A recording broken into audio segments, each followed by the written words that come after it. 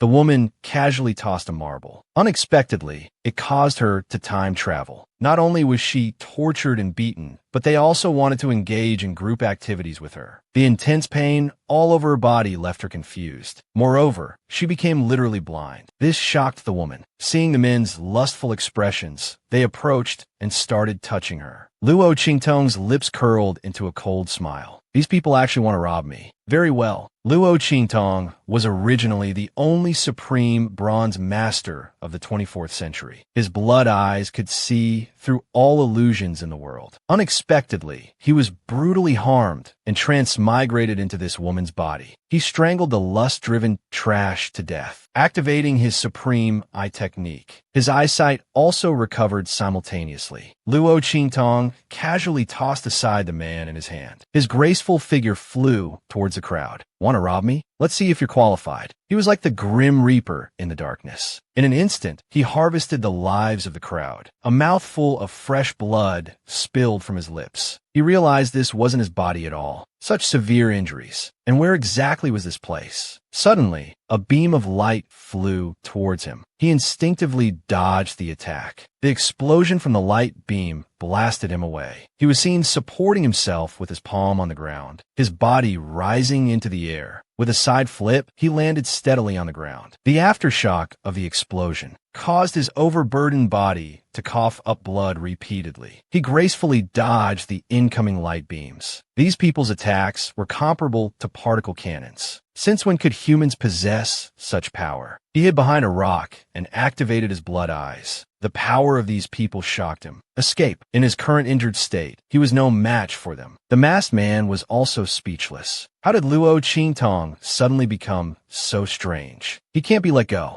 Luo Qingtong musti. Luo Qingtong now organized his thoughts. He had initially thought he was in some unknown jungle on Earth. Now it seemed he wasn't in his original world. This made him feel it was all too cliché. He never thought he'd encounter time travel. Looking back at the masked men in hot pursuit, if it weren't for this body being too weak, these people wouldn't be enough to fill his teeth. When he saw the formation suddenly appearing before him, Luo Qingtong smiled with joy. This was truly a case of someone offering a pillow when he was sleepy. He activated his ability to see through the formation's principles. He plunged headfirst into the formation. At this moment, a man was soaking in water. The man also noticed the person who had entered the formation. Luo Qingtong inwardly shouted, "Cliché." The man looked at him with cold eyes. There was no light in his eyes, so he's blind. The man didn't seem to care. Luo Qingtong rubbed his chin. Although he could only see the outline of this body, he never thought he'd have such a feast for the eyes. The noisy sounds from outside reached the man's ears. The man glanced coldly. This made Luo Qingtong panic. What if he kicks me out? He suddenly moved forward, one hand covering the mouth, the other pressing against the man's waist. "Handsome, I need your help. Let me hide here for a while." The man remained calm. "You're not blind." Luo Qingtong played dumb. "I really am blind." The man's anger surged. His gaze gradually turned icy. Yet Luo Qingtong took advantage of him, his hands roaming back and forth. "Handsome, you've been staring at me for so long. Could it be that you've fallen for me?" He was originally the world's only supreme bronze master, but was blasted through time because he casually tossed a marble. And now he was boldly taking advantage of this handsome man. The smile at the corner of his mouth showed how much he was enjoying it. Suddenly, he froze. His roaming hand seemed to have touched something unexpected. In an instant, the air solidified. The man's eyes flashed with cold light. Luo Qingtong shouted, "Misunderstanding. As long as I'm not embarrassed. The embarrassment is on others." Suddenly realizing his severely injured body had healed, he looked at the man with a mischievous smile. "So you're also healing? Now you can't move even if you want to." The man looked at him with icy eyes. The spring water suddenly began to boil. The power in the spring water was being rapidly absorbed. Luo Qingtong sensed trouble. This oncoming pressure. He leapt out of the spring. "Handsome, we may never meet again. Our paths part here. Just now was truly a slip of the hand. I didn't mean to tease you." After speaking, he gave a flirtatious wink. The man now felt like he was about to explode, exploding with anger. Luo Qingtong's unreasonable behavior. "I saw you naked, so I'm at a loss too." The man's aura approached a rampage. He ran as fast as he could. Not only did he satisfy his verbal desires, but also his visual ones. The man laughed coldly. Very well, it's the first time someone dared to treat me like this. At this moment, Luo Qingtong's injuries had healed, and his lost cultivation had also recovered. Unfortunately, he couldn't remove the poison in his eyes. A pig was biting his clothes tightly, with a silly and cute expression. His beautiful face was full of smiles. You should go now. I don't have time to take you along. He's here. The masked men's shouts startled him. The little pig took the chance to bite his finger. A wave of dizziness hit him. A mark appeared on his forehead and the pig's buttocks, then faintly disappeared. The irritated Luo Qingtong grabbed the pig and gave it a good thrashing. The masked men pursued, feeling triumphant. Luo Qingtong turned back coldly. The masked men exclaimed in shock. His cultivation had recovered, and even broken through to the martial master realm. He must have a heavenly grade mystic pill. Luo Qingtong smiled coldly, offering no explanation. He turned and left. The little pig muttered softly, "A bunch of country bumpkins. Heavenly grade mystic pills are trash compared to Nibao liquid. Just garbage. That medicine would instantly change everything. This stupid woman being chased by trash. How embarrassing." Luo Qingtong grabbed the chattering pig, threatening to make pork noodle soup. The little pig looked pitiful. It immediately apologized. "I'm an ancient god. Don't kill me. I'm your contract beast now. If I die, your strength will greatly decrease." Luo Qingtong hadn't really intended to kill it. Now, hunting was the priority. He prepared his hidden weapons with fluid grace. Looking down at the masked men searching for him, their scattered formation gave him the perfect opportunity. Without hesitation, he took them out one by one, becoming a merciless reaper in the dark night, harvesting the lives of the masked men. With a final stylish finishing move, the arriving masked men were shocked. A mere martial master, instantly killing martial generals. Just as the man was about to order everyone to retreat, Luo Qingtong appeared behind them. With a flick of his wrist, blood splattered 3 steps away. The masked men fell to the ground silently. The remaining masked men trembled, their eyes revealing terror. Luo Qingtong looked at them with disdain. Escape or stay to keep them company? The masked men fled in panic. Death still awaited them. As he was searching for spoils, the man appeared silently behind him. Nice crossbow. No power fluctuations. It seems even ordinary people could use it. What happened next enraged the man. Not only did this woman bathe with him and take advantage of him, now she was even touching the corpses. The man couldn't help but feel jealous. Suddenly feeling a cool breeze, he was so startled his jaw dropped. How did this expert follow him here?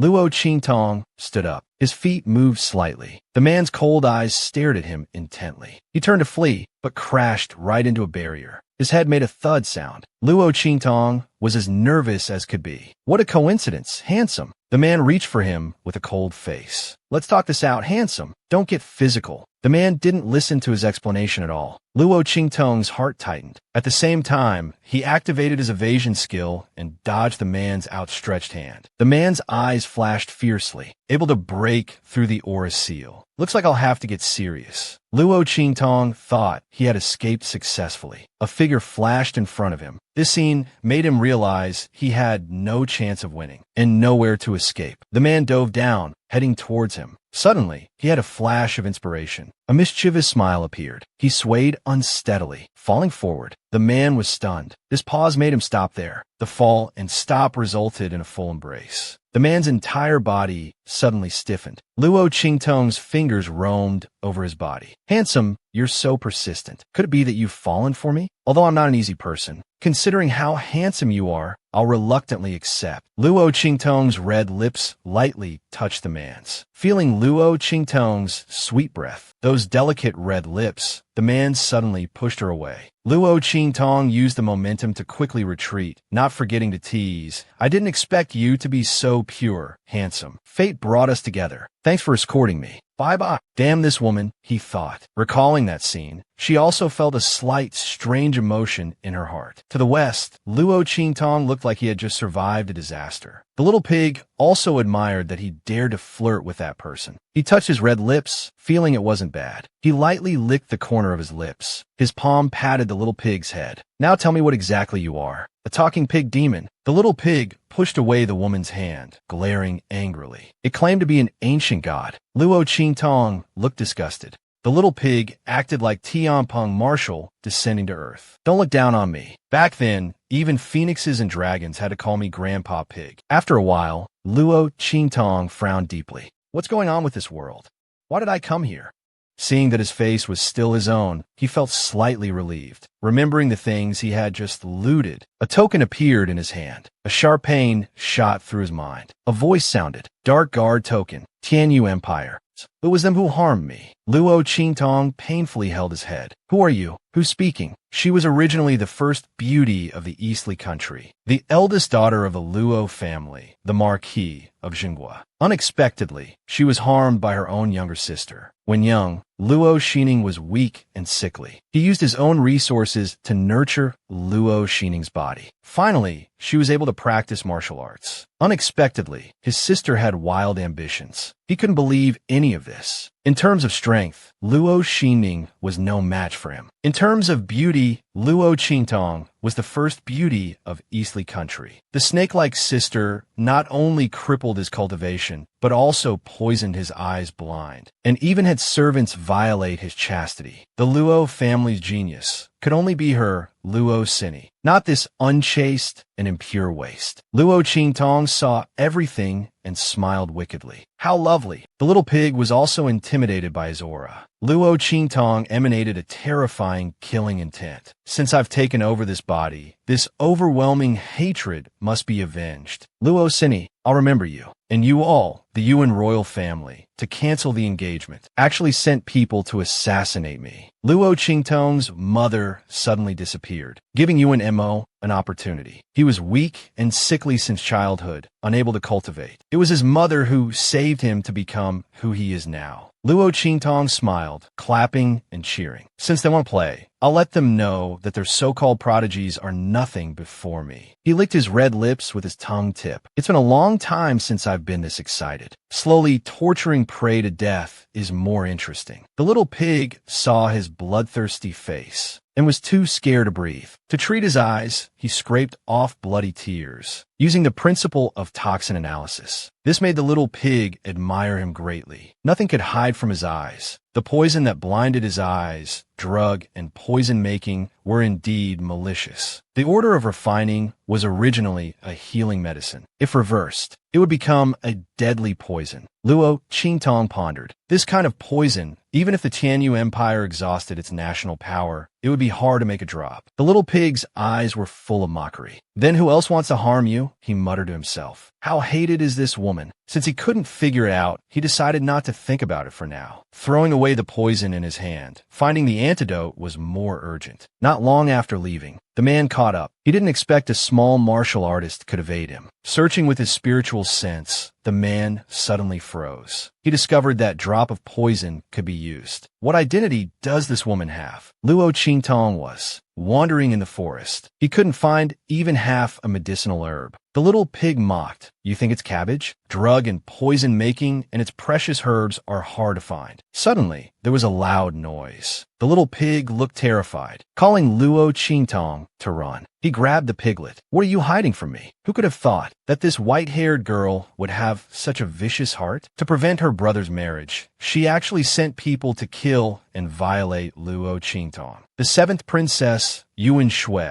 sat there uneasily, facing her brother's questioning. Yuan Shui loudly retorted, a lower country marquis's daughter. Why is royal brother so hung up on her? What Eastly country's first beauty? She's really not worthy of brother status. Moreover, compared to that person, suddenly realizing she misspoke, she quickly covered her mouth. Yuan Mo's face darkened. He abruptly stood up and said, enough. Yuan Mo looked at her coldly. I have important matters to attend to. No time for you. Although I don't like her, she's destined to be my queen. Meanwhile, Luo Qingtong picked up the little pig. What are you hiding from me? Sweat kept dripping from his head. A tremendous boom echoed. Luo Qingtong looked up at the sky. A massive palace suddenly appeared out of thin air. A divine beast chased after Luo Qingtong. He ran for his life. Why is it chasing me? Is it because of you? The little pig was crying and snotting. No time to explain. This is a heaven-connecting divine beast. Hearing this, Luo Qingtong felt like killing the pig. The immortal relic appeared, attracting a group of cultivators. Luo Qingtong narrowly dodged an attack. "You damn pig, what did you provoke?" The divine beast Tide rushed towards them. He slipped into the crowd. "Help! Eliminate this menace, heroes! It's up to you now." The screams behind made both of them more terrified. The little pig explained these cultivators couldn't withstand it. "We need to find our savior. Stay close to me." The thunderous noise behind continued. Luo Qingtong followed the little pig, running wildly. He suddenly braked to a stop. A man stood in front of them. Now he really wanted to kill the pig. The little pig nervously said, "He's the only one who can save us now." He pushed Luo Qingtong forward. "Quickly, seduce him." The man turned around. It was his handsome profile, his cold voice. Luo Qingtong was now like an ant on a hot pan. "It's over." The roars behind were getting closer. After an internal struggle, Luo Qingtong immediately put on a pitiful look. "Handsome, save me." The man found it amusing. "Why should I save you?"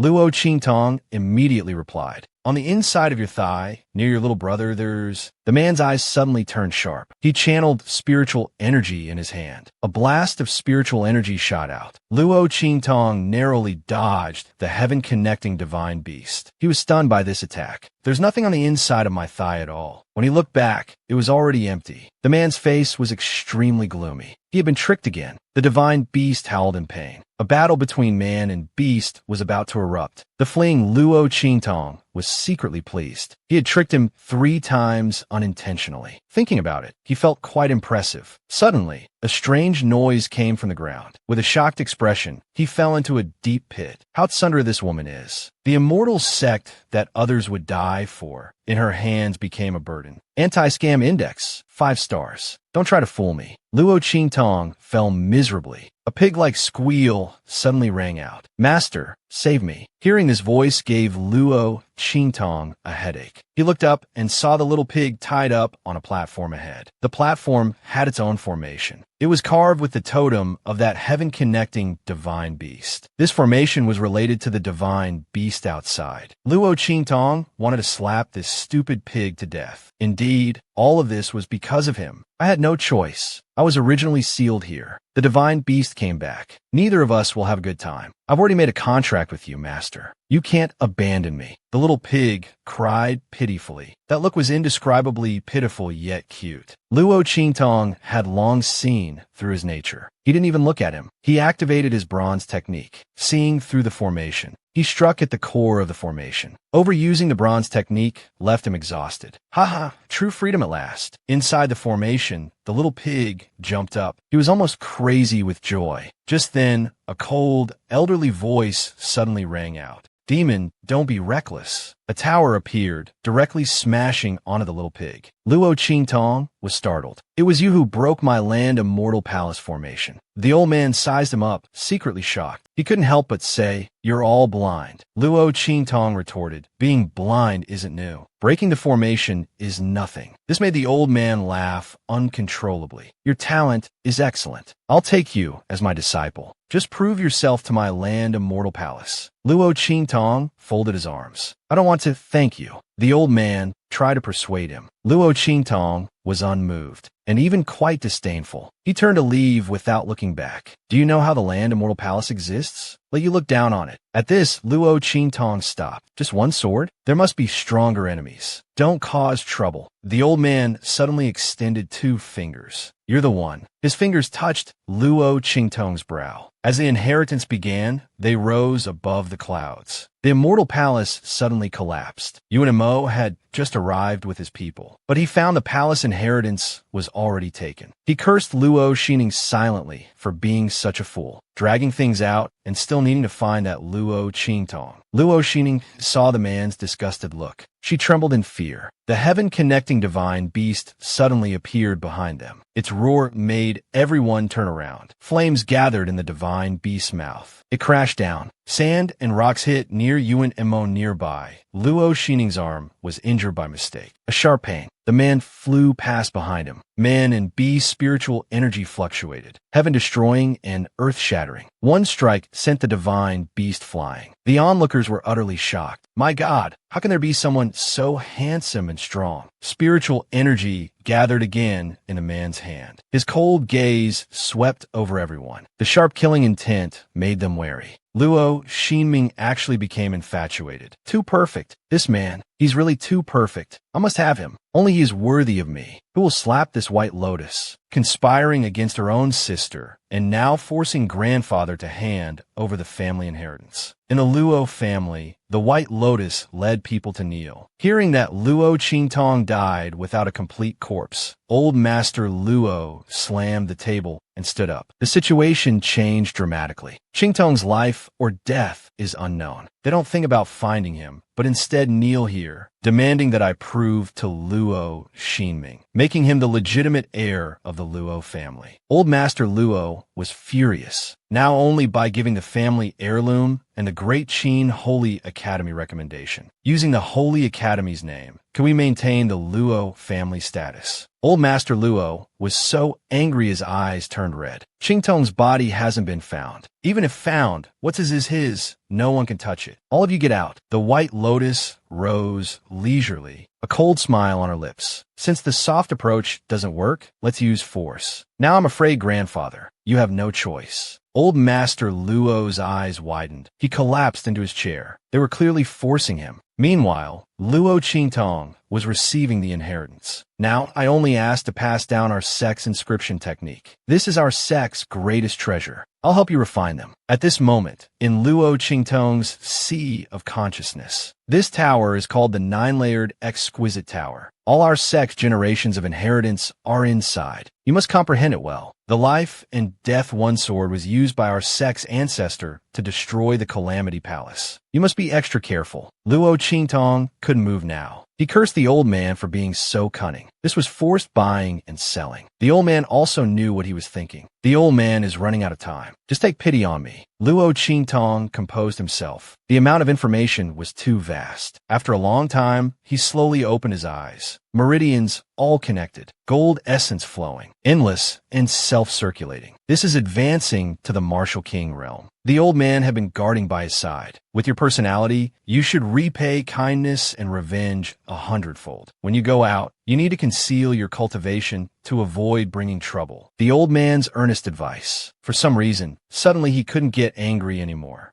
Stinky old man, Luo Qingtong felt annoyed in his heart. The poison in your eyes can't be removed, but a trace of power remains. When you circulate it, this trace of power can temporarily restore you. No more than 2 hours a day. That pig is vicious and cunning by nature, most skilled at deception. Even we don't know its origins. You must be careful. The 9-layered exquisite tower is its nemesis. If it doesn't obey, refine it, must not let it escape. Luo Qingtong watched as the old man dissipated. A feeling of emotion welled up in his heart. I've accepted this immortal cultivation inheritance. It's like accepting past grievances. He sighed helplessly, lamenting his fate. Suddenly, a scream. Master, save me. This startled Qingtong. He released the tower. This dead pig actually dared to deceive me. Now you know to cry for help. At this moment, the little pig was screaming as it was burned by karmic fire. Master, you can't watch me die. I'm about to become roast suckling pig. Qingtong directly ignored it. Roast suckling pig sounds not bad. The little pig hurriedly explained. I just wanted to break the seal. But the contract remains unchanged. Don't abandon me. Qingtong remained unmoved. The little pig was truly scared. If you don't believe me, use the contract seal to suppress me. I'm still your stupid pig sidekick. Luo Qingtong used the seal. Indeed, it hadn't lied to him. The little pig anxiously ran around. Qingtong retracted the tower. You'll burn a bit longer.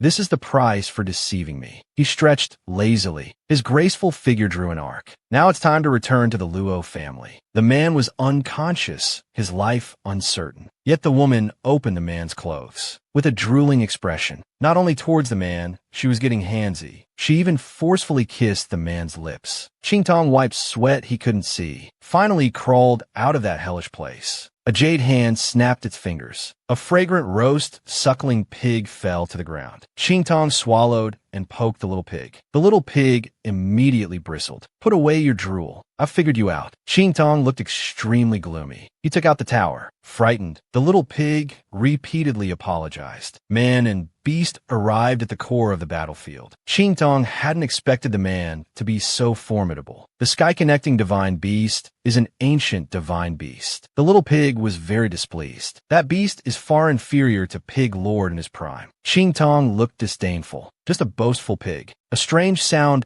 caught Qingtong's attention. Following the sound to the bottom of the valley, the man lay there covered in blood. He's not dead yet. So much blood. No external wounds. Then why is he unconscious? Qingtong opened the man's clothes. He didn't find any internal injuries. He grabbed the man's wrist, extremely shocked inside. Half of his meridians were broken. The other half was breaking rapidly. The little pig's eyes widened. The sky-connecting divine beast could beat him to this state? Qingtong explained. 1/3 are old wounds. Also, he recently got this body, fighting the divine beast. This man is extraordinary. He thought to himself, last time in the spring water treatment, could it be because of old wounds? If I hadn't absorbed part of it, he should have fully recovered. Qingtong sighed. I owed you before. Now I'm repaying you. He activated the bronze ornament. His finger touched the man's waist and abdomen, healing the man. As long as the main meridians are repaired, the injuries can be suppressed. After a while, his whole body trembled. As the repair was completed, he collapsed on the ground. Is this man made of iron? His meridians are so hard. Although I threatened and forced you before, now I've saved your life. We're even for now on. Don't cause me any more trouble. The next second, the man opened his eyes. Qingtong was startled. He blurted out a curse, flustered and confused. A strange cry. In his shocked gaze, their lips were pressed tightly together. The man's cold lips made him feel ashamed and angry. I'm going to die. I'm going to die. He pushed the man away forcefully. A loud thud. The man's cold eyes widened. It's this woman again. He fainted powerlessly. Looking at the unconscious man, Qingtong was dumbfounded. It seems like he did this. The little pig was so scared it almost lost its soul. It pulled Qingtong to run away. Now the reputation of a lustful woman is completely established. His inner voice was screaming curses. Damn it, who isn't A? Just as he was about to leave, he suddenly stopped and walked to the sky-connecting divine beast. The sound was coming from the divine beast direction.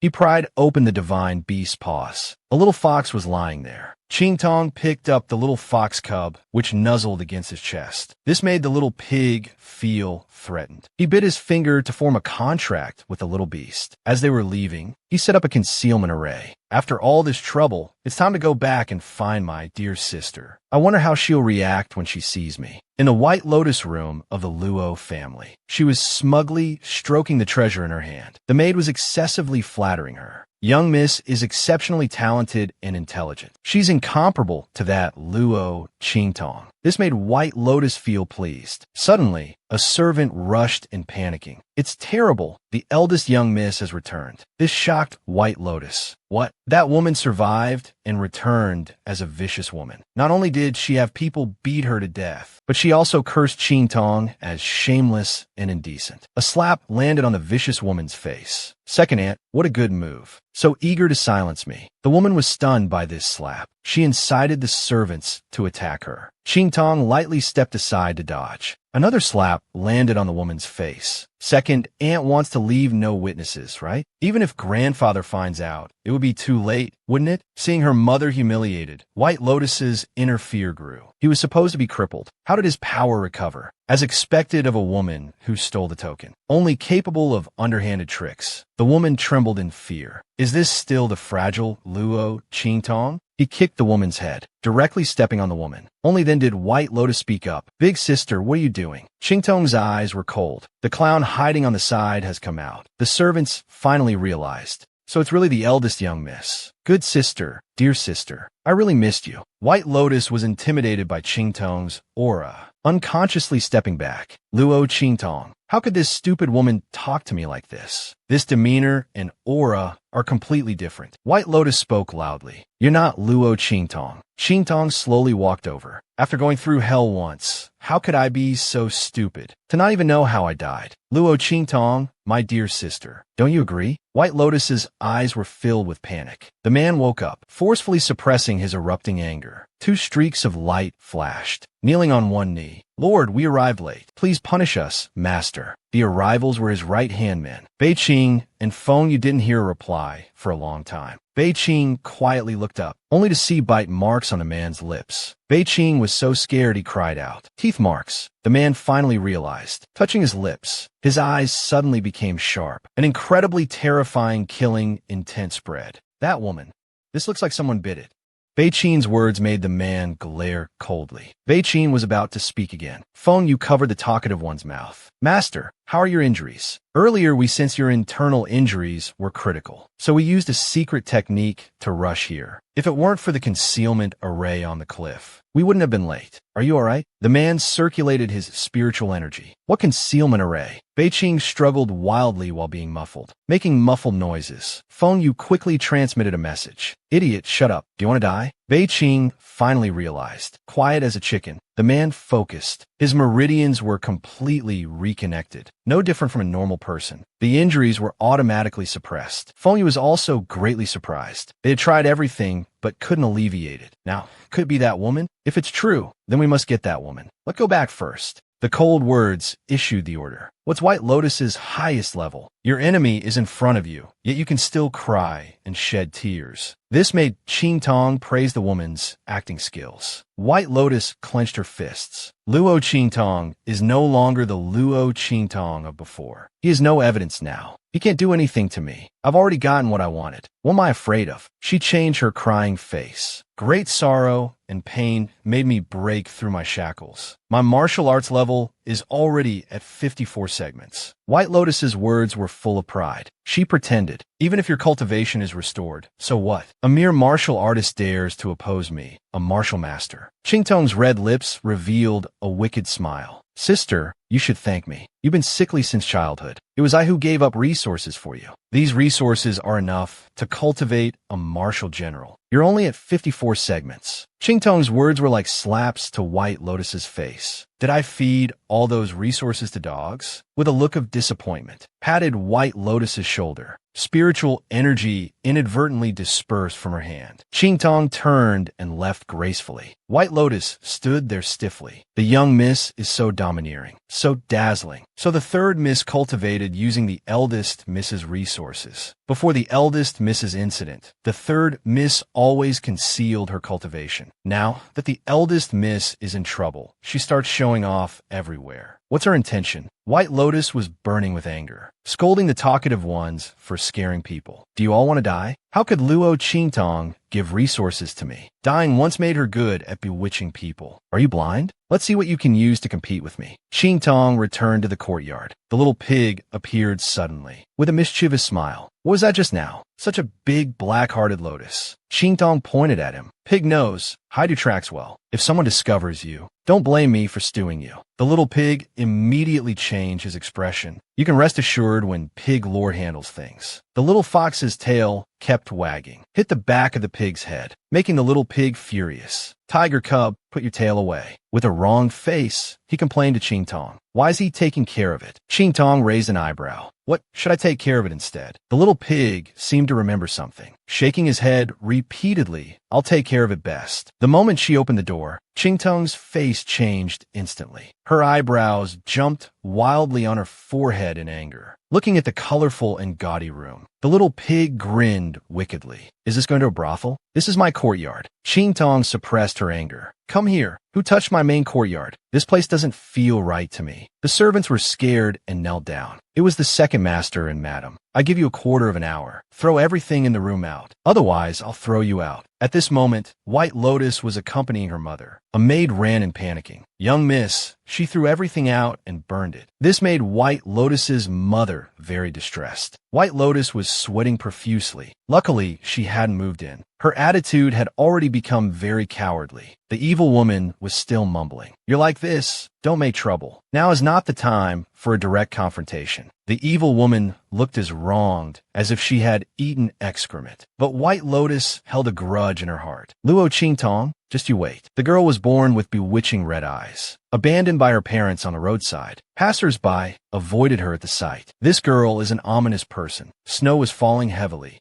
The poor girl had no one to claim her. An old scavenger rubbed the girl's forehead. From now on, you'll follow me. And so Luo Qingtong was taken in by the old man. Until time spares no one. In the end, the black-haired person sends off the white-haired one. From then on, she was alone again, burning the colorful decorations. A call of Qingtong startled her. Old Master Luo pulled her into his embrace. Qingtong, I've let you suffer. Her body instinctively stiffened. Her eyes were dazed. Old Master Luo was so excited. His body couldn't help but tremble. It's all Grandpa's fault. I shouldn't have left you alone at home. She experienced familial love again. It had been so long since she felt this. Patting the old man's shoulder, Grandpa, I'm fine, don't worry. The old man caressed her face. Grandpa will definitely find someone to heal your eyes. This made Qingtong smile. The original owner had such a loving grandfather. If she got close to White Lotus and her mother, since that's the case, then your grandfather will really do it. The continent is divided into martial cultivators and soul cultivators. Martial artists refine martial techniques, tempering the body and strengthening it. Soul cultivators cultivate their souls and mental power. Souls have spirituality. As long as it's awakened, one can master powerful forces. And spirituality is called soul imprint. Only with a soul imprint can one cultivate the soul to become a soul master. Compared to soul cultivators, martial artists have to advance through pushing their physical limits, which is arduous. Soul masters cultivate in different directions, divided into alchemy, medicine, refining formations, seal scripts, and other rare branches. Martial artists are divided into martial disciples, martial artists, martial masters, martial generals, great martial generals, up to transcendent.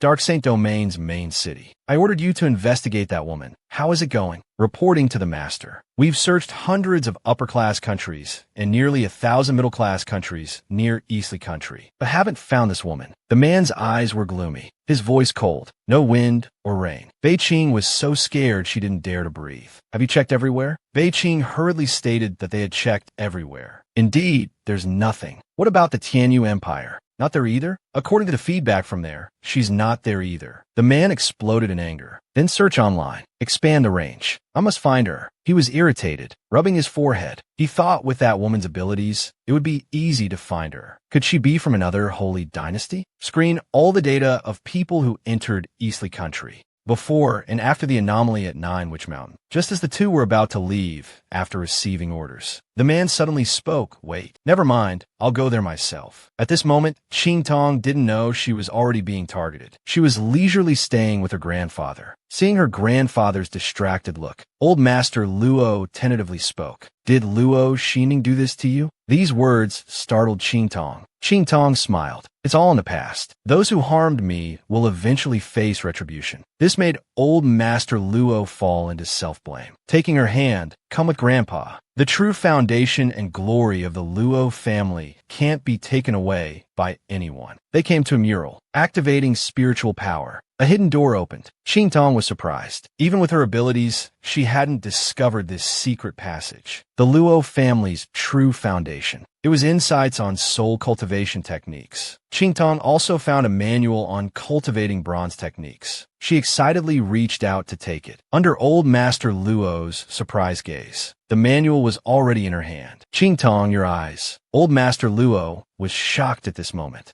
There's a kind of kinship called blood is thicker than water. The old man saw his granddaughter back from the dead. He could no longer hold back his tears. Not only did he bring out the Luo family's true foundation, but he was also deeply moved by his granddaughter. Qingtong picked up the manual, making old Master Luo cry out in surprise. Qingtong, your eyes. Qingtong explained. After going blind, she had an epiphany about a secret technique. That's how she was able to escape from 9 Witch Mountain. She smiled cheerfully. After all, returning from the dead was too shocking. The Luo family's bronze technique could cover it up nicely to use in the future. Grandfather listened and wept with joy. Now his granddaughter was all well and had awakened the legacy left by the ancestors. Those 2 items stolen by Luo Xining should be returned. Qing Tong stopped the old master. She was also a bit puzzled. Since the Tianyu royal family didn't like Yuan, why give the spot to Yuan? Qing Tong sneered. Since he wants it, then give it to him. If he doesn't climb to the highest point, my father's fate was even worse. Grandfather, there's another matter. I want to break off the engagement. Qing Tong smiled charmingly and willfully. Old Master Luo was shocked. Break off the engagement? She took out a dark guard token from her bosom. This was obtained from the people chasing me. Old Master Luo cursed angrily. He turned to leave in a rage. I'll go break off the engagement right now. It's that 5th prince who's not worthy of my granddaughter. Qing Tong grabbed the furious old Master Luo. Grandfather, the Yuan family won't easily agree to break the engagement. She smiled slyly. She whispered in his ear. The next morning, a maid ran into White Lotus's room shouting. She was awakened by the noise. Looking displeased, a hanged female corpse appeared at the city gate. A crying old woman said it was the eldest young lady. She's been arrested now. She said you instructed her to go. As long as she saw a naked donkey body hanging at the city gate, she should cry out that it was the Luo family's eldest young lady, dead or alive. The reporting maid looked panicked. Luo Xining was shocked. All traces of sleepiness instantly vanished. Not many people knew about Luo Qingtong's return to the Luo family. Could it be Yuan Shui replacing Qingtong, hanging at the city gate, trampled upon, and then viewed by thousands? This was what she had proposed. Suddenly an arrow shot onto the bed. Failure. Come quickly. A note tied to a dark guard token. She gritted her teeth, yet she couldn't really ignore it. White Lotus disguised herself and left the Luo mansion. She signaled to inform the Marquis. Luo Xining left the Luo mansion. At this moment, old Master Luo invited a group of royal relatives from Eastly Kingdom. The banquet venue was divided into inner and outer rooms. Suddenly, they heard the door open. An exasperated voice came through. 7th Princess, I'll take care of everything. Was that female corpse at the city gate you're doing? Everyone suddenly held their breath. Listening carefully, Qing Tong lowered her voice at this moment. What are you half talking about? I don't know anything. White Lotus didn't even notice the voice was different. Are you going to betray me? Yuan Shui,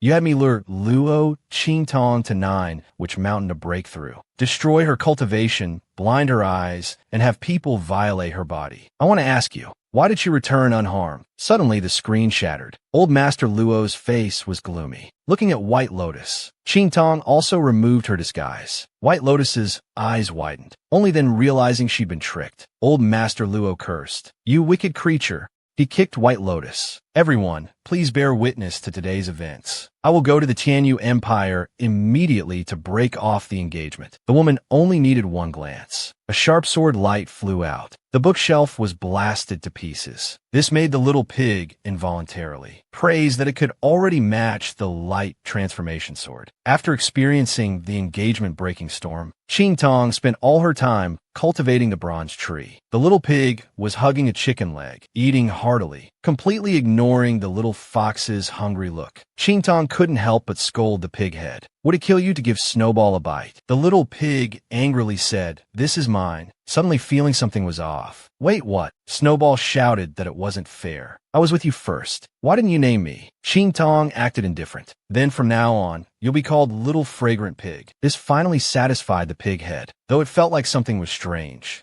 Time flew by. 7 days had passed. Qing Tong had already cultivated to a 3-star soul master. This astonishing speed surprised the little pig. Qing Tong also experienced the drawbacks of having no guidance. It seemed she needed to find a way into Tianyu Branch Academy. Now the primary task was to treat her eyes. This way she could maximize the power of her pupil technique. Qing Tong had just walked out of the secret room. The eldest and 3rd young ladies have disappeared. These words made Qing Tong frown. The guard hurriedly knelt on the ground. This subordinate is useless. We searched the entire Maple Forest City, but couldn't find them. Please punish us, young lady. This matter is not your fault. Qing Tong naturally knew what this was about. She didn't expect the Tianyu royal family to act so quickly. She then instructed, I will be leaving the mansion for a while. All affairs, big and small, are left to your management. When grandfather returns, tell him not to worry. Also, while I'm away, if anyone dares to cause trouble during this time, no matter who they are, kill without mercy. The guards acknowledged the order in unison. Meanwhile, a floating pavilion was flying through the air. The man, in order to uncover Qingtong's identity, personally went to Eastleigh Kingdom to investigate. At this moment, the man stood atop the pavilion. He was truly very angry now. He never thought that he, the mighty Ming Zun, would actually get lost. Feng Yu looked at Bei Qing. Lingu was flying just fine. Why did you touch him? You've delayed our entire journey. Bei Qing looked innocent, touching his head. I just saw the master was in a hurry. I wanted Lingu to speed up a bit. Feng Yu punched this idiot. Is this something your brain can handle? Where have we flown to now? Look for yourself. Ming Zun's voice was cold as ice. Go back to Tianqing Pavilion for punishment. At night, Qingtong changed into night clothes. She activated her spiritual power. Suddenly, a protective array appeared. Not good. Little Fragrant Pig couldn't understand why she was setting up an array in her own home. Qingtong said it was just in case. After finishing everything, she took the pig head and left Maple Forest City, heading to a place that didn't belong to any country or holy dynasty. Here, you could do whatever you wanted without law or order. Do anything you desired. This was a paradise of sin. Here you could get everything you wanted. The dark holy domain made the four great holy dynasties fear its master. No one knew his origins. His title was Ming Zun of Eastleigh Kingdom. The black domain was divided by a moat, blocking everyone's path. Qingtong stood among the crowd. This is the Yellow Spring Road. White bones floated in the river. To enter the black domain, one needed the strength to cross the Yellow Spring Road. A martial king fell in and turned to bones in seconds. Qingtong was full of helplessness. I hope I can find the antidote herbs. A giant ship came roaring through the sky. Qingtong also looked up. The crowd exclaimed in surprise. Look, it's the Lin State. Wonder who's sitting inside. The Lin State slowly entered the city gate. The Black Jade token was the pass to enter Black Jade. The Lin State's master was only at the black body level, yet so many people dreamed of it. You can see how coveted Black Jade was. Qingtong rested her chin on her hand. This Lin State is not bad. I should get one to play with sometime. At this moment, UNMO came down from the Lin State. Suddenly, the protective array of Black Jade City opened. All 9 city gates opened. The Black Jade City Lord even appeared in person. The whole city welcomed them. Could it be a platinum token? No, all 9 gates opening means it's Ming Zun, the master of Black Jade. A floating pavilion flew over everyone's heads. At this moment, Ming Zun stood proudly on Lingu. Hearing the exclamations below, Ming Zun glanced lightly at Bei Qing. The person in question was also stunned. This idiot only then realized, falling to his knees. He didn't know how he had accidentally hit the visibility switch. Master, just deal with him directly. Feng Yu hurriedly came over. I'll pick up this idiot. Let me vent your anger. I'll teach him a lesson right away. I guarantee he won't be able to get out of bed. This made Ming Zun both amused and annoyed. Seeing that the master didn't say anything, he grabbed Bei Qing and ran away in a flash. Qingtong also looked at Lingu. The stupid pig had a look of disdain. I can't see anything. Why are you shouting so excitedly? Qingtong was also curious. Who exactly was the master of Black Jade? She activated her spiritual power to look up. Ming Zun suddenly shot a sharp glance. Looking down at the crowd below, someone just peeked at me. It's an extremely familiar feeling. Could it be that woman? UNMO trembled all over. Is this Ming Zun? Just one glance made him not dare to breathe. Such status and power. I will have it sooner or later. As a troublemaker, Qingtong hid in a corner. The person and pig shivered. Too scary. We were almost discovered after leaving 9 Witch Mountain. Meeting that man. This was the second person who made her afraid. After calming down, Qingtong came to the iron chain. Her feet pushed off the ground and onto the chain. With a few jumps, she steadily landed on the opposite bank. A few fearless people, seeing Qingtong cross so casually, just stepped on the chain and fell off. They let out miserable screams. Qingtong looked back, but gave a cold smile. Did you really think the Yellow Spring Road was so easy to cross? The woman kindly treated the man's meridians, but didn't expect the man would persistently pursue her. In the Black Jade City Lord's mansion, Feng Yu and Bei Qing came as ordered. Ming Zun finished checking the list of people entering and exiting 9 Witch Mountain that day. Feeling irritated, he sat there. Feng Yu carefully consoled the master not to worry. You said someone used medicine to poison him. He should have hidden himself on purpose. After listening, Ming Zun could only search from this clue. Bei Qing looked worried. Master, your internal meridian injuries are congenital. Could we be mistaken? As a result, Feng Yu hurriedly stopped this idiot. Ming Zun's spiritual power dispersed from his body. The violent spiritual power directly blew the two away. They slammed hard into the doorframe. Bei Qing even fell face first. The two had no complaints. Instead, they were inexplicably excited, because the master hadn't used his full power in a long time. If someone could repair the master's meridians, even if we have to dig 3 feet underground, we must find this person. Thinking that the woman might use the method she used against him to deal with Bei Qing and Feng Yu, Ming Zun felt somewhat uncomfortable. No, this woman is as cunning as a fox. You may not be able to deal with her. Just notify me directly when you find her. This is an order. No one is allowed to touch her. I will capture her personally. The two hurriedly accepted the order. Bei Qing suddenly thought of something. The bite mark on the master's lips that day. Could it be that the master has taken a liking to that woman? Just as his big mouth was about to open, Feng Yu's hand fell heavily on his shoulder. Shut up if you don't want to die. At the same time, Qing Tong arrived at the auction house. She wore a mask to conceal her face. The auction house staff enthusiastically came forward to serve her. I want to sell a potion. Qing Tong's voice had already changed, sounding extremely old. The staff, upon hearing this, didn't dare to be negligent. He hurriedly went to find the manager. A bottle of potion was placed on the table. This potion's effect is for meridian injuries. No matter how severe, it can cure them. After using powerful techniques, when the cultivation method backfires, taking this is like gaining an extra life. The manager, after hearing this, didn't dare to make a decision. He hurriedly reported the matter to the chief manager above. Soon, a middle-aged man with a mustache came in. Qing Tong Imperial Pharmaceuticals. The mustached man had a haughty demeanor. As soon as he opened it, the medicinal fragrance spread.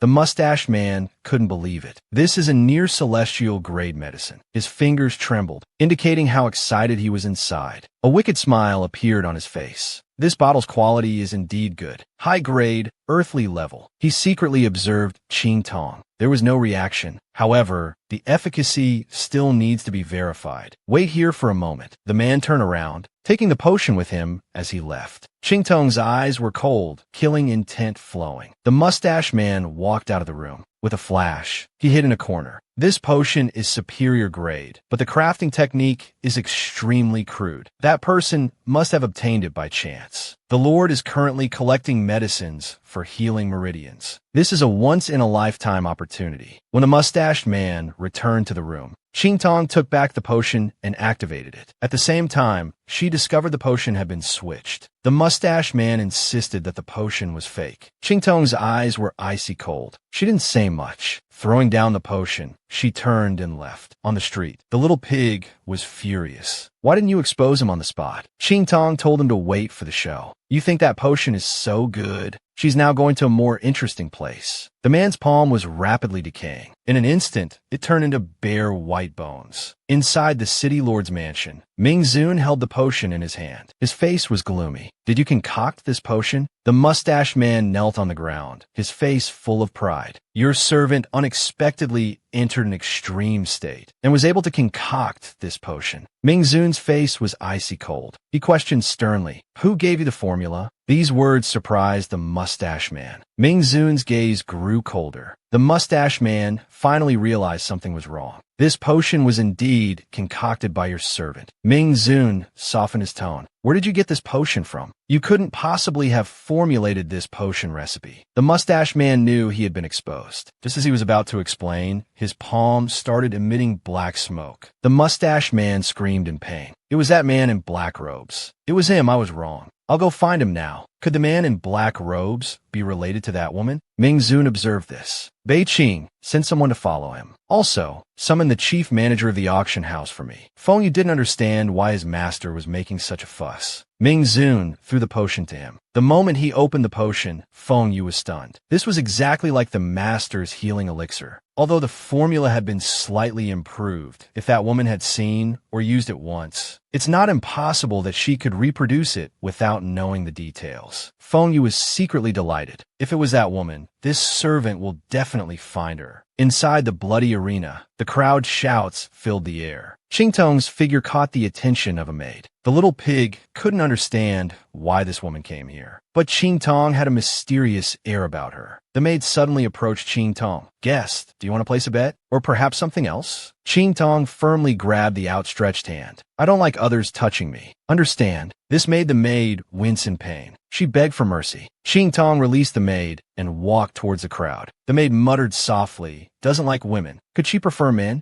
At that moment, on Arena 9, a muscular man was being pummeled by a skinny one. Each punch landed hard, leaving the muscular man with no chance to fight back. Qingtong pointed at the muscular man. "I bet 100,000 gold on him." This statement left the maid stunned. Seeing the maids in action, Qingtong said, "Just record it. I'm betting on his victory." The skinny man raised his arms to celebrate his victory. Qingtong walked to the muscular man's side. "Do you want to live?" The man looked at Qingtong with one bloodshot eye. "If you want to," Qingtong activated a secret technique. "Then go kill him. I'll save you." The muscular man suddenly opened his eyes wide. Blood energy boiled throughout his body. A roar of anger erupted from his mouth. He charged at the skinny man. In one move, he pinned the skinny man to the ground. The skinny man's head instantly became like a watermelon. He suddenly became frenzied and roared again. All the meridians in his body burst. He fell straight to the ground. Luo Qingtong looked at the maid. "Tell your manager to prepare the money." The maid explained he must be alive to be considered a win. Now that they've both died, it's a draw. Qingtong let out a cold laugh. "Who says he's dead?" She entered the arena. She pried open the man's mouth, poured in a green liquid, and gave the man a series of hard slaps. The man shakily stood up. This made the audience curious. What exactly did the black-robed person feed him? Looking at the dumbfounded referee. "Now you can announce his victory." As the referee struck the gong to signal, the crowd went wild. "How should we address you, sir?" "That medicine, no matter how much it costs. I want to buy it all." A triumphant smile appeared on Qingtong's lips. "Please call me Evil Dr. Ghost Pupil. It was my name in my previous life. It's also a final memento to him. Let everyone know the name of Evil Dr. Ghost Pupil." Who could have imagined the fifth prince of the Tianyu Empire would kneel before a woman, begging for mercy? In the bloody arena, two managers in the VIP room smiled at Qingtong with kind and benevolent faces. "Esteemed guest, how many vials of that medicine do you have left?" "We haven't finished talking." Qingtong spoke calmly. 10 vials. Half for you to distribute in your arena. Half for you to auction. I'll take 90% of the proceeds. Future cooperation will follow this model. How's that? After she finished, the arena managers were delighted. "Get these medicinal ingredients ready for me. If you need anything in the future, you can come to me." She handed them the list. Just as the man took the list, "Who is Evil Dr. Ghost Pupil?" a voice called out. This annoyed the managers. They had just started getting friendly with the esteemed guest. Where did this tactless bastard come from? UNMO pushed past the blocking attendants and pulled out a black jade token. "Is this how you treat guests?" UNMO questioned loudly. "Are you Evil Dr. Ghost Pupil? Come out with me quickly. Save my junior sister. Her meridians are injured." Qingtong remained unmoved. UNMO mentioned the Great Qin Holy Academy, hoping the doctor would help. "We're naturally bewitched." Qingtong tapped her fingers on the chair, a mischievous smile on her lips. "I have 3 rules for not saving people. I don't save those who deserve to die. I don't save those I can't treat. Lastly, I don't save those who displease me. You better find someone else." These words left UNMO feeling like he'd eaten dirt. "Senior brother, don't waste words with such people. Let's quickly go find Master Lu."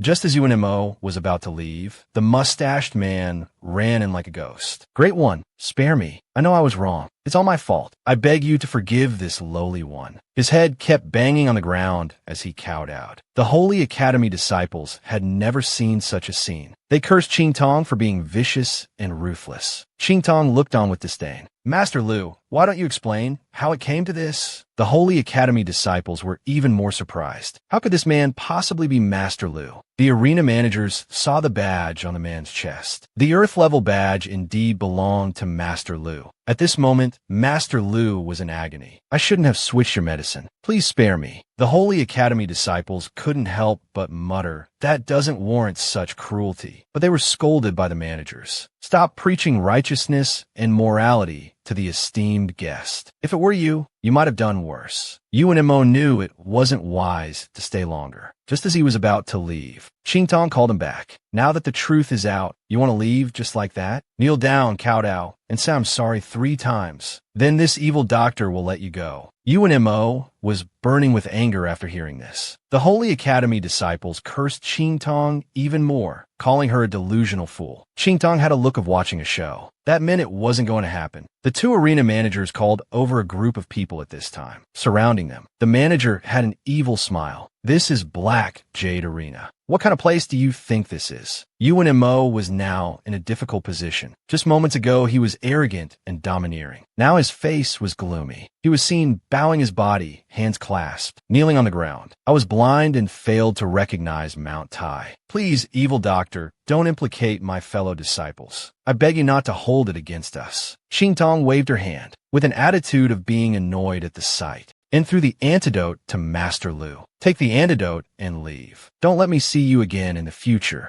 The woman not only saved his life, but also put him in his place. Finally getting news of the woman, Ming Zun sneaked into the woman's room in the middle of the night. Qingtong was taking a bath at this moment. The Luo family's strength was too far behind in Qingtong's eyes, especially grandfather being stuck at the martial marquee level, unable to break through. While thinking about this, she was soaking in the bath, slowly savoring the fruit in her hand. Suddenly, her eyes sharpened. The alarm bell she set up outside rang. She shouted. A black robe wrapped around her shapely body. Who's there? Qingtong lowered her voice, shouting in a deep voice. Ming Zun looked at Qingtong with deep eyes. Long time no see. His voice carried a hint of mockery. Qingtong screamed internally. Damn, why is it this man again? From Which Mountain to here, he's been haunting me nonstop. Are you sure you're not secretly in love with me? Qingtong's voice was old and hoarse. Who are you to peep at a man bathing? Don't tell me you entered the wrong room. Ming Zun was shocked to hear the voice. It really was a man's voice. His face showed no change. That woman is cunning. Maybe it's her in disguise. He took out a medicine. Evil doctor, ghost pupil. Did you concoct this medicine? In an instant, Qingtong understood. Damn, he still recognizes it even with the changed formula. Of all people, it had to fall into his hands. She could only reluctantly admit that she indeed concocted it. Are you here to ask me to make medicine? Ming Zun didn't believe it. Where did you get this formula from? Qingtong lied without blushing. I exchanged it with a young girl. I once saved her life. She gave me this formula. I thought it was good, so I made it. Is there a problem?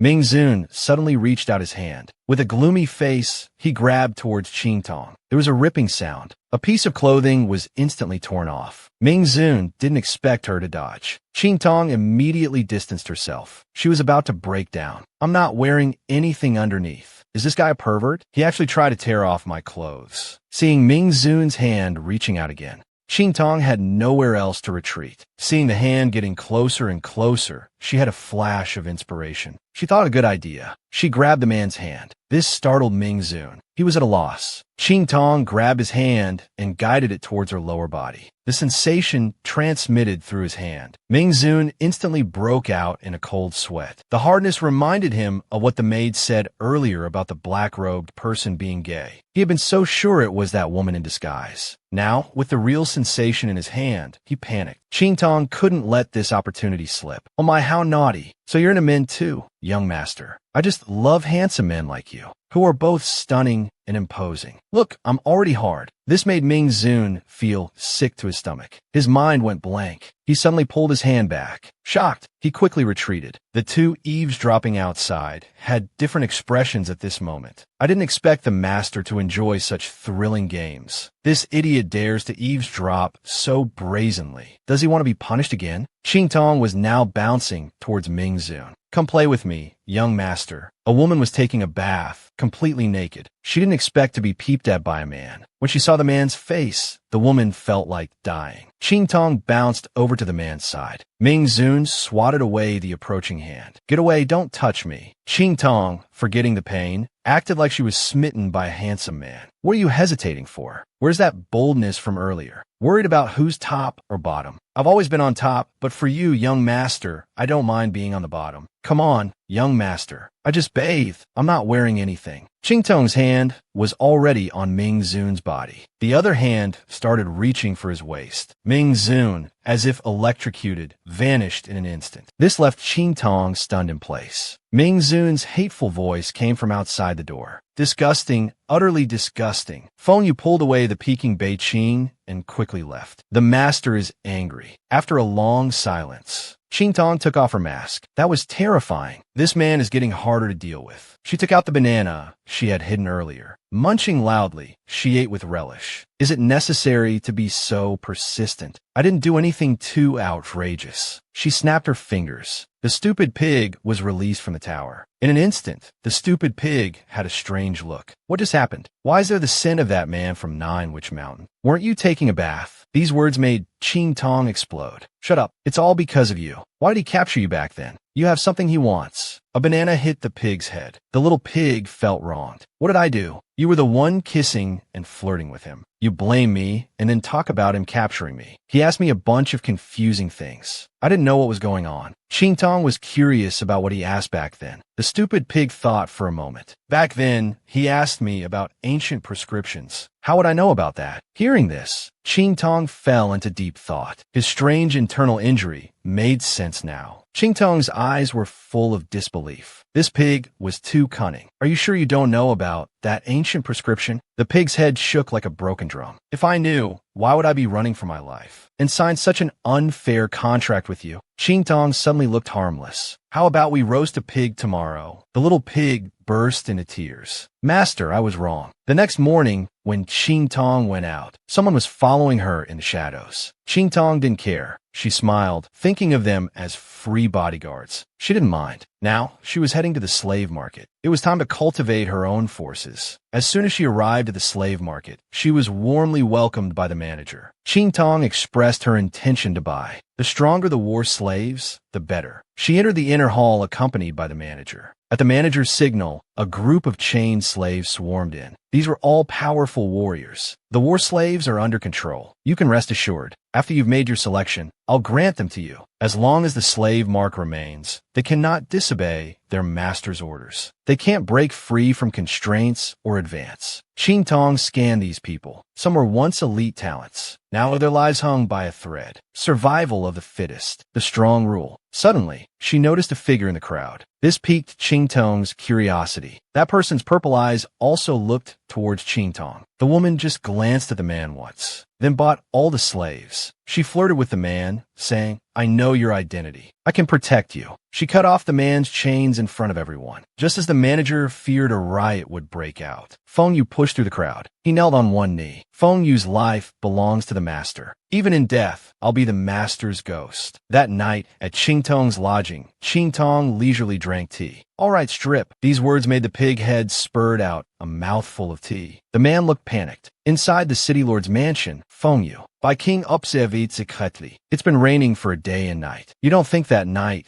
the master really." A slap landed on Bei Qing's face. "I told you to keep an eye on that evil doctor. Did you watch him closely?" Feng Yu quickly bowed. "Rest assured, we've sent people to watch him. We'll take our leave first." At this moment, Ming Zun's expression was icy cold, burning with rage. That evil doctor was the only clue to find that woman. Otherwise, he would have killed him. The more he thought, the angrier he became. The angrier he got, the more furious he became. A loud boom was heard from the city lord's mansion. "How dare you covet me?" On the other side, the man was silent for a long time, as if he had made some decision. He untied his hair and took off his clothes. A head of long purple hair cascaded down. It was clearly a woman dressed as a man. This made Feng Yu depressed. He didn't know when a master had discovered that he had been dressing as a man since childhood. Qingtong simply said to remember, "In this life, serve me as your master," and gestured for him to come closer. Feng Yu walked to Qingtong's side. Qingtong opened her palm and turned it. A red furnace appeared on Feng Yu's brow. He felt his mind buzz. In the intense pain, it felt like something was being shattered. Suyu suddenly widened her eyes, looking at Qingtong with shock. "Master doesn't need to ask why. I just don't like my people's life and death being in someone else's hands." Qingtong's voice was calm. "I don't care what your identity was before, or what grudges and background you have. If you become powerful in the future, go take revenge yourself. I won't stop you, but by my side, you're not allowed to have any selfish intentions. Can you do that? The blood light in those eyes flickered bit by bit. Everything of Su Yu belongs to the master. Please rest assured, master. Qingtong calmly sat back down. You'll manage all affairs around me. The slaves sent from the market, you arrange them into teams to patrol the mansion. I'll give you a map. For now, patrol according to these routes. It's time to teach those watching us a lesson. During the day, in the Chung clan, Ming Zun sat in the high seat. An old man smilingly spoke. The Lord has summoned us. What's the matter? Ming Zun's voice rang out unquestionably.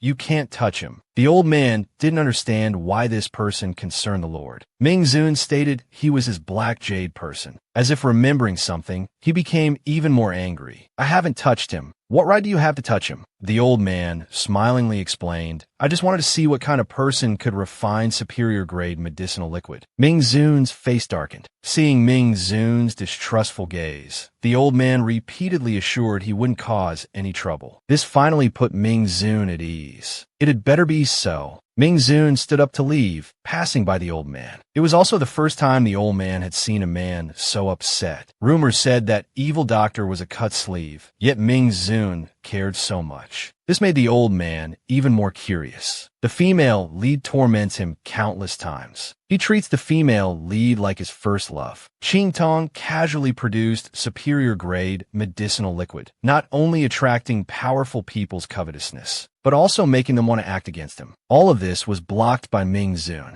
This made the old man even more curious about Qingtong. At night, Feng Yu found Qingtong. The person with the heaven and earth dragon soul grass had been found. He wanted to meet him personally. The next day, Qingtong came to the bloody arena. As soon as he entered, the old man stared at him intently. Qingtong was stared at by this gaze, getting goosebumps all over. The old man stroked his beard. Rumors say the evil doctor's medical skills are extraordinary. I wonder if you can treat this old man. If you can, the heaven and earth dragon soul grass will be presented with both hands. The old man's gaze kept observing Qingtong. Qingtong used a red copper. The old man's body was seen wrapped in a layer of violent energy. This scene startled Qingtong. I'm sorry, I can't treat it. Qingtong answered decisively. He turned to leave. The old man was not convinced. You didn't even look, and you say you can't treat it. Or is it that you don't dare to treat it? Qingtong replied with ease. Your breathing is heavy with thunder-like sounds. It's clear that the energy inside your body is entangled. Powerful forces are swirling within. Look at your fingers. Your nails have a blue-black line. Your skin is fair but loose. It's clear that you're essentially young. To put it bluntly, your current state is maintained purely by your strength. In fact, you're at least 10 times younger than you appear. The old man was shocked. He looked at Qingtong's face full of joy and smiles. Everything the young one said was exactly right. This injury indeed can't be treated by you. Qingtong secretly despised him. He had already said he couldn't treat it. Just as he was about to leave again, the old man called him back. The old man threw out the heaven and earth cycle. Qingtong caught it steadily. There was another item inside. I hope you make good use of it. After saying this, the old man strode away. This left Qingtong completely baffled. Is this guy crazy? So bizarre. Meanwhile, thousands of miles away at the city lord's mansion, every move of Qingtong and the old man was in Ming Zun's sight. The heaven and earth dragon soul grass is one of the ingredients to remove the drug and poison effects. And that young one he mentioned, go invite the evil doctor to the mansion. His order was indisputable. This time, let's see how you escape. By King Vashtatit. Just as he was about to speak, he saw Ming Zun's cold gaze. Frightened, he swallowed his words. Feng Yu quickly started patting him. Stupid servant. I'll go do it right away. He dragged Bei Qing away. Little Bei, you'll die sooner or later. Instead of using your mouth for that, why not use it elsewhere? This left Bei Qing full of questions. Feng Yu wore a meaningful, friendly expression. Don't worry, you'll know sooner or later.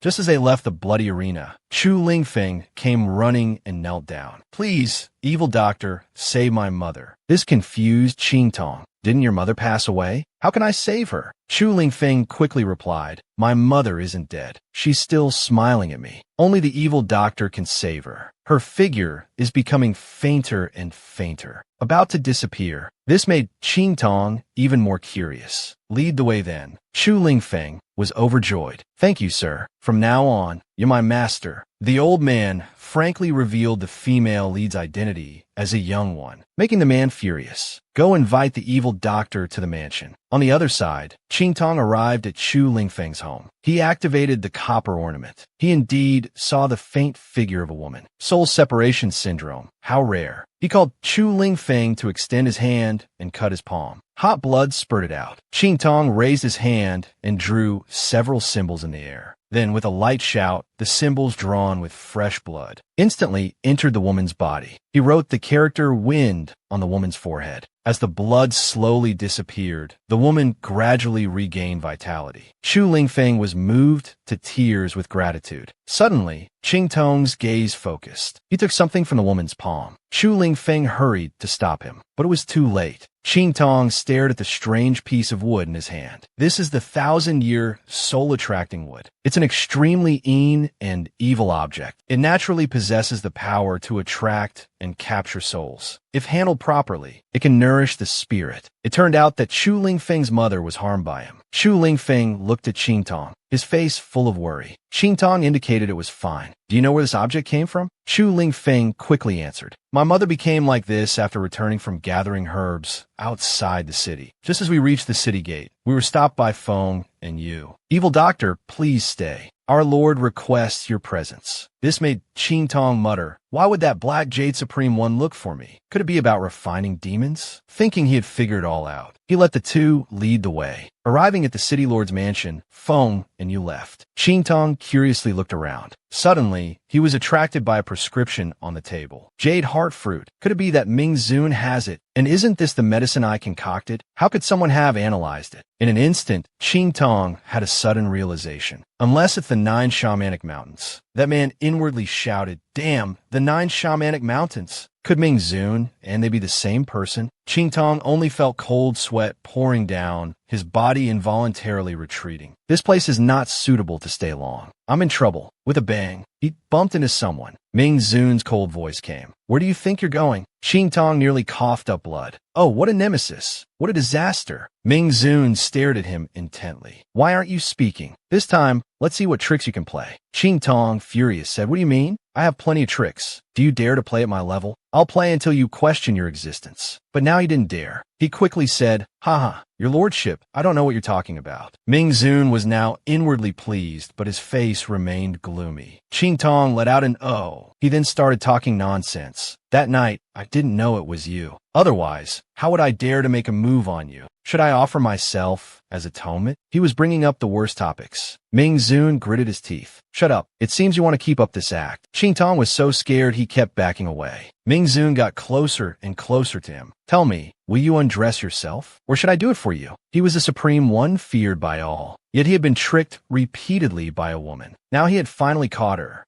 Yet he wanted to undress a woman. 100,000 alpacas galloped through Qingtong's mind. Cold sweat poured down his masked face. His steps were forced to retreat repeatedly. As a result, Ming Zun said nothing more. He directly grabbed the mask. Just as Qingtong was in a panic, he remembered the words of the old man who passed on the legacy. He could regain his sight for 2 hours every day. Qingtong said without hesitation, "Don't move. I'll take it off myself." The moment he removed the mask, his eyes regained color. Emerald green eyes, a young and handsome face. It made Ming Zun stunned. It wasn't him. Qingtong started acting up again. "Is your lordship moved? Willing to do some loving things with me?" He frowned, looking at the face before him. Raising his hand to grasp Qingtong's chin, he pulled him a bit closer. A flash of disappointment passed through his eyes. His eyes were uncomfortable. Disbelieving, Ming Zun rubbed the corner of his eye with his thumb. Qingtong grabbed the man's hands. "I didn't expect you to be so eager. I'm so shy." Only to see him with a gloomy face slapping Qingtong's head. "Don't be lewd, get back." Qingtong suddenly felt a surge of energy. "I don't believe you can stay calm." He was seen caressing upwards with his palm, his head leaning on Ming Zun's chest. His hands were even more disobedient, wandering back and forth. With a shy appearance, he leaned towards Ming Zun's lips. Ming Zun pushed Qingtong away. "What are you doing?" Qingtong looked at the angry man. "I'm not doing anything. Just fulfilling your heart's truest desire." "Your lordship, have you admired me for a long time?" Last time you peeped at me bathing in the middle of the night. This time you even want to undress me. You closeted pervert. Oh my, how naughty. Ching Tong shouted loudly, completely ignoring the man's raging emotions. Ming Zun was now in a dilemma. Ching Tong's relentless words continued. I knew you adored me, but I prefer to be on top. He looked sorrowful, so we can't be together. Give up. Let's part ways here. This left Ming Zun at a loss for words. With a bang, he came out looking pitiful, watching Ching Tong's departing figure. Their expressions were different. Ching Tong was overjoyed inside. The Supreme Lord is gay, persistent, and clingy. Now everyone knows about this admiration. As he was leaving, he turned back to greet the man, but saw the man standing there coldly. What caught his attention more was the jade heart fruit that had fallen at the man's feet. Suppressing the urge to go back, he turned and left with big strides. The two watched Ching Tong leave, discussing what they heard. What does on top mean? Just as Phone was about to explain, a cold, fierce, killing intent came. With a bang, the door shattered. The two fell to the ground. What did you all hear? Frightened, the two quickly waved their hands. Phone Yu indicated that news of that woman came from the Tianyu Empire and handed it to Ming Zun to review. Seeing the content of the message, go prepare for tomorrow's departure. Ching Tong was extremely irritated at this moment. Why is it in that man's hands? Do I really have to walk into the trap? The little pig shrugged helplessly. Without the jade heart fruit, I can't detoxify.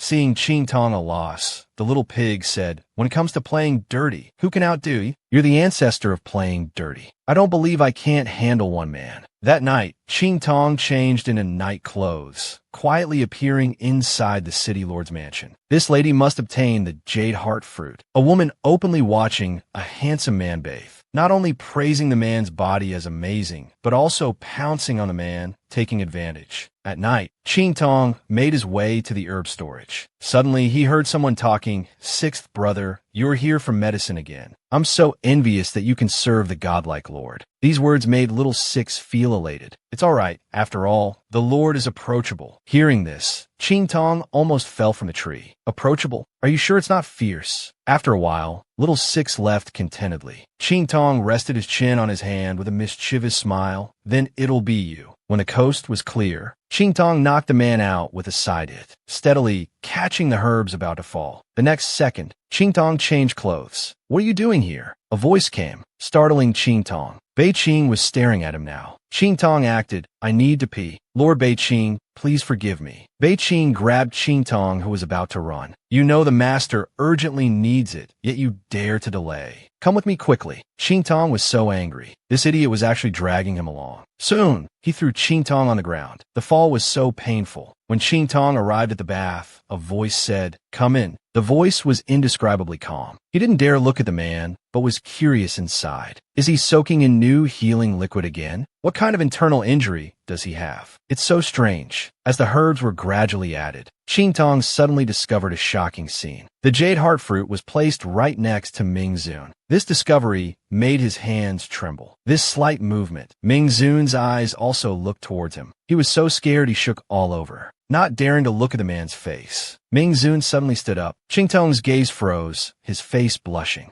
Losing his footing, screaming, he fell towards Ming Zun in the bath. It's over, it's over. Ching Tong was scared out of his wits. The man was also startled by this scream and turned around. The bang was extremely loud. Ming Zun coughed up blood from the impact. Ching Tong lay in the water. Ming Zun was hit so hard, he was in unbearable pain. His mind was in chaos. What is this thing poking my face? The moment he looked up, Ching Tong froze. Holy crap, he jumped straight out of the water. That scene scared him so much his heart was racing. Just as he was about to apologize, he seemed to recall certain images. He quickly swallowed his words. Ming Zun put on his clothes, trembling all over. His face was as dark as charcoal. Lord, would you believe me if I said it was an accident? Ching Tong tried to save himself. Ming Zun's gaze was icy cold. You deserve to die. Ching Tong shook all over, terrified by these words. Please believe me, I really didn't mean to. Ming Zun suddenly froze. Why is it a woman? I don't remember having any women among my attendants. Ching Tong was secretly alarmed that things were going wrong. His hair was disheveled. The disguise potion had dissolved. At this moment, Ming Zun suddenly stepped forward. Why do you look familiar? Come closer. Let me take a good look. Ching Tong was panicking inside. He kept backing away, shouting loudly, no woman. Not only did she take advantage of a handsome man, but also had intimate contact with a brother. After getting what she wanted, she tried to slip away, but then she heard the sound of someone falling. Mingzun's body was now covered in fresh blood. Qingtong secretly thought it might be because he disturbed his treatment, causing his condition to flare up. He comforted himself, thinking maybe he wasn't healed to begin with. It had nothing to do with him, but for some reason, he felt very worried. He turned towards a man. What a karmic relationship. I'll consider it a debt I owe you. He laboriously dragged the man out of the water. Mingzun had been soaking in healing liquid, which made his vital energy unable to heal. Instead, his meridians were bursting with spiritual energy. Even a main meridian he had helped repair last time had quickly broken. Qingtong, with the intention of saving lives, gave him a full body examination. Qingtong became increasingly alarmed. The stronger one's power, the stronger their body should be. But the man was the opposite. His meridians were like thin paper, fragile and easily broken. With such a body, he could still cultivate to the flying human realm. The examination results showed no problems except for the meridians. He let out a long sigh. Not understanding, he still helped repair the meridians, lest he die from excessive blood loss later. As time passed, Qingtong was covered in sweat. The moment he finished, he felt unbearable pain. Spiritual energy was running wild in his body. He suppressed the chaotic spiritual energy in his body. Was this man some kind of all-purpose tonic? Every time the power circulated in his body, it would bring back his own power. He was almost burst by the spiritual energy. If he didn't suppress his cultivation, he could break through at any moment. Suddenly, there was a knock on the door. It woke Qingtong from his cultivation. Bei and Qin heard the noise and rushed over.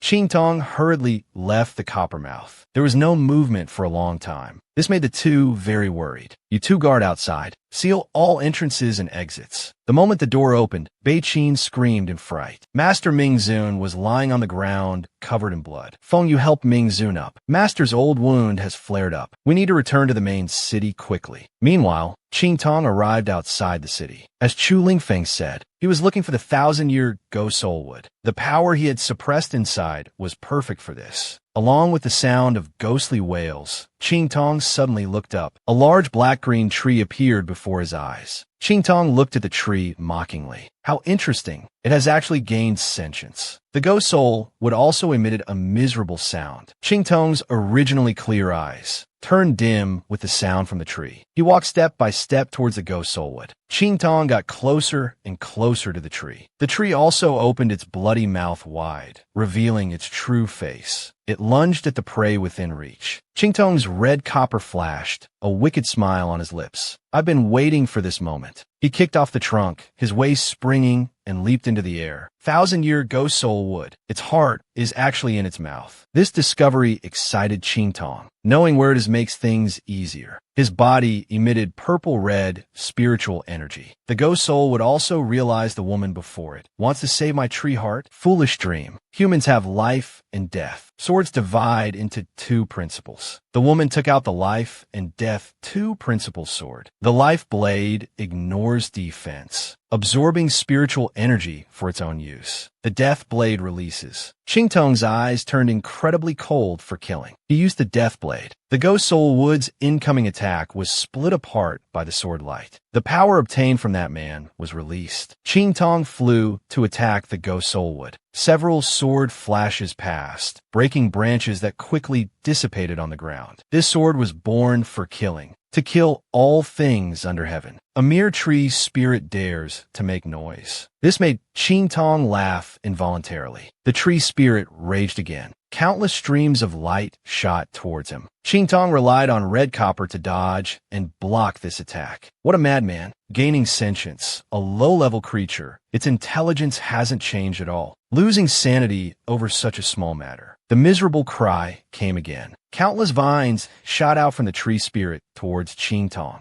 As the range became smaller and smaller, Qingtong was trapped in the formation. He was seen piercing through the incoming branches with one sword strike. A demonic red light flashed in his eyes. With a light shout, black obsidian flames emanated from his sword. A loud boom sounded. The trapping formation was directly devoured by the black flames. The Go Soul Wood was engulfed by the black flames. It burned to ashes amid screams. The 1,000-year ghost soul wood. Its heart fell into his hands. A wave of exhaustion came over him. Qingtong knelt on one knee. He didn't expect this ghost soul wood to be so troublesome. Meanwhile, not far away, the fifth prince and Wen Mo were approaching the ghost soul wood. "Senior brother, look over there." The woman urgently spoke up. A pillar of black flames shot up into the sky. "Bad news. Something's happened to the 1,000-year ghost soul wood. Let's hurry over." They came for the same reason. This attribute absolutely cannot be missed. Qingtong felt much better after a short rest. Suddenly, he heard the sound of chaotic footsteps approaching. He put on his veil and untied his hair. No matter who it was, his identity couldn't be exposed. Yuan Mo arrived at the scene. He was first shocked, then saw a stunning sight. Qingtong's long hair fluttered in the wind. The veil covered half of his beautiful face. That glance when he heard the commotion, the movement of his eyes, was truly as beautiful as a painting. Yuan Mo slowly stopped his steps, like an immortal but not, like a demon but not. He had never seen such an exquisitely beautiful, uniquely charming woman. The woman saw Yuan Mo was stunned, and a sense of jealousy spontaneously arose. "Senior brother, the ghost soul wood is gone. The heart must be on him." Yuan Mo just stood there staring blankly, unmoved. This scene made the woman even angrier. "Hand over the tree heart, and I'll spare your life." She was about to attack Qingtong. Yuan Mo grabbed her wrist. "Can't you see the love in this lady's eyes? Don't attack." Bullying a blind person. But Qingtong found it amusing. So this was the junior sister who forced him to kneel and beg. But now it seems there's a problem. The woman shook off Yuan Mo. "He stole her things. Have you been bewitched?" Yuan Mo faked a cough to hide his embarrassment. "Miss, do you know what happened here? Could you tell us?" "To be honest, we came for the ghost soul wood." Qingtong ignored him completely. "Isn't that obvious? Who isn't here for the ghost soul wood?" He walked right past Yuan Mo without saying a word. Yuan Mo called out again. "Miss, could you please tell us?" But the woman attacked directly. "I've never seen senior brother so enchanted by anyone. You really deserve to die, you bewitching demon." Jealousy truly distorts one's face. Just because of Qingtong's peerlessly beautiful face, the woman rashly attacked him. "Once I destroy that face of yours, let's see how you'll seduce men." Qingtong caught the whip flying towards him. Yuan Mo shouted a warning to the lady. "No, let go quickly." Qingtong smiled mischievously. "This vicious woman wants to ruin my face and take my life, so I'll return it to you." He flung the whip back at the woman, striking her directly in the face. She let out a piercing scream. "You dare to hurt me? I'll kill you." However, the pain on her face made her heart cold. She screamed as she clutched her face with both hands. "It hurts, it itches. My face. What did you do to me?" The onlookers were at a loss due to the screams. At this moment, the woman's face became increasingly swollen and red. The scene on her face terrified everyone. Yuan Mo was also shocked. He hastily retreated in fear. Now half of the woman's face began to fester. Qingtong laughed and cried at his own handiwork. Yuan Mo told his junior sister to take out the antidote. But the poison she used wouldn't be this strange. "It must be this woman. She tampered with my whip." Qingtong looked on as if watching a joke. "You should be grateful my materials weren't toxic. Otherwise," his words were full of mockery. The woman couldn't bear such humiliation. But Yuan Mo held her back forcefully. She didn't understand why senior brother was protecting him. As the poison took effect, she fainted. Yuan Mo walked step by step toward Qingtong. "We can forego the ghost soul wood, but we must have the antidote, miss." Qingtong couldn't be bothered to respond. Yuan Mo drew his sword. The Holy Academy disciples attacked from behind. Qingtong used red bronze, mocking them so-called righteous disciples. Nothing more than this. His figure eerily disappeared from the spot. The attack suddenly turned towards Yuan Mo, throwing them into disarray. Qingtong flashed to land on a treetop. These Holy Academy disciples truly don't live up to their name. Yuan Mo, who called himself a genius, had never suffered such a blow. Just as he was about to fly in pursuit, he crashed into a formation. This left him feeling unsatisfied. Qingtong vanished in a flash. In a short time, he had set up a formation. "This woman is too formidable." Yuan Mo was shocked. They were no match at all. As the formation dissipated, the urgent task was to return to the Holy Academy to save his junior sister. Yet Qingtong's figure was deeply imprinted in Yu Wenmo's mind. It gave him a somewhat different feeling. Returning to Black Jade City, Qingtong had many thoughts. He wondered how that man was doing. He shouldn't be dead, right? Then he heard passers-by whispering. The spirit lord suddenly left on business. Right after, something happened at Xieyi's mansion. Xieyi's gay lover was taken away. This stunned Qingtong. An unnamed anger burned at his heart. He grabbed a cloak and headed towards the mansion. Qingtong pushed open the mansion's main gate. At this moment, the servants in the courtyard were all injured. Seeing Qingtong return, Chu Lingfeng hurriedly spoke. Master, someone came seeking revenge on Suyu. Many brothers were hurt. Suyu was even taken away by them. The woman had just gone to meet her husband. Returning home, she learned her little brother had been kidnapped. The mansion's main gate was even splashed with dog blood. After treating the injured brothers, she called for the arena manager. It was indeed their negligence. They said they had already sent people to investigate. Qingtong then stated, if it happens again, he would terminate cooperation with the arena. As for finding people, they needn't bother. Qingtong came to a tree. He kicked the tree in front of him. A figure fell from the tree. He picked up a few pebbles and threw them around the courtyard. Screams of pain followed. Qingtong spoke coldly. All of you come out. Ming Zun is left, yet you're so dutiful. As people walked up to Qingtong one by one, you should know about my relationship with Ming Zun. My mansion was in trouble. Why didn't you step in to stop it? This scared everyone, making them tremble. They knelt down, begging for mercy from Evil Doctor. Who dares to cause trouble in my mansion? Qingtong questioned coldly. The man's body shook. The Chung family from Shiri Kingdom. Hearing this, Qingtong sneered. A noble family from a high-ranking country. No wonder they're so arrogant. It seems my agreement is just for show. Even cats and dogs dare to cause trouble. The arena manager heard this and was terrified. Don't worry about the agreement. I'll immediately have Black Jade City in Shiri Kingdom warn the Chung family. It absolutely won't happen again. In his heart, he felt wronged. You and the Lord have an ambiguous relationship. Who would dare do it again? Then he brought along warriors ranked Wuho and above to rescue the person. Chu Lingfeng wanted to go along, but was left behind. You stay put. I'll bring Feng Yu back for you. On a flying ship.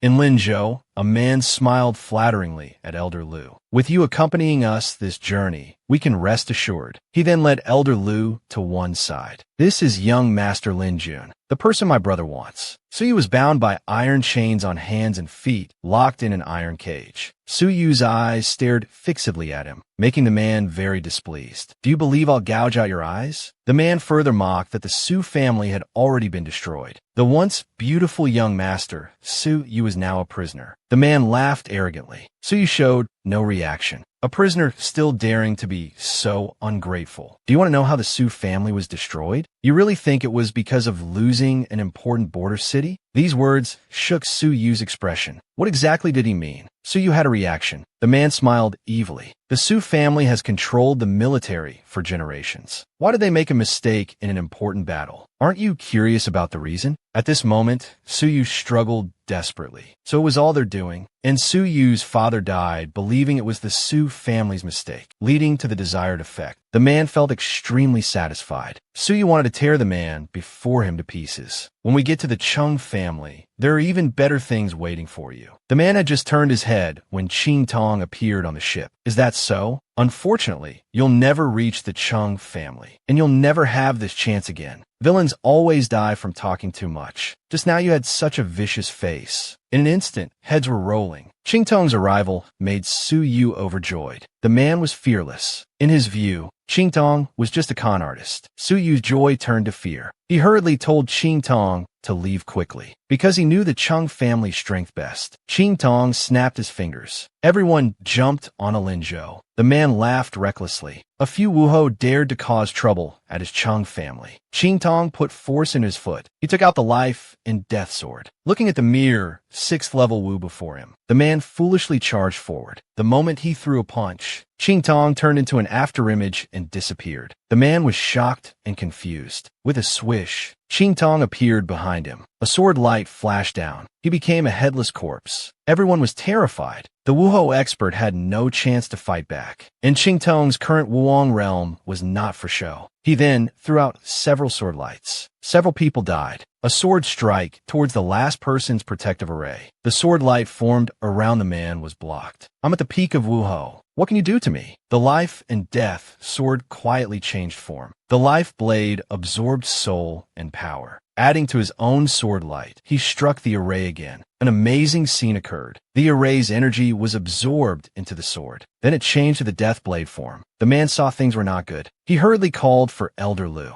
The sword also pierced through the man's chest. Until his death, the man was hoping for Elder Lu to intervene. Elder Lu stood by without taking action. His gaze was greedy, looking at the sword in Qingtong's hand. Qingtong mocked, "You want my sword? I'm afraid you won't have the chance." Suddenly the man lunged forward, grabbing towards Qingtong. Suyu shouted for his master to run quickly. He's a Wuong realm expert. He flashed to Qingtong's side in an instant. A red light rushed towards him. Energy burst out. Off-body attack. A unique attack method of the Wuong realm. As Suyu and others were about to step forward, a gentle force suddenly pushed them away. A dazzling black light suddenly flashed out. The two forces collided directly. A violent explosion sounded in Linzhou. Suyu looked up. Qingtong stood before them, holding the death blade. How did Master make that sword so powerful? Elder Lu went into a frenzy. He must obtain this sword. He took out his long sword, throwing out several sword lights, rushing towards them. Qingtong remained calm. He swung out a black knight sword light, colliding with the sword lights again. They dissipated as they neared Qingtong. Qingtong's hand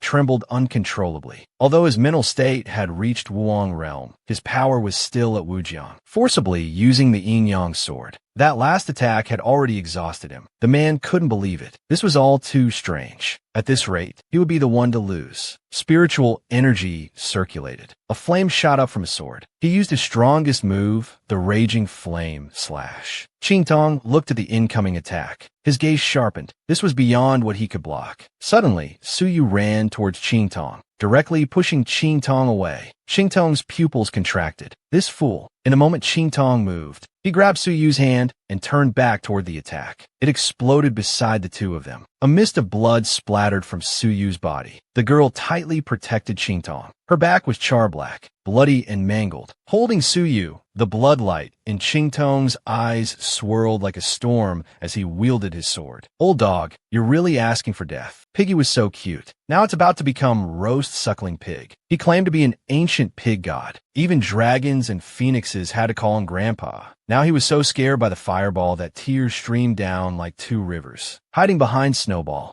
the fireball hit Snowball's ice wall. The ice wall was rapidly disintegrating. The stupid pig pushed Snowball away in an instant. This startled Qingtong. Seeing no harm, he finally felt at ease. The urgent task now was to quickly restore spiritual energy. Elder Lu was startled by the sudden appearance of the two beasts. "What are you creatures?" The stupid pig was lecturing Snowball. "I told you to absorb more of the tower's stench. Now you've embarrassed yourself." Ignored by the two beasts, Elder Lu was furious. He swung his sword to strike. "Snowball, get him." The stupid pig's face turned pig liver color in fear. Snowball breathed out a gust of cold air, directly freezing the man's feet. He lost balance and fell miserably. The stupid pig laughed happily. "This idiot is killing Pig Grandpa with laughter." The man got up again. Snowball was teasing him. The stupid pig was waiting for the man to get beaten again, but saw that Snowball didn't even release an ice flower. The pitiful Snowball whimpered, "Too useless. Don't say you're hanging out with Pig Grandpa." The man sneered, "Toying with me? Go to hell." The stupid pig put on a cool face, pushed Snowball away. Strands of purple spiritual energy emanated from his body. "Move aside." Qingtong stood up at some point. A red pupil flashed with a strange light. Both hands grasped the yin-yang sword. Hilt. The Raging Flame Slash was indeed Elder Lu's ultimate move. A dark red sword light carrying a huge fireball flew towards him. This made the man's jaw drop. The Raging Flame Slash struck him hard, igniting a raging fire. The man was blasted out of Linzhou. The just recovered spiritual energy was completely depleted. This was another essence of Qingtong's supreme copper technique. Perfect replication. The stupid pig's head topped with the sleeping Snowball. Looked down at Linzhou, turned pig liver color in fright. "My God, this woman is terrifying." The man had already turned into a pool of blood. In the Great Chu dynasty's Shiri Fairy Kingdom. The Chung family patriarch and Chung Lingyun sat in the main hall. Suddenly, Chung Lingyun was startled. The Linzhou imprint in his soul consciousness was suddenly erased. The Chung family patriarch was stunned by these words. A servant ran into the hall in panic. Master, young master, something terrible has happened. Elder Liu, Manager Zhang, their soul lamps have gone out. The man was furious. He slammed the table and stood up. A bastard from the Su family. How could they possibly kill Elder Liu? The servant looked nervous. He took out a letter from Black Jade and read it. The contents of the letter made him even more angry. Damn it. So he was actually under the Ghost Child Evil Doctor. And this evil doctor was Black Jade's divine weapon. If we provoke the Chung family again, we might get into big trouble. So I'm just supposed to hand over my Linzhou? Chung Lingyun really couldn't swallow this. The man was full of resentment. The other side has Black Jade's protection, but Chung Lingyun didn't care. Then let's have the Supreme Assassin's Pavilion take action. The Supreme Assassin's Pavilion only kills. They don't ask why as long as you can afford the price. On the other side, in Mingzuan Palace, the old moon looked at the badly injured Mingzuan. Tell me honestly, has the master's injury been treated by someone?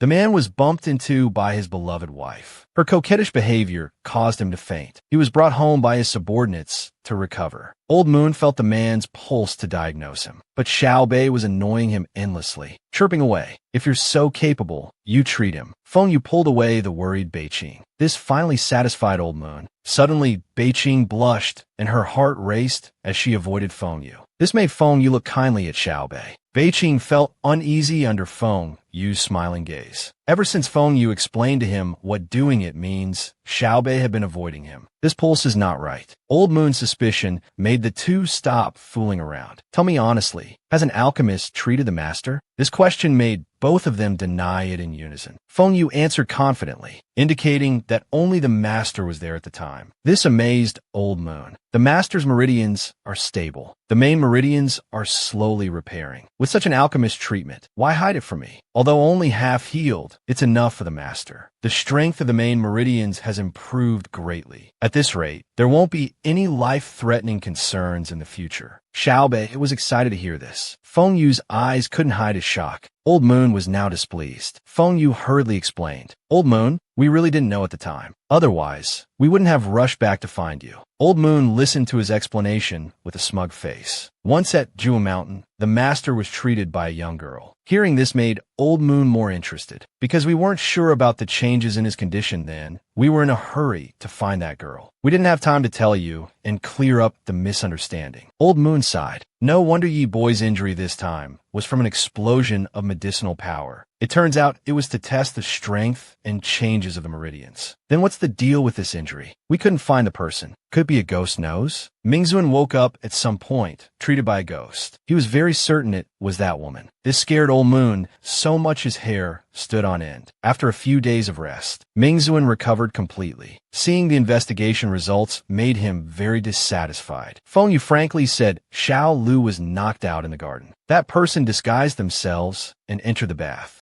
The jade heart fruit the master always carried disappeared. Thinking of how cunning this woman was, Mingzuan didn't blame them. Old Moon was confused. It's a good thing his injury was healed. Why is he boy so angry? Could it be that the woman took advantage of him? Mingzuan's face turned black upon hearing this. Suppressing his anger, he recalled what happened in the bath. His gloomy face turned red with embarrassment. That woman was truly brazen. Looking at the old madam, this lord feels that wanting to be in Xingu Valley, you must especially want to. Old Moon suddenly thought of something and was startled. I suddenly remembered I didn't feed the sow at home. He hurriedly chose to slip away. Beiqing and Feng Yu were embarrassed. The jade heart fruit was stolen. That woman really existed. Could his eyes have recovered? The master might be keeping it secret. Otherwise, why would he come to steal medicine? Reminded by Xiao Bei like this, Mingzuan understood everything. Give the agreement to the bloody arena. Bring the list of collected herbs to me. Wanting to see Qingtong's various faces, he called back the two who were about to leave. Mingzuan picked up a brush and drew a picture on paper. It was actually a handsome young man. Spread this picture throughout every corner of the Black Domain. Report immediately if the person in the picture is found. Mingzuan's face revealed a smile. This time, let's see where you can escape to.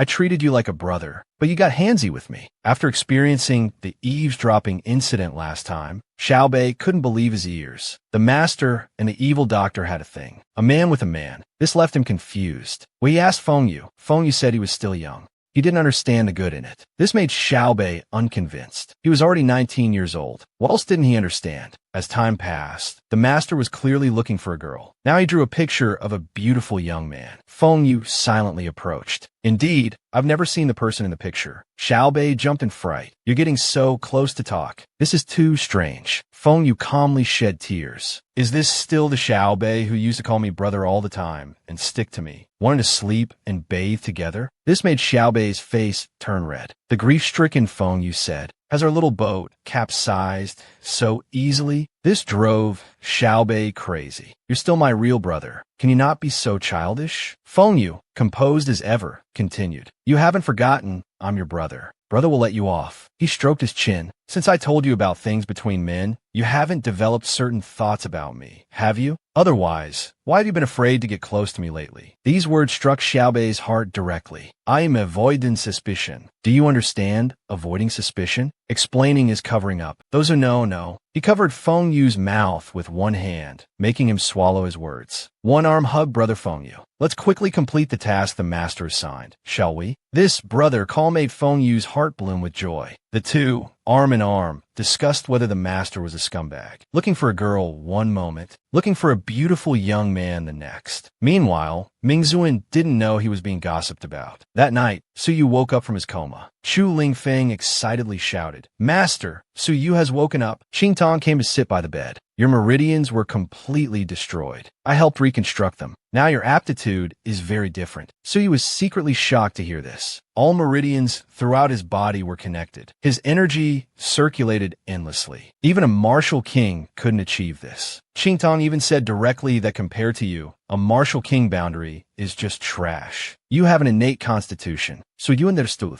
Xingtong not only saved his life, but also completely opened up his cultivation path. This kindness was impossible to repay. I swear by heaven and earth, I will never betray the master in this life. If I have second thoughts, may heaven and earth destroy me. Suyu knelt on the bed. Master, I have one more request. Do you want to destroy the Chung family or the Shiri kingdom? Xingtong helped him up. The answer wasn't unexpected. I will personally avenge the Su family. Endless despair and painful torment will comfort the spirits of the Su family in heaven. Let me go to the chaotic, extreme southern wilderness. I'm willing to be a sword in the master's hand, to create a powerful force absolutely loyal to the master. So you'll have no worries. The extreme southern wilderness. That a barbaric land that even the 4 holy dynasties couldn't develop. Suyu volunteered to go there. He was willing to dedicate everything to Xingtong. Suyu's persistence deeply moved Xingtong. All right, I agree. The two hands that were sleeping together a moment ago, the next second bit the stupid pig's butt. In the study, Xingtong packed everything for Suyu and gave him the ingredients obtained from Elder Lu, along with king-level techniques. He picked up the sleeping snowball and handed it to Suyu. Let it grow and experience with you. The wilderness is full of dangers. It can protect you at critical moments. In Snowball's confusion, the transaction was completed. Hearing their conversation, Snowball struggled hard. Xingtong didn't understand what was happening. The stupid pig looked smug. He said he couldn't leave without me.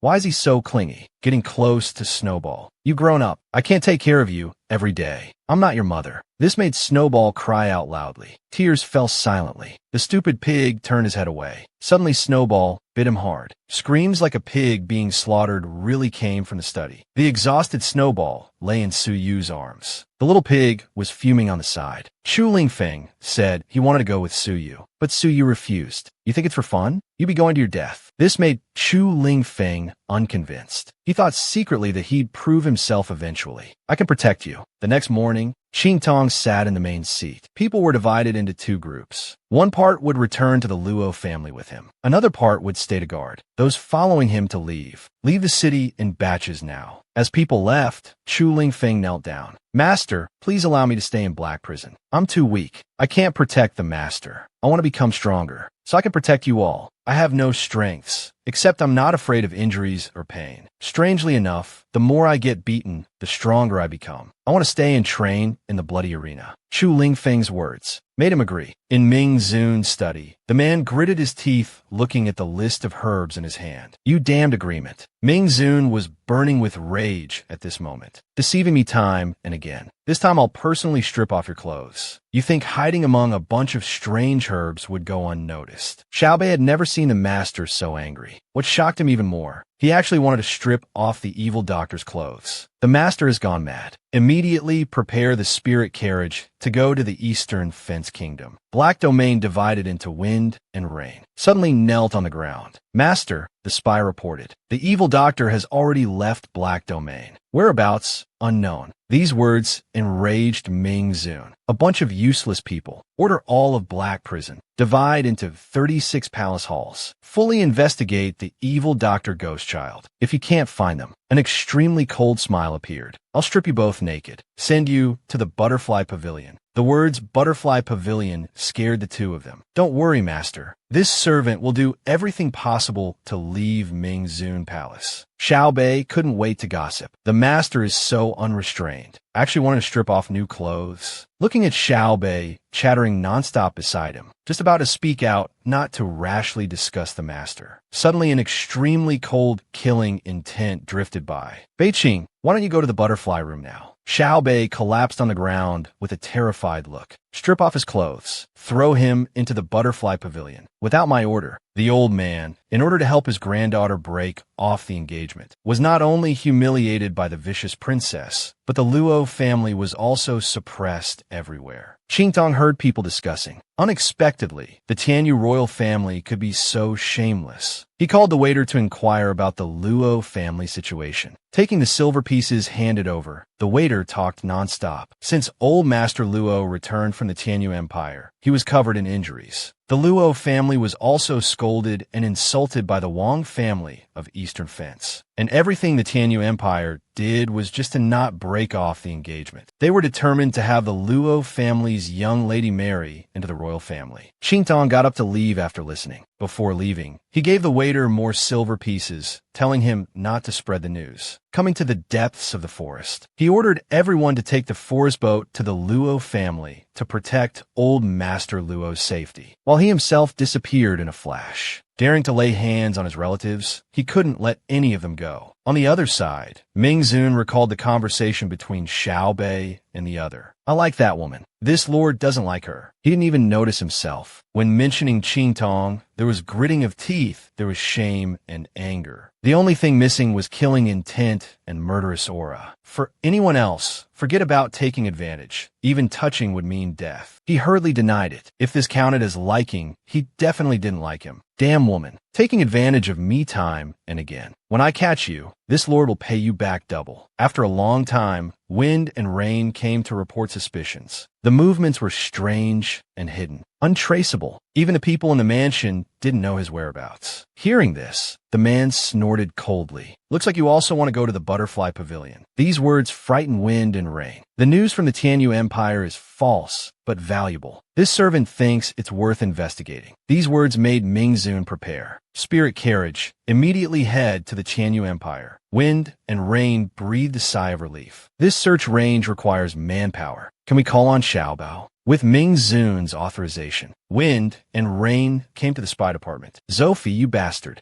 You spanked me today. Try that again. This left wind and rain outside the door dumbfounded. Xiaobei was currently being beaten by someone neither male nor female, covered in bumps. Wind and rain pushed the door open. They saw Xiaobei posing there. A smile appeared on their face. They stepped forward to support Xiaobei and correct his posture. Their hand pressed on Xiaobei's waist. This part needs to sink down. This made Xiaobei blush all over. Seeing wind and rain and Zophie suddenly appear, he was even more confused. What are these two doing? It's hurting my eyes. Xiaobei, who was posing coquettishly, saw their different expressions. Just as he was about to curse, wind and rain smilingly stopped him. The master has a message for you. Come with us to the Tianyu Empire. Hearing this, Xiaobei was overjoyed. He directly tore off his clothes. Great, let's go. This made wind and rain have a nosebleed. At this moment, Qingtong was in the Tianyu Empire, drinking tea in a tea house. Master, how do you plan to deal with the Tianyu royal family? Since the Linzhou incident last time, he gained quite a few benefits. Now he can't wait to cause trouble every day. Qingtong said if we're going to do it, we should make it hurt. We still need a plan now. Suddenly, the tea house became lively. Look, an immortal has descended. What a handsome man. This made them turn to look at the source. Not looking was fine, but one look nearly scared them half to death. Ming Zun had appeared in the tea house at some point. Woman playing with fire, delivering herself. Can a male lead? Let her go this time? Qingtong saw Ming Zun appear. A waterfall sprayed out, scaring the stupid pig Yama stiff. He turned his head away, not looking at him. The stupid pig, all fat, was scared silly. What karmic bond? Running into each other everywhere. Maybe you should just give in to him. Qingtong wanted to tear his mouth apart. Don't be afraid. He only knows you as the evil Dr. Ghost Child, not the woman from Nine Witches Mountain. Don't forget you were blind at that time. These words made Qingtong pause. That's right. He couldn't help but grin mischievously. Why don't we go mess with him? The stupid pig was scared, sweating at these words. Pork is quite expensive. I'll slip away first. Qingtong secretly observed. This guy's to go out, afraid of being recognized by others. Then can I also pretend not to know? After all, the wounds on his body are too strange. Very challenging. In his sea of consciousness, the stupid pig was so scared by his thoughts that he didn't dare breathe. Woman, you're playing with fire. A smile appeared on Qingtong's face. The dull bronze color restored to emerald green. He put a hand on the man's shoulder. Brother, your aura is otherworldly. It makes me admire you. May I join you for a drink? Qingtong's words made Ming Zun's eyes deep and profound. The trembling of his palm revealed the man's current inner state. The corners of his mouth curved up wildly. He wanted nothing more than to grab this woman right now. Suddenly, he grabbed the woman's hand. The man looked at her. Sure, let's drink together then. Her hand was held firmly in his, unable to move. Could this man really be gay? A chill ran down his spine. All right, I'll sit here then. The man still didn't let go of his hand. The man's gaze made him uneasy. He just felt something was off. Why aren't you running? The man was a bit confused. This question startled Qingtong. Run from what? I just got here. Could this man have discovered something? Hearing Qingtong's reply, he released his hand. Qingtong sat down, feeling increasingly uneasy. You just said you admired me. Yes, brother. Anyone would admire such a godlike figure. He pointed to a young girl with a blushing face nearby. So it was out of admiration that you repeatedly flirted with me uncontrollably, and you admit it without hiding. If it's this woman, as long as she doesn't run, I'll allow her to stay by my side. Qingtong was now in a dilemma. What is he thinking? No, I should still slip away. Yi Qianming, that's my name. He raised his cup. These words made Qingtong secretly sigh in relief. They drank together. A toast to you, Brother Yi. It seems I was being too sensitive. Don't scare yourself. His caution appeared as shyness in Yi Qianming's eyes. Were you always running away before because you were afraid I wouldn't like you? If that's really the case, just say it. I'll forgive you. My name is Xiedong. Brother, you can call me Xiao Tong. These words angered the man. You dare use a fake name? I've investigated your background thoroughly. Slightly displeased. Xiedong, your name is quite peculiar. Qingtong was puzzled. The whole black domain is searching for you. The ghost child, evil doctor. You don't know? Qingtong spat out the wine he had just drunk. Could it be he's looking for me? Didn't I dispel his doubts? Or are there others? He hurriedly said,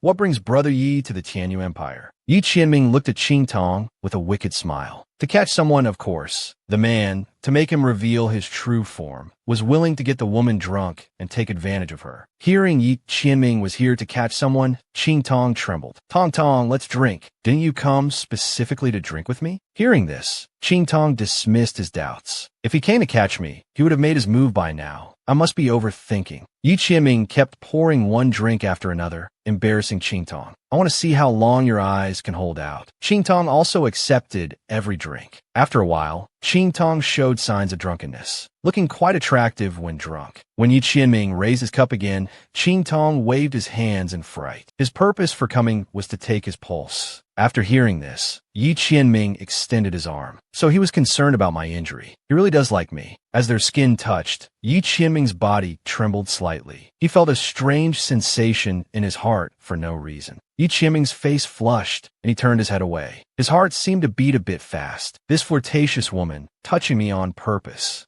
Qingtong quietly activated his power. The bronze ornament was still the same as before, fragile and easily broken. The strength of his body was full of question marks. Even the bronze numbers couldn't identify it. What a terrifyingly strange existence. He, who naturally disliked being touched, not only didn't feel averse now, but had a strange feeling. Qingtong couldn't understand why the more he investigated, the further he got from the truth. Yi Qianming asked about the condition of his injury. Qingtong said it was fine, but inwardly he was angry. Another fruitless effort. His eyes couldn't hold out anymore. He needed to leave quickly. Just as Qingtong was about to say goodbye, the man became slightly angry. This woman wants to run away again. He slapped Qingtong's shoulder. We agreed not to leave until we're drunk. Was your admiration for me all fake? Damn, what's going on? He won't let me leave. He could only mention his old mother. The chickens need feeding. But the man saw through his thoughts. Your eyes are about to give you away. I'll just wait for you to slip up. Since we get along so well, I'll go with you. Qingtong now realized he had been exposed. How dare he trick me so subtly? And he had foolishly delivered himself right to him. Seeing Qingtong a loss, Yi Qianming felt satisfied. Suddenly, he clutched his stomach. I need to use the restroom urgently. Yi Qianming's lips curled up. No problem. I'll have Bei accompany you.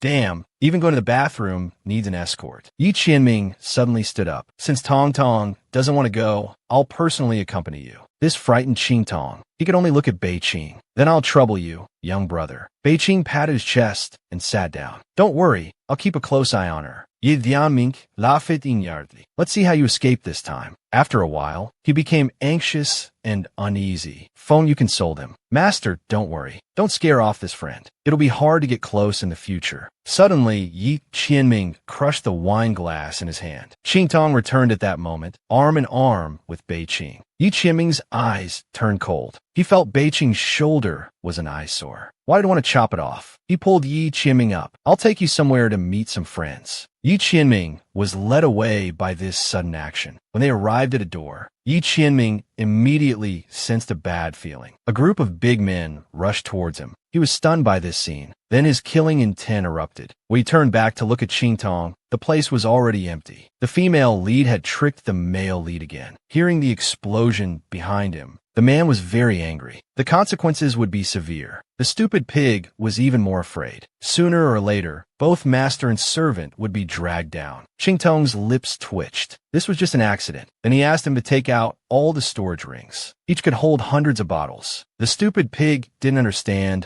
why he needed so many. Qingtong's face was playful. Of course, it's for robbing. Yi Qianming was furious. At the extreme, he said, Are you so eager to get rid of me? Was all your admiration fake? Bei Qing and Feng Yu rushed overhearing the commotion. Master, what happened? Yi Qianming was also helpless. That woman tricked me again. When I catch her, I'll definitely. His angry words suddenly stopped. Xiaobei was furious. We must cut him into pieces and torture him well. These words made Yi Qianming even angrier. How can you do this to him? I absolutely won't allow it. Bei Qing suddenly felt something was off. Master, do you care for him? Yi Qianming's rage suddenly froze. The conversation between Bei Qing and Feng Yu flashed in his mind. Does the master like the evil doctor? He thought of that woman's cunning and lively demeanor, looking so carefree and mischievous. He thought of her various rich and lively expressions when she met him. Is caring the same as liking? That kind of thought just now was deeply imprinted in his heart. He did like that woman. Bei Qing was shocked. Master, you like? Feng Yu quickly covered his big mouth. Adding trouble at this time would really be fatal. Xiaobei, being covered, made muffled noises. Yi Qianming snapped out of his thoughts. Is this what liking is? Feng Yu frankly said, if a person stirs your emotions and you don't mind anything they do, I think that's liking. He finished and looked at Bei Qing. Yi Qianming suddenly had an epiphany. If he liked her, he would get that woman. She provoked him first, so she must bear the consequences. Let's go. Now that I understand my feelings, I won't let her escape. Late at night, in the underground vault of Tianyu Palace, Qingtong suddenly appeared in front of a door. He activated his power, and the bronze easily broke open the door. Entering the treasury, Qing Tong frowned. He didn't expect the Tianyu royal family to be so cautious. They even set up an energy lock. The lock was made of special energy. Only the royal bloodline could automatically unlock it. Just when a stupid pig thought he would give up, Qing Tong smiled mischievously. Besides bloodline, there's also a key. He extracted the bloodline from the lock. A butterfly flew out from the lock. Just follow it, and you'll find that person. The scene changes. Qing Tong arrives at a brothel. Qing Tong's appearance attracts both men and women. Everyone becomes infatuated. What a handsome young master. Qing Tong follows the butterfly all the way. The butterfly lands on a plump middle-aged man. The man, red-faced, looks at Qing Tong. Young master, have a drink with this king. Qing Tong laughs coldly inside. All right, the man thinks his wife is cheating. He not only pins his wife's brother beneath him, but his face darkens. You truly have no morals. Qing Tong sees his serious expression. Lord Zun, are you jealous? Yi Qianming doesn't know why he's angry. Qing Tong quietly withdraws his hands. Perhaps Lord Zun wants to take his place? He smiles seductively, moving closer to Yi Qianming. Yi Qianming looks at Qing Tong, slightly dazed. Actually, Lord Zun likes me doing this. As he speaks, his body is already close to Yi Qianming. He feels his mind short-circuit on the spot. Qing Tong seizes the moment. Now's the time. In a flash, he leaps backward. Qing Tong crashes straight into the wall. Yi Qianming snorts coldly. I knew you wouldn't behave. He thought the man was off guard, but the man had improved. Yi Qianming looks at the woman before him. He grabs her wrist in one motion. As if possessed, he kisses her on the lips. The warm sensation freezes the man. Qing Tong's eyes widen. Yi Qianming's gazes sudendi firizes. What did I do? Qing Tong looks at the man in shock, his gaze gradually softening. He kisses the man back more actively. Just as Yi Qianming regains consciousness, Qing Tong's action turns everything chaotic. Innate male instinct takes over. He quickly turns from prey to predator, from being plundered to plundering. His large hands grip Qing Tong's waist, hanging her on himself. Yi Qianming's body suddenly freezes. He looks at the woman with shock and anger. You're seriously ill. Qing Tong pants heavily. Qing Tong breathes greedily, almost fainting from the man's kiss. He pouts angrily. How many women have you kissed? But the man says he's talking nonsense and tells him to let go. Qing Tong isn't foolish enough to let go of her. Patting the man's shoulder, don't worry, I've hit your acupoints based on your internal meridians. It's not only harmless to you, but beneficial. Come to think of it, every time I see you, you're covered in injuries. This time, you've even lost most of your strength. Can't you be kinder to yourself? Yi Qianming sees that the woman is concerned about him. Qing Tong stubbornly denies, don't flatter yourself. This is just a doctor's conscience.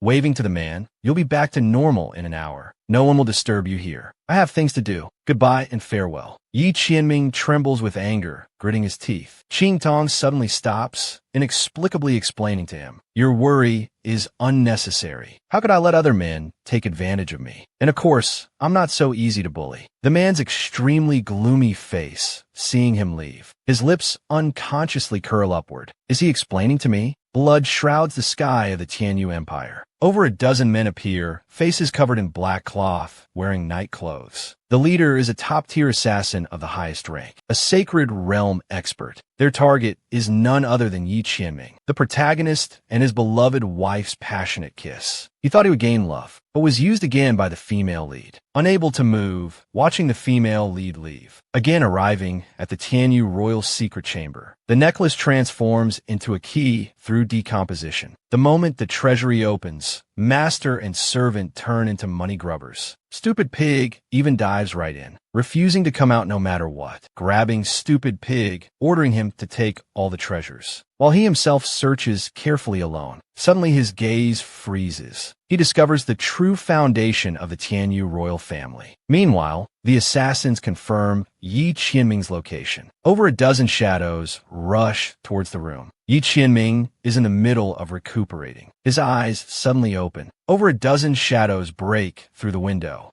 Without any hesitation, they surround and attack Yi Qianming. A loud noise repels all the assassins. Layers of protective formations form around Yi Qianming. Qingtong is currently decoding the secret room's formation. Suddenly, a shock runs through his body. The formation he set up around Yi Qianming is being destroyed. Stupid pig doesn't care. He has too many enemies. If he dies, it's better. He won't chase after you anymore. Qingtong locks a cold, killing intent on Stupid Pig, glaring at him angrily. Scaring Stupid Pig so much his hair stands on end. It's a fear he's never felt before, instantly breaking all formations. The intruders are extremely strong, and the man can't move at all due to his acupoints being hit. He must go save him. He immediately rejects this decision, always cold-blooded and ruthless, only caring about his own gains and losses. Compassion will only put himself in danger, vowing not to be soft-hearted, not to have feelings. But that man is in danger because of her. Thinking about the man dying for her, she only felt like she lost something in her heart. It's not something she's willing to bear. Little Pig is still shaken by the killing intent from earlier. Master, what should we do now? This formation is complex. It'd be terrible if we're discovered. Qingtong realizes everything is very complicated. His bronze technique is difficult to break in a short time. Soul power accumulates in his hand. Sword light flashes in his red eyes. Red light transforms into a virtual sword. The combination of spiritual power and soul technique directly smashes the wall. Stupid Pig screams in fright. Are you crazy? This is making an enemy of the entire Tianyu Empire. How did I end up with such a stupid master? Qingtong sweeps away all the items. He wants the man. He wants the foundation. The secret chamber suddenly shakes violently. The Tianyu Emperor is a master now. We need the ancestor to come. The royal treasury is robbed. The Tianyu Emperor is furious. Full force surrounds and kills the treasure thieves. Qingtong watches everything from the rooftop. Stupid Pig tells him to run quickly. He says it's not enough. Why run? The assassins' repeated attacks finally break through all the formations. Attack towards Yi Qianming's face. Bei and Qin suddenly appear to protect him. Qingtong leads those chasing him on a wild run. Yi Qianming leaves. Little Pig weeps. This wind and rain, I'll be killed by him sooner or later. Qingtong curses him for being useless. Just roll back into the tower. Stupid Pig hurriedly turns into a wisp of smoke and disappears. At this moment, Wind and Rain are covered in wounds. Bei Qing is also at the end of his strength. The man watches, looking for an opportunity. The rumbling sound of spiritual power explosion suddenly enters the room. The assassins are startled. Qingtong flashes to the window. Everyone in the mansion greets him with a smile. He was once the supreme Ming Zun. Now he's surrounded by trash. All because his beloved wife put him in danger. And facing his returning wife, the man curses and tells her to get lost. He doesn't want the woman to risk danger. Qingtong's red eyes sweep over everyone. These people's strength is not something he can handle. Qingtong doesn't care about Yi Qianming's cursing. After all, he's responsible for putting him in this state. Seeing the man worry for him, he feels inexplicably warm. The lead man directly snorts coldly. He attacks directly, making Yi Qianming more anxious. You leave quickly. Don't worry about me. Qingtong smiles beautifully, his eyes dazzling. I'll give you something nice. He raises his hand and throws it towards the lead man. The key flies rapidly. Little Pig is startled. What a move to divert trouble. Qingtong wants these assassins to take the blame. The key hits the man and immediately turns into golden fragments. Yi Qianming also sees through Qingtong's intention. This woman is truly a vixen. She tears off her hair tie and throws away her red clothes. She shouts towards the window, "The thief is here. Come quickly." Then she slaps the ground, setting up a formation. The assassins are trapped in the formation. Forming instantly, he's a formation grandmaster. Qingtong grabs Yi Qianming. Let's go quickly.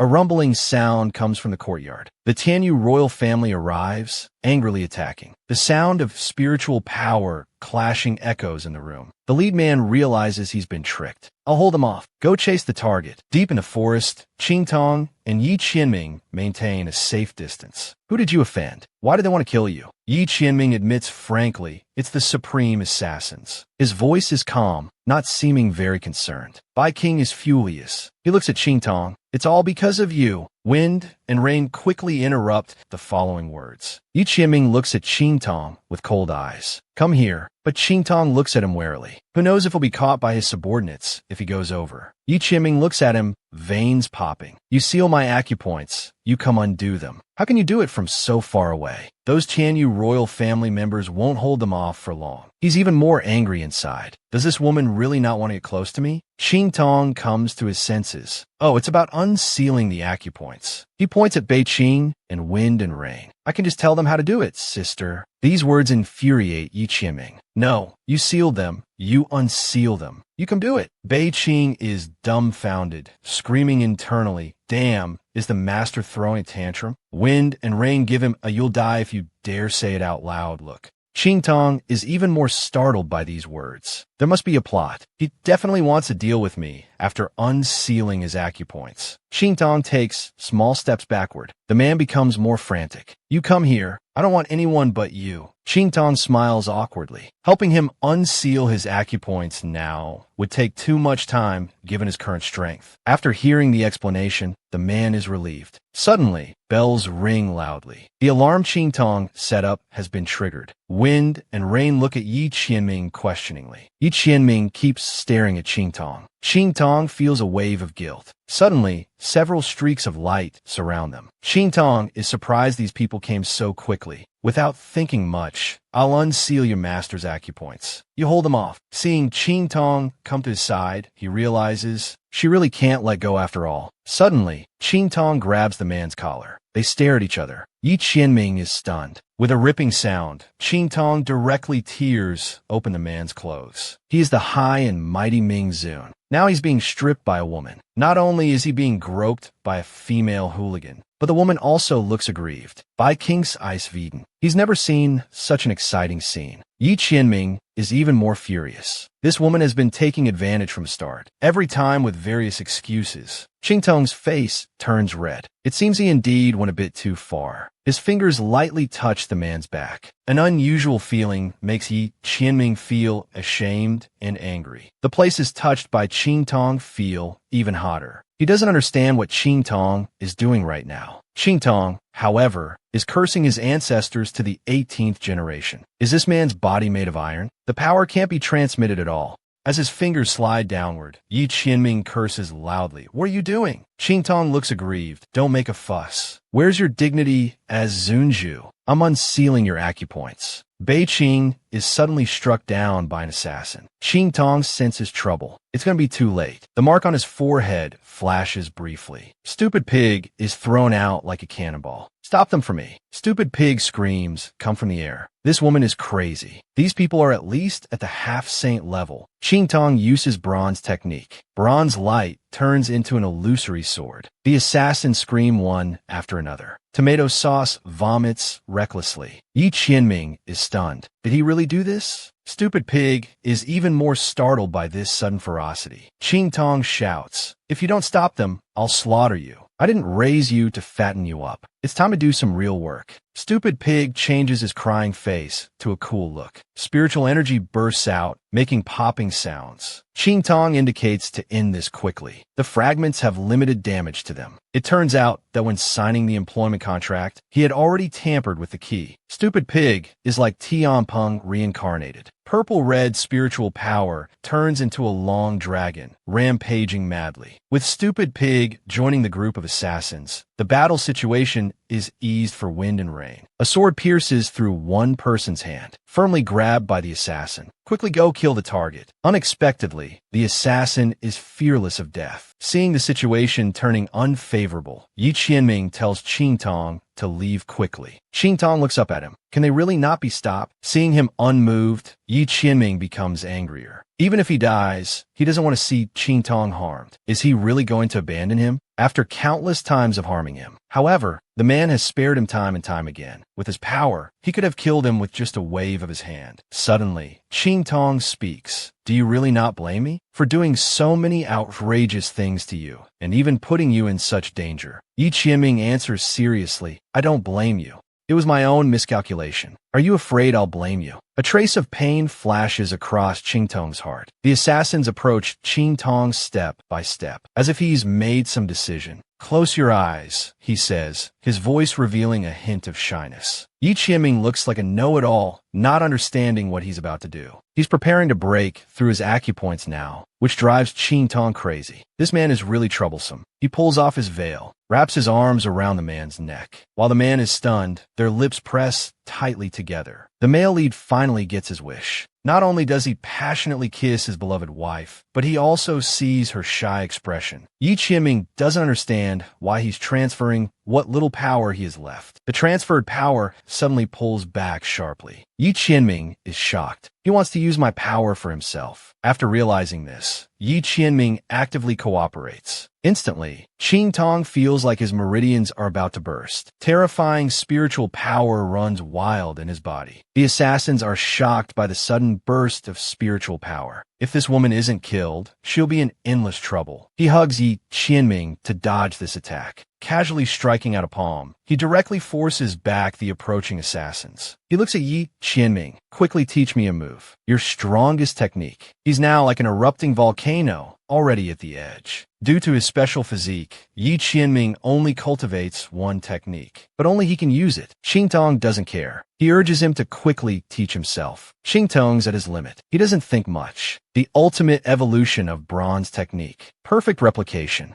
Activate the Heaven Battler. Heaven and Earth unite. The ground splits infinitely. As the incantation is taught, the scene of performing the Heaven Battle technique appears before Qing Tong. Qing Tong suddenly opens his eyes. The two principals' sword is gripped in his hand. First move of the Heaven Battle technique. Sees Heaven's creation. This sword strike comes down. Heaven and Earth move. All is silent. A sky-splitting light is drawn out. Those half-sane assassins who had already rushed in front of Qing Tong, in this instant, quickly turn to dust. A mushroom cloud rises from the ground. This scene shocks Bei Qing, Stupid Pig, Feng, and you. They're even more startled. That was the master's ultimate move. How could he use it? As the dust settles, Qing Tong stands proudly. Yi Qianming looks at the killing move Qing Tong just performed. His emotions fluctuate violently. This woman is destined to belong to him. At this moment, the acupoints in Yi Qianming's body are unblocked. His deep gaze fixes on the woman in front of him. The spiritual power in Qing Tong's body is completely drained. He leans against the man's chest. Yi Qianming's face unconsciously breaks into a smile. He wants to reach out and embrace the woman, but his hand freezes in place. This is the first time the woman has leaned on him without any defense, just like a proud little tiger. Qing Tong also didn't expect how strong the man really was. Just using it barely, this move was already so terrifying. If only he were a bit weaker. Qing Tong sighs helplessly.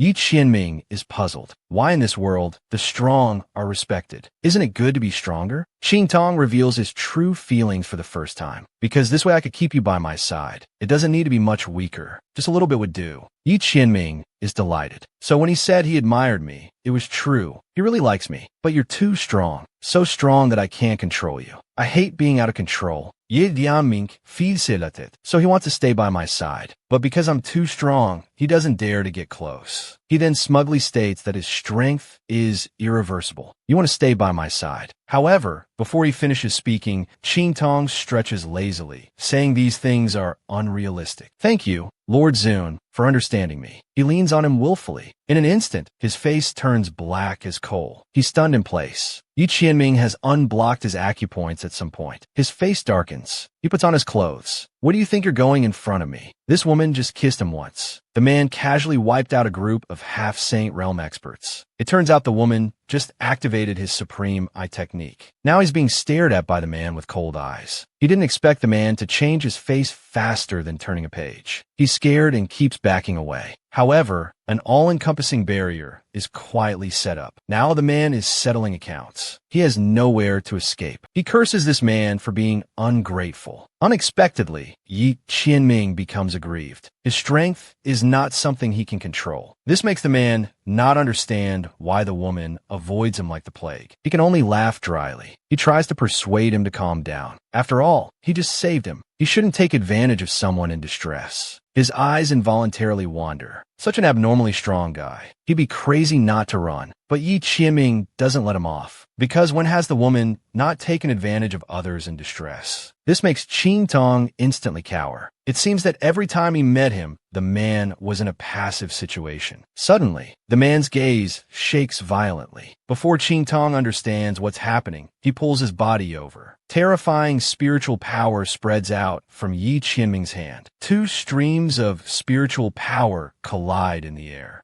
The ground shakes violently from the shockwave. Ching Tong loses his balance. Yi Qianming steadily holds him in his arms. The collision of spiritual powers shatters the barrier with its dispersing force. Looking towards the source of spiritual power, Yi Qianming says calmly, "Ninth Blade, Saint Realm." That's just one step away from the transcendent Saint Realm. Only Xiao Bei, Feng, and you rush over, leaving the others behind. At this moment, Stupid Pig is trembling on Ching Tong's shoulder. These people are stronger than each other. One careless move, and they could die. The man coldly warns, "Stupid Pig, protect your master well. Your little thoughts are not enough in front of me." The pitiful pig nods his head frantically. Suddenly, the man takes a deep breath. He calls out softly, "Tong Tong." Ching Tong is stunned, thinking he misheard. Yi Qianming has already kissed her thin lips. The man's kiss grows more passionate. This irritates Ching Tong. It seems he's become addicted to kissing. A ring is slipped onto his finger while he's distracted. The woman says, "This time, I'll let you escape again." This action confuses him. He wants to take off the ring on his finger. In contrast, the man looks on as if watching a show. This ring has no surprising effect. It can't be removed. Even more shocking to Feng and you. That's the Nine Netherworld Imperial Ring. It not only represents the identity of the future mistress, but also grants the man supreme status and power. Ching Tong doesn't know these things. In his eyes, this is just a tracking device. Just then, a Saint Realm expert attacks. A stream of spiritual power wraps around him, taking him away from this dangerous place. As he leaves, Ching Tong frankly states that changing the meridian paths will allow him to exert his full strength. The man also sees Ching Tong's extraordinary qualities. The mighty Ming Zun actually cares about such a woman, so he must die. Looking at the countless sword lights heading towards Ching Tong, Yi Qianming shouts a warning. His red eyes flash eerily. His figure moves like a lark, dodging all attacks. The man is shocked by this scene and shouts, "Impossible." However, what he faces next is Yi Qianming, an ever-restless, raging dragon. Touch its reverse scale, and you must die. The man just casually raises his hand. The mighty ninth-rank Saint Realm expert is powerless to resist. Who told him to touch the man's secret just now? And now he has brought Yi Qianming's furious revenge. He thought Ching Tong was just talking casually. Unexpectedly, Yi Qianming not only copied everything, but also solved his meridian problem now. Who else can fight Yi Qianming now? The ensuing panic makes him choose to flee. Unfortunately, he's now like a rat in the street. Yi Qianming coldly stares at him, daring to attack Ching Tong. Only death can atone. Just as the man thinks he's about to escape, suddenly, countless wounds burst open on the man's body. The man dies without understanding what happened. He orders Feng and you to dispose of the body cleanly. And now he's going to deal with those small fries. Daring to attack Ching Tong, not one will be spared. He calmly says, "It's time to go back." This startles Feng and you. Xiao Bei is even more anxious. "Master, are you going back to that place?" Getting Yi Qianming's affirmative answer, Feng and you are extremely excited. At this moment, the Tianyu royal family is in chaos. The royal treasury has been robbed. This is a blatant slap in the face. The royal guards hurry to report. The treasury wasn't just robbed, it was emptied. The Tianyu emperor staggers. In his anger, he coughs up blood. The situation has exceeded his understanding. He has no choice but to seek the ancestors' help to catch the thief. Meanwhile, deep in the forest, Ching Tong is secretly distressed. This fire nearly consumed him. Stupid Pig curses him for being foolish. Ching Tong looks like an injured tiger cub, wanting to tear him apart. Not only was he tricked by Yi Qianming, but his future path is now ruined. What's more unexpected is that he used to tease him, but now he's been forcefully kissed in return. Thinking about it, he feels his cheeks burning. Stupid Pig sees Ching Tong almost cooked through. "I feel like you." Ching Tong quickly denies it 3 times, making Stupid Pig even more embarrassed. He quickly changes the subject. "Can you make it so the man can't sense this ring?" But Stupid Pig tells him to give up resisting. This is clearly a matching ring. Now if he wants to find you, it's as easy as turning his hand. If you offer yourself up, you'll fulfill the man's wishes. Suddenly his eyes light up. He has an epiphany. He thinks of a way to solve the problem of this ring. The scene changes. In the Tianyu Palace, the Tianyu Emperor tells the ancestors about the treasury robbery. Qingtong takes off his red robe, places it on the ground, and uses a secret method.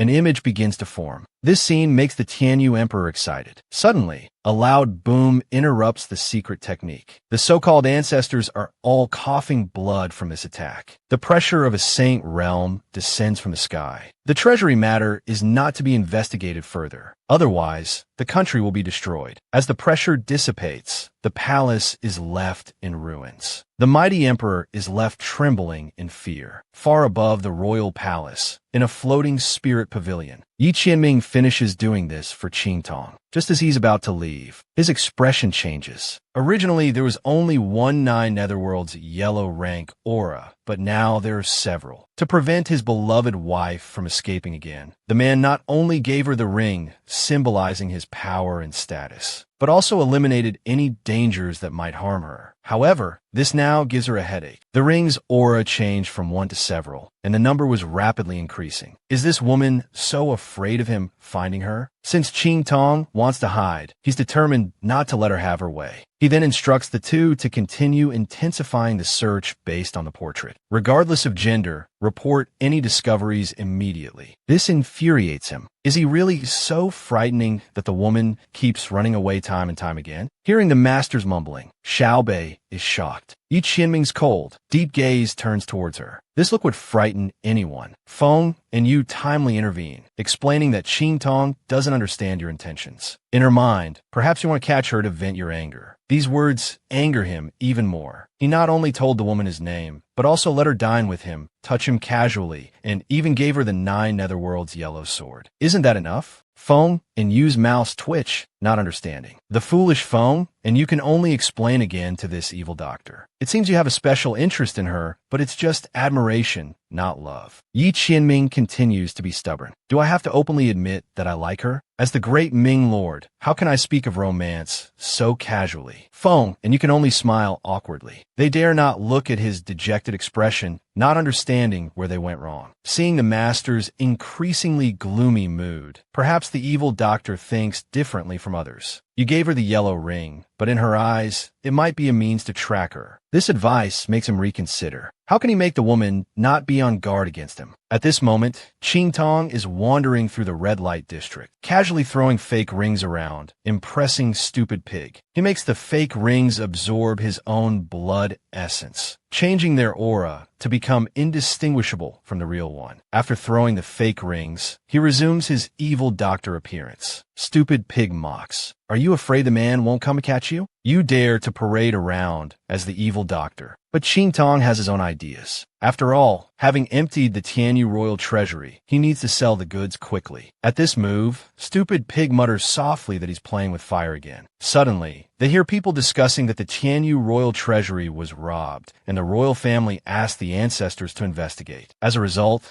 they were severely injured by a mysterious Saint Realm expert, who further ordered them to keep quiet. Otherwise, their entire clan would be wiped out. The man and beast are full of questions. When did he become so powerful? Stupid Pig scoffs. Look at yourself. Are you worthy of being a Saint Realm expert? After much thought, only that man could make the royal family keep quiet about being beaten. Qingtong was originally worried, but now he has no more concerns. With Yi Qianming solving the trouble, these goods should of course be given to the Luo family. Not far away, several assassins are monitoring Qingtong's every move. He naturally knows he's being followed and runs wildly out of the scene. Seeing their cover blown, the assassins give chase. Just as they're puzzled by Qingtong's disappearance, he appears on the city wall. Are you looking for me, girl? He waves his hand casually. A common entrapment formation is set up. However, the assassins mock him with their expressions. In their eyes, crushing this woman is like crushing an ant. Qingtong scans these people. He can't understand why the Supreme Assassins Guild is targeting him, the identity of the evil Dr. Ghost Eye. In contrast, setting up the entrapment formation was just to cover up the fact that he was going to kill them. He was only afraid they might escape. A wicked smile appeared on his lips. He immediately struck out with a sword beam. The assassins, who were just nonchalant, instantly met their demise. By the time they realized what was happening, Qing Tong had turned into a blur and disappeared. Several sword beams struck towards the assassins. The leader instantly became the sole survivor. He spoke calmly. "I'll give you one chance to live. Who sent you?" The assassin hadn't expected Qing Tong to be so troublesome. Despite being at the marshal general level, he posed a threat. Seeing no answer, Qing Tong transformed his sword into its death blade form. Stupid Pig watched as they engaged in another fierce battle. He couldn't understand what the woman was doing. With a divine weapon and royal-level techniques, why was she being pressured by the man? He saw Qing Tong struggling more and more. As her own strength was insufficient, she could die at any moment.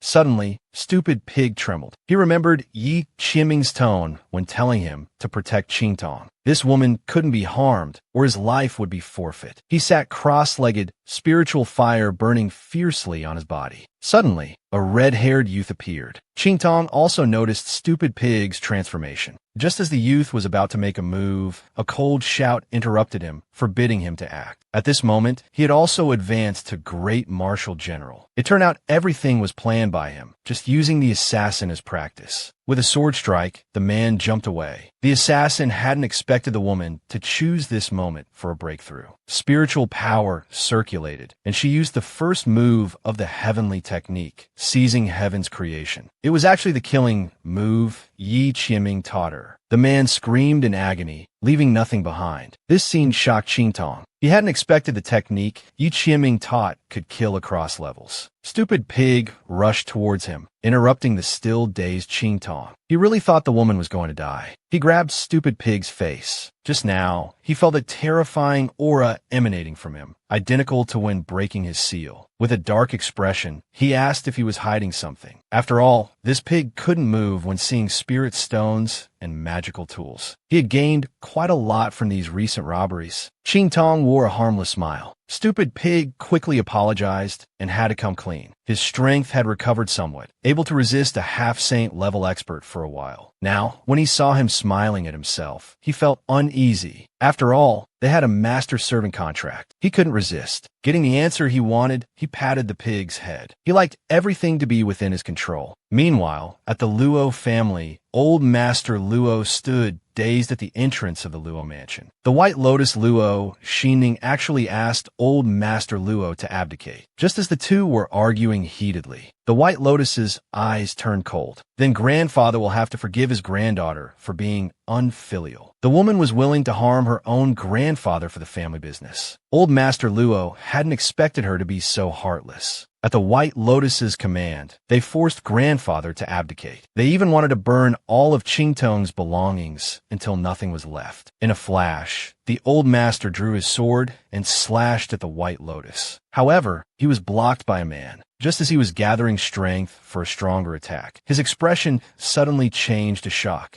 His sword clattered to the ground, followed by violent coughing, blood spilling from his mouth. The White Lotus looked even more smug. She said old bones should just stay put. As several people stepped into the Luo mansion, a golden formation appeared at the gate. A deafening explosion blasted them away. Those who were about to act, risking exposure, couldn't help but admire Qing Tong's reputation as the bronze immortal sword. As the smoke cleared, the White Lotus and her group were in a mess. The man among them cursed Luo Ximing. Not only was her intelligence inaccurate, but she almost cost him his life. The man turned to leave. This made the White Lotus hate Qing Tong even more. Seeing them leave, guards quickly chased from another direction. Deep in the forest, the guards surrounded the two, just as they revealed their identity as members of the Tianyu royal family. They were stabbed through the heart by the guards. As the two died, the guards scoffed at their royal status. They didn't care at all. Just as they were about to leave, strange laughter echoed. As they tensed up, threads began to entangle everyone. Meanwhile, Qing Tong arrived, following the mark left by his battle slave. A guard stumbled towards him, shouting, "Master!" Qingtong's demonic red eyes flashed. A dangerously extreme smile hung on his lips. However, the battle slave frankly said he was afraid of missing the time, so he waited here specifically. He indicated he had important things to tell him. He asked calmly where the others were. Getting the exact location, he set off. As he passed by the man, a wicked smile appeared on his lips. He grabbed the threads in his hand. To his shock,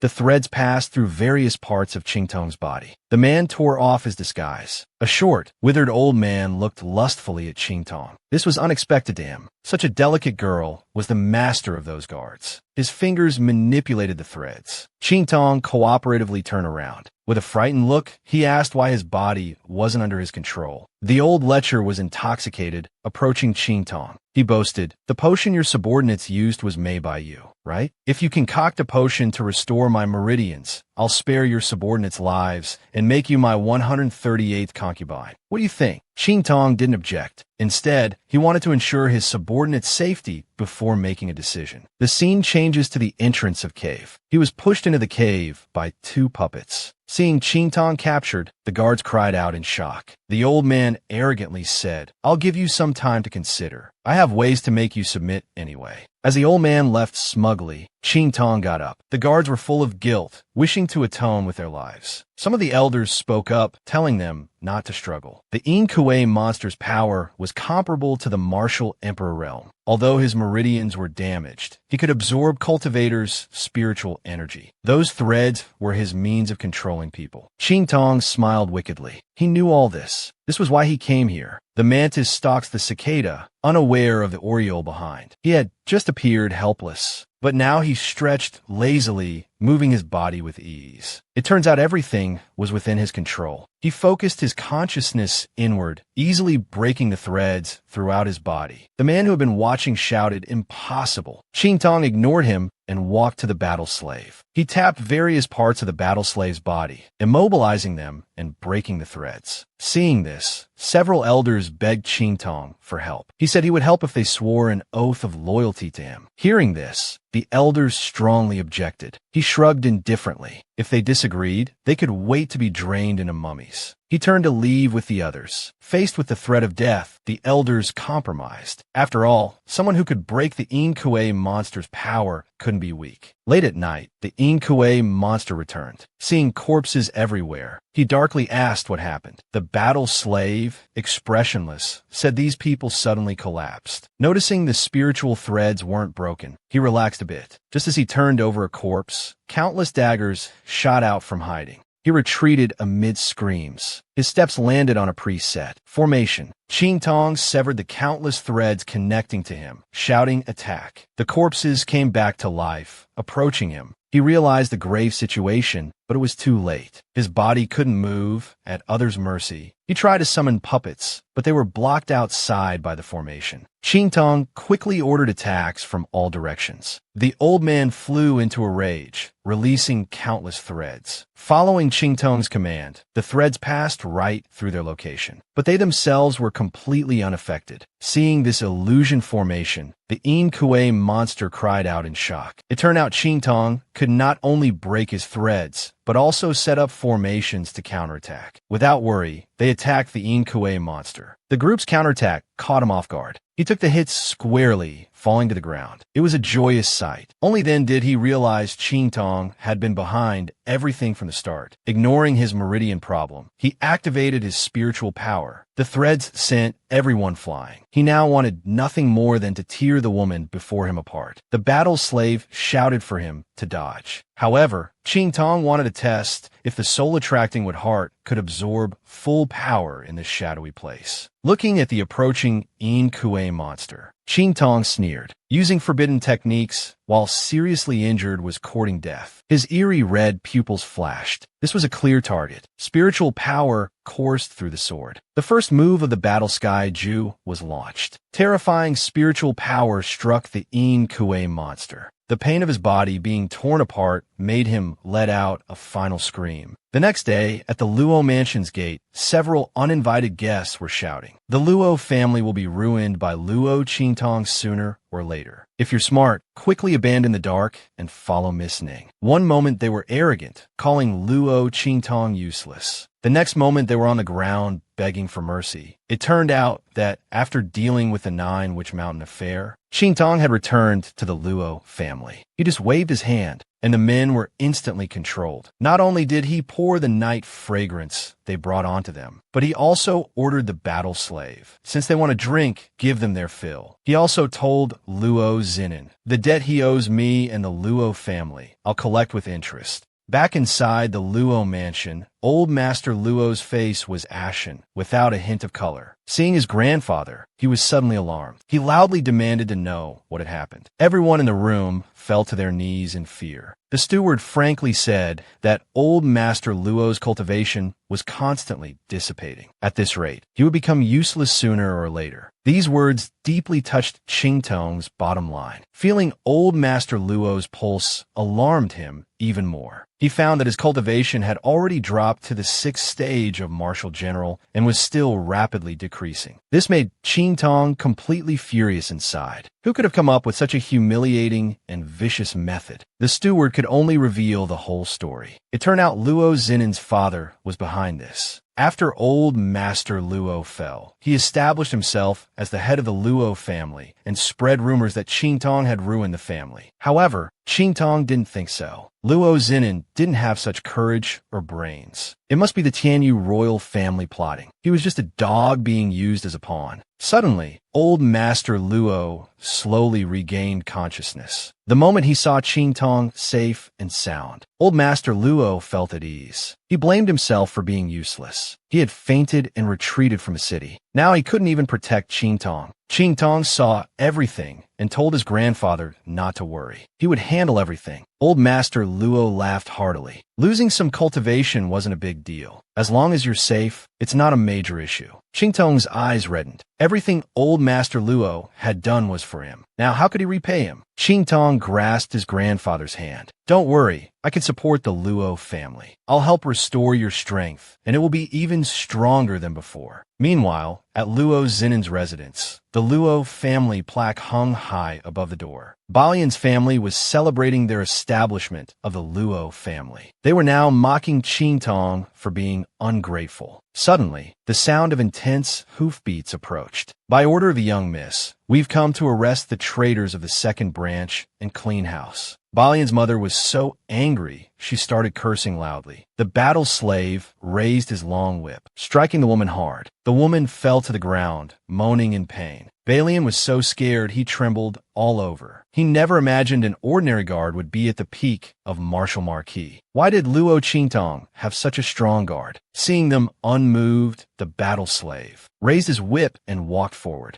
Balian and others retreated continuously in fear. Suddenly, his eyes darted forward. He actually pushed his own father towards the battle slave. As he retreated, he threw out maids and servants one by one. Clearly, he had decided to go all out. Screams of people could be heard from the Luo mansion's gate. The man was locked in the dungeon, but shouted to be released. It turned out the man was the loyal and brave duke appointed by the king, with the Tianyu royal family behind him. Qingtong also learned from the battle slave that Balian had run to the residence of a great Qin academy instructor. When he arrived at the dungeon, he encountered the scene of the man shouting. Qingtong mocked him, saying even his own father was used as a shield, yet he still wanted to be saved. But the man didn't think so. He said all this was Ning'er's temporary measure. Qingtong's eyes turned cold. He wouldn't spare anyone who dared to harm his grandfather, especially those behind it. He cursed the man as worse than a beast, able to do such harm to his own father. Unexpectedly, Luo heir showed no remorse and tried to quibble. Qingtong took out a bottle of medicine from his pocket and handed it to the battle slave.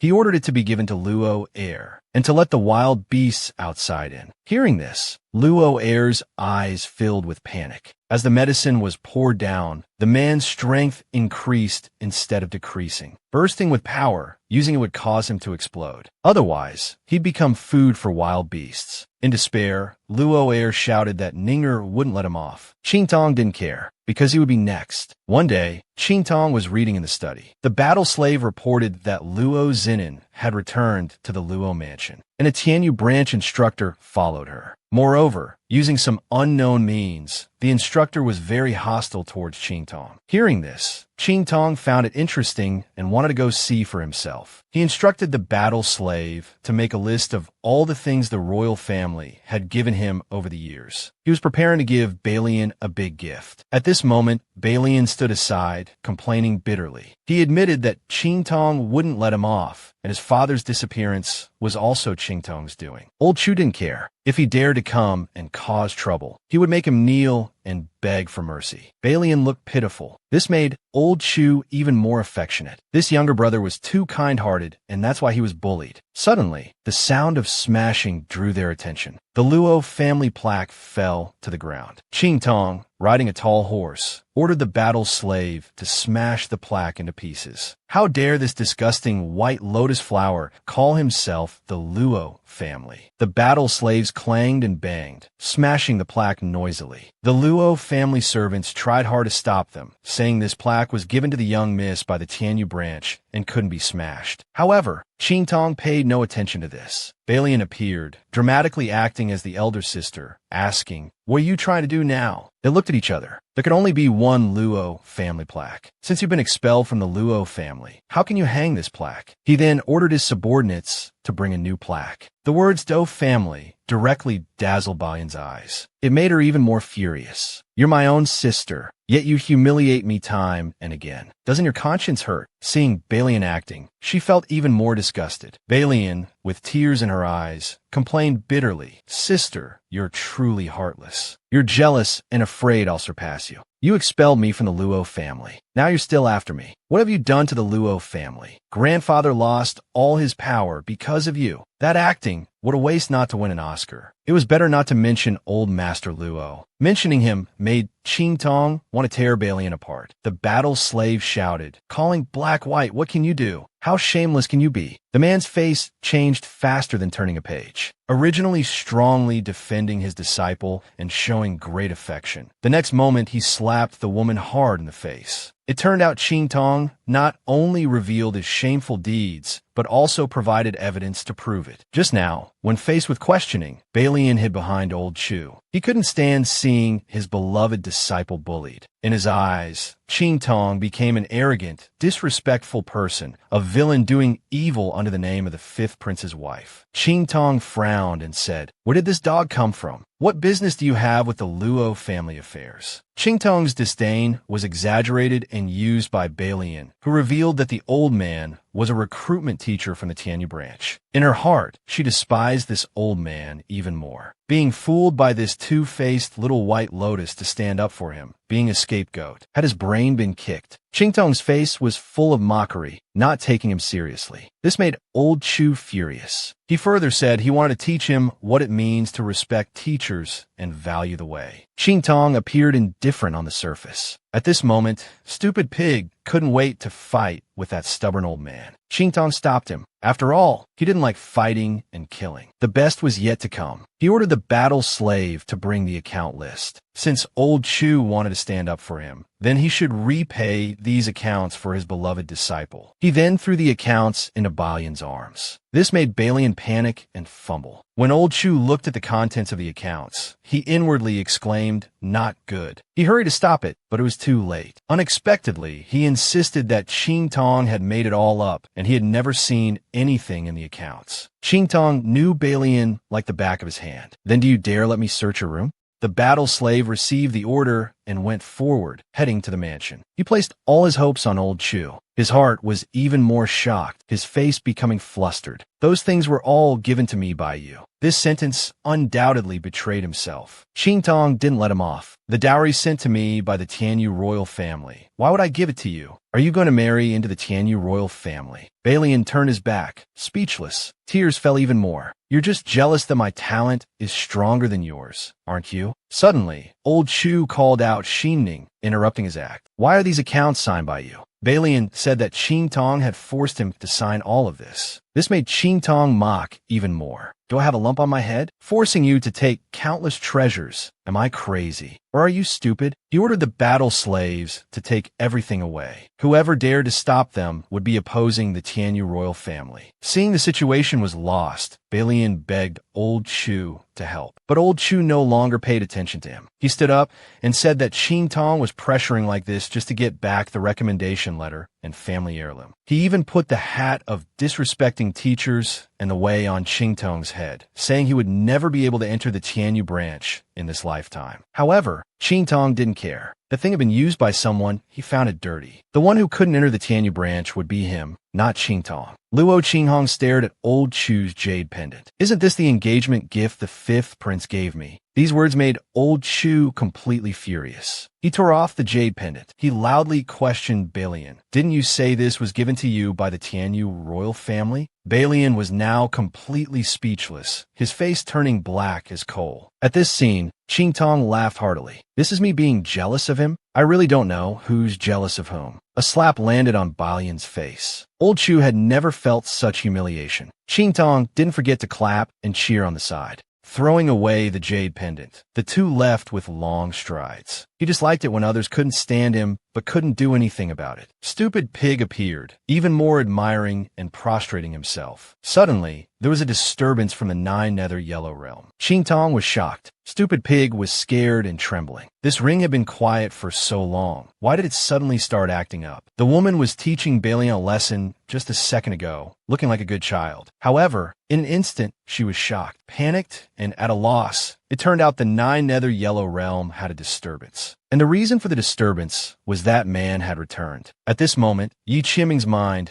was full of Ching Tong's image. Returning to the dark sacred realm, 10,000 people bowed, welcoming the Lord back to the city. The man lightly hummed in response. He waved his hand, signaling everyone to withdraw. Yuelao even teased, saying he thought the man had been lured away by a spirit and wouldn't return. The man raised his hand. The 10 Directions dragon sword on his arm and fingers was exceptionally dazzling. This scene made Yuelao exclaim repeatedly. He originally thought the man was just talking casually. He didn't expect him to actually return to that place. In contrast, Yi Qinming acted as if it was natural. Everything was their own speculation, having nothing to do with him. Yuelao's eyes kept staring at the ring. "Don't tell me you went back just to get this ring. Looks like you were really captivated by that little spirit." At this moment, Xiaobei displayed his fearless spirit, frankly saying that the evil doctor wasn't a spirit. Just as Xiaobei was explaining stupidly, Yi Qiming wished he could hug this fool away. "Who told you I went back because of him?" He inwardly cursed this big mouth. Does this lord not need to save face? The reason he went back was because someone touched his reverse scale. It had nothing to do with Ching Tong. This explanation made Xiaobei unsatisfied. He hurriedly tried to smooth things over, not wanting Xiaobei to speak carelessly again. Only then did Yi Qinming nod repeatedly. Having the heart of a thief, but not the guts, everything was seen in Yuelao's eyes. He even asked if Ching Tong had treated his meridians. Yi Qinming continued to be stubborn. He said he didn't know. This made Yuelao frustrated. He had wanted to meet that extraordinary woman. Suddenly feeling how strong the man's aura was, he felt Yi Qinming's pulse. The meridians were exceptionally fragile, still the same as before. Yi Qinming frankly said this was the method Ching Tong taught him to circulate, avoiding the 3 weakest meridians. These words shocked Yuelao even more. "Aren't you afraid he's deceiving you? Wanting your life?" Yi Qinming suddenly glared at him with a dark expression. "If you dare speak ill of him again, I'll kill you." Yuelao was so frightened, he raised his hands in surrender. Only then did Yi Qinming stop paying attention to him. Late at night, Ching Tong had a worried expression.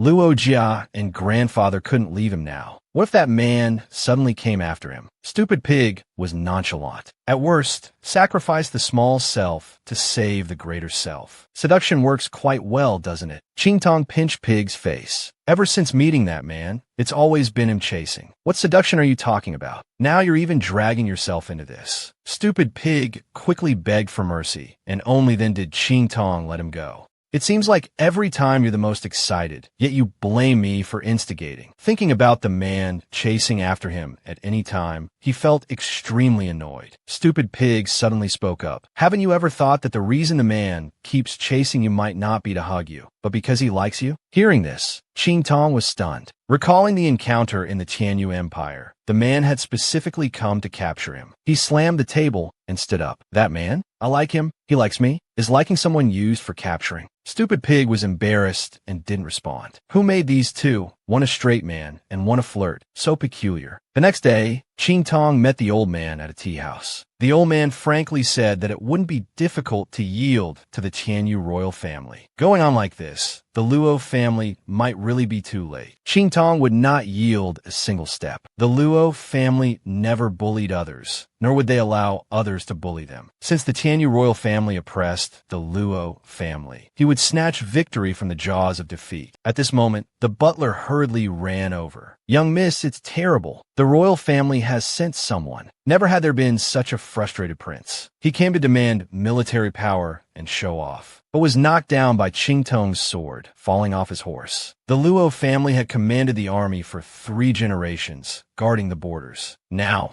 they had fallen to such a state due to the broken engagement. Since they wanted to be the royal family's dogs, Qing Tong naturally wouldn't let them off. He questioned why the man didn't kneel before the future princess consort. Hearing this, the man retorted that Qing Tong should be the one kneeling. Qing Tong calmly asked, "So, is my engagement canceled?" He even accused the man of disrespecting the royal family. The man was left speechless by these words. Qing Tong then ordered him to kneel and pay respects. Reluctantly, he led the others to kneel. Upon rising, he demanded military power from Qing Tong. Little did he know, Qing Tong had already planned for this. If you want power, then follow me to the army's training ground. Arriving at the training ground, everyone knelt. They shouted in unison, "Young miss." Qing Tong stepped forward. The Luo family is in trouble. The Tianyu royal family is coercing us. The army's power will be handed over to the royal family, who is willing to give up their military rank and share hardships with the Luo family. Upon hearing this, the man laughed. Who would give up their military rank for the Luo family? It was undoubtedly a fool's dream. Qing Tong slapped the man. He was stunned by this sudden slap. A prince being slapped in front of the army made the man's face darken. But Qing Tong only mocked him. If you want to be a dog, be prepared to be hit. At this moment, a man from the army stepped forward. This soldier is willing to follow the Luo family. With someone taking the lead, more and more voices echoed in agreement. Seeing this, Qing Tong felt reassured and changed his tone. Strip those who didn't agree. This undoubtedly threw a bomb into the army. Since the army is now under royal control, what belongs to the Luo family must be taken back. Everything you wear, eat, and use comes from the Luo family. Following Qing Tong's order, the man's face looked constipated as he loudly tried to stop it. However, there was no turning back. The army had already split into 2 factions. Qing Tong took out a packet of medicine from his bosom. Holding in his hand, he activated his spiritual power. The medicinal powder dispersed in the wind. Upon inhaling it, everyone's legs turned to jelly. He was very satisfied with this effect. Now we can take back what belongs to the Luo family. He tossed the military tally to the man like trash. The man's face was as black as the bottom of a pot. Luo Qing Tong, you will regret today's actions. Qing Tong didn't take this threat seriously at all. Meanwhile, Feng and you arrived at the pigsty where the fake ring was hidden. The two embraced tightly. However, the moment they picked up the ring, it exploded in Xiaobei's hand with a loud bang. Qing Tong's mischievous message left them speechless. Their expressions varied due to this childish behavior. At night, inside the Mingzuan palace, Yi Qianming looked at the ring in his hand. He kissed the surface of the ring and slowly drifted off to sleep. At this moment, Qing Tong and the stupid pig were already sound asleep. Suddenly, he opened his eyes. Looking at this unfamiliar place, he was momentarily stunned. Rubbing his sleepy eyes, he wondered where he was. Curiously, he thought, am I in my dream?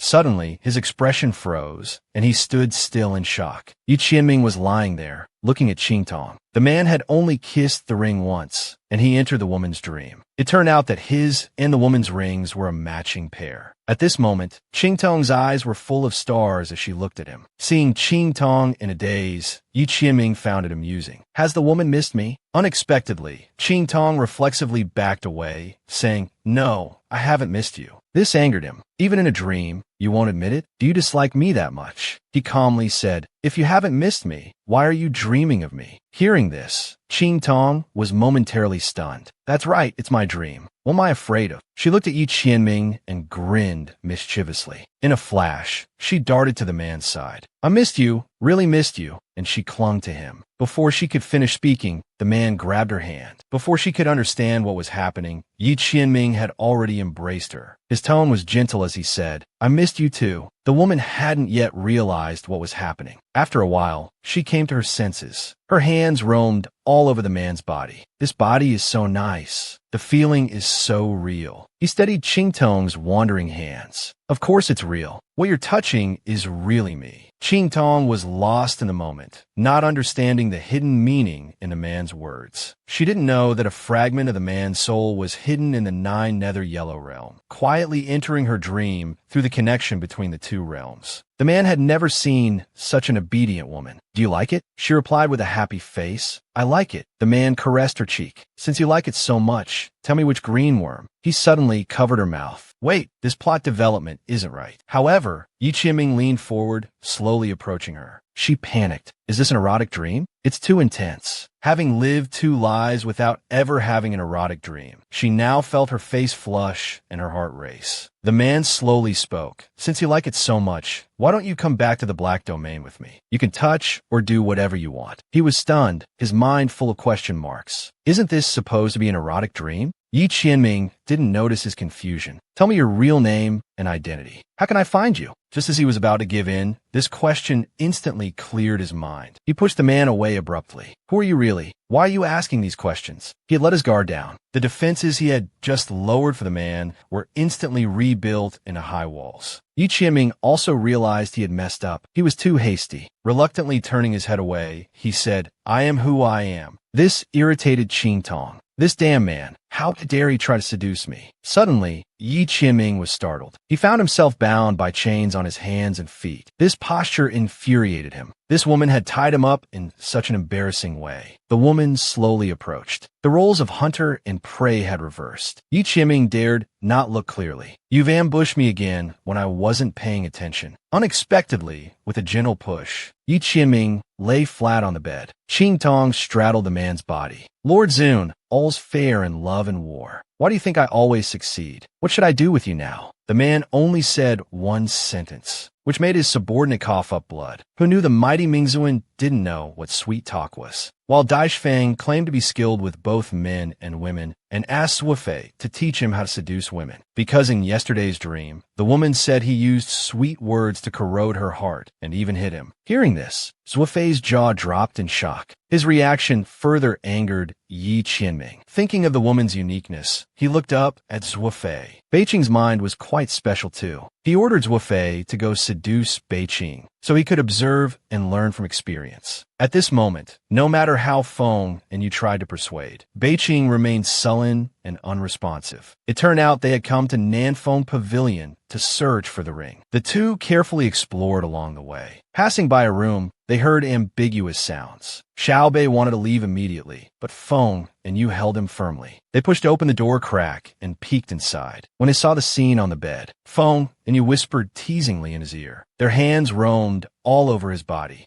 They even pinched a certain spot. Xiaobei suddenly shook off their hands, angrily leaving Nanfeng Pavilion. However, as he went downstairs, he saw an even more embarrassing scene. This instantly petrified him. A beautiful madam grabbed him and winked flirtatiously. Come play, sir. She even leaned her whole body against Xiaobei. Feng and you came downstairs just in time to see this scene. Xiaobei recoiled as if avoiding a snake or scorpion, instinctively pulling away. Unexpectedly, the madam grabbed his hand and placed it on her chest. Xiaobei forcefully pushed her away, shouting disgusting loudly. He strode away quickly. The madam had just gotten up, not understanding what happened. Feng and you knock her down to the ground. Don't touch other people's things. Be careful not to lose your hands. They coldly threatened, then turned to chase after Bei-ching, who had left. Now, no matter how Feng and you apologized, Xiaobei kept a dark face and ignored them. They were so anxious that tears welled up in their eyes. Xiaobei finally spoke, saying that they had gone too far this time. In contrast, Feng and you kept apologizing, begging Xiaobei to forgive them. The naive one didn't understand their hearts. He said not to do this again next time. Feng and you knew they had to take things step by step. As the two continued searching for the ring, Xiaobei's gaze drifted towards Feng and you. He suddenly asked, "Do you think it's normal for a man to be with a man?" The unexpected question stunned Feng and you. They asked back, "Isn't it normal? Do you find it disgusting?" Unexpectedly, he immediately changed to a disgusted expression. "Of course it's disgusting. Who would want to do such a thing?" Hearing this, Feng and you were thunderstruck, speechless for a long time. But then Xiaobei launched into a fierce rant. This deeply hurt Feng and Yu's hearts, because only they knew their feelings for Xiaobei. They wanted to do those things. He stared at Feng and Yu with wide eyes. However, this gaze deeply hurt them. "Don't look at me like I'm some kind of monster," Xiaobei urgently wanted to explain. But Feng and Yu disappeared in a flash of light, leaving only a confused expression frozen in place. Meanwhile, Qingtong arrived at the cave of the Ingui old monster on Mount Jiuyou. Seeing Qingtong arrive, everyone shouted, "Master!" This made Qingtong very satisfied. Stupid Pig had a lofty air. These subordinates weren't raised for nothing. Getting Qingtong's approval, the elder requested to rename this place. Everyone knows he's evil. In the name of the ghost child, this place would be evil. It would be called Tianxia Valley to outsiders, and they would be Tianxia generals. Then he took out the Sumeru ring and casually tossed it. The treasury of the Tianyu royal family came into view. The woman just randomly threw a bunch of herbs into the furnace. The next second, it exploded into a black coal ball. It turned out she was refining medicine just now. Having just handed over the royal treasury to his subordinates, he let them use the resources to develop. He also gave them the Sumeru ring. He provided a list of medicinal ingredients to search for in the treasury. As time passed, he put the herbs into the furnace according to the book's instructions. Stupid Pig couldn't help but wonder, do you actually know how to refine pills? Of course, he didn't. He was just following the book's instructions. To help his grandfather recover, he could only refine pills. The most crucial step was infusing them with the power of heaven and earth at the end. This was necessary to maximize the pill's effectiveness. As the herbs were added in order, the roof of the room was suddenly blown off. The person and the beast stared wide-eyed, frozen in place. Just like that, explosions could be heard every now and then in Tianxia Valley. Since the last explosion, Little Pig had been hiding far away. Now he laughed heartily, seeing Qingtong so disheveled for the first time. But he didn't notice a furnace floating down from the sky. Unsurprisingly, it crushed him under it, eliciting a pig-like squeal. At night, the pills took shape. The fragrance spread, and Qingtong woke up suddenly at the smell. The moment he saw the pills were ready, he shouted excitedly, "Finally succeeded!" Little Pig also congratulated him. After all, who knows how many batches had exploded and how many herbs were wasted. Finally, he wouldn't have to accompany him in fear anymore. But Qingtong planned to refine them all at once. This made Little Pig stumble and fall on the table. Meanwhile, he was only missing one ingredient for the medicine to treat his eyes. Pig's hooves rummaged around messily. He urged him to quickly check which herb was missing. The pig's hoof knocked over a wooden box. The messy search made Qingtong think he was causing trouble.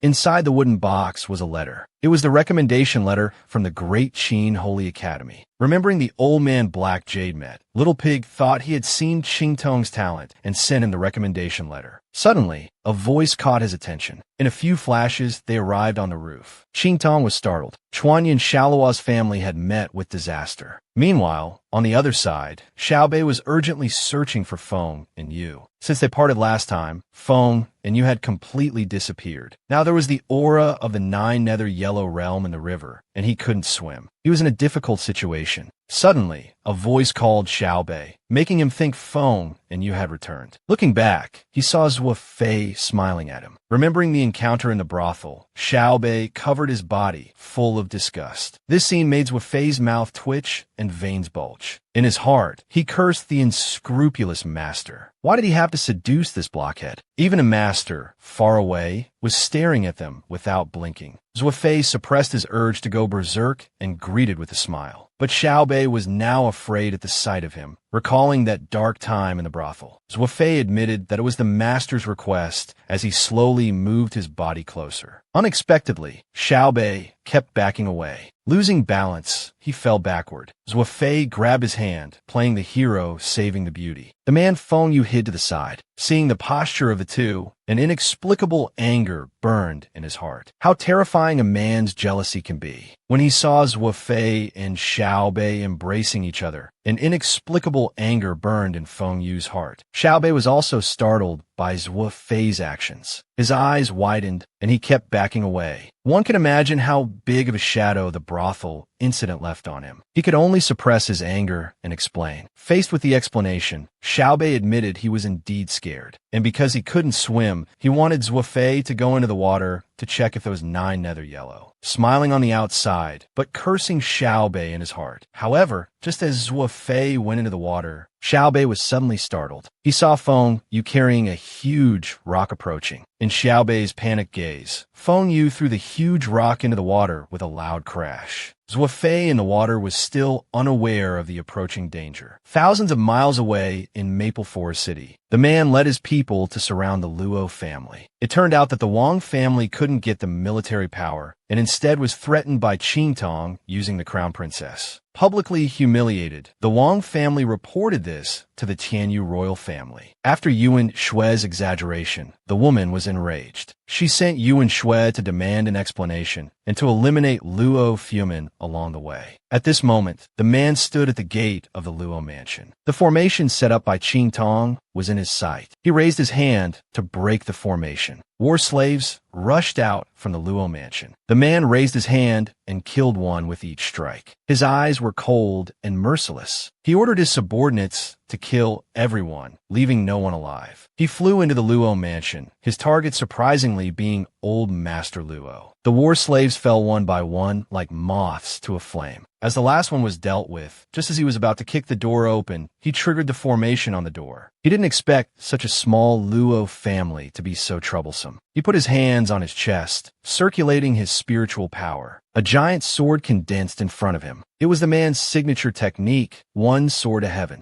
In the blink of an eye, a sword light slashed out from the two elements sword. It directly shattered the giant spiritual sword. Qingtong, dressed in evil attire, appeared in front of the man. Countless shadows descended within Lin Prefecture. He instructed his subordinates to arrange for the wounded and kill all intruders. Little Pig was worried about Qingtong's body at this moment. After all, he had just taken so many pills. But Qingtong didn't care. The man also didn't expect the evil Dr. Ghostchild to stand up for the Luo family. After all, the evil doctor's identity was too sensitive. He could only step forward and ask if there was some misunderstanding. The two elements sword quietly transformed from a life blade to a death blade. Red pupils scattered coldness. Cold killing intent stirred. Those who enter the Luo house shall die. The man could only reveal his identity. He was the uncle of Yuan Su from the Tianyu royal family. Hearing this, Qingtong's killing intent became even more intense. The sword technique the man just used was replicated by Qingtong and flew towards the man. As the smoke cleared, the man was protected by a precious armor. Little Pig reminded Qingtong to be careful, as it was a martial emperor-level treasure armor. The man laughed wildly, insisting on pressing forward. He no longer held back. The life blade slashed at the man's body, but it couldn't harm the man at all. He raised his fist and attacked Qingtong, directly sending him flying. A fierce tiger materialized behind the man. Blazing tiger roar fist. The fierce tiger pounced. Kneeling on one knee, Qingtong retreated. Little Pig was so angry that he revealed his form. Even a pig gets fierce when provoked. You think I'm easy to bully? He told Qingtong to remove the seal, wanting to teach the man a lesson. This was a self-proclaimed ancient divine pig. Don't be fooled by his harmless appearance. When he gets angry, you'll know how terrifying he is. Qingtong removed the seal on the stupid pig. A humanoid creature appeared, staring at the fierce tiger. This was also the first time Qingtong saw the stupid pig's true form. He only saw the red-haired youth lightly touch the fierce tiger with his palm. The fierce tiger that had just embarrassed the man instantly dissipated. The youth, with its sunder attitude, said, "Today, I'll make you reincarnate as a human." This scene frightened the man so much that he trembled, shouting impossible. The woman removed her mask, revealing a wicked smile. deluding the man. When he saw the woman's face clearly, Pei Ji was terrified. How can you possibly be Luo Qingtong? The man's expression of extreme shock was fully captured in his eyes. Ordering the stupid pig to attack made the man even more desperate. He didn't consider turning to run. However, countless streams of spiritual power pierced the clouds.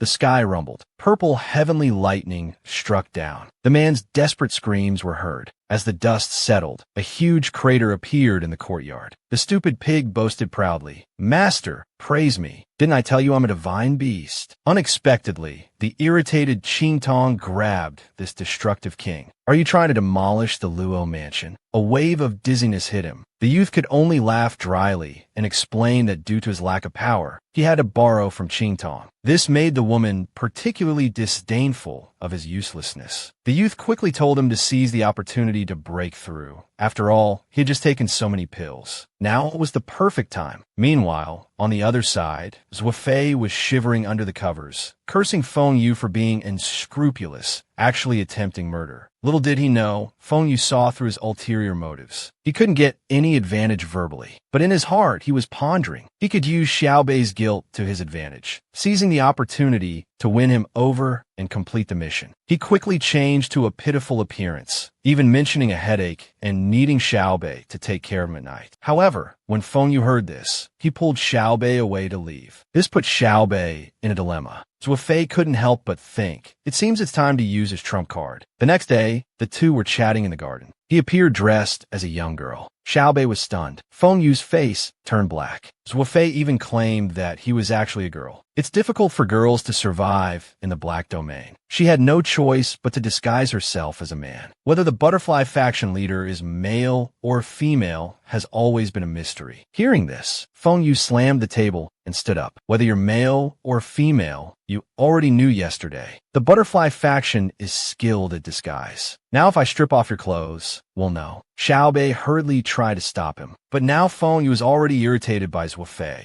He knew his goal was Bei Qi. He shook off Xiaobei. With a rip, he tore open Zhuofei's clothes. He saw a lump of flesh protruding from the chest. Xiaobei was so scared his eyes glazed over. Zhuofei covered his chest with both hands, shouting, "Pervert!" just as Feng Yu was about to further strip Zhuofei's clothes. Xiaobei hugged him from behind, saying, "Don't go crazy. What are you doing?" In contrast, Zhuofei adjusted his clothes, cursing Feng Yu for being shameless. His eyes were full of disgust. This undoubtedly angered Feng Yu. He was about to tear off Zhuofei's disguise again. A crisp slap landed on Feng Yu's face. Xiaobei even said, "How can you treat a girl like this?" This slap instantly stunned Feng Yu. Zhuofei was causing a scene on the side, banging his head against a tree, tears flowing freely. "I can't live anymore. How can I get married in the future?" Xiaobei was now completely confused. He couldn't ignore Zhuofei, and he could not persuade Feng Yu. With a sigh, he thought, "This is good too. In the end, I still lost to gender." Feng Yu turned and disappeared in a flash of light. Zhuofei also revealed a smile of successful trickery. But why did his conscience hurt a little? Such a cute, sexy, and flirtatious person confessing to you. Who wouldn't like it? However, Xiaobei had a serious face. He sincerely apologized to him. "Feng Yu stripping your clothes? He must be sick." However, the sincere apology was met with Zhuofei's unreasonable demands. He insisted that Xiaobei take responsibility. These words left Xiaobei completely dumbfounded. He suppressed his anger, pulled down his clothes, preparing to seduce him. But unexpectedly, he was covered with a blanket to hide his exposed body. The seduction failed, so he could only resort to verbal attacks. "Can't you see I did all this because I like you?" The word "like" made Xiaobei's face change dramatically. Although he was clumsy, he wasn't stupid. In the past, he had often been disliked for his clumsiness. However, Zhuofei insisted that women always say the opposite of what they mean. Dislike means like. Hearing this, Xiaobei firmly said, "No, I don't like you." Far away, Yi Qiming saw this scene. He shook his head and sighed repeatedly, shouting that Zhuofei was too useless. Indeed, he himself had already done well enough. On the other side, Qingtong's realm had finally stabilized. Little Pig congratulated him on officially entering the Martial Marquis realm.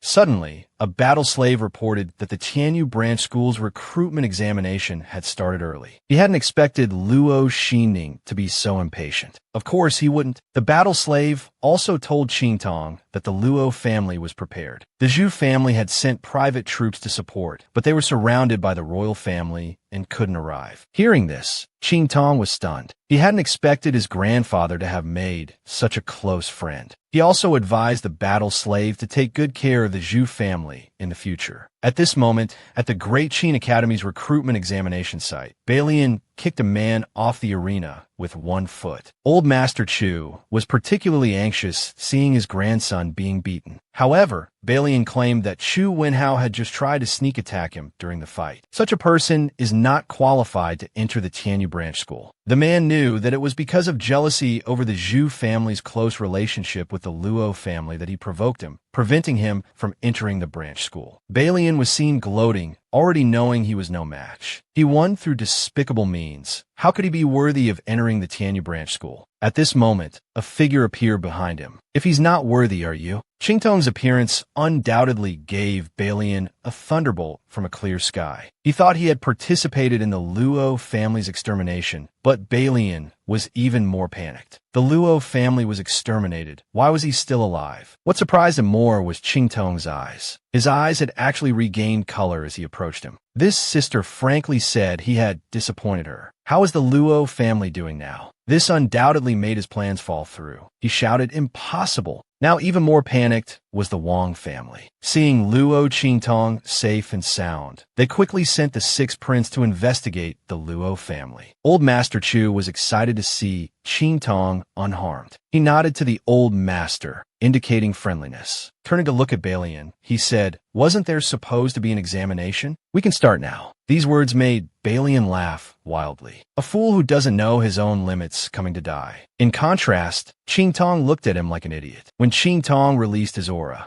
Balian was instantly stunned, frozen in place. It was actually the Martial Marquis realm. How could he look down on him now? At this moment, Beiqing was staring at the map. In contrast, Zhuofei was looking sideways, staring at him without blinking. To complete the task assigned by Lord Zun, he came up with another vicious plan. He picked up a stone. After some gesturing, since he wouldn't die, he might as well knock him into the water and play the hero, saving the beauty. When Xiaobei turned around to ask him to go into the water to search, the stone flew out and hit him. Xiaobei, full of confusion, fell into the water with a shocked look. The person responsible was completely bewildered. How did this blockhead suddenly turn around? Who wouldn't love this CP? Xiaobei accidentally fell into the water, and Feng Yu risked his life to save him. Only he knew how much Xiaobei feared water. Zhuofei was full of embarrassment, claiming he was just about to rescue him, but Feng Yu beat him to it. Feng Yu glared angrily, questioning why he wanted to hurt Xiaobei. If anything happened to him, he would make him accompany Xiaobei in death. He was indeed in the wrong. He offered a medicinal pill, but Feng Yu mercilessly knocked it away. He even transferred his own spiritual energy to Xiaobei, but Xiaobei still showed no signs of waking up. This made him panic.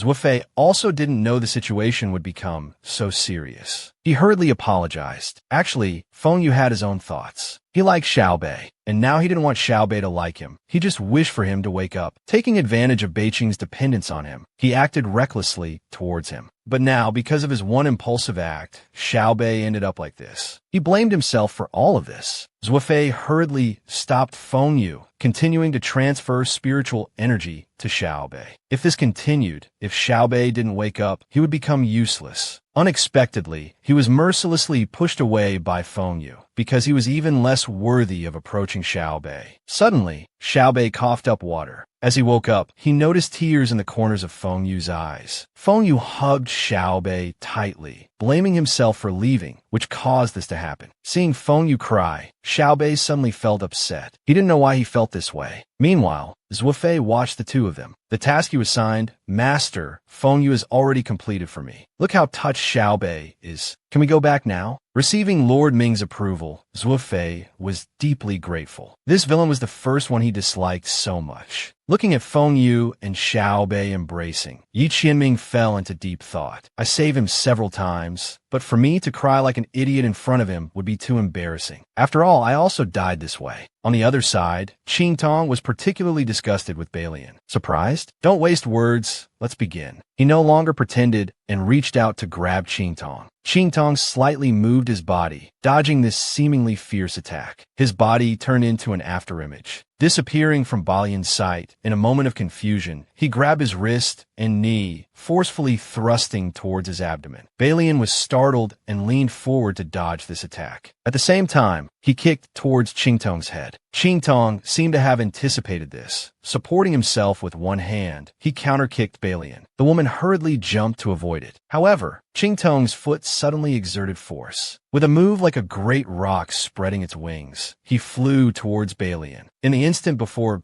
Balian landed, he grabbed her shoulder. He violently slammed her from midair to the ground. He even mocked her weakness, asking if this was all she was capable of. The two engaged in combat again. In an instant, Balian was completely overwhelmed by Qing Tong, even coughing up blood. Master Shui hadn't expected his beloved disciple to be so incompetent. She claimed to be the genius of this generation, but now it seemed truly embarrassing. In contrast, Qing Tong's steps were light, while Balian was on the verge of collapse. Is this your true strength? Qing Tong's tone was full of mockery. Unexpectedly, Balian's face twisted in anger. I should have killed you back on Mount Jiawu. I truly regret letting you live until today. Then her body's aura suddenly surged, emitting several terrifying forces. Qing Tong's figure suddenly flashed back, avoiding these malevolent forces. At this moment, Balian was clearly wearing the family heirloom armor. She frantically lunged at Qing Tong, shouting, "Luo Qing Tong, I'll take your life today." Qing Tong tilted his face to dodge this furious attack. A punch shattered the edge of the arena with Balian's strike, showing its immense power. Unexpectedly, Balian's face was full of ferocity as she attacked again. His eyes were blood-red and demonic, glaring at Balian. The woman felt as if she was in hell. The overwhelming killing intent left her stunned on the spot. These were blood-red eyes. Only those who had experienced countless killings could have such terrifying eyes. Just one glare, and the woman felt like she was in hell. Taking advantage of this opportunity, he kicked towards Balian. He even cursed her for being useless, actually using the things his parents left him to kill him. Balian stumbled from the kick, almost falling. Qing Tong's foot stomped on the ground, leaving a trace of coldness as he rushed towards Balian. The pupil technique in his eyes had already found the vital point of the treasure armor. With a boom, it instantly penetrated the treasure armor and struck Balian. She coughed up blood violently. The treasure armor fell off. She crashed heavily onto the arena. Before she could struggle to get up, he raised his foot and stomped hard on her back. With a crisp sound, her spine was instantly broken. This kick was to repay you on behalf of my original self. Then another kick shattered her dantian. This kick was to repay you on behalf of my grandfather. At this moment, Balian completely passed out. Seeing his beloved disciple humiliated, Master Su shouted for him to stop. He flew to his beloved disciple's side. He loudly questioned, "You've already won. Why use such heavy-handed methods? Isn't this too cruel?" Unexpectedly, Qing Tong showed no fear. He said this was just eliminating traitors of the Luo family. Suddenly realizing that it might not be appropriate to be too harsh here, he ordered the battle slaves to take the person away. At this moment, Master Chu was secretly shocked to be so ruthless to his own sister. Am I also considered an accomplice in his eyes? Thinking of this, his eyes became fierce. This woman cannot be allowed to live. As Qing Tong turned around, Master Chu suddenly attacked. This startled Qing Tong. Old Master Chu hurriedly came forward to stop him. The man said, "I didn't expect a Holy Academy instructor to do such a shameful thing." The two immediately began fighting. He quietly activated his bronze power, instantly seeing through Master Chu's weaknesses from top to bottom. Then several silent energy streams flew towards the two, hitting various parts of Master Chu's body. A few more hit old Master Chu.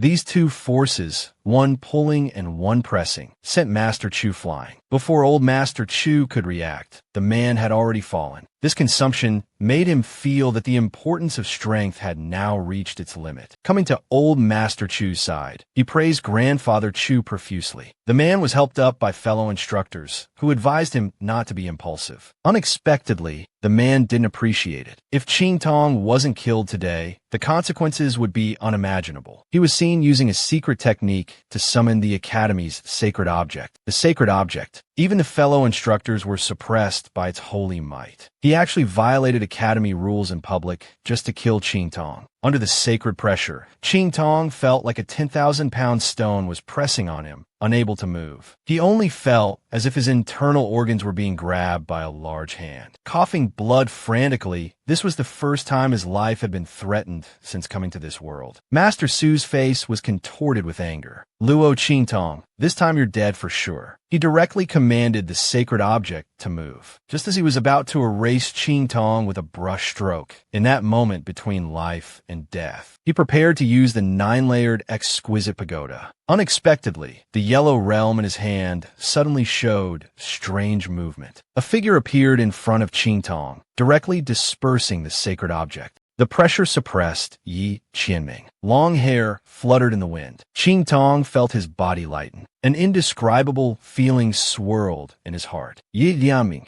The man was in an excited state, shouting Luo Qing Tong. Godi. At this moment, Ming Zun's eyes were cold, glaring at the man who wanted to kill his beloved wife. Who are you telling to die? 1 second ago, he was tall, imposing, and handsome, the great Lord Ming Zun. The next second, he turned into a child's appearance. It turned out that at the critical moment between life and death, a strand of Ming Zun's soul hidden in the yellow realm raised his hand and destroyed the summoned sacred brush. Olke also turned to ashes along with Yi Qianming's power. This scene stunned the accompanying instructors. The two caught in the corner of his "I were scared like chickens," hurriedly waving their hands to indicate. It was all old Chu's doing. Yi Qianming already knew this point while in the yellow realm. At this moment, Qing Tong came to his senses. His violent coughing caught the man's attention. He thought to himself, this is bad. Now that my identity is exposed, what if this man captures me? Suddenly, he noticed Yi Qianming's body was transparent. Only then did he realize this was a strand of soul from his true body. If this soul strand returned to the true body, all of his secrets would be exposed. Yi Qianming came to his side. Luo Qing Tong, you're called Luo Qing Tong? But now he was sweating profusely. How could he trap this soul strand? Suddenly, he thought of an item, the 1,000-year soul-attracting wood core. He deliberately dodged Yi Qianming's outstretched hand. Pretending not to know him, he kowtowed with a thud, saying, "Thank you, Senior, for saving me." Quietly, he summoned the soul-attracting wood core in his hand. Yi Qianming was stunned by this action. How did he become a senior? Suddenly, his eyes focused. In his confusion, he turned into a blur and disappeared. This soul strand was drawn into the wood core by the soul-attracting wood. Raising his head, he began to act. Grandfather Chu hurriedly helped Qing Tong up, asking if he knew that powerful expert just now. Qing Tong pretended not to know. If I knew him, why would the Luo family have suffered? These words made the fellow instructors sigh in relief. After all, just a strand of soul was so frightening. The royal family was even more terrified, relieved that this woman didn't know him. Otherwise, it would have been over. The Branch Academy instructor announced Qing Tong had passed the test and told him to report to the academy in a month. Chu Wenhao also got the chance to enter the Branch Academy. That night in Qing Tong's room, Yi Qianming, in a childish voice, asked Qing Tong to release him. Qing Tong giggled stupidly while looking at him. This scene angered the man. I came from afar to save you, and now you imprison me? How ungrateful. Unexpectedly, Qing Tong asked, don't you like staying by my side? This caught Ming Zun off guard. He seemed to like it, and now he could stay on his bed. These all belonged to his private space. His face couldn't help but turn increasingly rosy. Qing Tong continued to entice him. Why don't you just stay by my side like this? At this moment, Yi Qianming became Sundara. This appearance is too embarrassing. He struggled, asking Qing Tong to let him go. Qing Tong became playful. After all, who wouldn't love such an adorable, charming husband? The more he looked, the more he liked it. He frankly said, I can release you, but I can't let you go. Then the spiritual energy binding him dissipated, slowly entering the soul-attracting wood core. After being freed, Yi Tianming sat on the bed, questioning him in a childish voice. You're clearly called Luo Qing Tong, yet you lied to me, saying you're Luo Qi. This scene made Qing Tong even more unable to resist. Luo Qi was his real name, and also the only name exclusive to Yi Tianming. Hearing this, he was lost in thought. Looking at the woman, an extremely adorable smile hung on his lips. So this is my exclusive name. Thousands of miles away in Linkachong, Yi Tianming clenched his fist, furious. It was a woman who gave him a headache. Now in the Yellow Realm, that strand of soul had completely lost contact with him. He couldn't feel it, couldn't call it back. He had saved her. Why didn't she understand his feelings until now? Xiao Bei and the other ran into Linkachong excitedly. Master, good news. He quickly composed himself to avoid being discovered by the two. Xiao Bei revealed that they had discovered Xie Yi's whereabouts in the Tianyu Empire. Hearing this, Yi Qianming ordered the two to investigate and also warn those who didn't know their place. Otherwise, they would be eliminated. Who could have imagined that this soft, cute, and obedient child was the absolute master of this continent? Ming Zun was now being thoroughly cuddled in the woman's arms. Although he struggled in her embrace, he thoroughly enjoyed this moment. He had proposed more than once to let him go back, but was rejected by the woman 3 times. It was precisely because of the 1,000-year soul-attracting wood core that the connection between the Yellow Realm and his true body could be severed. Now, she just wanted to keep the man by her side. The woman's frankness left Ming Zun at a loss. He was more certain that the woman definitely liked him. He just didn't understand why she was unwilling to return to the Black Domain with him. While the man made a big fuss about wanting to catch her, he didn't consider her feelings. What would happen if she was really caught? The man looked smug. If I catch her, I'll punish her severely. Make her stay by my side for life. This vicious punishment made the woman fearful. Although it was a punishment, it unintentionally revealed how much Yi Qianming cared. She pinched the man's cheeks. Just stay by my side contentedly now. Then she took out a pill that nourished soul power and handed it to Yi Qianming. He opened his little mouth and ate it. Only Qingtong had such treatment across the entire continent. Who could have imagined that the cold-blooded and ruthless Ming Zun could be so adorable and obedient? This scene made the woman even more unable to resist, revealing a motherly smile. And his soul power body also became solidified into a physical form. The pill was also improved by himself based on an ancient formula. He was the first test subject. Hearing this, Yi Qianming calmly advised him that alchemy matters should not be disclosed. Use the agreement identity for everything external. If anything happens, Qing will take care of everything. Qingtong's heart was deeply touched. He stared blankly at Yi Qianming. For the first time, he obediently agreed. This was the second time the man had warned him. If the first time was sweet talk,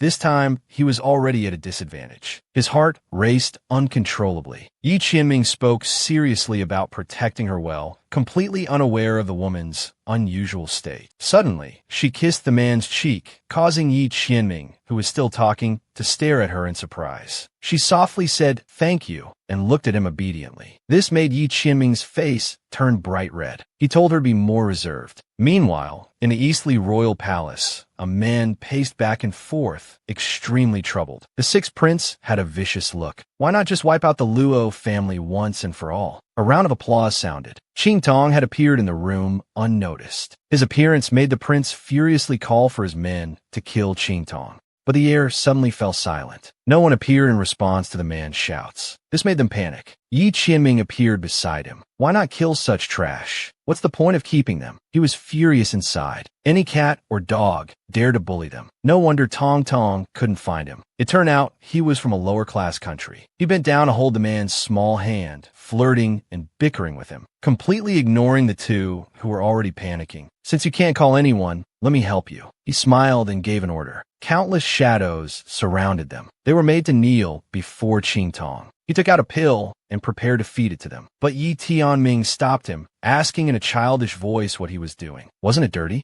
The Tsundere Ming Zun was irresistible. He quickly surrendered. A battle slave took the pill and stuffed it into the man's mouth. This barely satisfied Yi Tianming. He even educated him about self-love. He couldn't help but be curious why Qingtong didn't kill them. He frankly said this would be more painful than killing them. They would need an antidote every 3 days from now on. Otherwise, they would die from the poison. Such viciousness, he thought the man would dislike him. Unexpectedly, not only did Yi Qianming not dislike it, he felt it was too light. Grinding the bones of those who bullied him to dust wouldn't be enough. This scene left Qing Tong stunned. On the other side, Yi Qianming's true self arrived at the headquarters of the Great Qin Holy Academy in the Holy City. He flipped his hand to reveal the saint's brush, with a bit of spiritual energy remaining. He directly stated that this energy had hurt someone important to him. How would they explain this to him? What could make the Supreme Ming Zun bleed from his nose and mouth in public? He originally wanted to confront the elder. Now he had to lower his head and avoid looking at him. Yi Qianming hurriedly left the holy city. This left Xiao Bei and the others stunned. The master actually had a nosebleed. It turned out that at this moment, Qing Tong was taking a bath. The man was staring at the woman without blinking. The split soul and the main body were originally one. At this moment, the split soul was watching blood flow from his nose, completely unaware. Qing Tong, emerging from the bath, was wiping her water-soaked hair. When she looked at Yi Qianming, she was stunned. At this moment, the man's soul power was dispersing, on the verge of disappearing. Frightened, she quickly hugged the man, not understanding what was happening. She fed him a soul-stabilizing pill to stabilize his soul body. Finally, she pulled him back from the brink. Suddenly, he squirmed and struggled in her arms, asking to be let go. This made Qing Tong flustered. He had completely forgotten that although he was small, he was still an adult. When a loved one bathes in front of you, the impact is self-explanatory. This struggle made Qing Tong even more nervous, fearing he might have another accident. He pushed hard.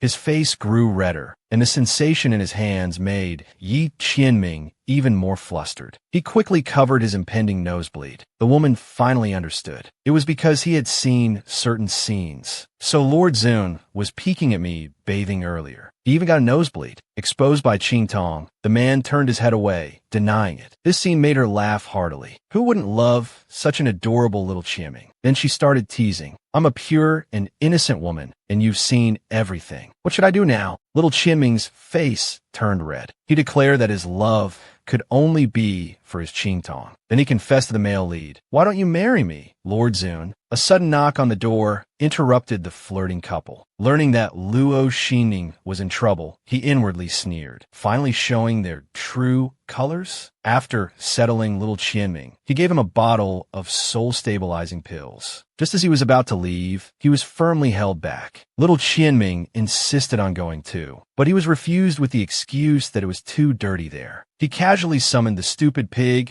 and threw it on the bed, warning the dead pig to protect little Qianming well. At this moment, the stupid pig was on pins and needles. Little Qianming was very angry about being left behind by Qing Tong. He carefully answered little Qianming's questions. It should be out of jealousy. He doesn't want others to openly covet you. After all, he's going to see another woman. These words made little Qianming say he could accept that. Suddenly, his gaze shifted to the stupid pig, making its liver tremble with fear. The man shouted, "How dare you get on our bed? Get down!" Frightened, the stupid pig hurriedly rolled off the bed. Meanwhile, in the prison, Balian lay covered in blood. A man was tied up beside him. He had set up traps in advance, not expecting to catch such a big fish. Even the randomly sent people were at the peak of martial emperor realm. At this moment, Balian was still defiant, saying if they didn't release him now, Qing Tong would regret it sooner or later. But Qing Tong didn't care at all. The reason he kept him alive was to find out who was behind him. He just removed what was stuffed in the man's mouth, asking the man who exactly sent him here. Unexpectedly, the man started cursing. He said his master was not someone Qing Tong could provoke. Otherwise, he would easily destroy the Luo family. Qing Tong viciously stomped the man to the ground. He spoke coldly. If your master really cared about the Luo family, you wouldn't be here alone. This means killing you now wouldn't matter. Just as the man was about to retort, a pill was dropped into his mouth. Suddenly, the man felt something was terribly wrong. Qing Tong ordered some livestock to be brought in. It turned out what he had just given the man was a pill containing the scent of a female animal in heat. The woman only looked slightly tired, but her little husband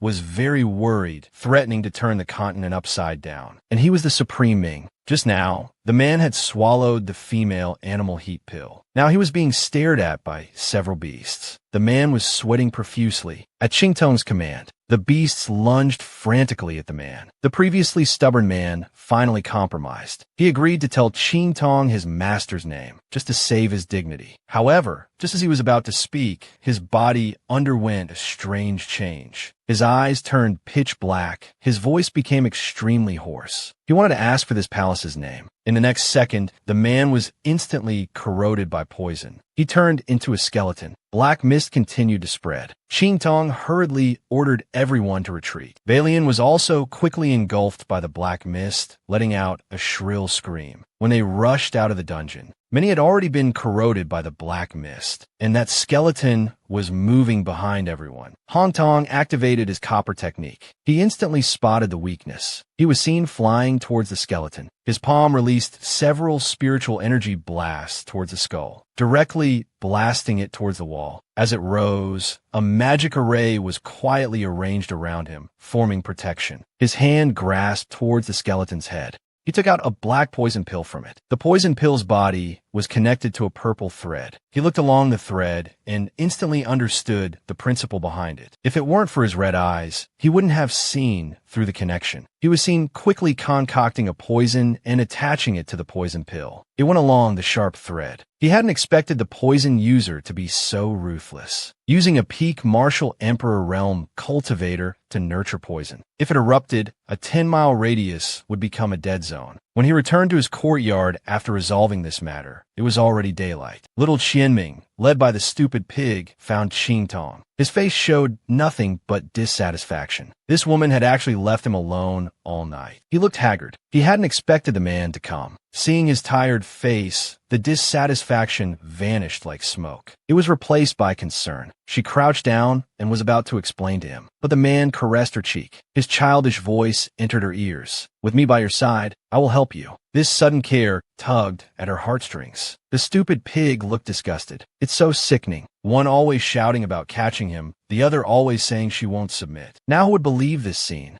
The butler excitedly ran to find Qingtong. The young miss and the marquis have woken up. When he saw Yi Qianming, the butler was stunned. Who is this child? He saw a mischievous smile on his face. This is my child husband, and she ordered that from now on, everyone should treat him as they would treat her. No one in the household can be the least bit disrespectful to him. At this moment, little Qianming's face was flushed. This made him very satisfied. He just didn't know what a child husband was. Meanwhile, thousands of miles away, Princess Fengwan of the Great Yong Dynasty suddenly felt a sharp pain in her finger. Looking at the green spiritual energy wrapped around her finger, she frowned. This scene frightened the maid beside her even more. She waved her hand to indicate not to worry. This kind of poison could only make her feel pain. She didn't expect to encounter such an interesting person who could actually hurt her. The phoenix body must find this person and give them some good loving. The woman processed a pile of miscellaneous items. A handgun was already in her hand. Little Qianming's big, cute phoenix eyes stared at her without blinking. What is this? In such a short time, little Qianming had already learned to act cute. He had completely captivated Qingtong. The little fragrant pig was also curious. What exactly was she tinkering with this time? She pointed the gun at the pig's head. Instantly, he felt chills down his spine. Obviously, Qingtong was going to use him as a joke again. The pig's head shook back and forth in fear, shouting no. However, as he jumped up ready to run away, the little fragrant pig was instantly swept by countless gusts of wind. He screamed in fright. The little fragrant pig fell onto the stone table with a thud, already scared silly. Only Qingtong knew that the shot hadn't actually hit him. He was in tears. Following such an ancestor was really terrifying. Little Qianming's eyes were now sparkling with stars. This weapon was so cool. Qingtong also knew that the gun's bullets were derived from one's own spiritual power. If spiritual power was insufficient, it couldn't be used continuously.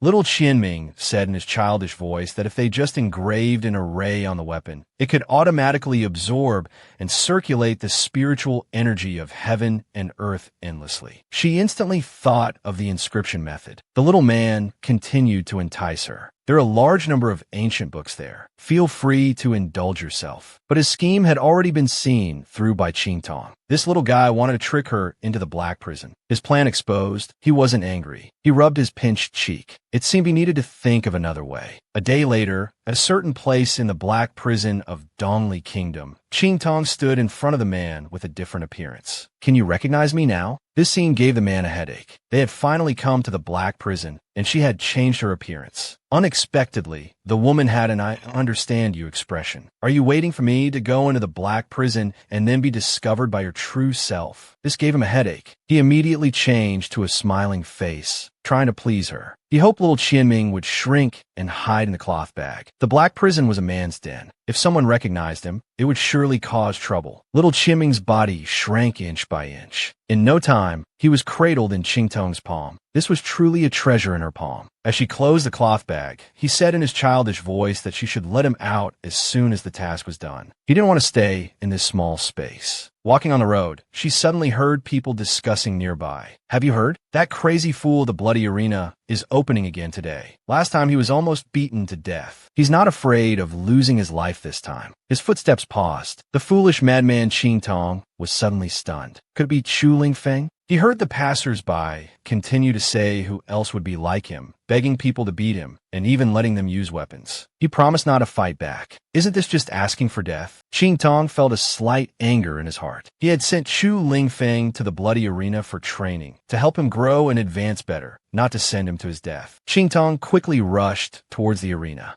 Meanwhile, in the arena, a man wielding a weapon was fiercely attacking Lin Feng with his blade. He made no move to counterattack. Blood flowed from his body. Just then, Qingtong squeezed through the crowd. He saw the exact moment Lin Feng was slashed. This time he was truly angry. "Chu Lin Feng, get down here now." His icy voice instantly reached Chu Lin Feng's ears. He was instantly overjoyed. The master dodged the man's attack in one step, then spoke, "I have business today. We'll fight again next time." As he turned to leave, the man swung his blade towards him. This angered Qingtong even more. In the black prison, someone dared to try to kill another person. There was a loud bang, and the blade was knocked away. Chu Lingfeng's simple face became extremely ferocious. If Qingtong hadn't just helped him block, he would have been injured. What's worse, he had made the master intervene for him. He threw a heavy punch, instantly sending the man flying. Ignoring the noisy discussions, he ran down from the arena. Qingtong quietly passed by his side.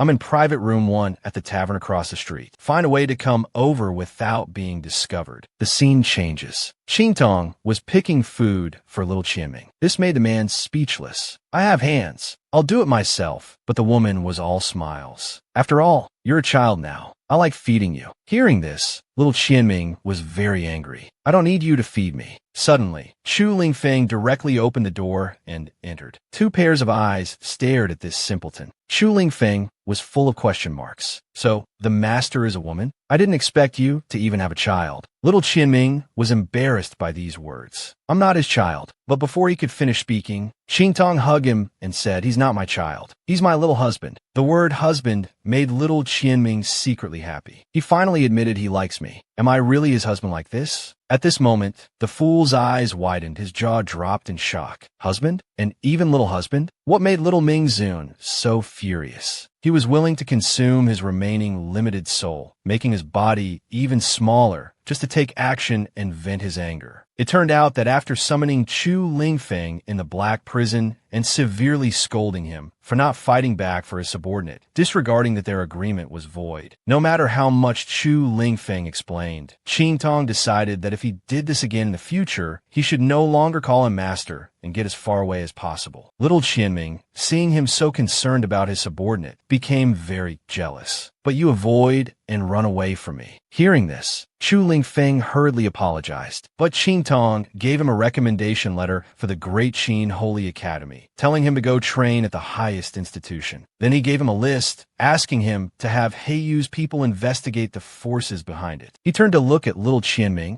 only to see him eating happily. His eyes were full of affection. "Is it delicious?" Mingzun usually ate the finest delicacies. This kind of snack excited him. He casually said, It's all right. Suddenly, Ching Tong lowered his head and bit into the bun that he had just eaten. Striking a seductive pose, he lightly licked his red lips and said, "It's quite tasty." Little Qianming stared blankly at the bite mark he had left. Without thinking much, he bit into the spot where the woman had just bitten. This woman is teasing again. I'll find you sooner or later. Meanwhile, on the other side, Yi Qianming couldn't help but wonder, what exactly did that woman do to his soul fragment? That kind of heat keeps appearing. She wouldn't treat me as a plaything, would she? A woman who dares not do anything to me, with a thief's heart but not the guts. Xiaobei informed that the supreme elder of the Great Qin Holy Academy had been found, currently, in the outer realm. The man rushed there without a word, needing to find a clue to Qing Tong's whereabouts. Little Qianming, however, was full of resentment towards the woman. Finding people is something you should just leave to me. I could find him in no time. Qing Tong, of course, knew his thoughts, but expressed refusal. He could handle it himself. Seeing the woman like this, he couldn't help but feel sorry for her. What exactly had she experienced to have such a gap? While curious, he also felt a bit of heartache. Time passed, and it was now 2 months before the academy enrollment. Today he had to visit the Yin family, as he was very interested in that child's condition. Hearing this, the little jealous pot said he wanted to go too, but he worried about the man's special identity, thinking it's safer to stay with little Xiangzhu. Seeing little Qianming's pitiful expression, Qing Tong's heart softened. He kissed the man's cheek. "Be good. I'll be back soon. Don't be angry." He didn't expect the woman to suddenly kiss him. This sudden action made him want to have a nosebleed again. Little Xiangzhu quickly covered his eyes with his hooves. "I'm still a baby. Don't show me these things." Arriving at the entrance of the Yin family, he found that Yi Qianming had already sent people to monitor here. He widened his eyes. "I just accepted an invitation, and this man already has people watching here." He couldn't help but complain. The man is like guarding against a thief. "Do I have to sneak in?" Suddenly a carriage drove by. Seeing it was the Yin family's carriage, he already had a plan in mind. He sent a burst of energy towards the horse, taking this opportunity to quietly slip into the carriage. Suddenly, a dagger fiercely stabbed toward his head. Yang Yuejue was startled by the woman's sudden appearance. Qing Tong quickly stopped him. "I'm the evil doctor, here by invitation." Seeing the invitation card he took out, the man finally believed him. He didn't expect the famous evil Dr. Ghost Child to visit in such a special way. Qing Tong also explained that because there were enemies here, he had no choice but to enter the carriage, disturbing the young master. Just then, the carriage suddenly stopped. Yuan Shui lifted the curtain. His eyes full of spring, he looked at the man. When he saw Qing Tong, he was shocked. Why was there a woman in Brother Ju's carriage? Qing Tong also didn't expect this scoundrel to deliver himself. Suddenly his eyes turned to the man. He immediately understood the situation. He stepped forward and grabbed the man's collar. Leaning his head against the man's chest, he said, "I'll help you get rid of this troublesome fellow." This scene infuriated Yuan Shui.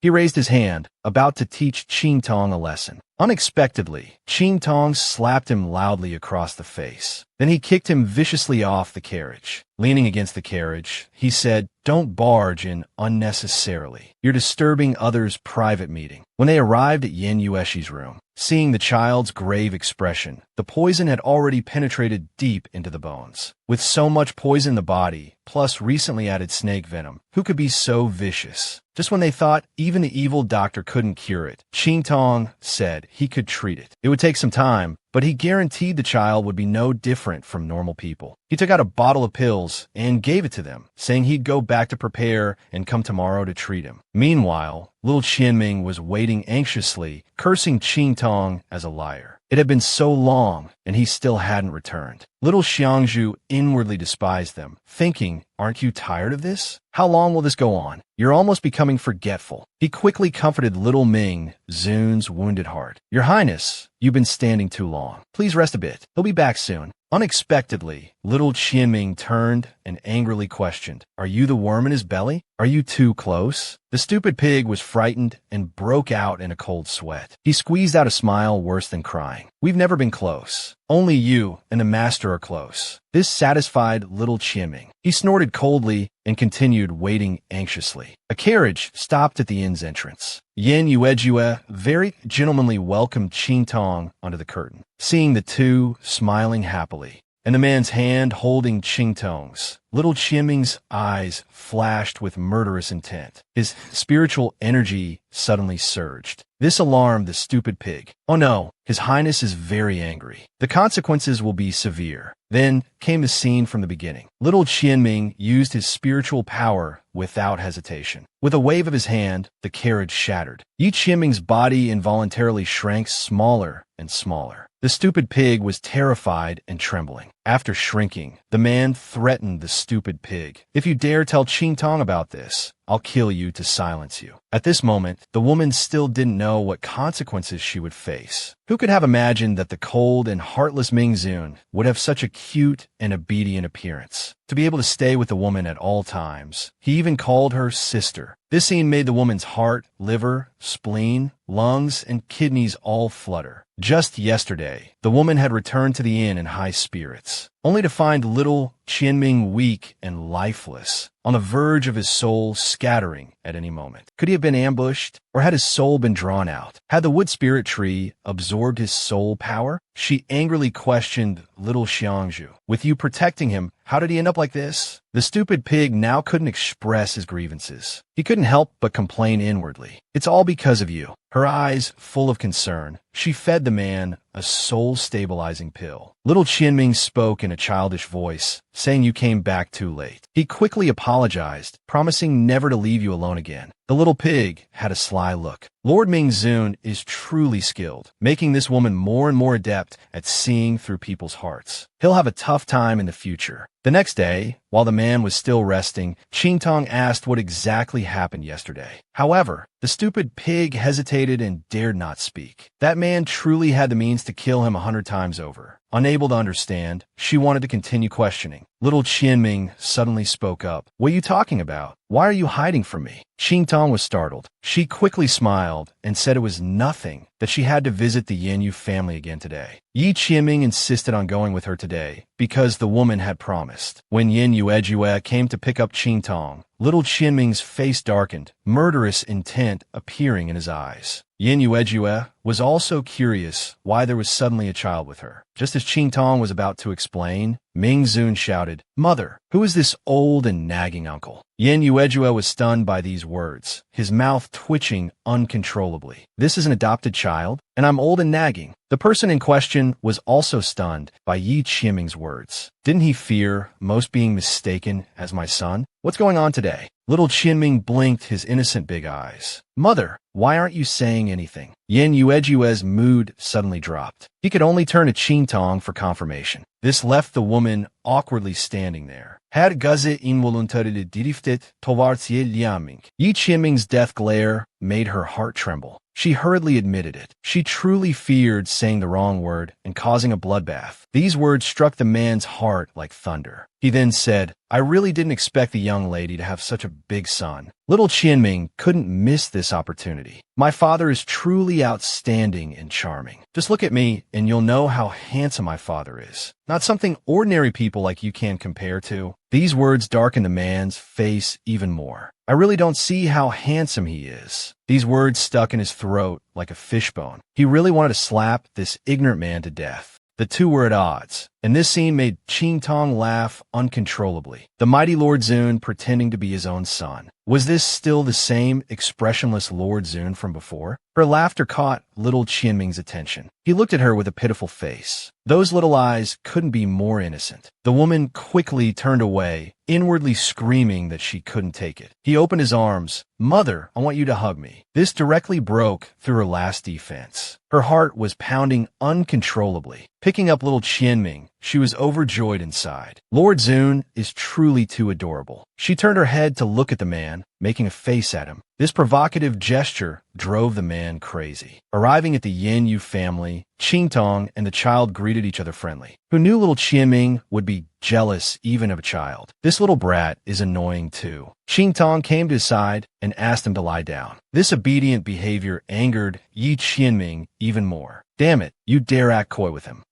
The Lord will destroy you all. The Yin family was about to remove the child's clothes. He stopped the woman, loudly questioning, "What are you doing?" He looked at little Qianming, who was inexplicably angry for no reason. His gaze then drifted towards Yin Yuejue. He found it amusing in his heart, stroking his head. "Don't overthink it. He's just like you now. There's nothing to see. Just a little kid." The speaker meant no harm, but the listener took it to heart. What did she mean by nothing to see? Yin Yuejue also took off his clothes. Qingtong prepared to treat him. Yi Qianming didn't pay attention anymore, but couldn't help pondering Qingtong's words from earlier. Silently walking to the corner, drawing circles. No charam. I have nothing worth seeing to her. No attraction at all. Suddenly, he remembered the method Guo Fei taught him. It was time to put it to use. The child stood on a giant rock several meters high, preparing to jump down. Because the woman said she couldn't see anything in his body. While the woman was just joking, the man took it seriously at this moment. When Qingtong found him, she was confused by his behavior. The man now looked down at her from above. She panicked, as this height would surely injure a modern man if he fell. This made Ming Zun very dissatisfied. Indeed, this foolish appearance held no attraction for women. Qingtong hurriedly tried to carry him down, but the man told her to open her arms, saying he would come down himself. Sure enough, Qingtong joyfully opened her arms. The scene she expected appeared. Little Qianming leaped high, spreading his arms and pouncing towards her. As the man fell into her arms, she murmured, "This is so nice. I wish you could stay by my side like this forever." Little Qianming answered decisively, "I will definitely always be with you." Hearing this, the woman hugged him tighter, but she didn't know that little Qianming in her arms had a smug look. "So, is this a success or failure for me? I still have one more move." Back at the inn, the man put his hands on his hips and ordered the woman to serve him in bathing. This was his second move of seduction, because the woman had taken advantage of him several times before. This time, he would let her have her fill. Qingtong was puzzled by these words. A soul fragment, what bath? But the man's face gradually darkened. She could only smile apologetically and take the man to the bathroom. When they arrived at the bathroom, the man spread his arms. "Undress me." This commanding tone made Qingtong poke his cheek. "Have you always let others serve you like this before?" The man was very angry. He pushed her hand away. "The grass on the graves of those who wanted to touch my body is already 3 feet tall."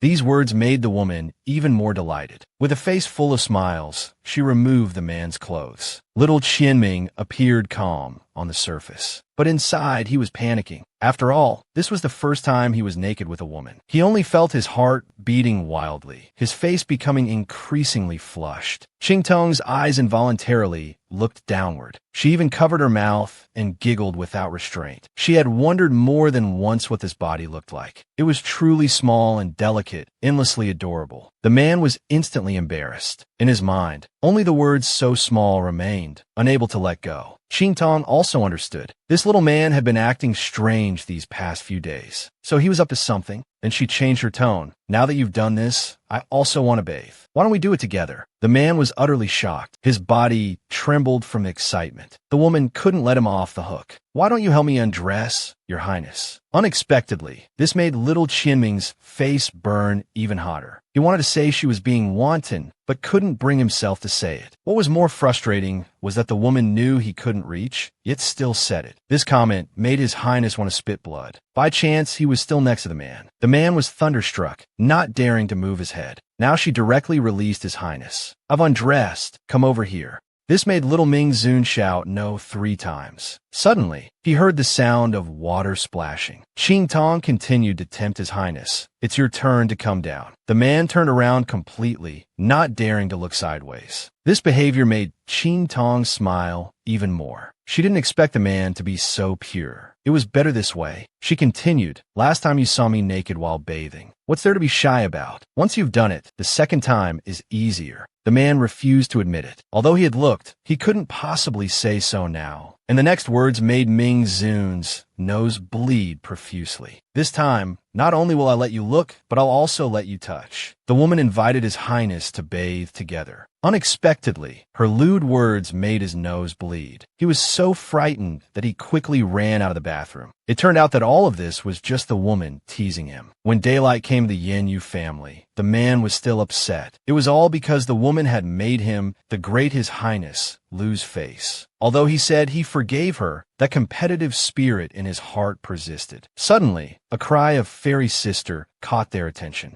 To little Qianming's surprise, the boy actually flew towards Qing. A small, tender hand slapped the boy's face. He shouted loudly, "Stop! Don't come near her!" The boy was at a loss due to this action. His Highness righteously declared, "Because she is mine, no one can touch her." Even the boy, who was only a few years old, was helpless against little Qianming's actions. At this moment, Yin Yuejua walked over with something in both hands. This was the final ingredient Qingtong had been desperately searching for to treat her eyes. Qingtong hadn't expected that just by mentioning it casually, the man would actually find it. This action made little Qianming even more hostile towards the boy. Noticing the man's injured cheek, he explained it was from the trouble of finding the herb. These words made Qingtong look up. She expressed her gratitude, which made little Qianming's gaze grow even darker. Now the woman's eyes could finally be restored, unleashing the full power of her supreme pupil technique. This "thank you" made the man's heart bloom, his eyes looking at her tenderly. Suddenly, little Qianming spoke coldly. "With my father here, we don't need your help at all." The man heard this as if it were a joke. If your father could help, would he still be unable to find the last herb until now? It was even more insulting to little Qianming. His father was actually useless. The great lord had never endured such anger. Just as he was about to sacrifice this fragment of his soul to kill the man, Qingtong quickly calmed down the angry little Qianming. Completely disregarding the man's kindness in giving her the herbs, she said, "You know nothing about us. I hope you won't speak ill of his father in front of my child. It's hurtful to him." These words left little Qianming in a daze. A smile even appeared on his lips. This way, the woman should dislike the man, and they won't have any more interactions. The man also realized he had been abrupt earlier and apologized. Qingtong also informed the boy that the poison had been cleared, and they would leave in a few days. To show gratitude, the man gave a jade pendant to Qingtong, saying he would do his best if she ever needed help. Seeing the jade pendant in the woman's hand, little Qianming pouted in dissatisfaction. Watching the two leave, the man fell into deep thought. Why did this child give him such a strange feeling? It was as if he had seen him somewhere before. Back at the inn, the woman was back to normal. He liked her this way. In contrast, little Qianming thought he was being unnecessary. When he saw the watermarks on little Qianming's lips, he suddenly felt playful and said he also wanted to drink water. The man had no choice but to hand him the water cup. The woman finally showed her true colors. "What I want to drink is, of course, from your mouth." Hearing this, his face flushed red like an apple. The woman's red lips slowly approached him. He swallowed nervously, his heart pounding wildly. But the woman only lightly touched his lips before pulling away. Her eyes full of mischief, she looked at the man, lightly licking her red lips. Water indeed tastes better this way. This teasing was too much for the man to handle. Now he was completely led by the woman. This wasn't the result he wanted. He had to counterattack. He looked at Qingtong. "Come a bit closer." The woman approached him with a smile, completely unaware of the man's intentions. Suddenly, he kissed her cheek, making her heart tremble. This man was getting bolder. Little Ming Zun looked smug. Indeed, it did taste quite nice. This was the first time the woman had been teased by a man. She exclaimed, "Your Highness has become naughty." But her actions didn't stop. She directly embraced the man, vigorously stroking his head. The man asked seriously, "Isn't it time to detoxify?" The woman ranked first in the Academy's entrance exam, but was assigned to the lowest level class. Meanwhile, Zhu Wenhao, who came with him, was placed in the intermediate class. All this was done by Master Chu's beloved disciple. Zhu Wenhao was dissatisfied and wanted to argue, but was stopped by Qingtong. It turned out to be the enemy's doing. A slight smile appeared on her lips, clearly disdainful of these petty actions. The Lord, hidden in her sleeve, was so angry he wanted to destroy this wretched school. It turned out that after Qingtong regained her eyesight, she also arrived at Tianyu Branch when school started. The man could only shrink his body to come to the academy with her. The drowsy, stupid pig was startled awake by the man's words. His overreaction displeased little Qianming. He didn't expect to be stuck with just a pig for company. If Qingtong hadn't asked him to protect the man, he wouldn't have taken on this life-threatening task. Little did he know the man wasn't grateful at all. He even lamented that his life was full of misfortune. The noisy surroundings caught Qingtong's attention. Sure, Qingqing, ranked 7th on the battle rankings, was the acknowledged first beauty of Tianyu Academy. Her appearance made countless men fall in love. The main reason was that she had a powerful father, the daughter of the Right Chancellor of the Tianyu Empire. The man came forward to inform her that someone was openly challenging her, dissatisfied with the class assignments. The woman directly pointed out that Qingtong was Yuan Mo's fiancé. She even frankly stated that she had a very good relationship with Yuan Mo and would discipline her on his behalf in the future. As expected, the woman was here to cause trouble. Qingtong firmly rejected her goodwill. At this moment, the lord in her sleeve was dumbfounded, as if struck by lightning. He was actually someone else's fiancé. The stupid pig hurriedly transmitted a message saying they were being bullied. Why not fight back? The lord would explode when they got back. Her reason was to keep a low profile as they just entered school. She would make them pay later. Unexpectedly, the woman took on a lecturing tone. Junior sister, as a Mo's fiancé, you can't lead trouble in school. The class assignments are the result of careful consideration by the academy. Heaven gives great responsibilities to those it favors. It must first strengthen their bones and minds. If your top rank is truly deserved, then returning to the elite class shouldn't be a problem. The woman's endless preaching annoyed Qingtong greatly. Now, she also had the urge to kill her. Just got rid of a white lotus, and now came a green tea bitch. But Qingtong showed no anger on her face. She even smiled and said, "Were you all promoted from the trash class too?" The mockery in these words was so thick. The green tea bitch cleverly said she didn't have such fortune, but her eyes revealed coldness. She wanted Qingtong in the trash class. This way she could torment her at will. Facing the class assignment result, Qingtong gladly agreed. Only this way could she do whatever she wanted without concern. As they passed each other, Qingtong's contemptuous laughter reached the green tea bitch's ears. Sometimes, laughter is more powerful than words. Watching Qingtong and her companion leave, the woman didn't feel the joy of victory. Yuan Mo wasn't something Luo Qingtong could possess. When they arrived at the dormitory and were about to part with Zhu Wenhao, the door suddenly opened and a pink-haired girl walked out. The girl's name was Su Xiaoxiao. Qingtong's roommate greeted her, and the girl hurriedly left. When she entered and found her room, she quickly released little Qianming. He must have been suffocating after such a long time. As he flew out of her sleeve, he grew inch by inch until he landed steadily. With a stern face, he pointed at Qingtong. "Explain to me clearly. What fiancé? What AMO? When did you become someone else's fiancé?"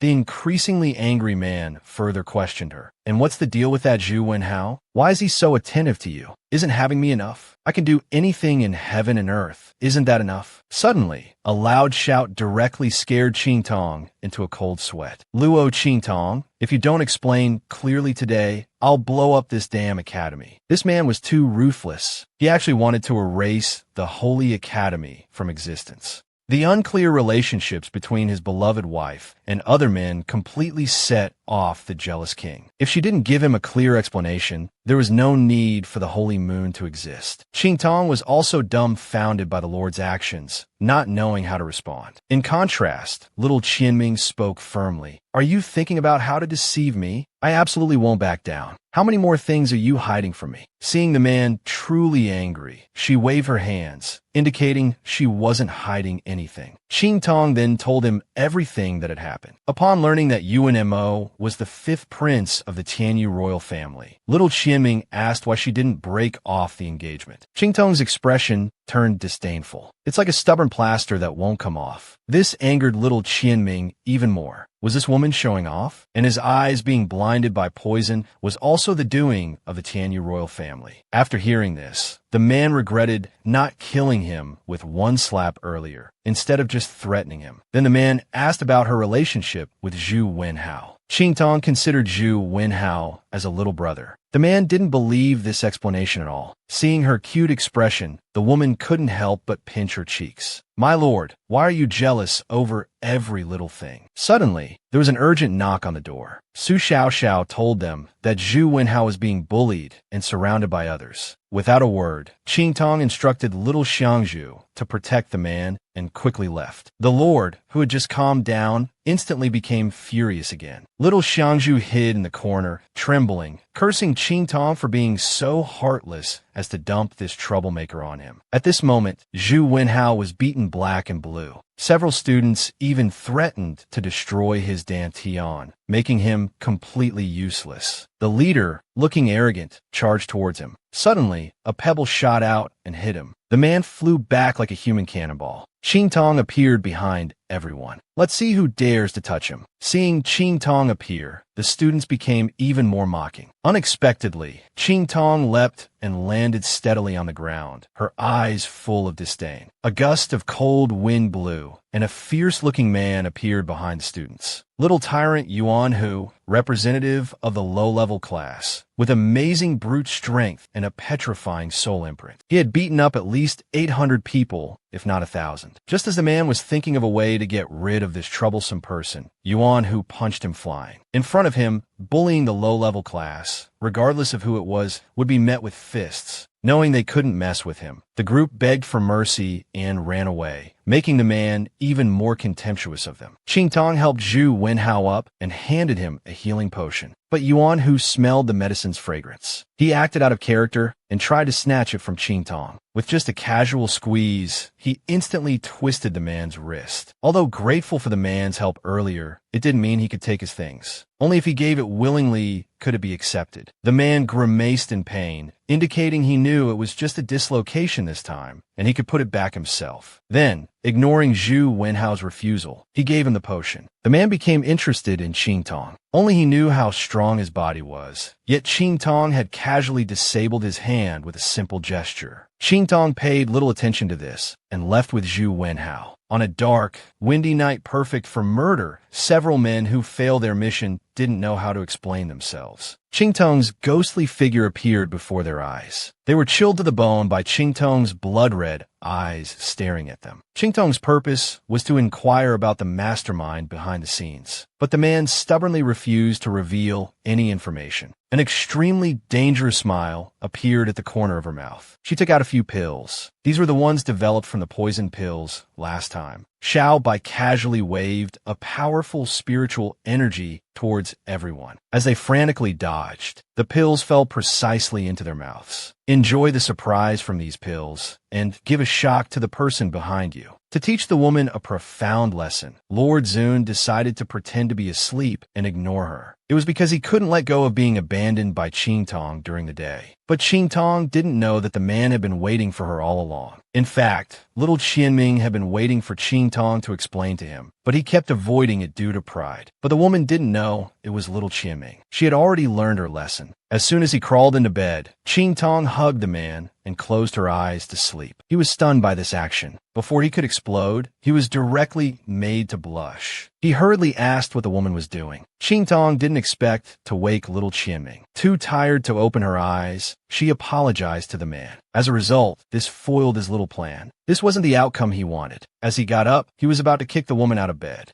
Qing Tong was a bit confused at this moment. This isn't an inn. If I don't sleep on the bed, where do I sleep? These words greatly annoyed the Lord. It turned out he wanted the woman to sleep directly on the floor. This was the price for her leaving without saying goodbye and abandoning him. So this time, regardless of any sweet talk from the woman, he was determined to punish her. Hearing this, Qing Tong widened her eyes, thinking she had misheard. At this moment, a group of students gathered together. All eyes were on Zhao Shi, because today, in order to teach Qing Tong a lesson, he had sent people to deal with Zhu Wenhao. He thought this would make the 7th princess and Wen Shue favor him. Moreover, he could connect with geniuses like the Fifth Prince, killing two birds with one stone. Suddenly, a maid came over and announced that the people sent out had returned, just as they were brought up, and the man was about to hear how they had crippled Chu Wenhao. Several people opened their blood-red eyes. Like demons, they began biting them. Qing Tong now glared at the man with furrowed brows, while he dared not meet her gaze. She pointed at herself, barely containing her anger. This pure straight man actually dares to make me sleep on the floor. You deserve to be lonely for life. Although the words were already out, he spoke haltingly, showing his inner turmoil. Yes, I'm making you sleep on the floor. This is your punishment for not taking me with you. Qing Tong sighed helplessly. There was no choice but to face the consequences of her actions. Unexpectedly, before the man could understand what was happening, Qing Tong had already hugged him to sleep. Don't even think about it. Tonight, I'm sleeping on the bed, and I'm going to hug you while sleeping. This sudden action made Lord Zun struggle. Luo Qi, you're being spoiled. He thought Qing Tong would give in, but little did he know that Qing Tong had already made up her mind. Even if the Heavenly King's wife came today, she would still hug the man to sleep. Originally, little Qianming hadn't really intended to make her sleep on the floor, but under the pressure, he gave in. Moreover, this feeling was really nice. So not only did he not argue about this matter, he also frankly stated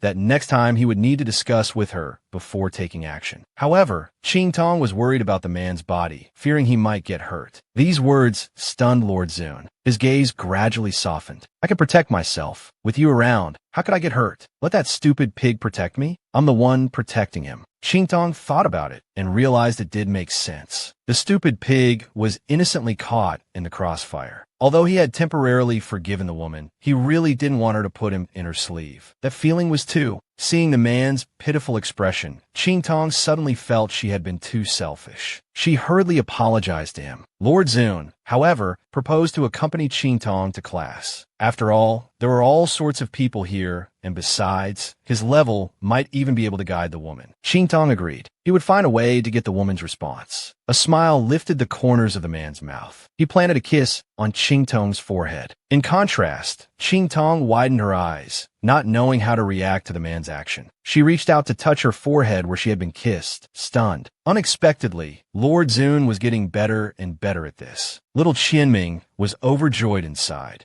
I'm doing all right. I'll get even better if you give me a little more time to learn. Now I'm more excited about how tomorrow's class with the woman will go. The man just lightly touched the woman's arm, yet it made the woman quickly seek treatment. The heart-wrenching pain made the woman cry out, and a dark mark on her arm was visibly expanding rapidly. Seeing Qing Tong poisoned, little Qianming, wearing a mask, asked the man to cure her. Unexpectedly, the man said if she wanted to live, she should quickly find a doctor. Then he turned around and walked away. It turned out that in order to come to the school with Qing Tong, he was forced to choose between being a plaything or a pet. The dignified Ming Zun ultimately chose to become a plaything. This caused the man's long-suppressed killing intent to explode in anger. But Qing Tong stopped little Tianming, who was about to go berserk, and showed him her arm where the dark mark had disappeared. This kind of poison was just a small matter to her. Because of his excessive worry, he had forgotten the woman's other identity, an evil doctor. Little Qianming accurately described the man's constitution. His body was filled with various toxins, intertwining and forming a balance. It should be the rare 10,000 poisons body. Qing Tong had also seen related records in ancient books. A truly mature 10,000 poisons body could freely extract toxins from itself. Combined with martial techniques and cultivation methods, it was powerful and domineering. This made him even more curious about what kind of strange people were in this so-called garbage class. Just as they entered the classroom, Su Xiaoxiao greeted him. She told her deskmate to look at little Qianming who had appeared, leaving him confused because he hadn't seen Qing Tong bring a child yesterday. Qing Tong also explained. This was her beloved big baby plaything, useful and obedient, so she brought him out today. This explanation made Su Xiaoxiao blush, not knowing how to respond. Little Qianming was secretly annoyed. This woman deliberately said such misleading things. Yuan, who ran into the classroom panting. He was overjoyed to see Qing Tong, because until now, he still couldn't figure out how Qing Tong had broken through his tough skin and made him disable his wrist again with another strike. Qing Tong looked at him as if he were an idiot. She had never seen someone so eager to be beaten up. She flatly refused. His gaze darkened as he looked towards little Chiaming. Just like yesterday, he would snatch his things. As long as he took little Chiaming away, the woman would beat him up. The hand reaching for little Chiaming was caught by Qingtong in an instant. It felt like stepping on an electric wire. That tingling sensation made him howl in pain. He even tightly hugged Lord Zun. That protective expression made the man smile all over his face. His little face nuzzled back and forth in the woman's embrace. When a man reattached his arm as instructed by Qingtong, Yuan Hu immediately acknowledged Qingtong as his boss. In contrast, Qingtong told him to get lost. Originally, Qingtong was very much looking forward to this class, because the teacher was Song Chung, who had done extensive research on inscription techniques. But Su Xiaoxiao told him that the teacher only had his name on the course and had never actually taught a class. Moreover, the teacher had an eccentric personality. If you wanted to find him, you could only go to his residence, and where he lived was surrounded by a formation. So even if someone went looking, they couldn't break through the formation. Gradually, no one bothered anymore. Hearing this,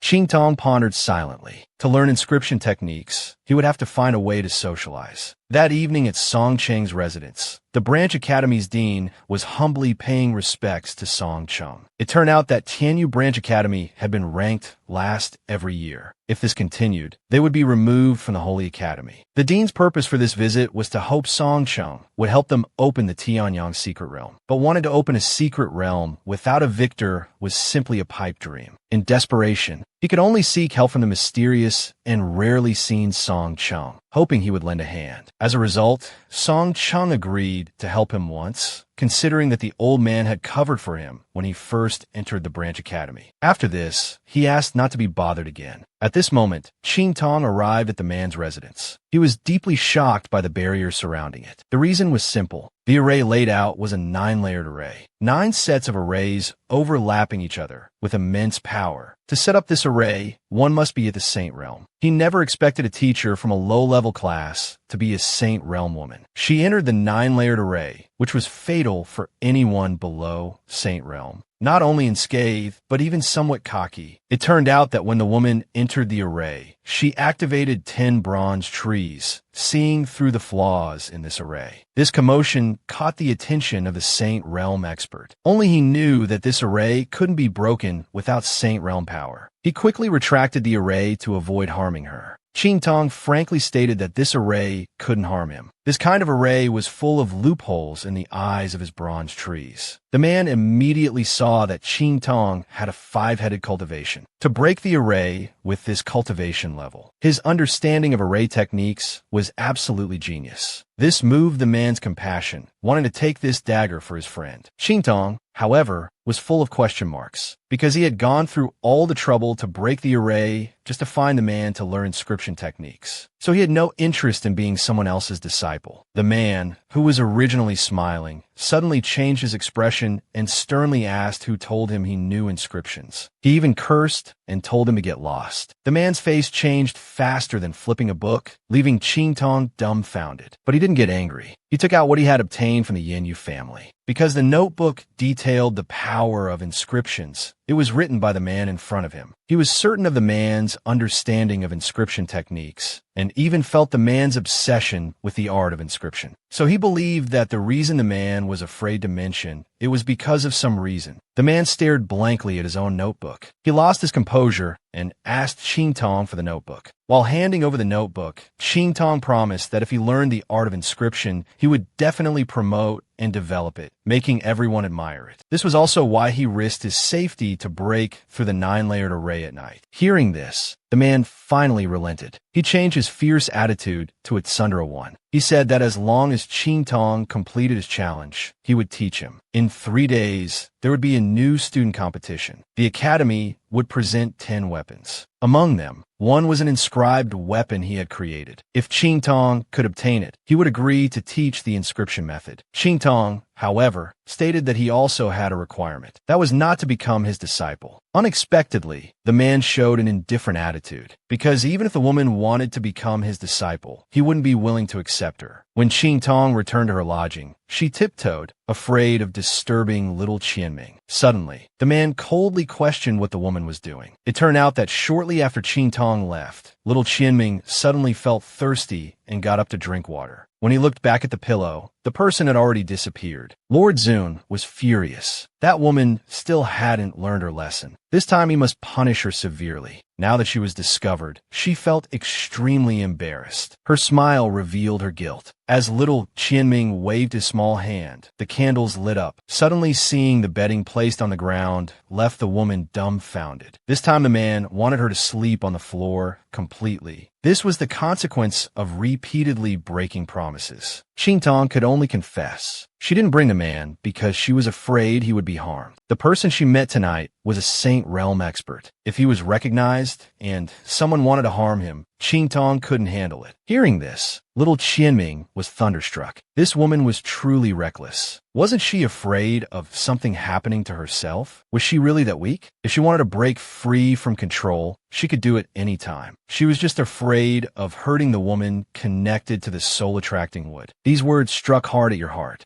She had always thought the man was just a fragment of a soul, at risk of disappearing at any time, but forgot about the man's supreme status. Faced with the man's almost honest words, Qing Tong felt loved for the first time. She hugged the man tightly, saying, "I'm sorry, it's my fault. Please don't leave me, okay? I, Luo Qi, swear that from now on, I will be careful with my promises. I will only make promises to you and definitely keep them." The woman's almost pleading and ingratiating tone made the man feel that she truly feared losing him, unlike before when she was perfunctory and evasive. Suddenly, he made up his mind. Today, no matter how sweet the woman's words were, he would definitely make her sleep on the floor. Seeing little Qianming angrily climbing onto the bed, the woman sighed. It seemed she had really angered him today. She needed to think of a good way to appease him. How should the female lead coax him? The female lead changes clothes. The male lead can't resist. The woman revealed her graceful curves, almost naked. She winked and made faces at the male lead, making him even more flustered. It turned out that after deciding to let the female lead sleep on the floor, little Qianming was very resistant to this punishment internally, because the floor was too hard. Plus, he was originally a woman. The cold, ill-natured floor might harm her body. The more he thought about it, the more afraid he was of the woman having an accident. So the Lord mercifully let her sleep on the bed. This resulted in the scene at the beginning. Now, facing the woman slowly approaching, he was terrified. To make up for her mistake, Qing Tong actually agreed to let the man do anything to her. If a girl said this to you, what would you do? Although very small, Lord Zun now dared not look at the woman, but Qing Tong wanted to take responsibility for her mistake. As a result, the man could only be honest. He had already calmed down and didn't need her to do anything. Unexpectedly, Qing Tong hugged the man, fearing he wouldn't forgive her. This real touch was too much for little Qianming. "Woman, you need to be reserved. Do you understand? Quickly put your clothes on." He further warned the woman that she must bring him along for everything in the future. Qing Tong promptly agreed. He didn't quite understand why the man insisted on following him. If it was fear for his safety, he had escaped from the man's hands several times. Now, he should be protecting the man instead. Little Qianming also confessed that because the woman always avoided him, he could never find Qing Tong. She always appeared suddenly, then disappeared. In the end, only he was left alone. He couldn't understand why the woman always ran away. Was he really that unlikable? Qing Tong was now stunned, not knowing how to answer. It turned out he didn't understand why the man only wanted to catch him every time they met. Why not let him go? Why was he so persistent in pursuing him? Little Qianming was speechless when asked. He really wanted to tell the woman, "I like you."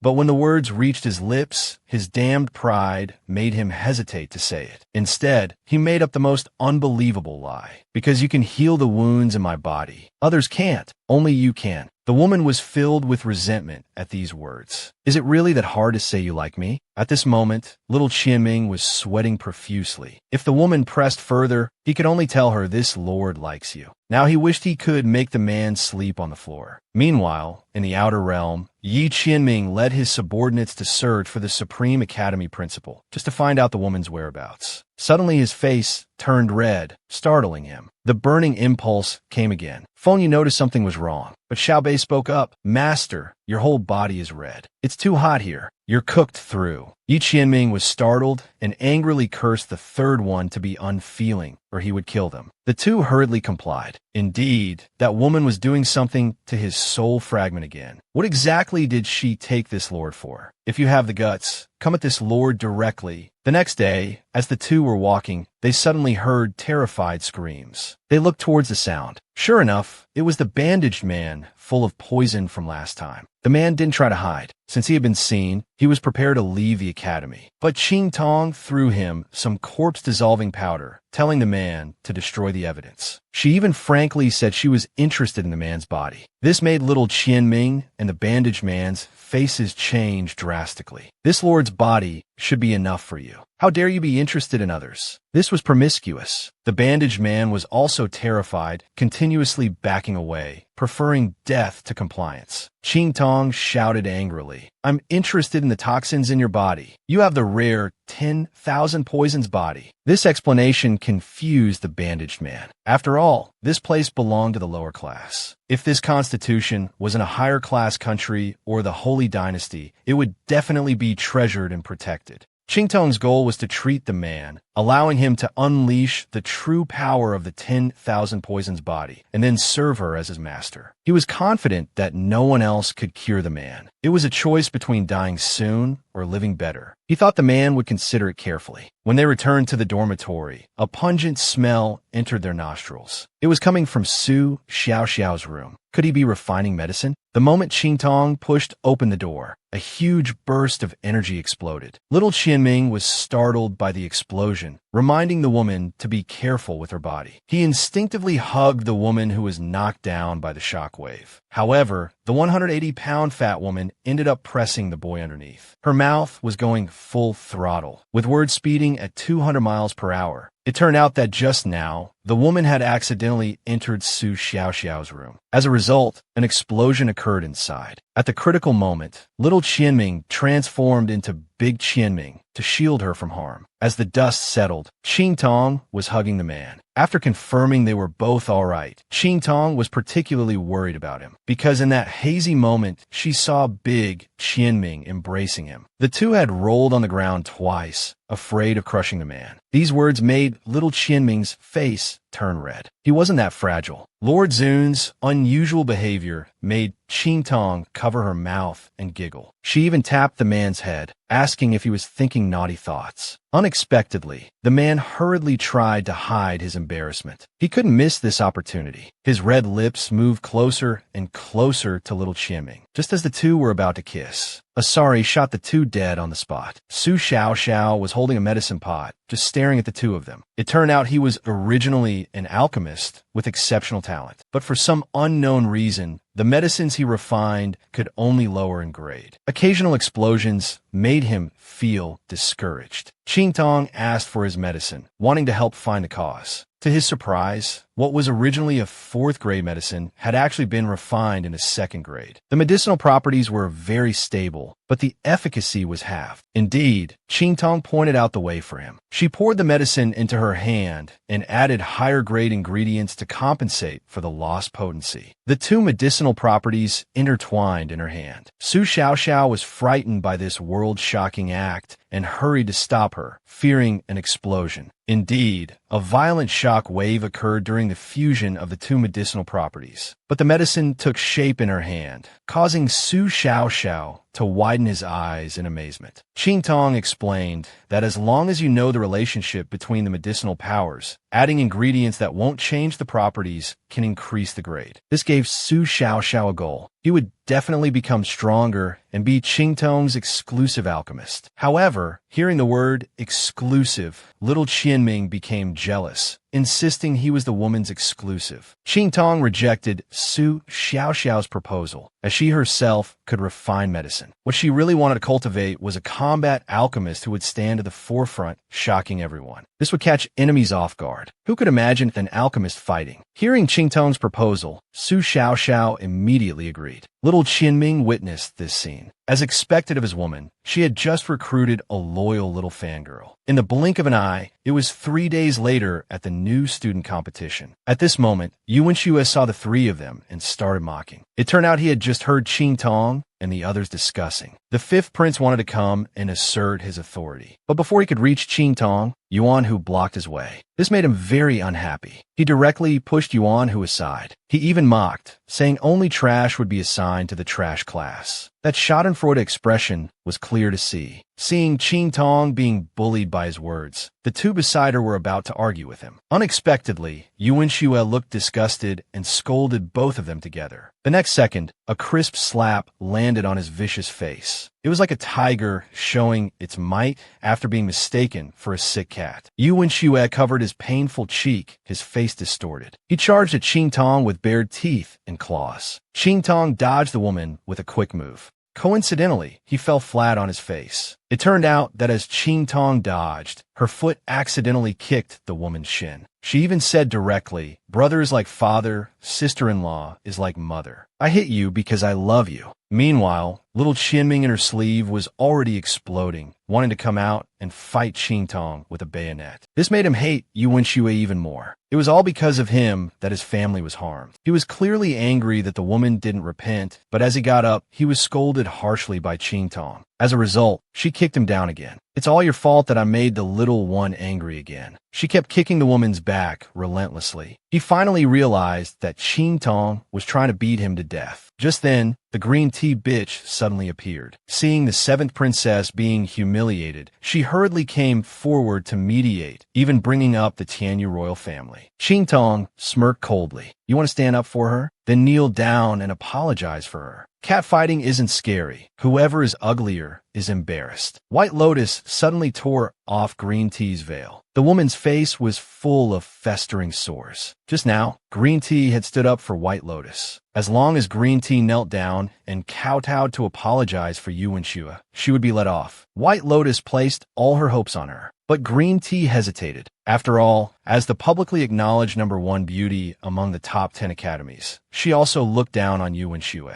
As a result, Qingtong taunted Green Tea, saying she just came to watch White Lotus make a fool of herself and didn't care about her life or death at all. These words undoubtedly shocked her. Qingtong secretly tightened her grip on White Lotus. She stood up and grabbed Green Tea. She had treated her as a friend, but she actually took her as a joke. White Lotus tore off the veil in one swift motion, revealing a festering face to everyone. Some people were so scared they screamed continuously. Even the men who admired Qing started to retch. How many evil deeds must she have done for her face to rot like this? White Lotus threw away the veil and questioned loudly. At this moment, she panicked. She covered her face full of poisonous pimples with both hands and scolded White Lotus for going too far. Don't think that being Yuan Ma's sister means she wouldn't dare to touch her. As a result, White Lotus pointed at her and shouted, "What? How dare you call royal brother Amo a toad wanting to eat swan meat?" Meanwhile, Qingtong watched this good show with amusement. It wasn't until the instructor arrived that they were interrupted, because the new student competition had begun. The competition was to compete for 10 weapons. The winners would occupy the top 10 rankings. As soon as the instructor said start, spatial rifts opened up. When Qingtong entered the secret realm, there was no one around her. She hurriedly opened her sleeve and let little Qianming out.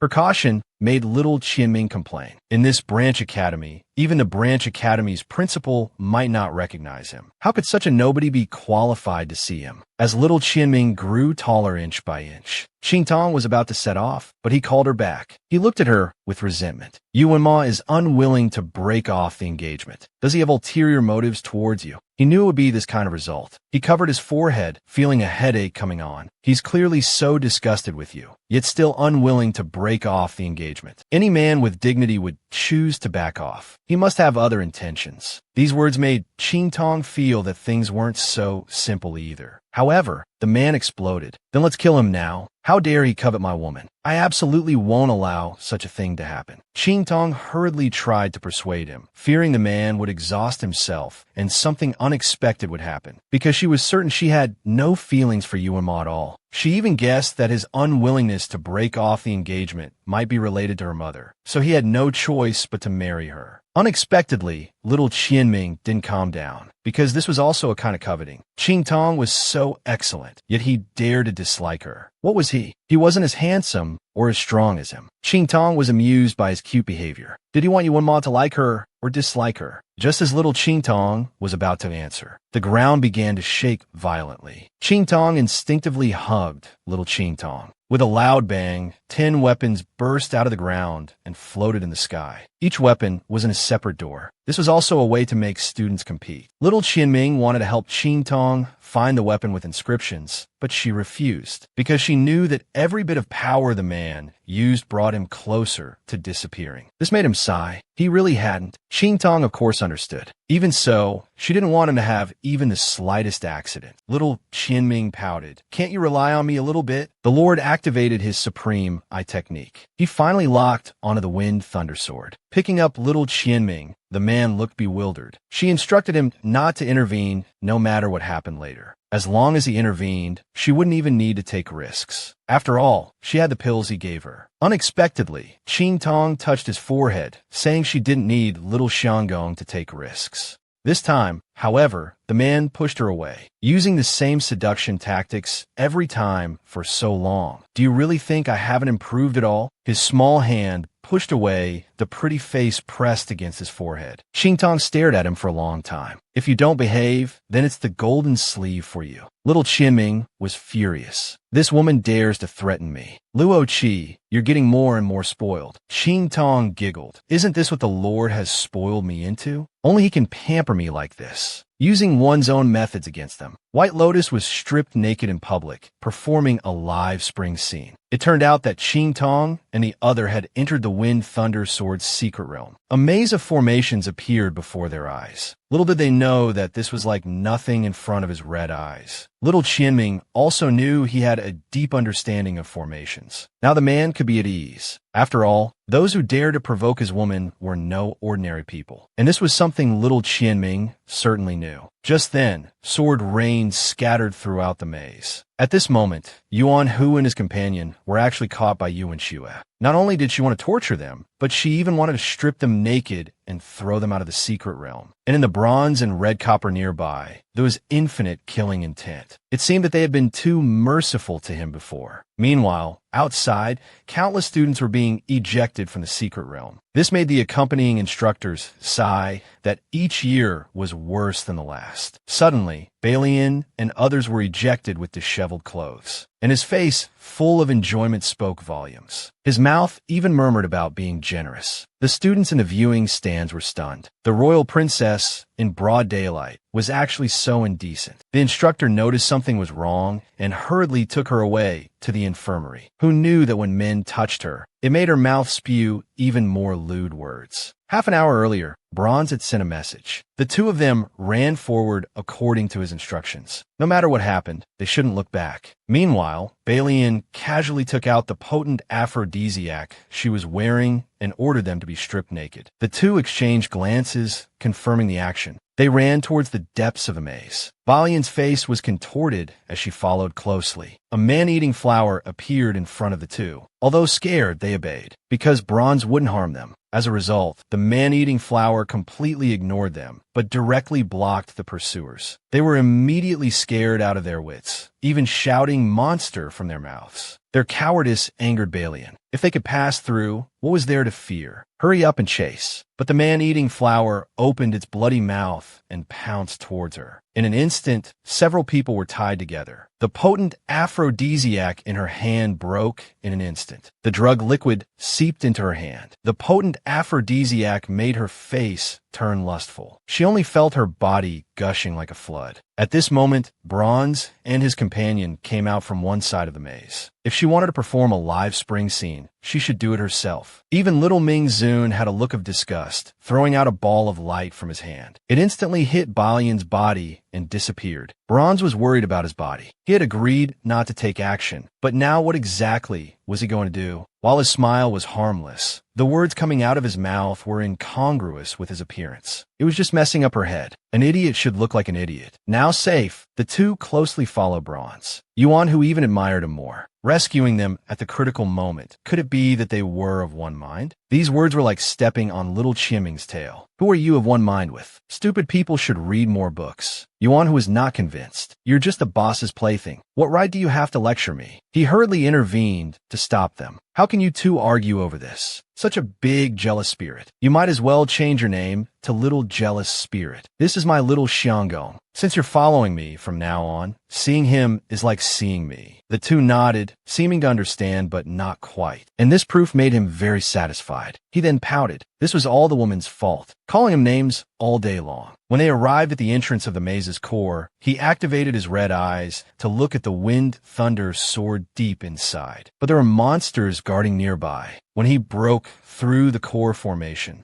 the bandaged man was being tightly bound by monsters. He didn't expect to encounter the all-poison body here. While helping him break free, he told him if he didn't want to die, release all the toxins in his body completely. The bandaged man fell to the ground, directly activating the toxins in his body. Bronze casually took out a bunch of bottles and jars, then crushed them. With a wave of his jade hand, pills flew towards the masked man. He was really looking forward to seeing what reaction would occur between the poison he concocted and Sima Ju's all-poison body. The man had a rare and unique physique that only appeared once in 10,000 years. Just releasing his body's power made the monsters not dare to approach. Combined with the poison the woman had prepared, in an instant, the monsters turned into blood water. The two were stunned by this shocking scene. Little Xiao was especially filled with admiration for the combat alchemist. He threw a pill to the masked man that could suppress the toxins and told him to take it. As a result, little Qianming couldn't help but speak up. It seemed too troublesome just to recruit a follower. This wasn't like his style at all. He didn't explain, because everything he did would surely have a return.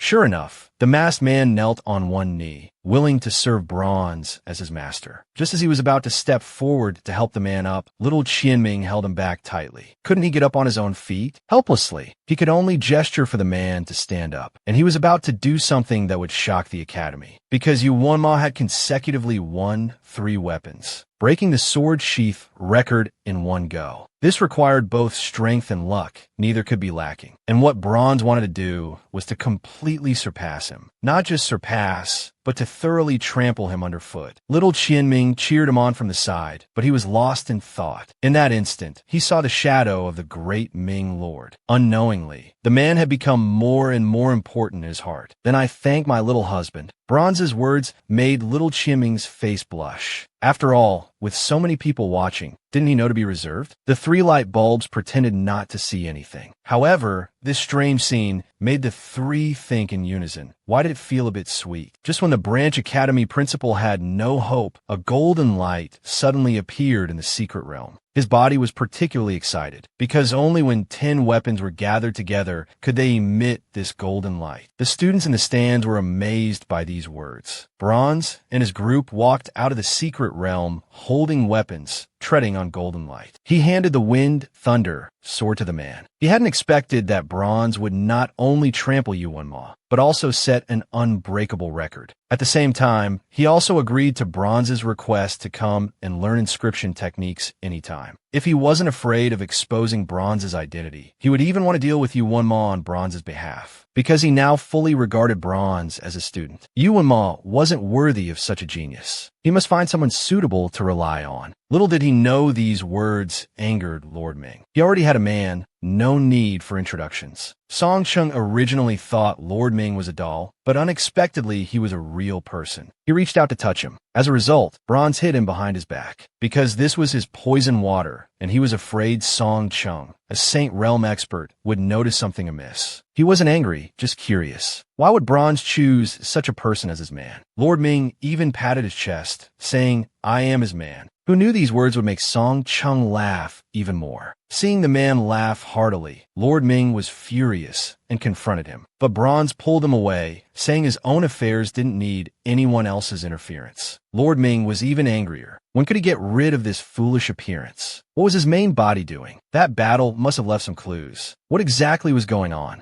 Far away in the ancient lands, Lord Ming was willing to offer his treasures. Whoever could tell him where the Supreme Academy principal was would receive the treasures. As everyone was discussing where the principal might be, a man raised his hand because he knew where the principal was. Lord Ming's cold face finally showed a smile. When Lord Ming found the principal, he wanted to split this old man in half. He got straight to the point, asking to borrow the saintbrush. The principal was stunned, not understanding why he needed the saintbrush. In exchange, Lord Ming would help him find the myriad phenomena dragon root. He gladly agreed. Then he summoned a strand of the saintbrush's aura. At this moment, the saintbrush had already been summoned by the principal. The brush tip touched that strand of aura. The principal instantly knew why Lord Ming had come. Who was the fool who dared to offend Lord Ming? Yi Qianming only asked where this strand of aura came from. After investigation, this strand of aura was from the Tianyu Branch Academy. Yi Qianming didn't linger and immediately headed to the Tianyu Branch Academy. They disappeared in an instant. The principal cursed Lord Ming for being unscrupulous. What about the promised myriad phenomena dragon root? On the other side, he was working tirelessly, immersed in inscriptions. He finally understood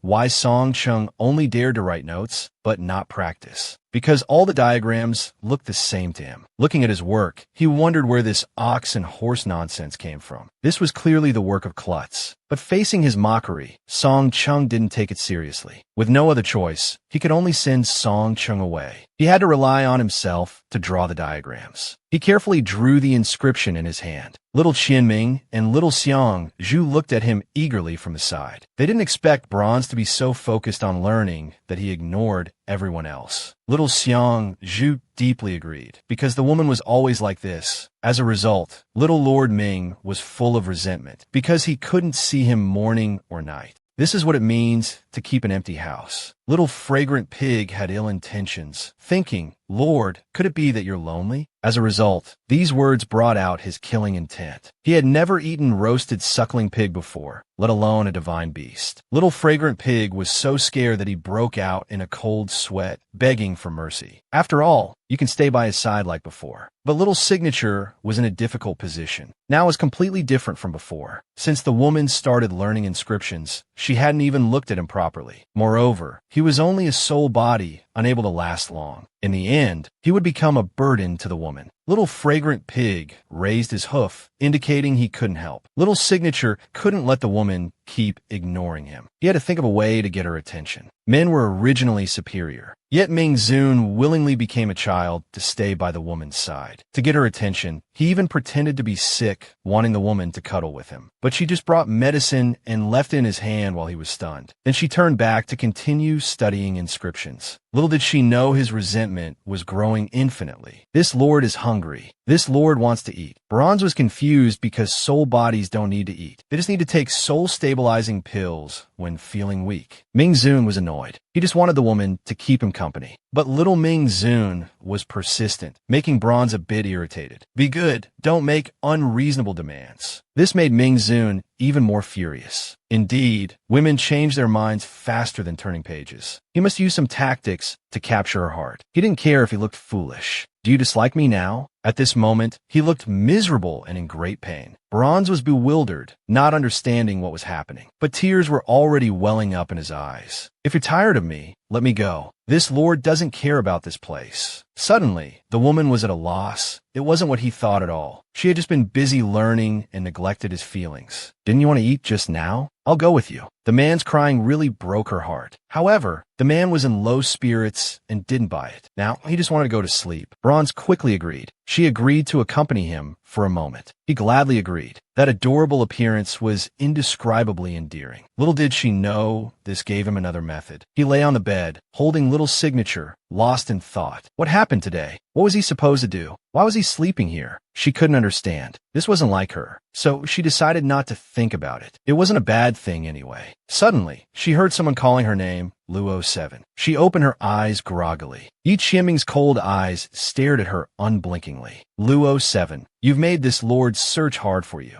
The man's appearance made the woman completely panic. Why did he find this place? He had gone through great trouble to find the woman, only to find her sleeping so peacefully. Although he couldn't believe it, he turned back to look at Little's signature, only to find him gone. Had they already merged? This made Ming Zun even more furious. A chain appeared in his hand. You dare to imprison a split soul and play with it at will? This lord won't let you off. Today, I'll capture you and keep you by my side, to torture you well. These words struck like lightning, hitting hard in her heart. Yi Qianming chained her up, accusing her of her crimes. She dared to say he was being unreasonable. What's worse were the things she had done to him. The man couldn't forgive her even more. Bronze was scared. This was all out of desperation. After all, she had saved the man twice. Couldn't they call it even? As a result, Yi Qianming tightened the chain even more. Your split soul has already returned. You should know I treated the split soul very well. Mentioning the split soul made Yi Qianming's expression even darker. Because what the woman had done to the split soul to satisfy her own desires was unforgivable. Bronze became even more panicked. Are you going to kill me? Hearing this, the man's expression softened slightly. How could I bear to kill you?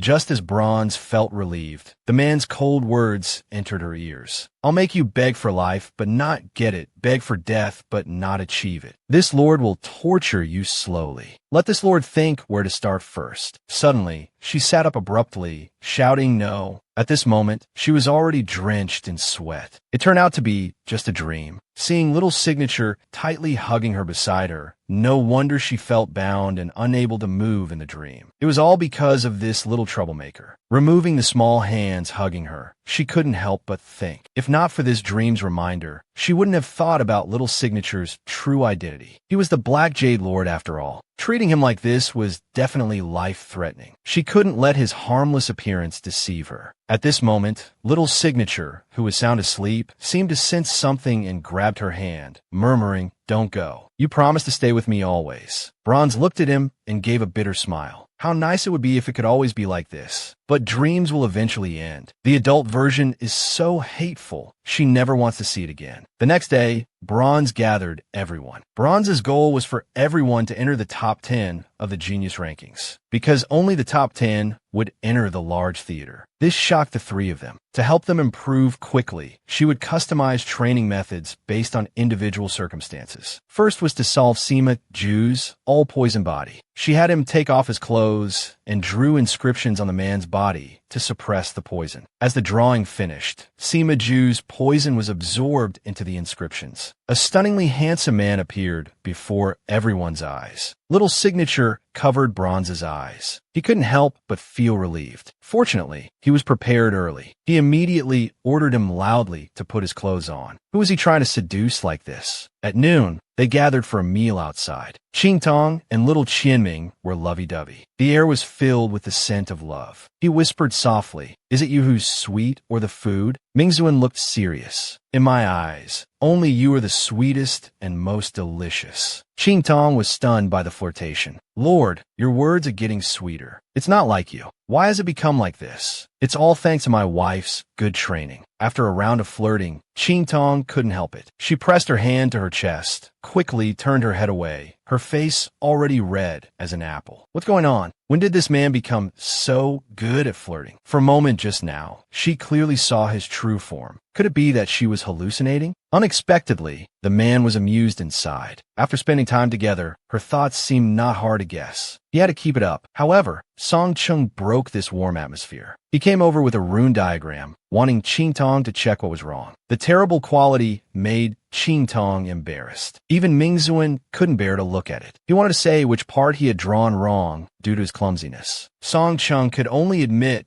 that because the Kaiyuan secret realm was about to open, doing this would give Qingtong more support. The elites from schools across the continent would be there. Originally, Tianyu Branch couldn't go, but it was his opening of the secret realm that gave them this opportunity. Song Chung had completely treated Qingtong as his disciple, so of course he wanted her to go. Meanwhile, on the other side, Yu Wenma led the disciples of the main academy and had already entered the Kaiyuan secret realm. Who will give this green tea bitch a slap? The female lead had just entered the secret realm, but was framed by the green tea bitch and pushed to her death, just because she was jealous that Qingtong was Yu Wenma's fiancé. But she didn't know that Qingtong, who fell off the cliff, didn't die. Feiji hugged little Qianming, preparing to leave. Unexpectedly, just as he stood up, there was a roar. A yellow beast launched a fierce attack on him. He didn't expect to be ambushed by a magic beast. While dodging, he looked for an opportunity. A fireball came flying at his face. Without thinking, he quickly turned around. The fireball hit hard on his back. Qing Tong let out a scream of pain, because all this was to avoid harming little Qian in his arms. At this moment, he wished he could cut the beast into 1,000 pieces. Violent spiritual energy had already gathered in his hand, but he was stopped by Qing Tong, who feared he would use spiritual power to harm the fragile soul. At this moment, Stupid Pig received Qing Tong's order. Amidst a flash of lightning and thunder, he transformed into a red-haired youth. The yellow beast roared. Countless fireballs flew out of its mouth, but they all hit the barrier, making thunderous sounds. Little Qianming pointed at Stupid Pig with trembling hands, already incoherent.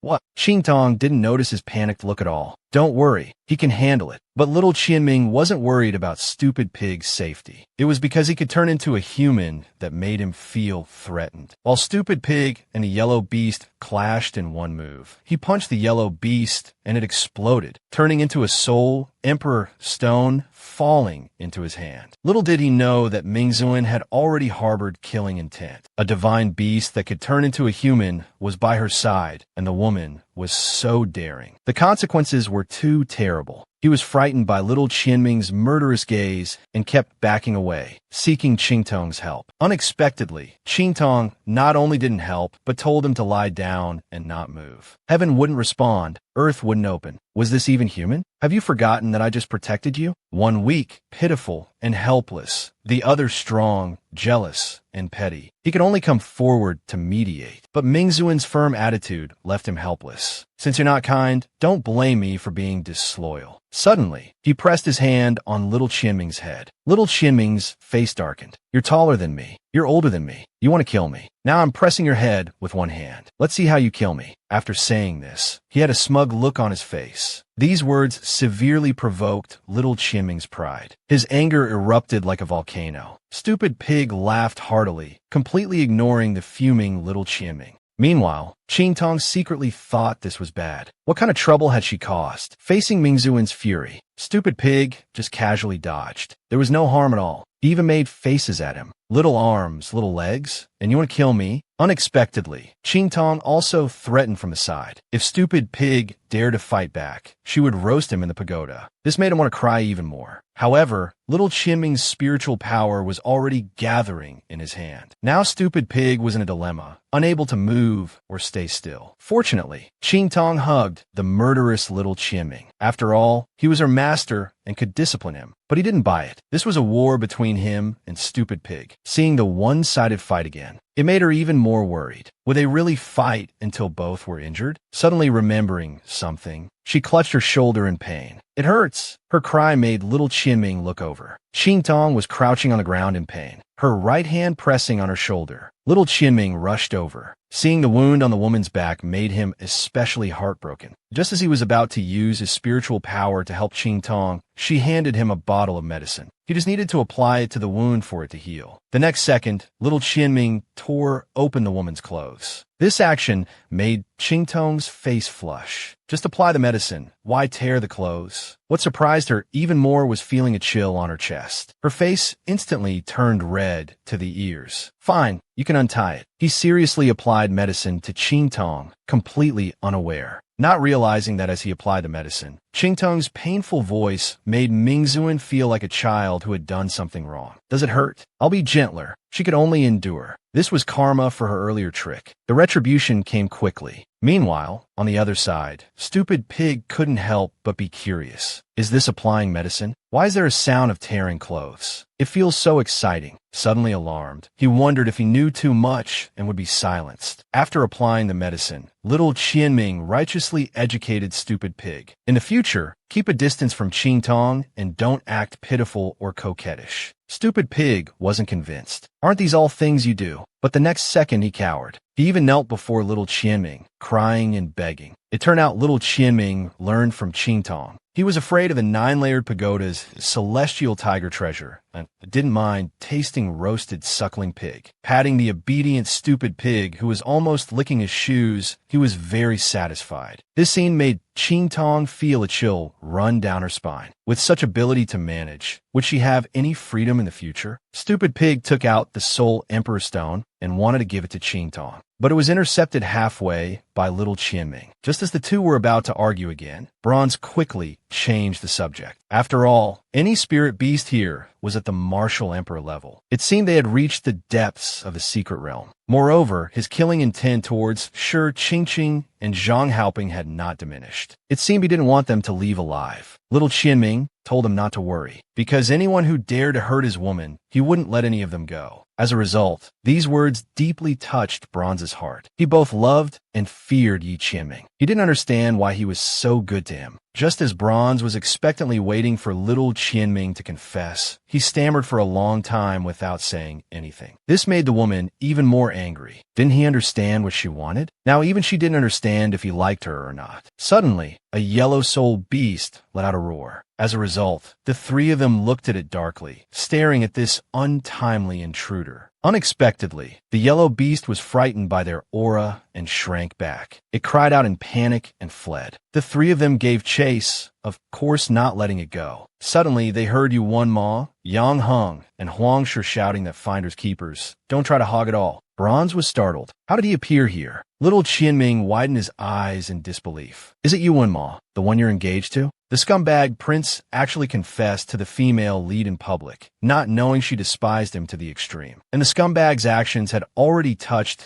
the little man's reverse scale. A hard flick to the forehead made the scumbag dizzy. Bronze had just rushed over following the shouts, not expecting to witness Yuan Ma's forceful side. When he saw it was Bronze, Yuan Ma was overjoyed. Miss, it's you. The green tea bitch cursed Bronze with a black face, calling her a slut. As a result, a crisp slap landed on her face. Little Qianming glared with cold eyes, angrily striking out. Facing the woman's shouts, Bronze pushed little Qianming behind him. Seeing little Qianming stand up for him, Bronze felt indescribable affection. The two of them worked in tandem. The green tea bitch was jealous, looking pitifully at Yuan Ma, hoping he would intervene. But his eyes were fixed on Bronze, unwilling to leave. Little junior sister, you provoked them first. Don't be rash. Completely ignoring the heartbroken green tea bitch on the side. Little Qianming wanted to gouge out the man's eyes because he was staring at Bronze without blinking. I apologize on behalf of my little junior sister. I hope the miss won't take offense. Bronze coldly replied that she indeed deserved to be taught a lesson. Who knows, she might provoke someone she shouldn't and lose her life. The next second, Yuan Ma confessed his love to Bronze. It's been a long time. I've been worried about your safety. Would you be willing to travel with me? Bronze only felt a chill come over her. Little Qianming could no longer bear it at this point. However, Stupid Pig held him tightly. It turned out that earlier, Bronze was afraid he would fight Yuan Ma and hurt his soul body. She had specifically told him not to pay attention to what he saw or heard. But now he had endured again and again, almost becoming a ninja turtle. He couldn't take it anymore. This damn scumbag dared to flirt with his wife. Yuan Ma felt a chill down his spine from little Qianming's stare, but he paid no attention. What danger could child pose? Little friend, do you like me very much? Little Qianming squeezed out a sentence through gritted teeth. This lord has no interest in ugly freaks. In an instant, his face darkened. Who raised such an ill-mannered child? Bronze gave a wicked smile. This is my son. Yuan Ma was completely caught off guard. He never imagined Bronze would have such a grown son. The green tea bitch couldn't miss this chance to mock Bronze. So young yet with such a big son. It seems the lady is quite wild and unrestrained. She even looked at Stupid Pig. Could it be a bastard child with this young man? Stupid Pig panicked. Being called the Lord's father would cost him his life in a minute. You nasty woman. You want another beating, don't you? The words another beating seemed to hit a sore spot. Stupid Pig stirred things up even more. Come on, nasty woman, hit me. He swung his whip at Stupid Pig, but Stupid Pig just lightly tapped his toes and dodged the attack. You stinky noodle. If you can hit this pig lord, I'll admit defeat. After saying that, he turned and ran. The green tea bitch was furious and chased after him. Yuan Ma completely ignored the green tea bitch's safety. Now he only felt deceived by Bronze. Since their last encounter fighting over the soul-attracting wood, he had considered this woman as his own. Now she not only had a child, but appeared before him him again, recalling how he had just stood up for her and ignored his junior sister. It made him hate Bronze even more. She was just a promiscuous woman. If she had a child, she shouldn't come out and embarrass herself. His wife was insulted. Ming-Zun could no longer hold back. A burst of spiritual energy hit his forehead, just as he was about to counterattack. The green tea junior sister came back covered in wounds. Senior brother, it's bad. It's the Yang Soul Yellow Beast. Meanwhile, at Tianyu Branch Academy, Yi Qianming descended from the sky. Luo Qi's true self, I'll definitely catch you this time. The beautiful and demonic man had gone through great troubles to finally learn his beloved wife's whereabouts. But he was blocked at the academy gates by the instructors, because the matter he was investigating involved the academy's sacred object. Liao Yiqiming's eyes narrowed. His tone was indisputable. Wind, rain, wind, rain. Spiritual energy suddenly surged in his hand.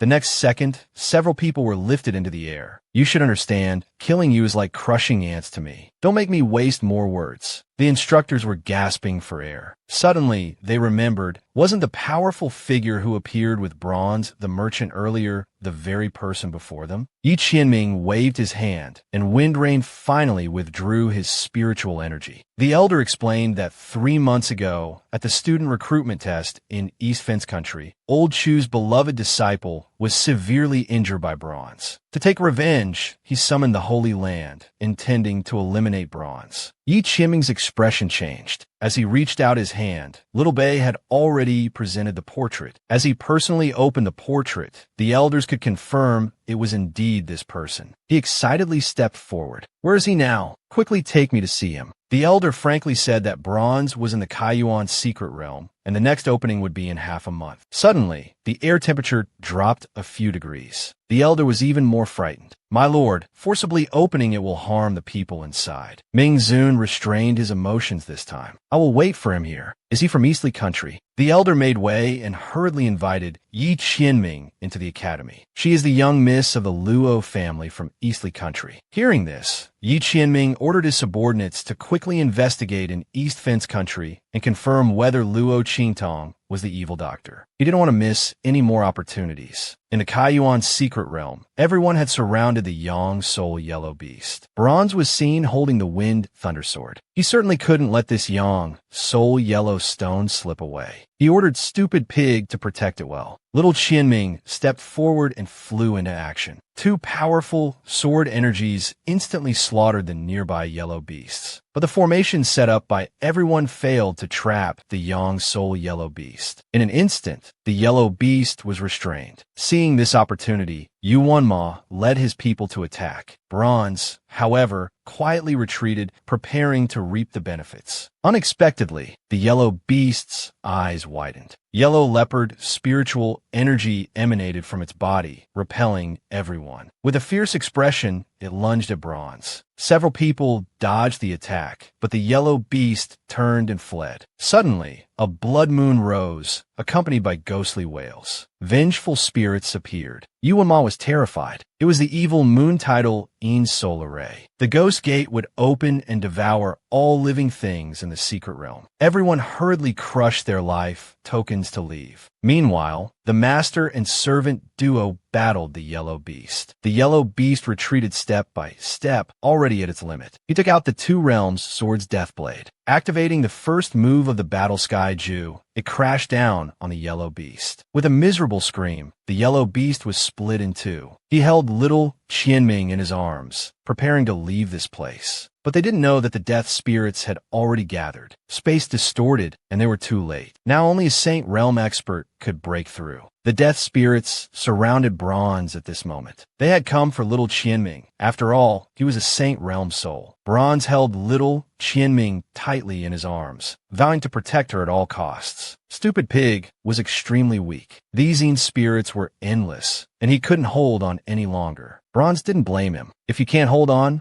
Go back to the tower first. No one will come to help you later. As he was leaving, he used his last bit of strength. He forcefully opened a transmission gate. Master, take care of yourselves. At the secret realm exit, everyone was in a panic. Without a Saint Realm expert, they simply couldn't get out. Bronze, hiding to the side, had already thought of a way to break the formation. He told little Qianming to hide in his sleeve first. He would use his evil doctor identity to break the formation. When the evil doctor appeared in the secret realm, the lead elder was overjoyed. Evil doctor, we humbly request your help. We are teachers and students from Tianyu Branch Academy on a training mission. Bronze asked skeptically, why should I save you? My help comes at a price not everyone can afford. The elder spoke frankly. Whatever the evil doctor asks, we will pay the price. We can swear an oath to heaven and earth and sign a contract. Satisfied with the benefits, Bronze said, you will all follow my instructions. When I complete one pattern, you send one person to assist. Continue until all are filled. Understand. As he finished the last stroke, he shouted, everyone, attack the gate with all your might. As everyone's spiritual energy was suddenly injected, the secret realm gate was completely opened. Just as Bronze was about to leave, he suddenly realized that Yuan Hu and Xiao Xiao were not in the group. Through the master-servant contract perception, he was instantly shocked. How could they be in the depths of the secret realm? Little Qianming disappeared. He really disappeared.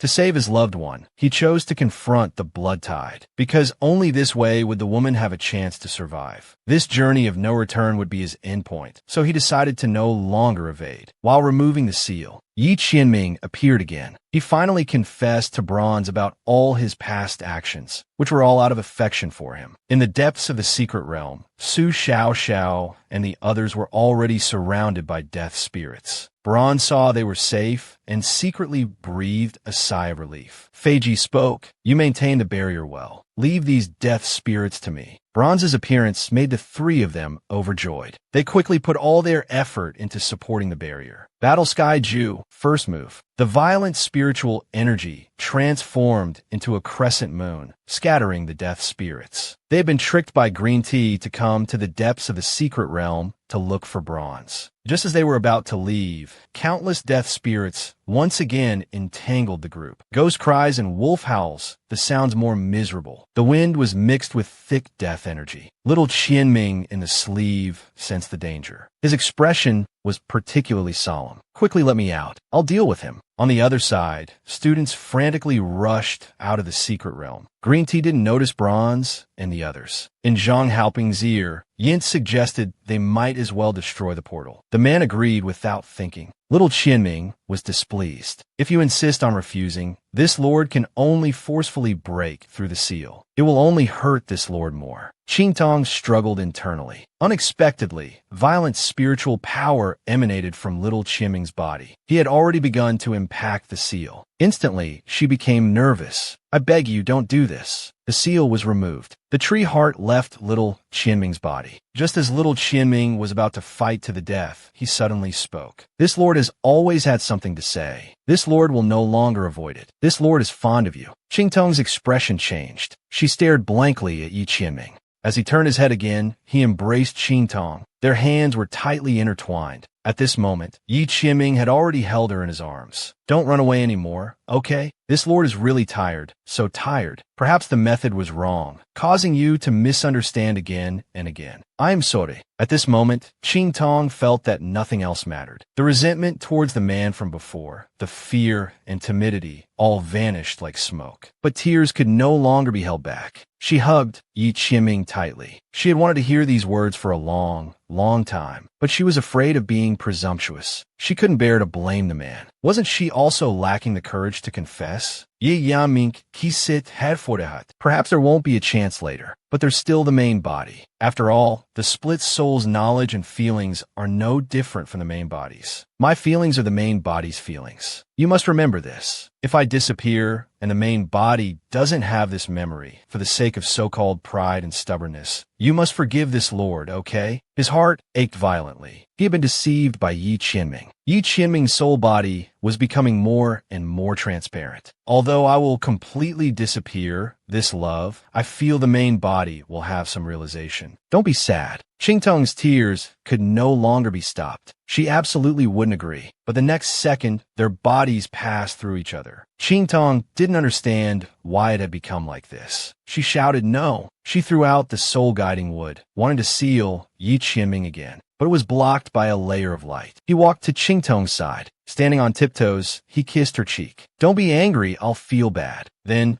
gathering his courage, I love you. At this moment, Qingtong stood there dumbfounded. I've said everything I wanted to say. What's your answer? You don't need to tell me now. Save it for the main body. Qingtong just stood there blankly, touching her lips where he had kissed. And little Qianming disappeared with a face full of happiness in the light rain. Qingtong wanted to grab him, but there was nothing in front of her, leaving her mind blank. Little Qianming, in order to protect Qingtong's safety, finally confessed his feelings to her. The decisive battle with the evil moontide. At this moment, Qingtong was crying her eyes out. Little Qianming's departure made her heart ache like a knife. Just as she was about to stop little Qianming, little fragrant pig suddenly appeared behind her. His hoof struck Qingtong's body, temporarily stunning her. This was also specifically instructed by Yi Qianming. If Qingtong was conscious, she would definitely not let him go to his death. The urgent task was to take her away from this place. At this moment, Yi Tianming restored to his adult form, blocking the ghosts. Ignorant ghosts dare to covet the netherworld lord's soul body. Yi Tianming waved his hand casually. The chaotic spiritual power instantly scattered the ghost bodies. But the ghosts quickly regathered, opening their pitch-black mouths. They viciously swallowed Yi Qianming into their bellies. However, the next second, the ghost bodies were pierced through by Yi Qianming. The ghosts let out frenzied howls. An even more violent power gathered in Yi Qianming's hands. The ghosts charged head-on, colliding with Yi Qianming's power. They instantly turned to dust. Looking at the ghosts reforming again, Yi Qianming muttered, "As long as the blood moon remains, the dead souls won't disappear. These ghosts are quite troublesome." Meanwhile, Bronze and the others arrived at the teleportation gate, but they found the gate was already closed. Just as everyone was at a loss for what to do, Yi Qianming arrived, traversing the void. His powerful spiritual energy instantly opened the teleportation gate, but he had also reached his limit. His body was shrinking inch by inch. "Go quickly, take care of him." Yuan wanted to call Yi Qianming to come along, but the howls of the ghosts behind were getting closer. A force violently pushed them into the teleportation gate. "There's no time. Quickly take him away." Yi Qianming raised his hands to create a protective barrier, ensuring their departure. The moment they entered the teleportation gate, Yi Qianming also reached his critical point. At this time, Bronze woke up just in time to see this scene. Despite everyone's attempts to stop her, she insisted on going back to find Yi Qianming. Suddenly, her expression went blank, and she let out a heart-wrenching scream. Yi Qianming was already a soul body. Yi Qianming's soul body was penetrated by the ghosts. Two clear tears streamed from Bronze's eyes. Seeing her tears, little Qianming's face remained gentle. "Go. This lord is just returning to the main body. Your imprisonment plan has failed."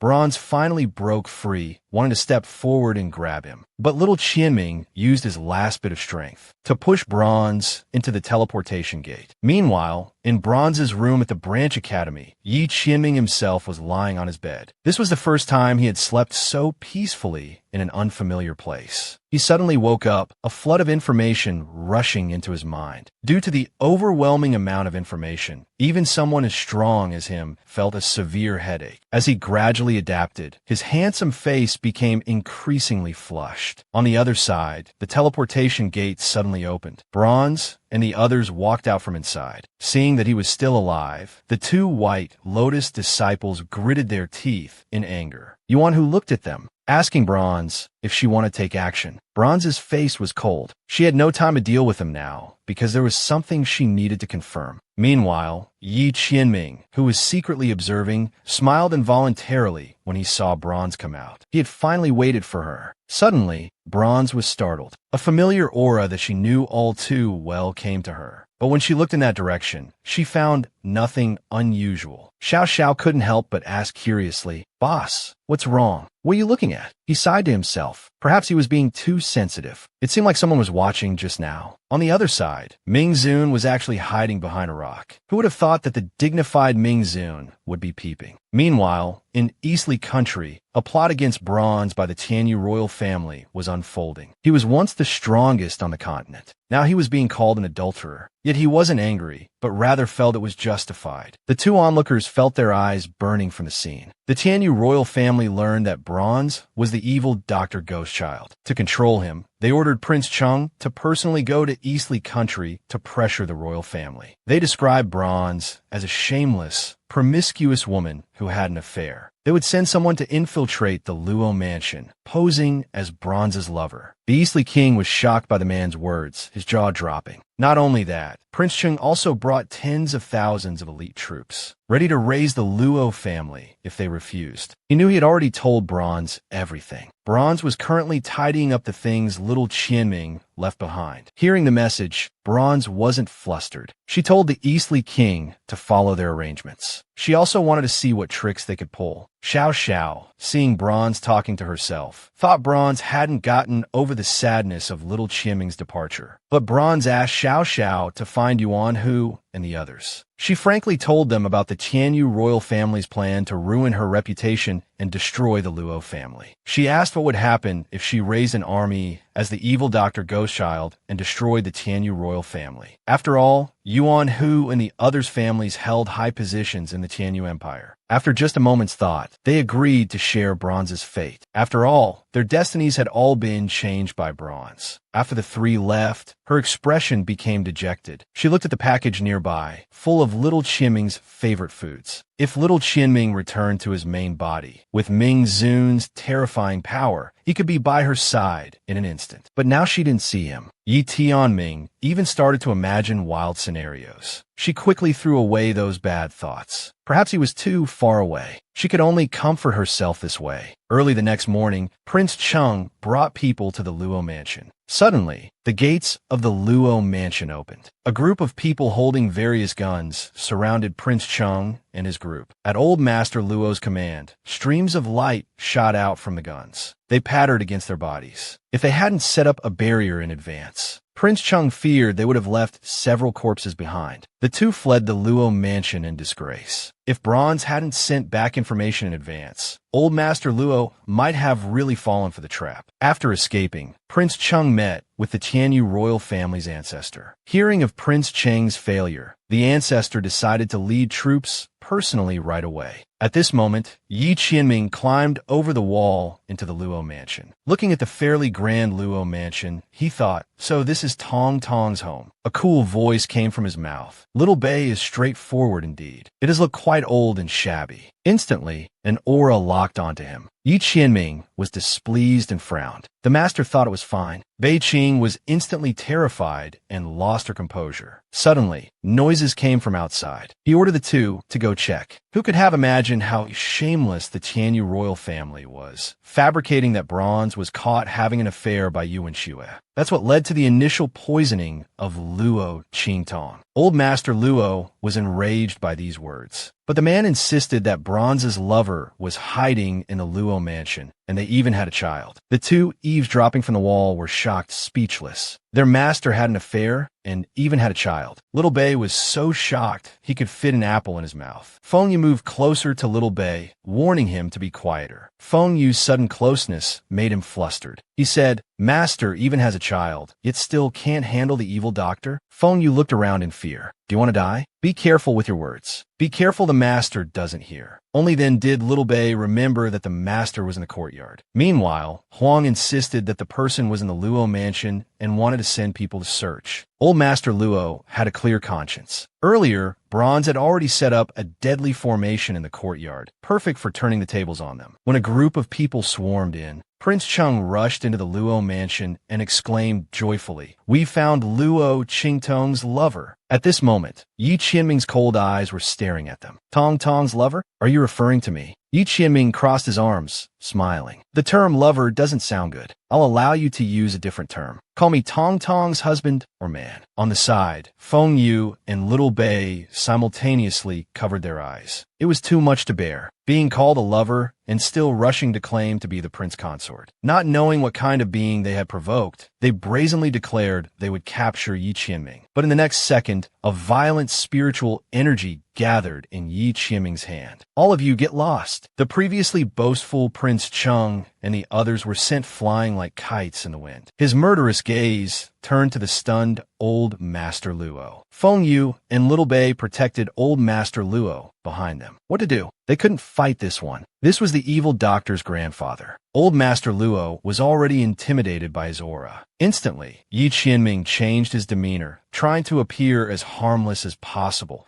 completely different from his decisive and ruthless self just moments ago. Grandvater, Liaming. Just as he was about to approach, old Master Luo panicked and involuntarily stepped back. Suddenly, screams came from outside the Luo mansion gates. Old Master Luo was delighted, knowing Bronze had returned. Bronze was seen pointing her sword at the Huang family ancestor. Dare to touch my Luo family, and I'll take your dog life. But the ancestor didn't take Bronze seriously at all. He threatened that if she became his concubine, he would spare the Luo family. Yi Qianming strode out of the Luo mansion. My woman becoming your concubine? Who gave you the courage? When Bronze saw Yi Qianming appear, she was instantly overjoyed. Her longing for him erupted from her heart like a volcano. What kind of outcome could do justice to the hardships they had endured? From the initial chase to now tightly embracing each other, the bumpy journey seemed less important. The moment Bronze saw Yi Qianming, she was so ecstatic. Yi Qianming simply opened his arms. The Tianyu ancestor didn't know what was good for him. At this moment, Bronze's eyes were filled with Yi Qianming's figure. Old Master Luo was about to ask Bronze who this man was, but Bronze pushed him aside. Her mind was full of questions she wanted to ask. She opened her arms and embraced Yi Qianming. As if afraid he would disappear, she kept calling him Little Mingming affectionately. Her calls were so intimate, but Yi Qianming was at a loss. He only felt his cheeks burning. Why call me that? It's not at all reserved. Suddenly Bronze was stunned. Don't you remember? Or has Little Mingming not returned? Her voice was full of trembling. Her eyes were filled with disbelief. Seeing this scene, Yi Qianming felt a mix of emotions. He held on to Yi Qianming, unwilling to believe this was real. Seeing Bronze's painful expression, Yi Qianming felt especially heartbroken. After all, with the soul fragment disappearing, he naturally sensed it. Moreover, the soul fragment had left happily. Bronze only felt the world spinning. She staggered backward. Luckily, Yi Qianming caught her in his arms in time. Bronze cried in his embrace, making the master even more distressed. Holding Bronze tightly in his arms, Yi Qianming wanted to tell the truth but hesitated. 1,000 words turned into a simple, I'm sorry. At this moment, Bronze was sobbing loudly in his arms. She hated herself so much for being powerless, unable to protect little Qianming. Yi Qianming looked in her eyes. The soul fragment hadn't disappeared, just exhausted its power and returned to the main body. His presence here was the best proof, but that part of the memory was gone. Everything else remained the same as before. Listening to Yi Qianming's explanation, Bronze was half believing, half doubting. Was it really like this? Seeing Bronze still unconvinced, Yi Qianming suddenly felt wrong. Do you dislike me because I don't have that part of the memory? Or do you think that memory is more important than me? Bronze immediately became anxious. Of course, it wasn't the memory she loved, but Yi Qianming himself. Seeing Bronze's admission, Yi Qianming instantly felt relieved. So you don't need to be sad at all. Bronze felt something was off, but couldn't pinpoint what. Suddenly, Yi Qianming hugged her again. Or is it that without the soul fragment by your side, you feel lonely? Then why don't I reluctantly take his place and stay by your side? Smelling his scent, you won't run away again, will you? The gentle voice reached her ears. Bronze was about to answer, but she suddenly grabbed Yi Qianming's clothes. Tell me first, if I don't run away, what do you want to do by catching me? Why have you been so insistent on catching me? Instantly, Yi Qianming broke out in a cold sweat, because the soul fragment had once confessed the reason to Bronze. Now with Bronze's temperament, he didn't know how to begin. Meanwhile, old Master Luo was very angry, seeing his obedient granddaughter actively throwing herself into someone's arms. Who was this man who had taken advantage of his granddaughter? Because of his anger, old Master Luo completely failed to notice the Tianyu ancestor behind him, enduring pain and slowly crawling towards him. Let's go to hell together. Bronze suddenly looked towards old Master Luo. The Tianyu ancestor was hugging him and choosing to self-destruct. Just as she was about to disregard the danger and stop it, Yi Qianming pulled her back. "Don't go, let me handle it." He raised his palm. Powerful spiritual energy enveloped old Master Luo. With a leap, he was already by his side, just as he was about to pull old Master Luo out. The next second, he disappeared from the spot. This sudden turn of events startled Yi Qianming, followed by a thunderous explosion. As the dust settled, Bronze ran to Yi Qianming's side. The recent explosion made her extremely worried about the two. Yi Qianming explained that with his energy shield's protection, grandfather would be fine, but he had just sensed a slight spatial fluctuation. Hearing this, Bronze used her bronze technique. "Give me your hand. I can rewind to see clearly." The two held hands tightly. Qing Tong activated the supreme bronze technique of time reversal. The male and female leads had just reunited. Unexpectedly, old Master Luo disappeared. To find old Master Luo's whereabouts, Qing Tong activated the supreme eye technique. Time reversed. The scene of old Master Luo's disappearance reappeared before their eyes. When they saw a golden phoenix flash on old Master Luo's body, both were particularly shocked, because that was the life and death interdependence curse. Yi Qianming asked Qing Tong, "Besides your grandfather, do you have any other close relatives?" Qing Tong was also pondering. He had never heard anyone mention his grandmother. Now that old Master Luo had disappeared, it must be because of his grandmother. Because for those bound by the life and death interdependence curse, if one party is in trouble, the other cannot live. Yi Qianming told him not to worry. He would take care of finding people.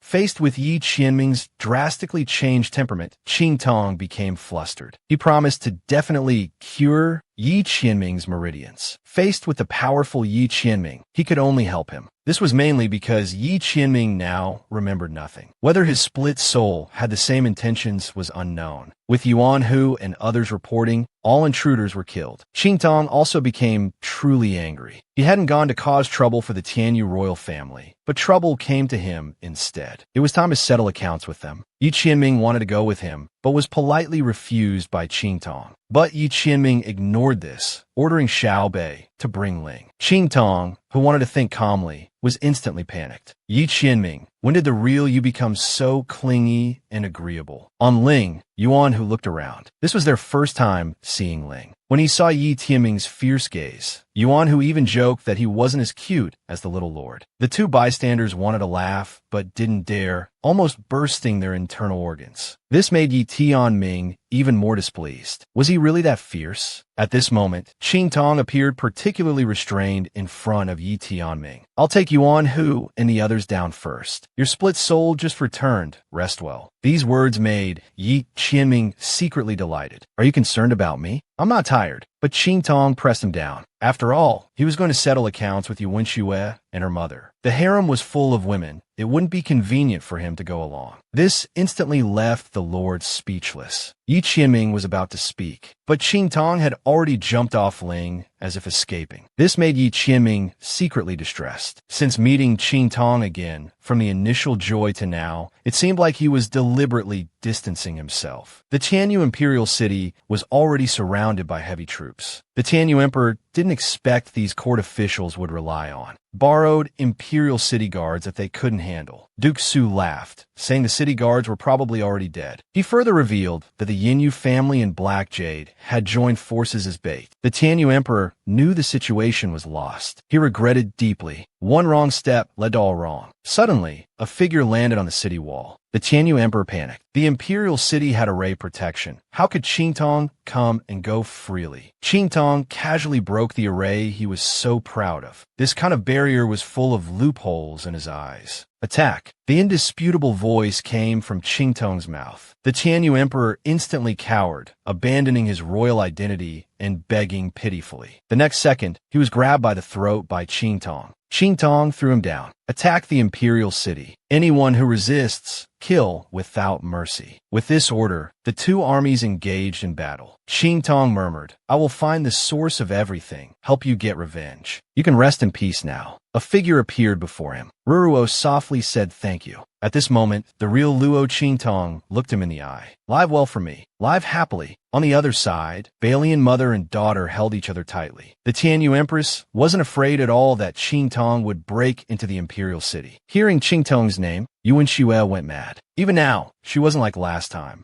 Just as the Empress was comforting her, the door was kicked open violently. Qing Tong leisurely entered the bedchamber. It seems the Empress and 7th Princess miss me very much. On Ling, Yi Qianming was secretly distressed. Feng Yu and the others consoled him. They say absence makes the heart grow fonder. She's probably just nervous seeing your true self. Yi Qianming thought it might be so. He ordered the two to go down and help. Suddenly a voice entered his ear. Yin Ju from the Yin family had come to spy. Yi Qianming was on high alert. Why would this person appear? The man tried to show off in the crowd. Unexpectedly, the next second a beam of light exploded in the crowd. Yi Qianming descended gracefully from Ling. Yin Ju was about to arrive, but Yi Qianming raised his proud head. He didn't even look at him directly. Yin Ju was about to attack again, but Yi Qianming beat him to it once more. This made him very unhappy. As a result, he turned to another battlefield. However, Yi Qianming beat him to again. This instantly enraged him. He just wanted to kill enemies. Was it so hard to show off in front of Qing Tong? He had become completely useless on the battlefield. All enemies had already been dealt with by Yi Qianming. Yi Qianming let out a cold snort, glancing at him. In an instant, he saw a familiar face in that countenance. He was instantly broken. It was because he recognized this as the Qing palace that little Qianming had mentioned. Meanwhile, Qing Tong told the two about the Tianyu Emperor's fate. He grabbed the collapsed foreign empress. He took out a prepared divorce paper for the woman to sign.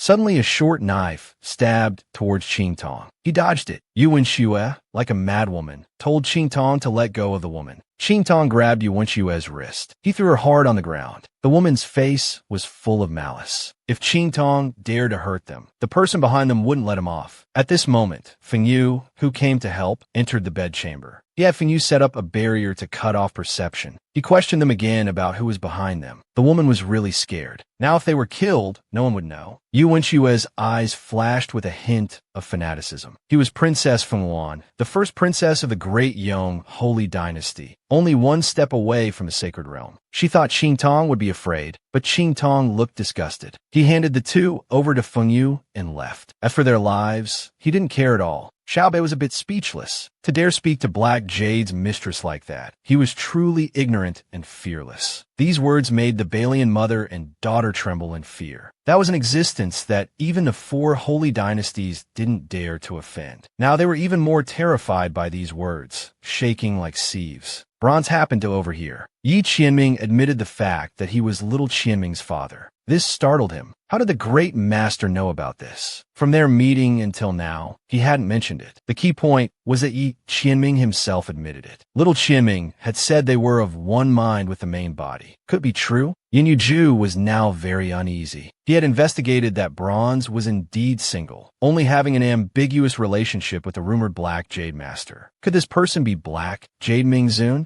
Yi Qianming gave him another shock. You've met me before. It's good that the child recognizes me. He turned back to see Bronze had been standing there for a long time, completely ignoring the unexpectedly injured Yin Ju. What are you talking about? Did you know each other before? Bronze asked curiously. Yi Qianming hurriedly said they didn't know each other. He didn't chat and looked at the man with disgust. I'm clearing out the enemy. This person is too much of a nuisance. I'm afraid I might accidentally eliminate him. Bronze stepped forward to express gratitude to Yin Ju. Yi Qianming, who was left on the side, instantly darkened his face. He wanted to strike Yin Ju dead right now. How dare he chat with his woman like this? Just as the two were talking, Yi Qianming put his hand on Bronze's shoulder. He held Bronze in his arms, looking like a domineering CEO. Let's go back first. Bronze was stunned by this sudden action. He kissed Bronze's cheek. After the big battle, Tong Tong needs to be comforted properly. Bronze felt dazed, unable to keep up with Yi Qianming's pace. After leaving, to resolve her doubts, Bronze asked him how he knew little Mingming was his son and why he openly admitted this. Yi Qianming was shocked. Cold sweat instantly appeared. Seeing Yi Qianming's guilty look, Bronze grabbed him. I heard all of your conversation just now. Why did you say that? Bronze looked serious. He could only answer reluctantly. Because we are one, so of course I can guess the thoughts of the split soul. This answer again made Bronze feel dejected. She sighed. Let's go home. There was a hint of bitterness in her heart. Without the memories of the past, she didn't know if his feelings were the same as the split souls. Yi Qianming was stunned for a long time when he heard the words, go home. This phrase was both strange and familiar. When they returned to Luo Mansion, are you going to follow me in? Bronze looked at Yi Qianming, who was closely following behind. At this moment, Bronze's face was full of grievance. She never expected the jealous master to be so good at acting. Bronze, with a face full of grievance, just wanted to check his body, but he refused to get up from the bed. Seeing Yi Qianming's ears turn red from guilt, Bronze didn't point out. She kissed the man's forehead and then left. Just now, Yi Qianming had closely followed Bronze, but he was shut out by Bronze. Grandpa Butler has prepared a room for you.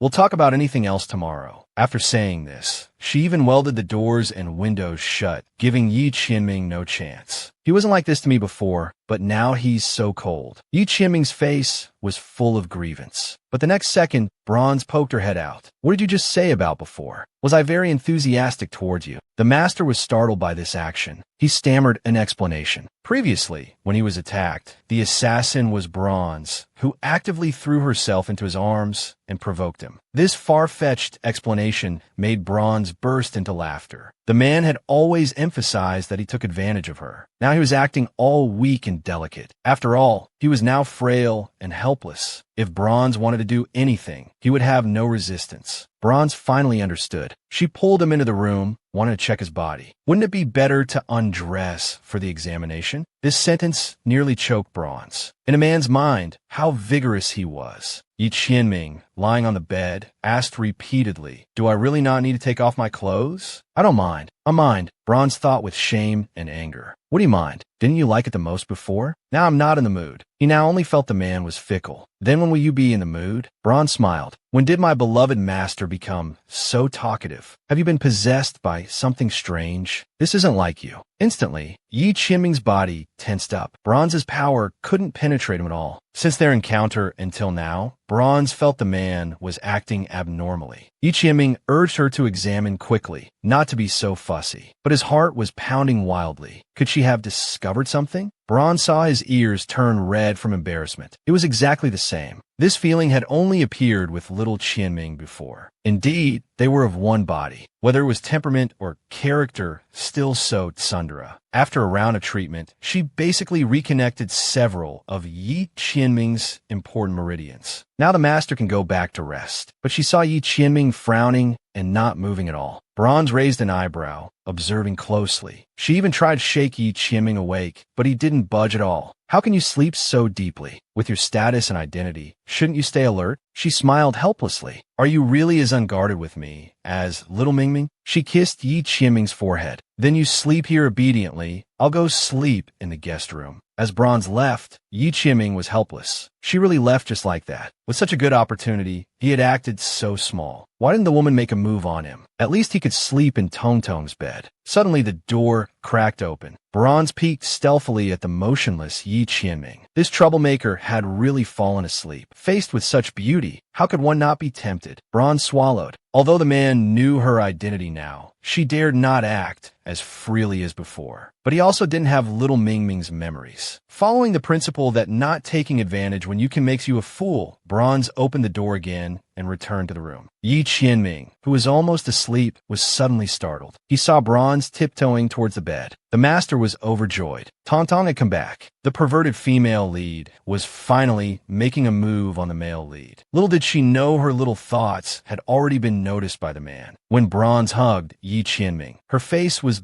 beaming with happiness. The softness transmitted through his arm made Yi Qianming blush. Although hugging you is a bit hard, it's not bad if I make do. This instantly darkened Yi Qianming's face. He stopped pretending and flipped Bronze under him. Where am I hard? Making you uncomfortable? Are you trying to seduce me? But Bronze cried out that it was a misunderstanding. Only because she had just healed the man, her strength was exhausted, and she inevitably felt dizzy. She had wanted to test the man, but ended up delivering herself. Now her reputation as a pervert was completely solidified. But Yi Qianming had long understood her intentions. He didn't mind Bronze doing whatever she wanted with him. Just as their lips were getting closer, Bronze hurriedly covered his mouth. Wait, Yi Qianming, do you really like me? It's you who likes me. I'm giving you this chance to be that exception. A fiery temper suddenly ignited in Bronze's heart. Bronze rubbed her head. She didn't remember saying that, or maybe she should admit it. Yi Qianming instantly became anxious. This woman was trying to trick him again. Bronze looked innocent, refusing to admit it. You're trying to renege. Yes. How did you know I'm reneging? Bronze was now certain. This Tsundere was pretending to have amnesia. No wonder she dared to go to him since seeing the man. So this was the issue.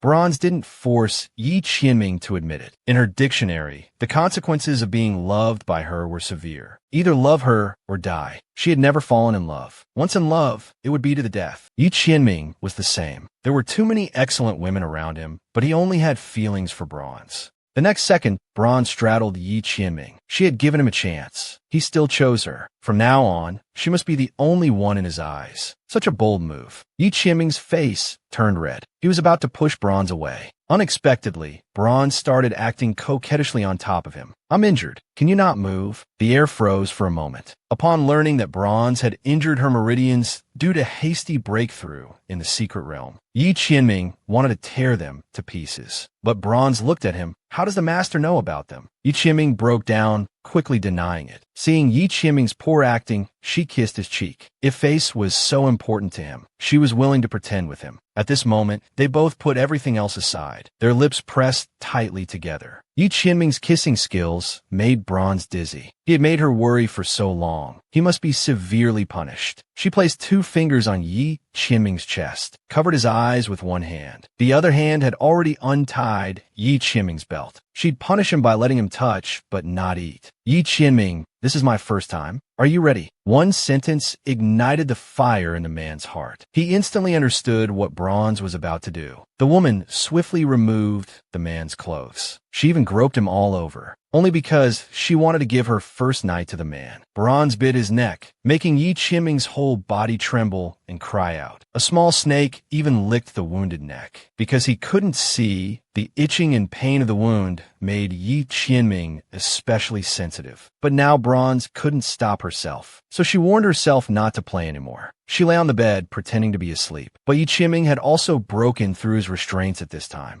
Just as Yi Qianming was about to take revenge, no matter how he called, Bronze pretended not to know. If you don't resist like this, it will be easier for me to act. But what he got in return was even breathing. The annoyed Yi Qianming didn't expect the meat in his mouth to vanish. Although tortured by Bronze, Yi Qianming was willing. Holding the woman he had longed for day and night, he fell into a deep sleep. The next day, Xiaobei and the others saw the master's face full of love. The master looked radiant. Look at his neck. Feng Yin quickly interrupted this big mouth. As a result, Yi Qianming confessed without being asked. I'm not savoring it. I'll get it back with interest sooner or later. The suddenly appearing Yuelao kept marveling. Who could have imagined the Black Jade Master would be like this? Then he wanted to go see Bronze. After all, she was 3 months pregnant. Until now, he hadn't seen the Black clothes execute him. Confused among the confused. 3 months pregnant? How did he not know? This statement shocked everyone, because the whole Black Domain knew Bronze had his child. Now Yi Qianming looked like a scumbag, no matter how you looked at it. Bronze woke up to find Yi Qianming had already left. Recalling what happened last night, although she really fell asleep in the end, Yi Qianming must have been furious. She only felt relieved. Who told this Tsundere to deceive her? At this moment, Yi Qianming just wanted to clarify the matter of Bronze being pregnant. Xiaobei was about to gossip with Feng Yun, but unexpectedly lost his footing and kissed Feng Yun's cheek. He instantly jumped far away like a spring and quickly changed the subject.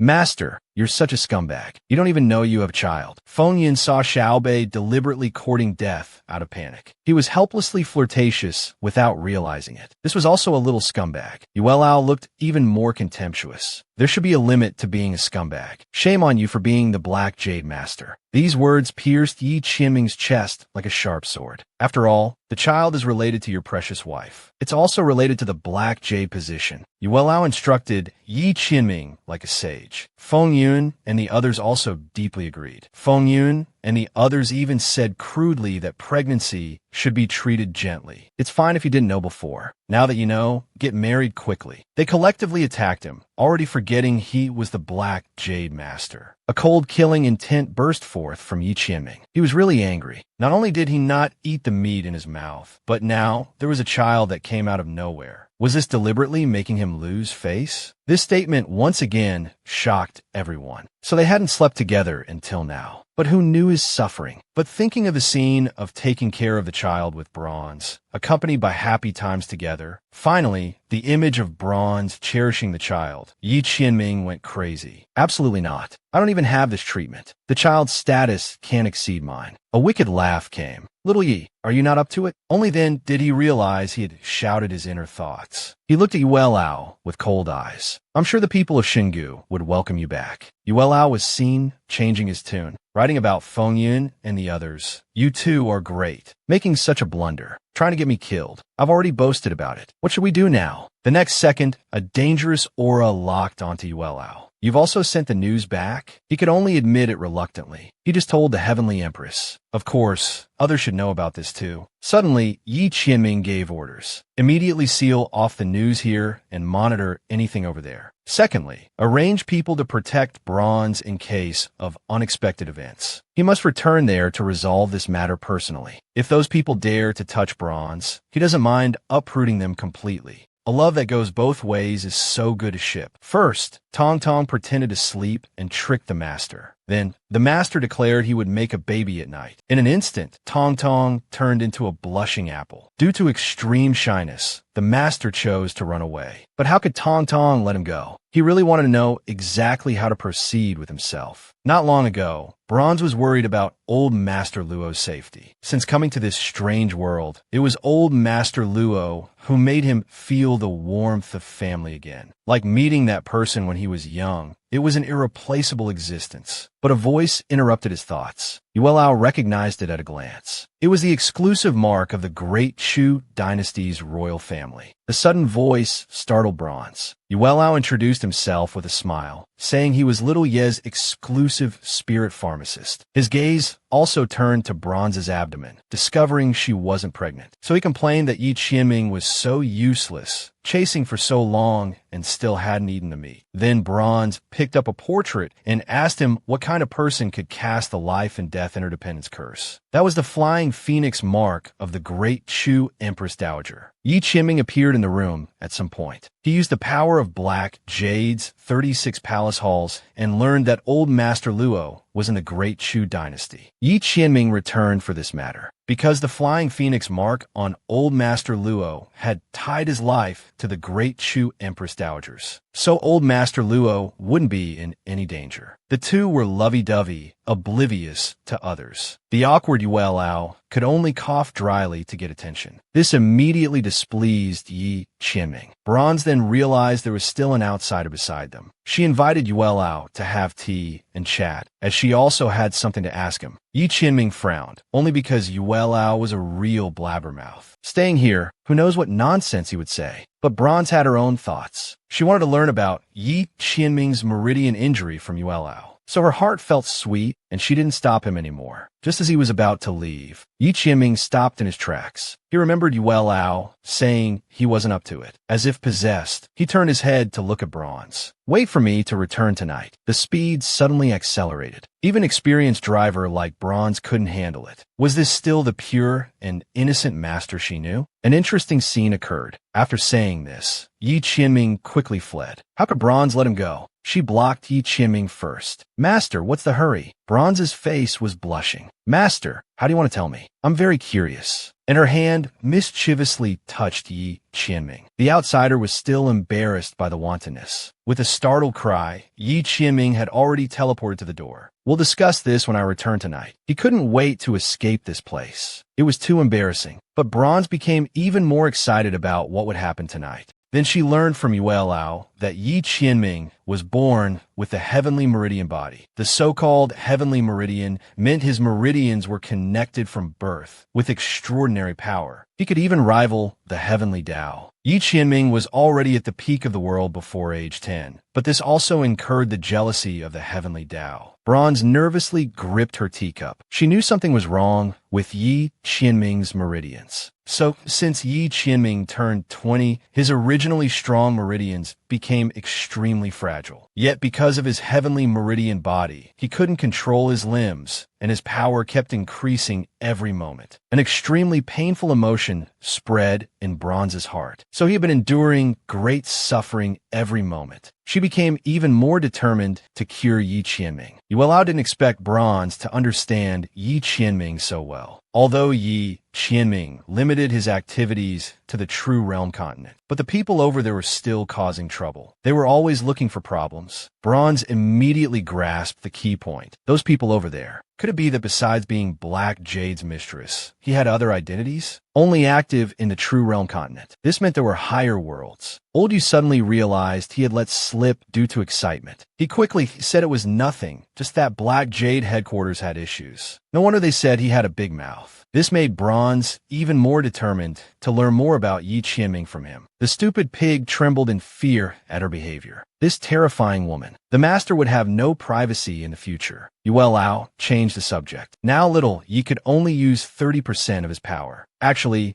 Black Jade's mistress was too hard on him, but Bronze firmly believed. She was confident she could help Yi Qianming exert his full power. That didn't seem far off, but Yue Lao was still curious. How exactly did she treat Yi Qianming's meridians? Bronze playfully raised a finger. I can sense the problems in his meridians. I just casually help him adjust them. Yue Lao was amazed. So effortless. While he had spent over a decade of painstaking effort, but his expression darkened. Because even with Bronze's powerful healing methods, Yi Qianming only had 3 years of life left. It was a loud bang. The table was smashed to pieces. What do you mean only 3 years of life left? Bronze exclaimed. Suddenly he broke out in a cold sweat. Oh no, oh no. His big mouth had accidentally let it slip. He was the supreme Black Jade's mistress of the cultivation world. After great effort, he finally gained her favor. But upon learning the mistress only had 3 years to live, not only did Bronze not give up, she even swore an oath to heaven and earth, to kill gods and demons, willing to defy fate for her man. Yi Qianming, who happened to return to Luo Manor, heard this. He secretly cursed Yue Lao's big mouth. He really dared to say anything, but his heart couldn't help but beat wildly. Since his birth, his power had been unrivaled across the world, unmatched in the 9 heavens and 10 earths. Who else would dare make such a promise for him? Although he knew there was no solution for the heavenly meridian body now, he believed even more that this woman could do it. In an instant, he teleported to Bronze's side. The stupid pig was thrown aside by Yi Qianming. Just as Bronze was asking when he returned, a gust of wind had already closed the door. Bronze suddenly felt nervous. Was the master really going to do it? She felt a bit timid in her heart. The next second, Yi Qianming had already embraced her tightly. At this moment, he just wanted to melt the woman into himself. Feeling the man's body tremble, it was also Bronze's first time seeing Yi Qianming so out of control. And Yi Qianming, who had no hope for his own body, finally succumbed at this moment. Not just because of the woman's outrageous oath, but more from his own unwillingness to give up everything for Bronze. From their meeting in the jungle until now, she had constantly tugged at his heartstrings. Feeling Yi Qianming's love, Bronze told him that no matter when, she would always be his strongest support.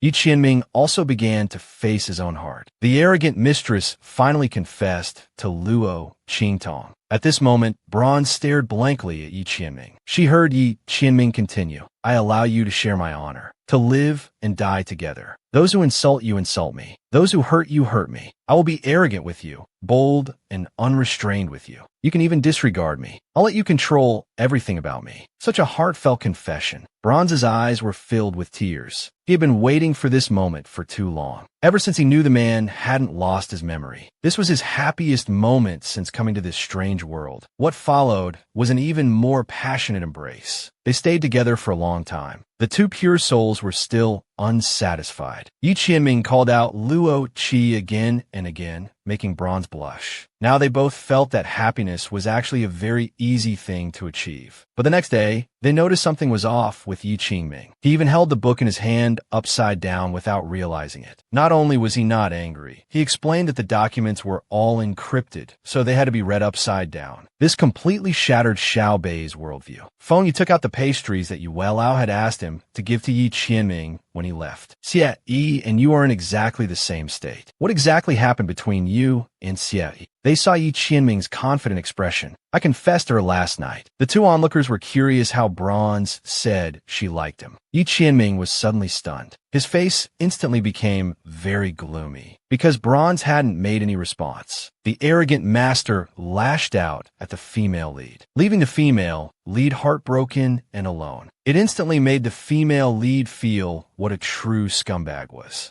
And this farce was all because of a conversation between the master and Xiao Bei. It turned out Bronze hadn't confessed to him, but because Xiao Bei said, "Is Xie Yi playing with you?" This made Yi Qianming, who is usually calm in all situations, go from ecstatic to extremely stressed. He said it's impossible out loud, but Xiao Bei thought Bronze had been avoiding him from the beginning. It was all Yi Qianming's blind pursuit. She only appeared after the split soul dissipated. If she liked him, why would she hide? He suddenly felt a pain in his buttocks. This interrupted Xiao Bei's next words. Feng Yu pointed at the now dejected Yi Qianming. Only then did Xiao Bei realize the inappropriateness. The mighty Mingzun was already in emotional turmoil. He was hesitating whether to go ask Bronze for clarity. Meanwhile, on the other side, Bronze was surrounded by the atmosphere of love. But the teasing from Yuan Hu and the other two made Bronze blush deeply. She immediately announced that Yi Qianming had confessed to her. Although they had already guessed the outcome, it still surprised the three greatly. The legendary black Jade Mingzun had actually confessed to their boss. In addition to being happy, Bronze was generous. She fully armed the three to deal with the upcoming year-end assessment. It was time to get payback with interest from those who had once harmed her. Meanwhile, at Tianyu Branch School, Qingqing also broke through to the Wuang realm. She vowed to kill Bronze in the year-end assessment. In Bronze's boudoir, Yi Qianming was restless, like ants on a hot pan. He paced back and forth, wondering whether to ask Bronze. He didn't even notice when Bronze returned to the room. She quietly walked step by step towards Yi. Tianming gave him a tight hug. What are you thinking about, master? You didn't even hear my footsteps. Yi Qianming replied softly, just thinking about some things. Bronze could sense his unhappiness. He could only force a slight smile. He couldn't get angry at her for no reason. Bronze also noticed Yi Qianming's distraction. Perhaps after confessing his feelings, he neglected to spend time with her properly. Bronze felt she understood the reason. She decided to comfort him. Young master, it's our private night. Let's do something fun. Bronze expressed her intentions, catching the master off guard. Before he could ask Bronze anything, she pushed him down. The sudden move left Yi Tianming completely unprepared. He saw Bronze already straddling him. Let's do something fun and enjoyable, Bronze emphasized again. Suddenly, Xiao Bei's words flashed through his mind. Instantly, Yi Qianming's mood darkened. The quick change in expression stunned Bronze. He roughly pushed Bronze off him. Bronze was taken aback. You've been busy all day. You should rest. I'll leave first. Yi Qianming's words were filled with coldness. This sudden turn of events left Bronze trembling with anger. Are all men such pigs? Once they get what they want, they don't cherish it. The next day, seeing Bronze surrounded by resentment, no one dared to approach her, fearing collateral damage. But there was one who wasn't afraid of death. A man carrying a large package knelt before Bronze. Bronze's anger flared. If you have something to say it. If not, get lost. The man respectfully stood up and handed the package to Bronze. It turned out to be something sent by Suyu from the far southern wilderness. With a whoosh, a pig figure nervously ran over. With wide pig eyes, it wondered why it sensed a familiar yet strange aura. If love is meant to last, why worry about seeing each other every day? The little fox that had disappeared for so long finally returned. Just as the stupid pig sensed that familiar yet strange aura and finally locked onto the package. As soon as it was opened, Snowball was lying inside. This sight delighted the stupid pig. The pig's hoof had just touched Snowball in the package when Snowball hugged it tightly. Bronze looked at Snowball, now half her height, with disbelief in her eyes. This was the best proof that Snowball had entered its growth period. Soon it would become a true divine beast reaching the heavens. But the stupid pig was very depressed. Only it still looked so stupid, not resembling an ancient divine beast at all. Sensing the stupid pig's aura, Snowball pounced on it and nuzzled it. It asked Bronze to put them into the 9-dragon exquisite pagoda. Only the aura there would benefit Snowball's transformation. Meanwhile, the master was full of remorse. He deeply regretted pushing Bronze away last night. Seeing Bronze come to the cafeteria, Xiao Xiao greeted her to eat. Passing by Yi Qianming, she saw his extremely bad mood. Both chose to remain silent. "I'm not eating. I'm not in the mood," she said as she sat next to Xiao Xiao. She didn't go to Yi Qianming's side. This made Yi Qianming break out in a cold sweat. Bronze was indeed still angry with him. "Is it not to your liking? I'll have them make something else," the master said. But Bronze declined his offer. "Don't bother. You were so cold last night, and now you're acting all friendly. Men are truly pigs." The onlookers could see that the master and Bronze were having a conflict. Even the usually oblivious Xiao Bei noticed something was off. Feng Yu warned Xiao Bei that if he said anything careless today, no one could save him. Heeding Feng Yu's warning, Yi Qianming nervously took out a letter from his sleeve. It turned out that old Master Luo in the Great Chu dynasty was safe and sound. He just had some disputes with the Empress Dowager of Great Chu.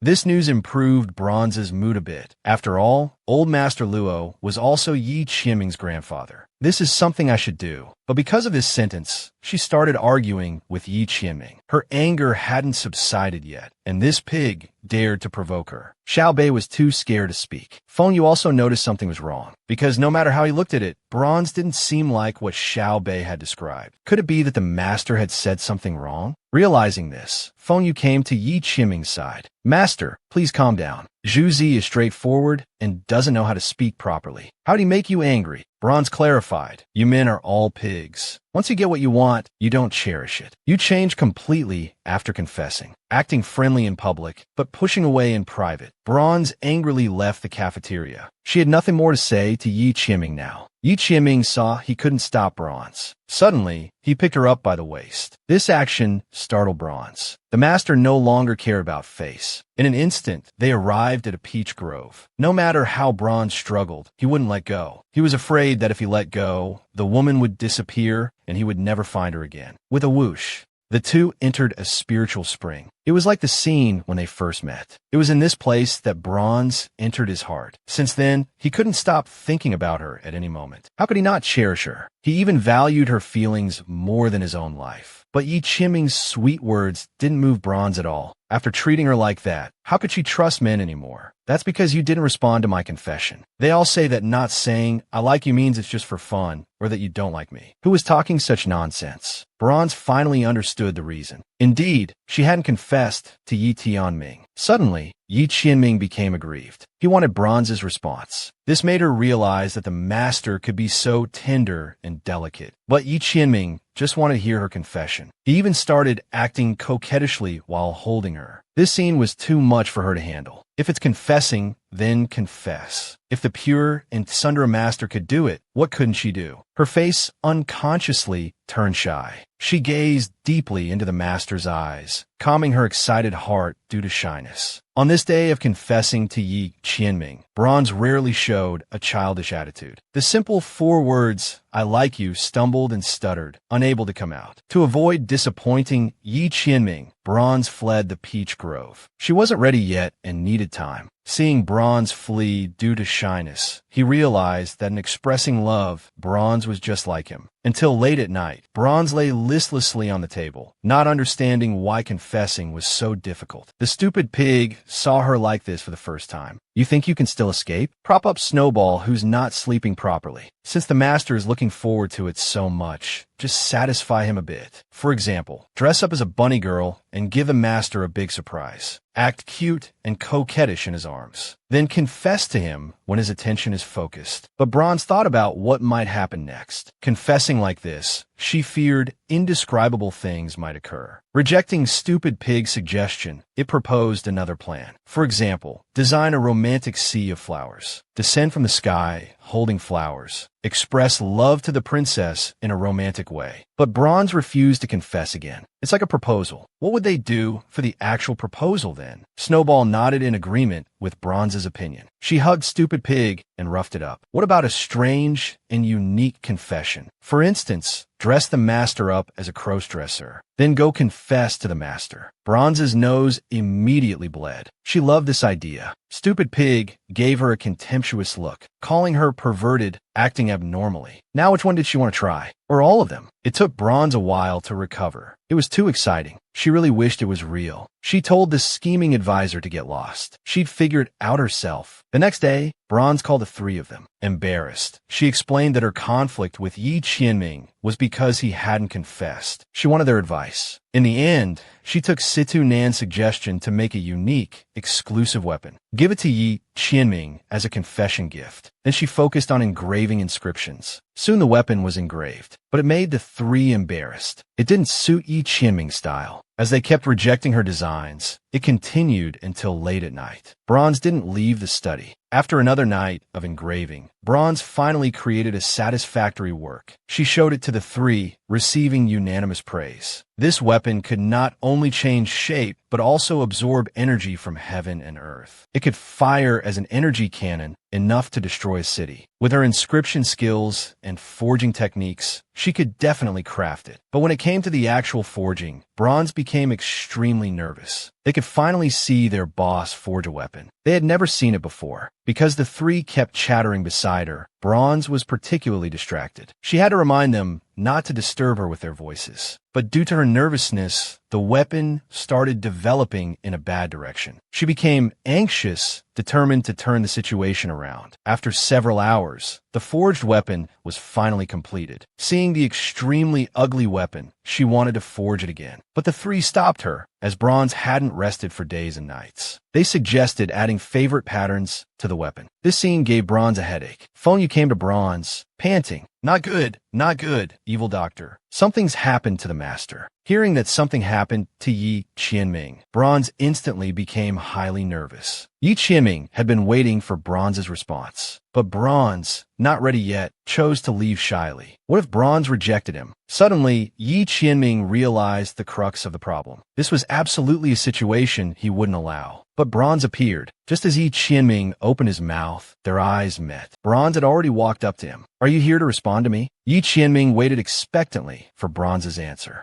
But Bronze acted unusually and covered his mouth. We both know what's between us. Why spell it out? If the master wants to hear or do something, I can guarantee it all. To make you happy, Yi Qianming only wanted to hear Bronze's response to his confession. But she replied with a wicked smile. We're adults. Why say or do anything? Must you ask about feelings and make me take responsibility? Suddenly, Yi Qianming's expression changed dramatically. The Bronze before him had become so bewitching. He didn't recognize her. She had said it was all or nothing before. What was this now? But Bronze called him naive. What they had was just for fun. Yi Qianming refused to believe this was true. He had confessed halfway and left shyly. Bronze smiled mischievously. Am I the type to be shy about this? Did the master really think I liked you? This instantly broke Yi Qianming's defenses. In disbelief, he looked at her. I just thought the master looked good and wanted to enjoy and savor you. I can't believe you fell for it. Bronze's carefully chosen words attacked Yi Qianming's heart. Since the master has fallen for it, this game should end. Farewell, master. We'll never meet again. Bronze, like a heartless woman, bid farewell to Yi Qianming. Ignoring Yi Qianming's heartbroken cries, he suddenly woke up from his dream. It turned out it was all just a dream, but the dream felt so real. At this moment, Feng Yu burst in. Master, it's bad. The evil doctor is about to run away again. Yi Qianming's face instantly darkened. Say that again. What What about the evil doctor? The perverted female lead was openly showing affection, but because of this bold move,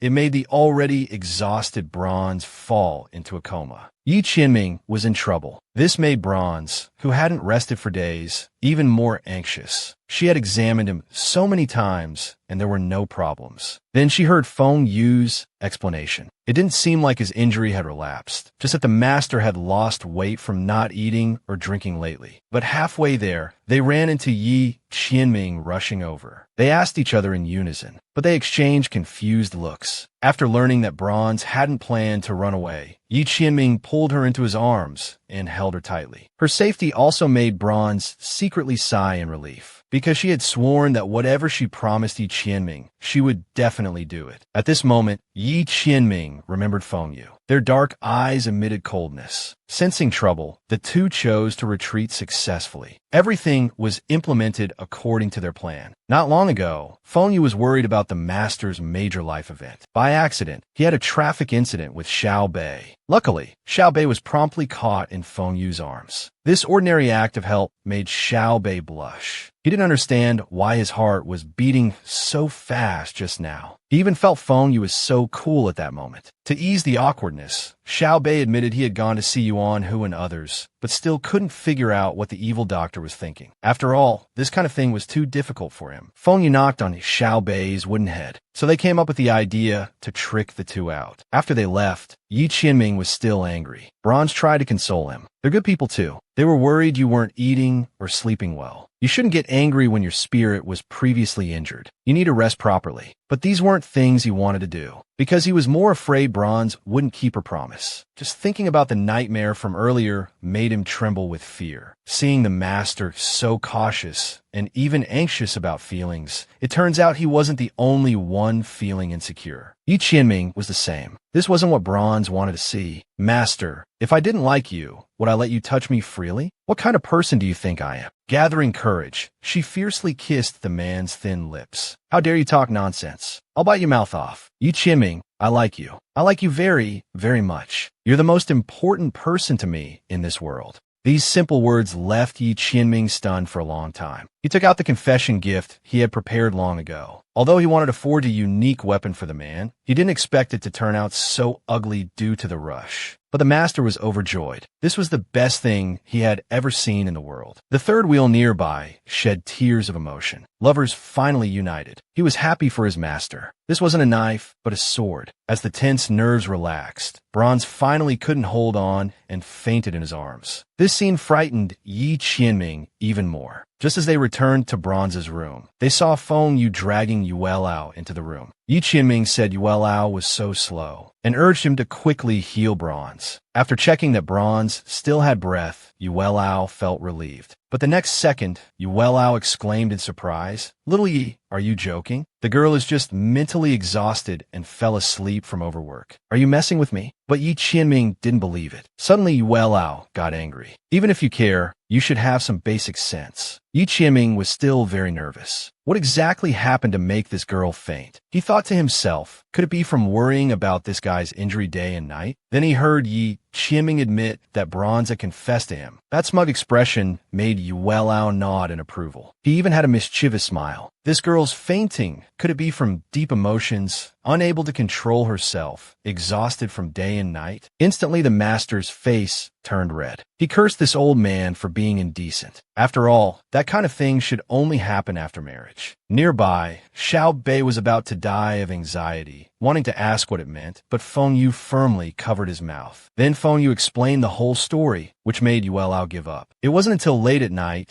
that Bronze slowly woke up. She clearly remembered confessing to Yi Qianming. Why was she in her own bed? This question made Yi Qianming feel even more distressed. It was all his fault for overthinking and causing her to be like this. But Bronze was happy because she had finally confessed to the man according to her heart's desire. So now she wanted Yi Qianming to make it up to her. At this moment, Bronze had already pinned the master beneath her. A special scent filled the air. Yuelao's words, "Hurry up and make a little spirit lord," flashed through Yi Qianming's mind. It was her first time acting coquettishly with a man. She wanted the man to keep her company. But the man had naughty thoughts. Although he said no with his mouth, his body was very honest. This instantly made Bronze laugh out loud. What are you laughing at? Bronze's laughter aroused the master's curiosity. I just want you to stay with me quietly and talk for a while, Bronze explained, already laughing so hard she could barely breathe. Only then did Yi Qianming realize he had misunderstood. Was this still the innocent master he knew before? Then he saw Yi Qianming bite Bronze's finger.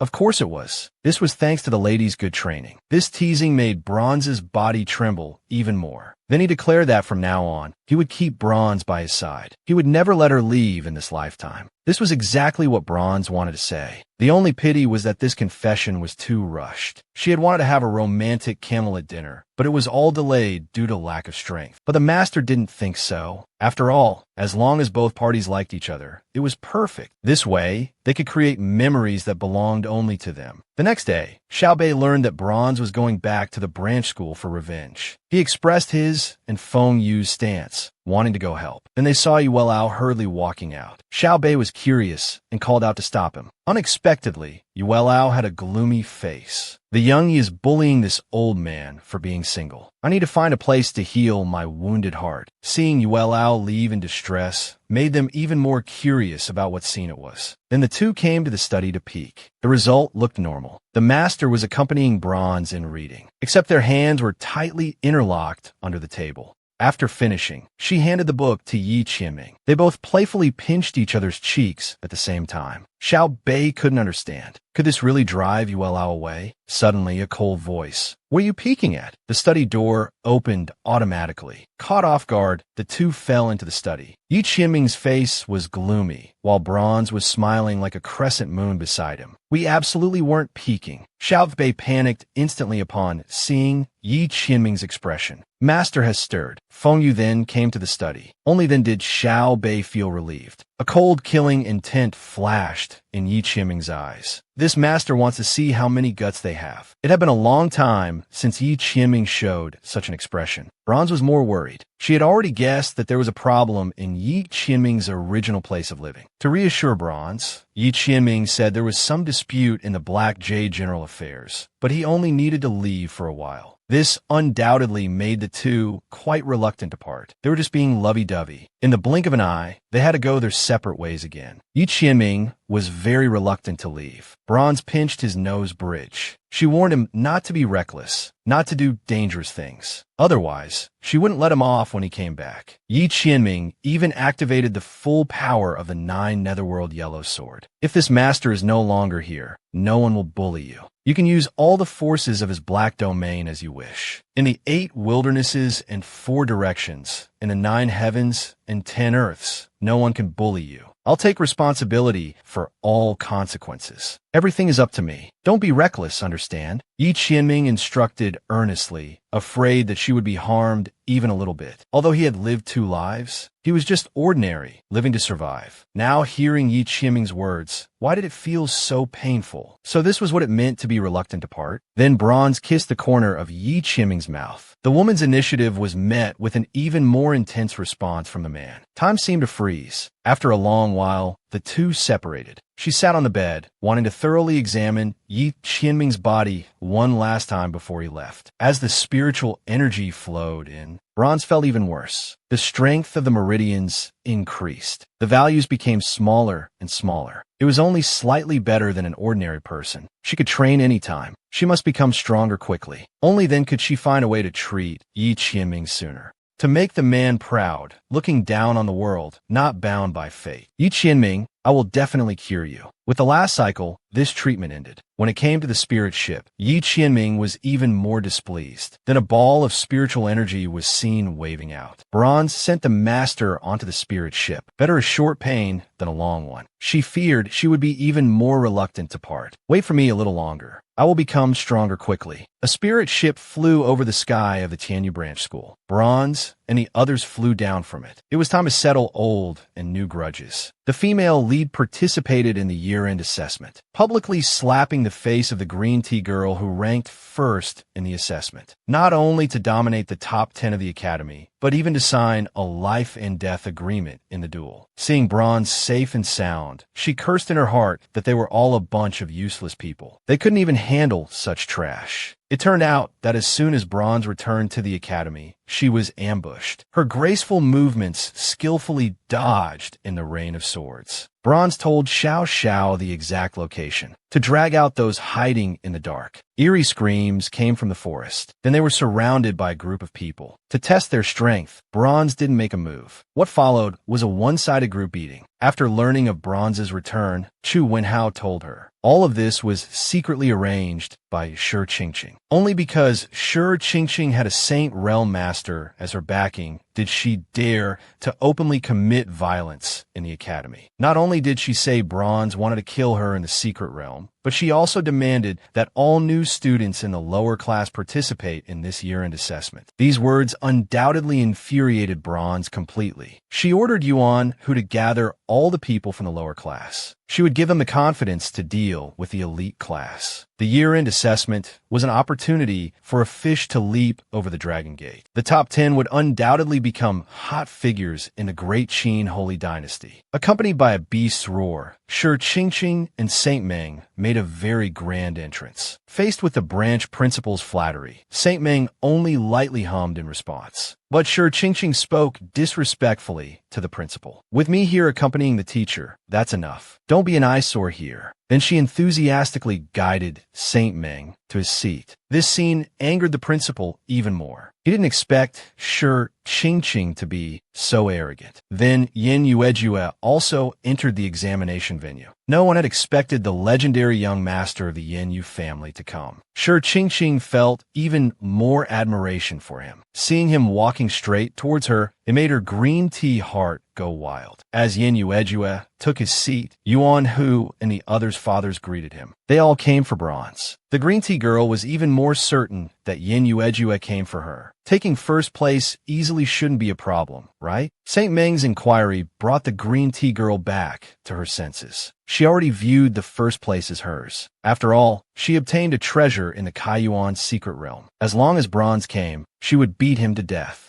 As the branch principal announced the start of the assessment, Shi Qingqing dominated the crowd. No one dared to come forward to participate in the battle. Just as they were about to announce Shi Qingqing as the first place winner, a voice said, "Wait," and entered the examination venue. Bronze led all the students from the lower class, slowly walking in. I'm not interested in first place or the top 10, but I'm very good at tearing apart trash and scum. Would you like me to demonstrate for everyone? Saint Meng raised his eyebrows slightly. He could see at a glance that Bronze was at the mid-level martial king realm. The principal was overjoyed at this moment. Finally, someone was going to deal with Shi Qingqing. Seeing that Bronze was preventing her from getting first place, what was even more infuriating was that Bronze was a level higher than her. Seeing Saint Meng's displeased expression, she hated Bronze even more. So what if she's a mid-level martial king? She had an ace up her sleeve. This time, she must kill Bronze. This was also why Bronze appeared late. She loved to hunt Shi Qingqing when the prey was feeling smug. Do you dare to make a life-and-death agreement? One of us lives, one dies. Bronze's words shocked everyone in the academy. Yuan Hu cursed at Shi Qingqing from the side, calling her a coward afraid of death. Provoked, the green tea girl decisively signed the life-and-death agreement. Next came the battle for the top 10 positions. A wisp of death, soul, aura emanated from Shi Qingqing's body. Her strength also advanced to mid-level martial king. The stupid pig recognized at a glance that this was the death soul power that Snowball needed. With it, Snowball could complete its transformation. Enveloped by the death soul power, she charged towards Bronze like a ghost. At the same time, she quietly activated it, blocking Shi Jingji's powerful attack. Immense spiritual power burst from the flame sword. With a bang, it kicked the green tea girl several meters away. She never thought she would be at a disadvantage in the first round. Suddenly, the death aura became even more intense. Countless ghost shadows surrounded Bronze. The ghost shadows attacked Bronze. Then you could see a smile curve on her lips. The wind thunder sword swung out countless lightning bolts, dispersing the ghosts. While the green tea girl was stunned, several lightning bolts struck her body. Lightning was naturally the bane of ghosts. It immediately caused her unbearable pain. The second round was also a miserable defeat. Trash is trash. You really can dramatize yourself. Faced with Bronze's mockery, Saint Meng's face darkened. He never thought a soul king couldn't beat a martial king. It was simply a slap in his face. Suddenly, a ball of ghost energy emerged from Shi Qingqing's body. The magical artifact lying on her body was repairing her body with the dense death aura it contained. The stupid pig immediately reminded, "Now's the time, master. Quickly capture him." Nourished by the ghost energy, Shi Qingqing laughed wildly. As long as she had this treasure, no one could kill her. She, who was already at mid-level Martial King realm, suddenly advanced to Soul Emperor realm. The little one is courting death again. Seeing his disciple being beaten, the man not only didn't stop her, but also had a mischievous smile on his face. It turned out Shi Qingqing was just a pitiful creature, only because the man had long coveted her death soul artifact. As her strength increased to the 5 Emperor level, Shi Qingqing summoned a powerful ghost creature. Countless attacks of death energy, Bronze could only put up an energy shield to avoid them, finally finding an opportunity to strike the ghost creature. But the visible healing power made Bronze feel it was troublesome. Seeing the ghost energy, Saint Meng's heart rose with greed. In the arena, Bronze was getting more and more strained. She told Stupid Pig to cover the arena's aura because she was going to use that move. Instantly, a thick white mist rose in the arena. Then Bronze took out the life and death artifact and converted it to death. She ordered the ghost creature to launch a fatal attack on Bronze. This was exactly what she wanted. Killing the prey when it's most excited is the most lethal. The Battle Sky technique stole Heaven's creation. The violent energy directly collided with the ghost creature's attack, and even more quickly erased the ghost creature's aura. Shi Qingqing couldn't believe what she saw. Just the energy's aftershock blasted her with internal injuries. "What kind of monster are you?" The green tea girl's shock didn't receive any explanation. Once schemed against by Shi Qingqing in every possible way, now it would only bring a heavier price. Sacrifice your life and soul. The sword rose and fell 3 steps to disarm. As the white mist dispersed, only Bronze remained, and the lower class had won a great victory. Although the sacred artifact was damaged, it was still a sacred artifact after all. Bronze also planned to repair it before giving it to Snowball to use. Suddenly, Saint Meng rushed over, claiming that the 100 Ghost banner belonged to him. He shamelessly tried to snatch it publicly. At the critical moment, Yin Yuejue appeared in time to stop the man, taking this opportunity to collect the ghost energy. "Even if the 100 Ghost banner was yours, it's now my spoils of war. You're not unfamiliar with the rules of life and death battles, are you?" Although furious at these words, the man still didn't give up. Although Yin Yuejue was at the victor realm, his strength was suppressed, so he didn't have the aura of a victor. Therefore, the man wasn't afraid to fall out with him. He then became more aggressive, demanding the 100 Ghost banner for Bronze, but was refused. Enraged and humiliated, he actually attacked Bronze. Yin Yuejue protected Bronze behind him. Then the two were seen grappling with each other. Stupid Pig looked contemptuous. If the Lord were here again, it would likely stir up a bloody storm. "Who dares to bully my disciple?" Old Song angrily entered the arena. Pointing at the two grappling, they were already being beaten. Old Song, without a word, rolled up his sleeves to help. "Go for it, master!" At this moment, Bronze finally acknowledged Old Song. With Song Cheng's joining, the man was instantly beaten black and blue.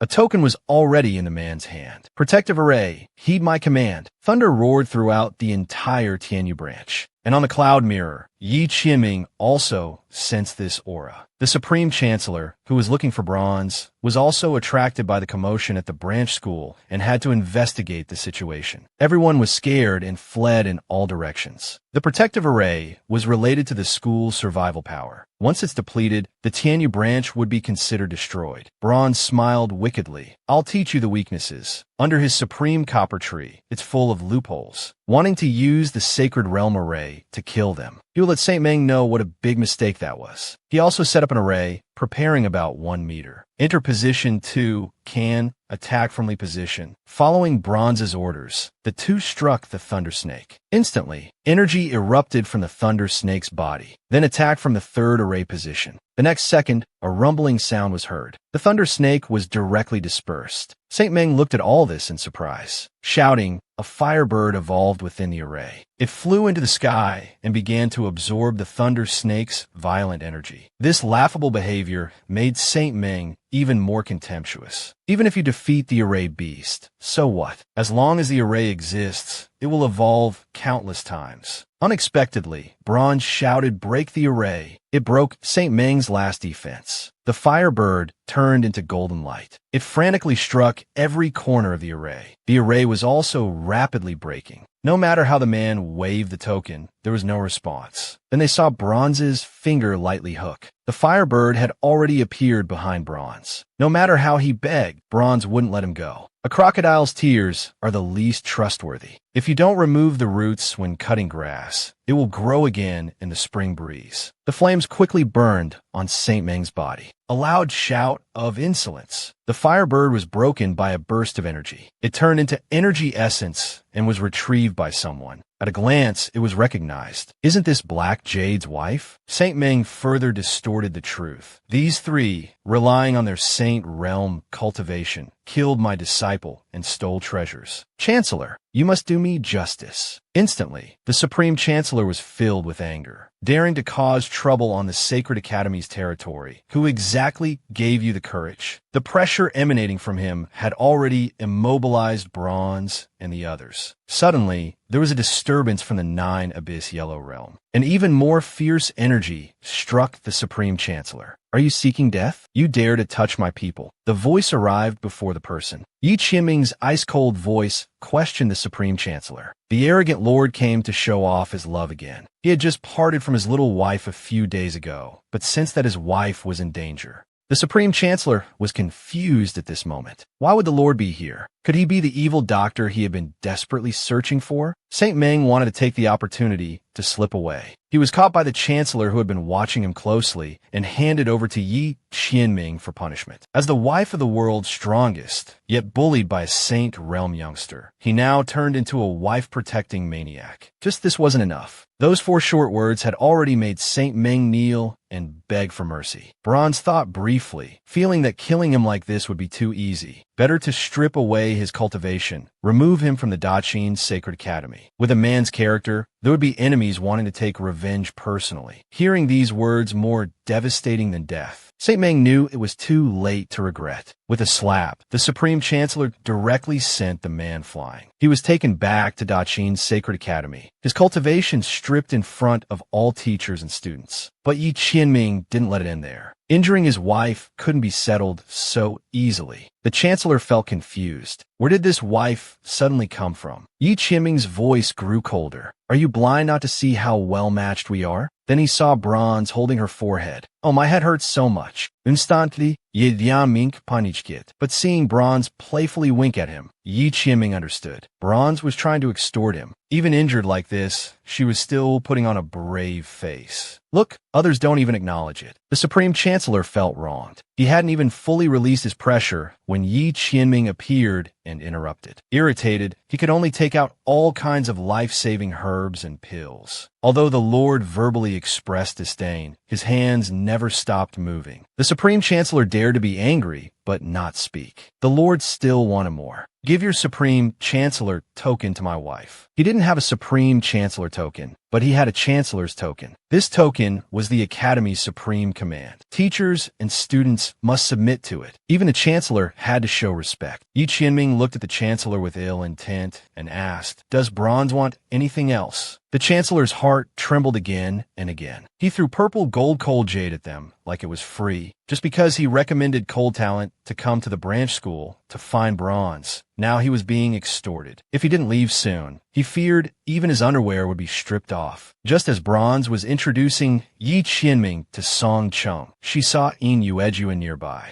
Instantly, the air was filled with intense gunpowder smell. This scene left the two of them bewildered. The matter was resolved satisfactorily. Bronze originally wanted Yi Qianming to return to his main body, but the arrogant lord refused. He turned his head angrily, stubbornly unwilling. Then Bronze thought of something. "Lord, are you jealous?" Yi Qianming's face instantly turned red. "Tantun, what nonsense are you saying?" Yi Qianming's flustered appearance, he saw it all. "I've always been magnanimous. Don't use the word jealous on me." The two onlookers had a completely disbelieving look. This made Yi Qianming even more anxious. I, the dignified Black Jade Bright Lord, would be jealous over such a small matter? His soul body's weakness was approaching transparency. Seeing that Yi Qianming had no intention of letting Bronze feel especially heartbroken, he threw a tantrum without regard for his body. "I'll viciously strip off your disguise. Lord, I have a question I can't figure out. Can you help me answer it? Hasn't the split soul always not returned? Then what is this?" Bronze's words made Yi Qianming feel guilty. Although he looked fierce on the surface, his heart was especially sweet. "Is the Lord treating me like a fool, toying with me?" Yi Qianming became anxious. He absolutely had no intention of toying with her. These two were too embarrassed before, making him not know how to open his mouth. In just an instant, Bronze almost broke down. He just wanted the man to know that, whether in the past or future, he was always the Yi Tianming he liked. Don't pretend in front of him. Be your most authentic self. There's no need to worry about those vague things. He only had eyes for her, couldn't tolerate anyone else. Be obedient and go back. In your current state, you can't be away from your main body for too long. How's the situation over there? Is it going smoothly? Yi Tianming was about to say it was smooth, but suddenly paused, stuttering and pretending not to know what Bronze was talking about. Is it smooth? Finish up and come back soon. Yi Qianming quickly disappeared into starlight. He feared that if he stayed a second longer, everything would spill out. This scene made Bronze feel strange. As expected, in a year-end assessment,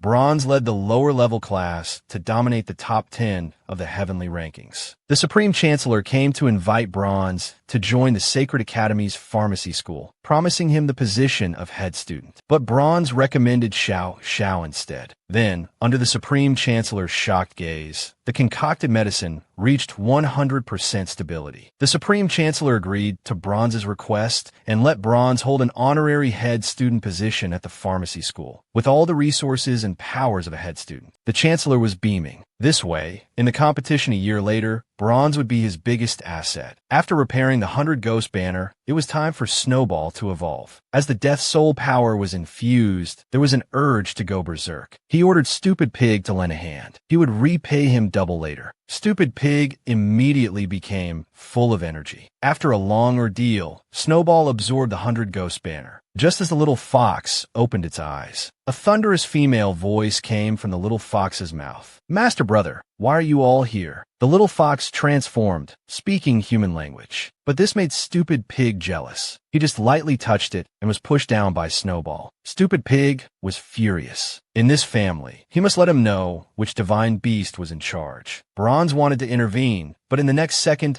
Stupid Pig transformed into a young man's appearance. Patting Snowball's head, he said, "Remember, Big Brother is the most powerful divine beast in the family." Bronze was also at a loss for words, forgetting that this thing was also an unreliable creature. Just as Stupid Pig was boasting, "I can transform in a human form, can you?" Then came a series of face-slapping moments. After a series of operations by Snowball, a pink-haired youth appeared before their eyes. Stupid Pig was instantly dumbfounded. "Brother, do I look good? Am I as handsome as you?" The little fox's sweet voice made Stupid Pig extra frantic. "Bad Snowball, why did you transform into my appearance?" Stupid Pig kept chattering, causing Snowball to cover his face and cry. Bronze saw the problem. If he continued to be led by Stupid Pig, who knows what he would become one day? Pulling away the crying Snowball, he must give him correct guidance. Not long after, Bronze opened the door. He saw a little girl appear before his eyes. This scene made Stupid Pig's old face blush with shame. "Brother, do I look pretty?" The girl's inquiry made the young man's heart race uncontrollably. "Brother, why aren't you saying anything?" As she spoke, the girl moved closer to the young man. Stupid Pig shouted, "Ugly monster, don't come closer!" But his face was red to the ears. The girl cried in pain. Is Snowball really that ugly? Bronze could only explain that the Stupid Pig didn't know how to appreciate beauty. You can ask others. Snowball is so cute. Who wouldn't like him? The obedient Snowball let Bronze experience the feeling of being a mother, unlike the stupid son who always needed his attention. Seeing Snowball happily go out to play, he then remembered the master's hurried departure, feeling something was strange. Meanwhile, on the other side, Yi Qianming was taking a bath. Suddenly, the 10 Directions dragon sword showed unusual activity. Yi Qianming's bronze appeared before his eyes, startling the master. He had wanted to give the man a big surprise. Seeing the man naked, 2 hot streams instantly shot out of his nose. Seeing Bronze's nosebleed, Yi Qianming was particularly worried. He shouted, "Don't come closer! and quickly covered his nose and mouth. But the next second, he realized his mistake and hurriedly covered his eyes. So he could be shy too. Suddenly hearing no sound, Bronze couldn't help but peek, only to see Qianming suddenly leaning close. Like what you see. Want to look more? A scream made him lose balance. Yi Qianming grabbed him, pulling him entirely into his embrace. Caressing the man's chest, Bronze couldn't help but become more addicted to touching. If you want to touch, touch boldly. My whole body is yours, he said, grabbing his hand and moving it downward. Don't be naughty. I'm in soul form now. If you tease me too much, I might dissipate. Bronze hadn't expected the master to be so bold. Quickly put on your clothes. If you dare, wait for me. When my physical body is here, I'll teach you a lesson. Bronze fiercely warned the master. But Yi Qianming hugged him close. Tong Tong, did you miss me? He frankly admitted, I did miss you. That's why I came to see you. Just as the two were enjoying their reunion, with a bang, before their stunned eyes, Bronze suddenly turned into a little girl. A woman came to meet the master secretly,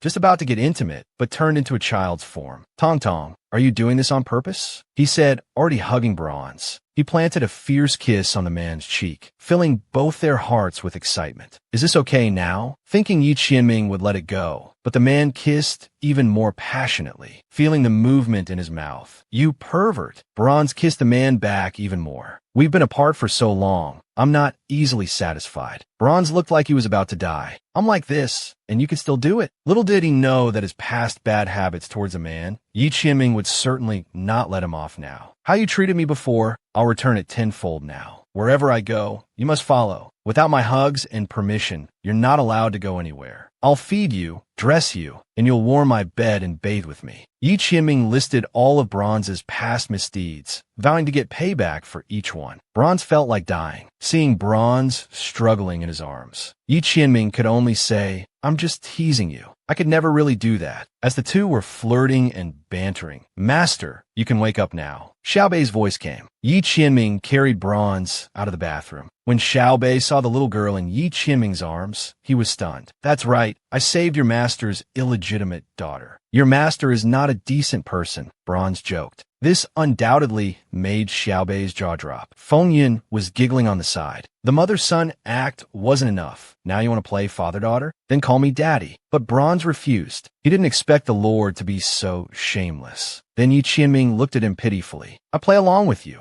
and I'm the one at fault? Faced with the Lord's questioning. Then I'm the Lord. Who did I have a child with? I suddenly feel having a daughter is nice. This needs your approval. This instantly left Bronze speechless. Welcome, evil doctor. Feng Yun's greeting made Xiaobei realize. So the person before him was actually the evil doctor. He had been foolish again. Let's go, it's time for bed. He carried Bronze towards the sleeping chambers, not letting go at all. Seeing the luxuriously decorated chambers, Bronze knew he wasn't in the surroundings. The spiritual energy was dozens of times that of the true Xing continent. Suddenly, Yi Qianming's expression darkened, just as Bronze was wondering why. The next second, it was a loud bang. Get out, was Yi Qianming's angry voice. A woman's scream caught Bronze's attention. What are you doing? Comforting the delicate wife in his arms was nothing, but the huge hole in the window was truly untrustworthy. As he looked around searching for clues, several beautiful and voluptuous women suddenly jumped out from behind the screen. Bronze's eyes widened instantly. Yi Qianming's jaw dropped. Another angry shout. The women were blasted out like human cannonballs by Yi Qianming. Bronze was seen flying in all directions. His cheeks were red. It was the women's anxious voices. The Lord could only explain in panic. Just because they heard you were carrying my child, the forces here all panicked. The offspring of a heavenly vein body drives people crazy. After all, the heavenly Tao absolutely won't allow him to live past 28. But if the offspring inherits his talent and physique, it will bring endless benefits. The man's physique had always been Bronze's weakness. While feeling heartache, he promised to cure him.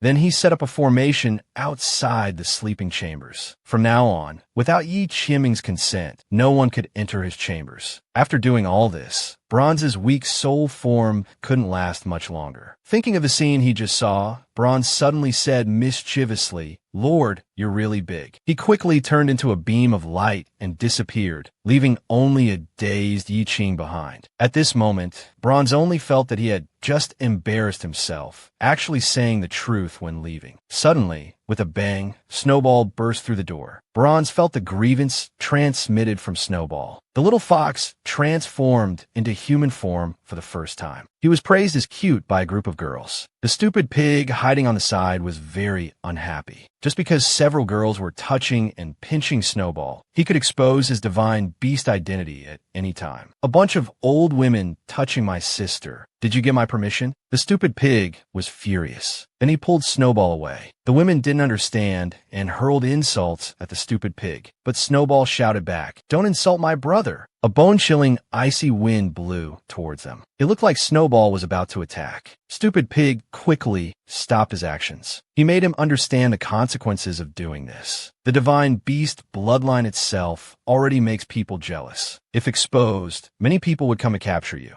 Snowball lowered his head and admitted his mistake. Stupid Pig was particularly disdainful. "You're really useless. Next time, ask me if there's anything you don't know." Seeing the young man angry, "Brother, do you hate me? They all say I'm good-looking. Why does brother say I'm ugly?" Suddenly, he saw the little fox's fierce gaze. Master said not to let smelly men take advantage, but didn't say, "I can't be fierce to people." Stupid Pig immediately sweet-talked him. "You can be fierce to people, but not to your brother. Understand? As long as brother says Snowball is good-looking, Snowball won't be fierce." The sweet voice matched with the pure face. But Stupid Pig didn't appreciate it. He continued to mock, "I insist on saying you're ugly." Instantly, tears welled up in Snowball's eyes. Crying, he ran to complain to Bronze. Smelly brother keeps saying Snowball is ugly. Seeing his daughter bullied, he wanted to punish. Stupid Pig couldn't transform into human form. This way, he wouldn't be able to bully anymore. But Snowball hesitated and still refused Bronze's suggestion. After all, he didn't like Stupid Pig that way. Although everyone has a love for beauty, the little fox's aesthetics seem to be going astray. Snowball just likes beautiful things. Snowball's original form is a fox. Foxes are lustful, so they're fox spirits. Snowball's serious expression combined with his innocent look made Bronze's eye twitch. Snowball was already developing in a bad direction. Then Yuan-Hu ran in with a letter. It turned out Song Chung had left Tianyu because his identity was exposed. And with the Great Qin Holy Academy's enrollment approaching, he let the three of them go first. He had things to deal with. They didn't need to wait for him to go to the Great Chu Holy Dynasty to find grandfather. The two were bound together, fighting all the way. Just because of a chicken leg, the little fox showed a fierce look. He pounced on Stupid Pig to bite. The next second, he knocked Stupid Pig down, happily eating the chicken leg in his hand. Stupid Pig immediately blushed and scolded the two not to fool around. He continued to listen to the man's report. Although Empress Dowager Yin Shi's attitude towards old Master Luo was cold, she actually cared about him behind scenes. This news allowed Bronze to confirm. She had sworn to live and die together with grandfather, so she wouldn't be so heartless. Then he wanted to go personally. If anything happened, they would support him. He let the two beasts return to the tower. It was time to bring old Master Luo home. Meanwhile, in the Great Chu Holy Dynasty, a maid was ordering old Master Luo to kneel down. Just as old Master Luo wanted to ask about Empress Dowager Yan's banquet, the maid threatened him with a whip. "You dog who dares to disrespect the Empress Dowager." Brandishing the whip, she was about to strike this reckless man. A hand firmly grabbed the whip. "Hurt my grandfather? You're seeking death." The next second, Bronze violently kicked the maid down. Old Master Luo hurriedly stopped his next action. He also indicated that he didn't want to go back. Instantly guessing it was because of Empress Dowager Yin, it made old Master Luo even more embarrassed. But Bronze didn't give up. He still wanted to persuade him. Then they heard shouts of assassins. "Save the Empress. Protect the Empress Dowager." Old Master Luo left Bronze without a word. He remembered the female lead's grandmother being poisoned in the palace.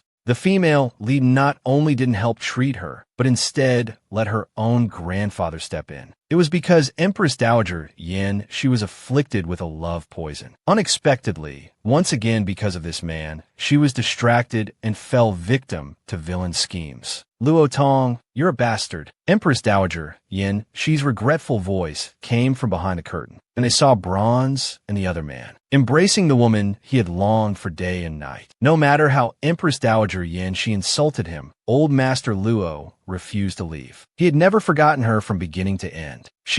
Quickly take this pill. You'll feel better. The man's gentle voice moved her. The moment she swallowed the pill, she finally felt relief. But the next second, she saw the man still holding her. She violently pushed him away. It turned out that years ago, she was falsely accused of having an affair. She was stabbed 31 times. Even their child was stabbed 3 times. Old Master Luo wasn't there. He was trapped on Longevity Mountain, surrounded by a beast tide. When he returned to the Luo mansion and heard about the mother and daughter's incident, he arrived just in time to see them fall off a cliff.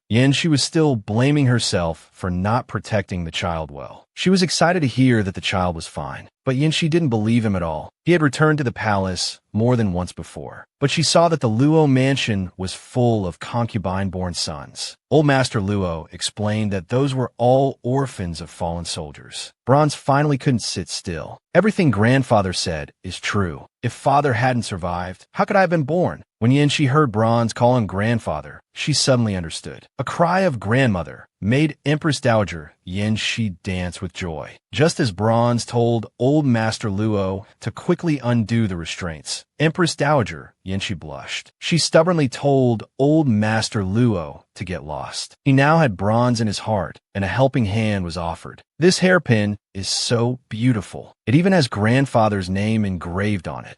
Shi was finally speechless. As the love poison continued to take effect, a sudden knock on the door caught Bronze's attention. The mastermind behind the scenes finally couldn't resist making a move. With no time to explain, he told his grandparents to enter the secret room to detoxify. Old Master Luo was still worried that Bronze couldn't handle it. Then he saw Bronze with a mischievous smile. You're detoxifying and letting your granddaughter watch. He then took out a golden dragon tiger bowl, guaranteeing to make Old Master Luo vigorous and energetic. Outside the bedchamber, Prince Ning was smirking. I'm late to save you, Empress Dowager. Please forgive me. Bronze's lips curled into a strange smile. If it's a man, then it's easy to deal with. Meanwhile, at Prince Ning's mansion, the one who poisoned Empress Dowager Shi and blinded Bronze, the mastermind Princess Feng Ming, was waiting for news of the Great Chu's harem being in chaos. From the maid's report, Princess Fengwan not only had her eye on the evil Dr. Ghostchild, but also coveted Ming Zun Yi Qianming. It was because his medical skills and alchemy were no worse than the evil Dr. Ghostchild's. That person who made him fail for the first time was a great humiliation to him. As for Yi Qianming, he would be appreciated for his alchemy and medical skills. If one person could have him, it could only be her, Fengwan. Why should he bother looking for that useless scholar Wenemo, who is compatible with his physique, let alone lower his status and harm a mere Luo Bronze? If even the evil Dr. Ghostchild could catch his attention with his beauty and skills in alchemy and medicine, only he was worthy of him. Meanwhile, at the Empress Dowager's chambers during the banquet, Prince Ning was still blocked outside. If the Empress Dowager has given her decree, can you bear the responsibility? Prince Ning's questioning made the guards panic. Then Prince Ning ordered his men to break down the door. If the Empress Dowager's treatment is delayed, I'll have your dog lives. He then eagerly entered the chambers. He couldn't wait another moment to see the Empress Dowager's alluring beauty. The moment the door was broken open, Bronze scattered the aphrodisiac powder. Instantly, the guard behind flushed red. Their eyes filled with lust as they looked at Prince Ning. They roared like beasts and charged towards Prince Ning. The old ministers who had received the Empress Dowager's decree arrived, just in time to witness the shocking scene.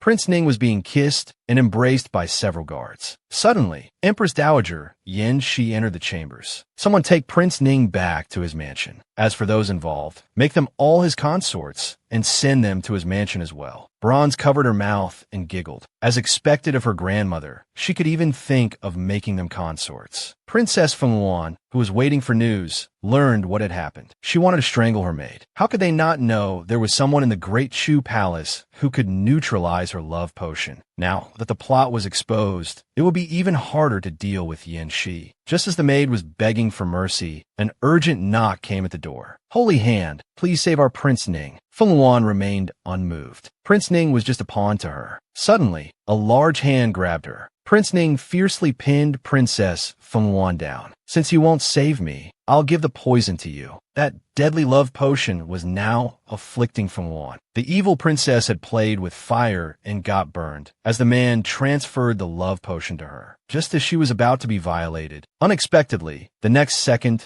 several men were sent flying. Fengeful used her last bit of strength. She hadn't expected this poison to not only be potent, but also suppress her cultivation. Prince Ning watched from aside. The so-called holy hand who claimed to surpass the evil Dr. Ghostchild couldn't even neutralize a love potion. Fengeful sensed trouble and tried to escape, but a barrier blocked their way. Since you can't neutralize the love potion, you might as well stay as a tool for release. Prince Ning's words made Fengeful break out in a cold sweat. She had to admit she had underestimated the situation. She was too careless to bring only one maid with her. Then her eyes narrowed. She looked maliciously at the maid. If Prince Ning could transfer the love potion to me, couldn't I transfer it to her? To the maid's shock, Fengeful actually transferred the love potion to her. Leaving her for Prince Ning, any woman would do. Prince Ning, already wary of Fengeful's status, thought briefly and agreed to the request. Fengeful ignored the maid's pleas for mercy. In her view, sacrificing herself for her was the maid's duty. Meanwhile, Luo Tong, after a night of battle, looked radiant and had regained his youthful appearance. He was boasting about how he had charmed Yin Shi in the past. A call of Luo Tong scared old Master Luo to his knees. Bronze covered his forehead, thinking his grandfather was really something. Yin Shi's love poison was cured, but she hadn't fully forgiven him yet. Seeing her granddaughter waiting nearby, she said, "You did all this." Just as old Master Luo thought Yin Shi was going to blame Bronze, she questioned again, "She's my granddaughter. Do you think I'd harm her?" Instantly, old Master Luo switched to fawning mode. Yin Shi looked at the obedient Bronze, her heart filled with indescribable love. But she was also full of reluctance. Although they had averted this crisis, Great Chu was now in troubled times. Staying here would only bring trouble. Old Master Luo didn't understand why they had to leave. Yin Shi's words were like cold water on his heart. "I'm now the Empress Dowager of Great Chu. Do you understand? Saved by the Holy Emperor in the past, she was never forced to do anything. After his death, she vowed to protect Great Chu. This was her battlefield to forge through." Yin Shi's firm attitude made old Master Luo want to continue to stay. But Bronze stopped him. If this continued, he wouldn't have even a chance to make amends. Moreover, the pill he gave her only had an effect for 1 hour. When the time was up, she would return to her previous appearance. This undoubtedly shocked Luo Tong. It meant his youthful appearance was limited. But Bronze also promised he would refine a Real Copperbell pill.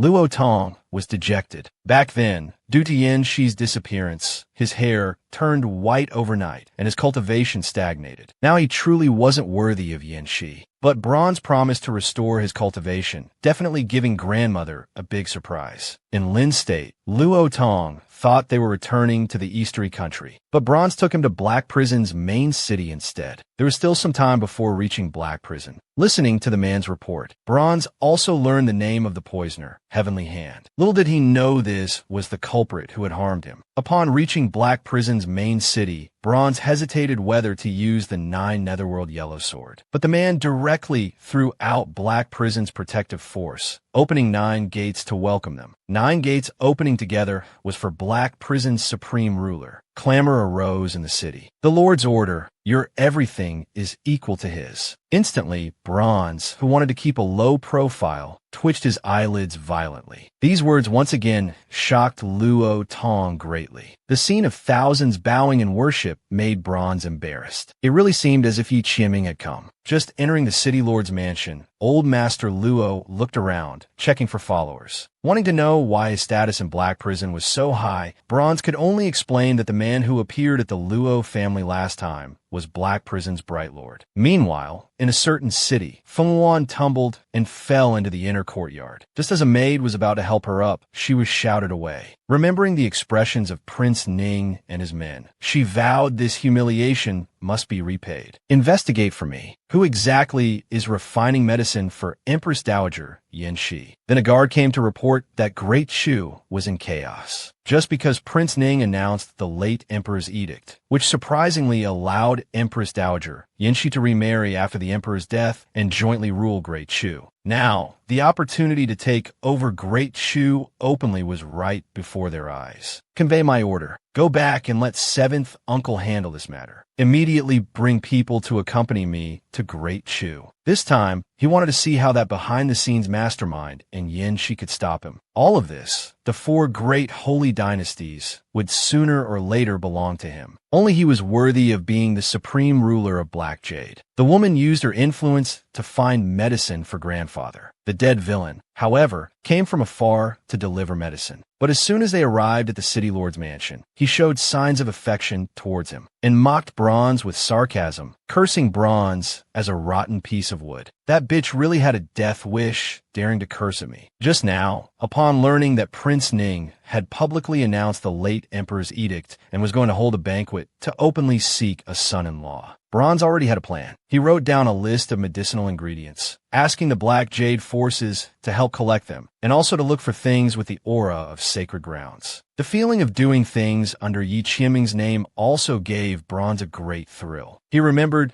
that in the nine-layered, exquisite pagoda, the flow of time was different from the outside world. Then he asked the two idiots to prepare to go in with him. The idiots also understood that this woman was going to do strange experiments again. On the other side, Feng Wan heard from a maid that the Bright Lord had returned to Black Domain, and all 9 gates of Black Domain's main city were opened. Even the city lord's mansion knelt to welcome him, and they gave him the list of medicinal ingredients needed by the Bright Lord. Feng Wan was even more delighted because he had one of the rare ingredients. Moreover, the main city of Black Domain also announced that they could fulfill any request, which made Feng Wan even more eager. Without hesitation, he prepared to go to Black Domain. As for Bronze, he was researching the ultimate inscription in the tower. As he analyzed the pattern structure, Bronze's fingers gathered in the air. With a boom, the tower's vast spiritual power gathered. The violent spiritual energy blew so hard that the two beasts couldn't open their eyes. Then a human-shaped pattern formed. The idiots were frightened by this scene. They didn't expect that the ultimate human body inscription technique recorded by Lu Xiangong would be completed by him like this, using the heavenly and earthly spiritual energy to generate sacred realm power. This woman was indeed a freak. It also further proved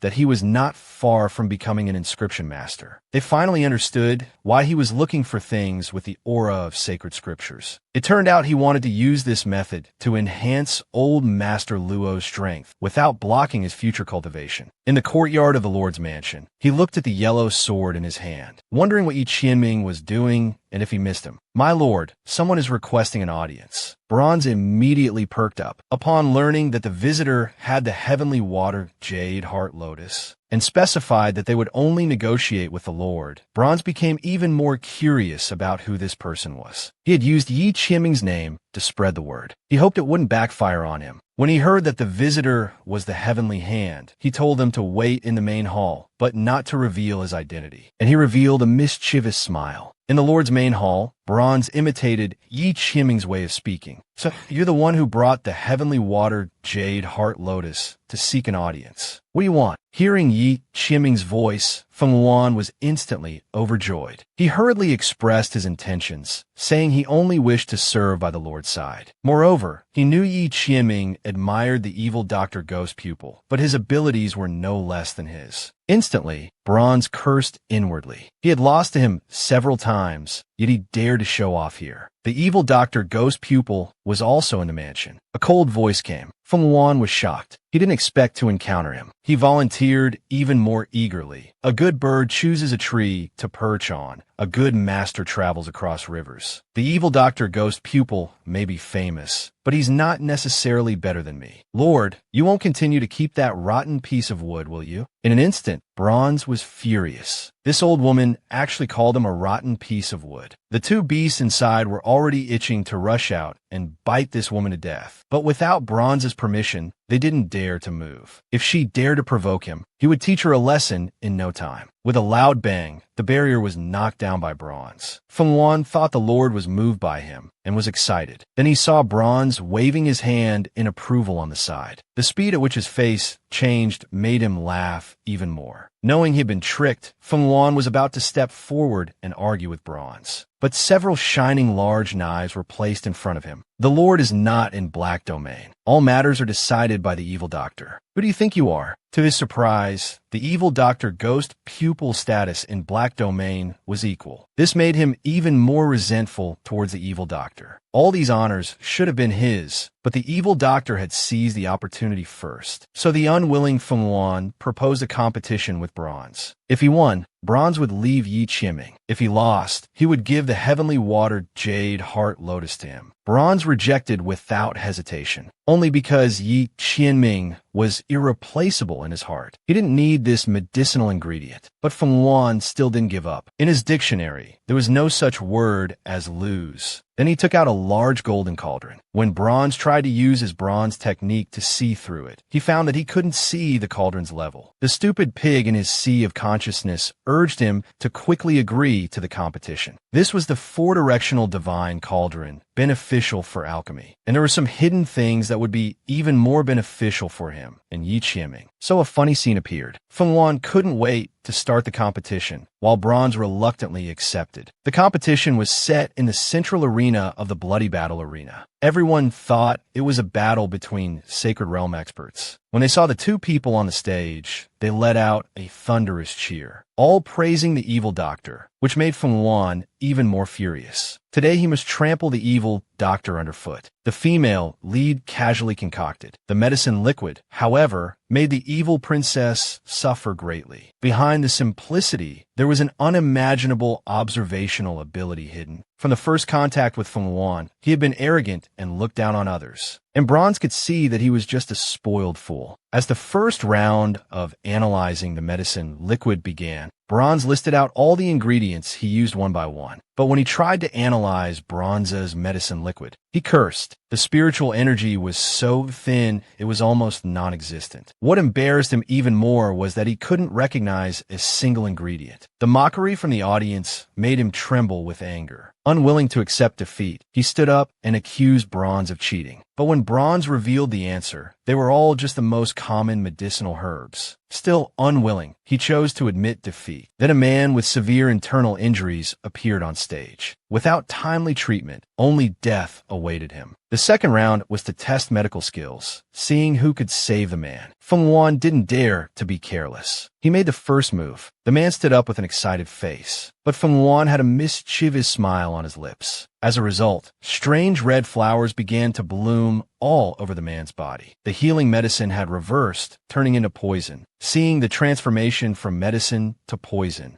a terrifying killing intent instantly emanated from Bronze. The medicine of poison technique that once harmed him had appeared. The horrifying pressure made Fengwan tremble all over. Examining the man's injuries, he became puzzled. Although it was medicine of poison, it was dozens of times more powerful than what he had experienced back then. So he casually took out a bottle of medicine and fed it to the man. As a result, the flowers on his body began to fall off. The man sprang up like a carp. Now, he felt his body was full of strength. Then, with a loud shout, the man actually advanced to the martial ancestor realm. Bronze's technique of turning poison into medicine was like a slap in Fengwan's face. Turning medicine to poison, then back to medicine, this skill was even more. Fengwan lost his composure. Once medicine or poison is set, it indeed cannot be reversed. But as the man had just taken the medicine, reversing it was easy. Bronze's explanation made him completely lose his former prestige. He had even lost in medical skills, his strongest suit. The second round was also a crushing defeat. After collecting the heavenly water jade heart lotus and the four-directional divine cauldron, Bronze even mocked him for coming from afar to deliver gifts. It was both physically and mentally devastating. Just as he proposed another competition, Black Jade Guardian appeared beside Bronze. It turned out Old Master Luo wanted to run away from home. Seeing Bronze about to leave, the unwilling Fengwan blocked him. Wanting to despise him once more with a get lost, he pushed him aside. On the other side, Old Master Luo was furious at being stopped, until Bronze came running back hurriedly. Old Master Luo awkwardly scratched his head, like a child who had done something wrong. He dared not look Bronze in the eye. It turned out that Old Master Luo had accidentally heard that Empress Dowager Yanxi was preparing to select a son-in-law, so he wanted to leave Black Domain for Great Zhou. Now that things couldn't be hidden from Old Master Luo, Bronze had to use his trump card. Then you can go, although I've gathered the herbs to restore your appearance and have a way for you to exert saint-level power for a limited time. It seems they're not needed. Instantly, Old Master Luo became an obedient baby, willing to follow his granddaughter's arrangements. The news that the 7th prince of Great Yong Holy Dynasty would go to the Great Chu Holy Dynasty to seek a wife made him recall the original host, who was poisoned by Princess Fengwan of the Great Yong Holy Dynasty. So he ordered a thorough investigation of the 7th prince's information. Additionally, to check the relationship between the Heavenly One Sacred Hand and Princess Fengwan. Then he went to the deep mountains to refine pills. The moment he took out the 4-directional divine cauldron, Bronze indeed saw an additional space. But when he tried to peer into it, his eyes experienced intense pain. Even with his abilities, he couldn't see through it. Instead, there was a risk of backlash. On the other side, Yu Si Huang, the Lord of the Southern Domain, was walking in the deep mountains covered in wounds. Suddenly, a bolt of heavenly lightning flashed before his eyes. He immediately recognized it as tribulation lightning. Having nowhere else to go, he headed towards the direction of the lightning tribulation. The woman was just refining pills for her grandfather, yet it triggered a heavenly lightning tribulation. The process of integrating the pills even attracted terrifying celestial spirit energy. The Lord of the Southern Domain happened to witness all of this, so he spoke up in praise. Bronze was startled, not knowing when the man had arrived. She then called for her 2 beasts. The next second, the 2 beasts suddenly launched an attack on Yu Si Huang. The poor Lord of the Southern Domain could only dodge and explain. Due to his severe injuries, he only wanted to seek refuge here. However, with a loud bang, the barrier was suddenly broken. The unexpected change startled Bronze. The intruders were actually saint-level powerhouses, and not just a few. They glanced at Yu Si Huang with contempt. Their gaze was immediately drawn to his face. They were surprised to encounter a genius alchemist refining celestial pills. Yu Si Huang shielded Bronze behind him. "I'm afraid you can't touch her." Bronze was stunned, not expecting the man to stand up for her. If he wasn't injured, he wouldn't even bat an eye at these few saint-level powerhouses. "I've implicated you. I'll buy you some time. You should escape first." Yu Si Huang transmitted his thoughts, but Bronze didn't budge, because now was the crucial moment. If she stopped, all previous efforts would be wasted. So Bronze promised him that if the man wasn't dead within 100 breaths, she would step in to save him. The two reached an agreement. The group launched an attack on them. Stupid Pig and Snowball also joined the battle, but one slipped through, quietly extending his demonic hand towards Bronze. Gradually, Yu Si Huang threw out his weapon, accurately hitting that pair of sword hands. But in return, his shoulder was also cut by a blade. A sword light flashed past Bronze's scalp, and her long hair came undone. Yu Si Huang was shocked. He didn't expect this calm person to be a woman. The man's expression suddenly changed, becoming lustful. "I didn't expect it to be a woman." He reached out to take advantage, but the weapon that had just been thrown out mysteriously flew back. Taking advantage of the man's momentary surprise, Yu Si Huang struck him hard with a palm. He coughed blood. Suddenly, thunder clouds rolled in the sky. Then a bolt of heavenly lightning struck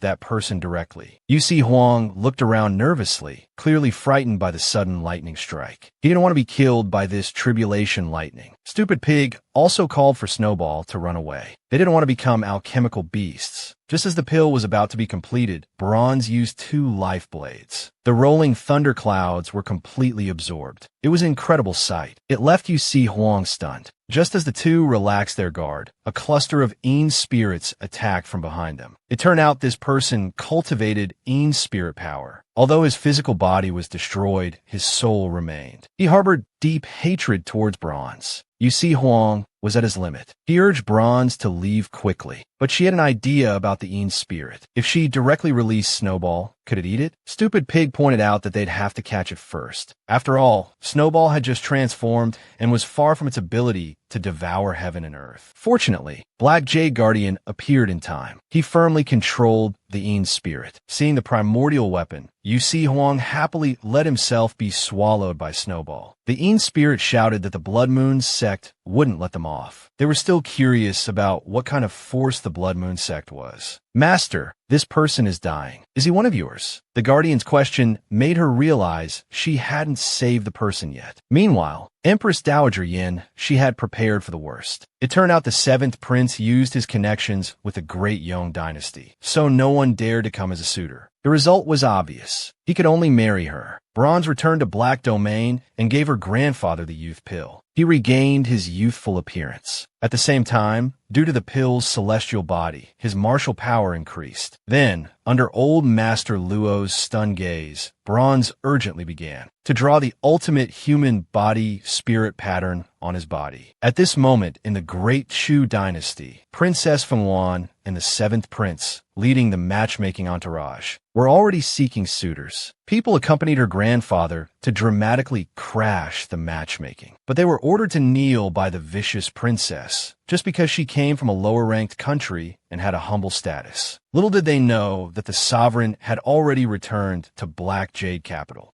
Without wasting a moment, he headed to the Great Chu court. The vicious princess's overbearing oppression due to her status made Bronze, who had long wanted to kill her, look increasingly cold. Seeing her granddaughter humiliated, Yanxi publicly announced Bronze's appointment as the Great Chu's legitimate princess. But the woman dismissed it contemptuously, even flaunting her status as the first imperial princess in public. Even a Great Chu princess wasn't worthy of comparison to her. This sovereign says she is qualified. A calm voice came. Bronze was stunned, delightedly discovering Yi Qingming behind her. Yanxi's heart surged with waves, not understanding why the sovereign had come. Just as she was about to pay respects, Yi Qingming stopped her. Grandmother, don't be afraid. He's here to help us. Then a murderous aura locked onto Fengwan. Seeing the sovereign, why don't you kneel and pay respects? Just one glance was enough to make her body tremble with fear. Dare to be disrespectful to the master. Those dog legs should be broken. As soon as Little North finished speaking, the two hurriedly knelt down. They even shamelessly crawled towards Yi Qianming, their eyes full of fawning. This sovereign is asking you, is he qualified or not? The terrifying pressure made him breathless. If the sovereign says he is, then he naturally is. These few words made him endure great humiliation. Why could Luo Bronze receive the protection of Mingzun? Just because of their relationship? He couldn't accept the sovereign's protection like this. Could it be that he wanted to break the rules set by Black Jade and the 4 great holy dynasties? Since we're talking about rules, then what are you? A stream of energy swirled in his hand, then emitted a terrifying pressure. It directly tore open a spatial rift. An old man with snow-white hair appeared in the palace. Mingzun, it's you. You've awakened me. The person who came was the Great Chu ancestor. Fengwan never dreamed that just because she didn't let Bronze kneel, Yi Qianming would summon a transcendent sage. After the old man learned about the cause and effect of the matter, he was even more furious. Go raise Prince Ning's mansion to the ground, then bring that dog to see me. But the sovereign showed little interest, accompanying his little wife instead. His large hand tightly held her small one. The man she had been thinking about day and night was right in front of her. 1,000 words turned into a simple thank you. But the sovereign smiled mischievously. Then think about how you should thank me. Just saying thank you isn't enough. The two flirted shamelessly, ignoring others. Fengwan gritted her teeth. This Luo Bronze had such a good relationship with the sovereign. When would she ever have this treatment? After Prince Ning, who had announced the edict, was brought in, the old man directly blood-refined Prince Ning for Bronze. Not understanding what that was, it was explained as the royal bloodline within Prince Ning. The 4 great holy dynasties could stand in the Eastern Domain because of the bloodline as support. It was also a symbol of status and position. But she also thought of how powerful the man was, yet he was secretive about his family. He had no intention of passing it down at all, watching Prince Ning become a waste from now on. The old man thought the matter was over, but Feng Wan suggested that since misfortune had turned into blessing, shouldn't they continue to find a match for the Empress Dowager? The old man was somewhat annoyed. There has never been an Empress Dowager at home in the royal family. This matter ends here. This undoubtedly made his plans fall through. To achieve his goal, he even accused the great Chu Holy Dynasty of fooling the world. Was he trying to provoke a war between the two countries with Great Yong? If so, Great Yong would certainly send troops to punish them. He completely ignored how the seventh prince tried to stop him. This shameless behavior made Bronze laugh nonstop. The Great Yong style is truly eye-opening. Only you can propose marriage, and he's not allowed to refuse forced buying and selling. Great Yong has done plenty of that, hasn't it? The old man had a sudden idea. Since Black Jade was participating, it would be all benefits and no harm. From now on, wouldn't Great Chu be unstoppable? Just as Feng Wan was about to retort to Bronze, Ming Zun intervened. Since my people are participating, it's our business. How can a Great Yong princess act like a shrew? As a result, Feng Wan instantly changed. With a pitiful expression, she said, I just hate people who go back on their word. How can the sovereign speak to me like this? Then shut up. If you can't speak properly, don't speak at all. Yi Qianming was particularly disgusted. Bronze, who was almost bursting with internal injuries on the side, looked at his straight man's dialogue, which could be said to kill without a trace. Then he looked at his wife. Did I do well? Bronze gave him a thumbs up, but this earned the sovereign's displeasure. She could only helplessly pat the sovereign's forehead. Well done. But seeing Luo Tong participate, Zhao Su was particularly disdainful. It wasn't because of his status, but because his cultivation was too poor. Feng Wan and the others laughed heartily. Yi Qianming, however, was indifferent, believing he could win. As a result, when the two came to the palace square to prepare for the match, the seventh prince arrogantly stated that he would let Luo Tong use both hands. Bronze took advantage of the situation and suggested making a life-and-death agreement to prevent anyone from going back on their word. What to do if 17 doesn't listen? First, take him to a place where no one is around. Then use his flirting skills. Leave him with no way out. Then gently bite his earring. Say some romantic words. I don't want to listen. You're not my pure-hearted sovereign. Just now, Yi Qianming personally bound the seventh prince's hands. As the match began, the seventh prince immediately launched an attack on Luo Tong, but the attack only passed through an afterimage. Luo Tong had already teleported elsewhere. He began to gather sacred realm power, but the man didn't believe it at all. However, when their powers clashed, the seventh prince was sent flying like a cannonball by Luo Tong's palm. He crashed hard on the ground, his fate unknown. Just as Feng Wan was about to secretly intervene, she was caught by Bronze. Princess Feng Wan should have some dignity. Don't tarnish Great Yong's reputation.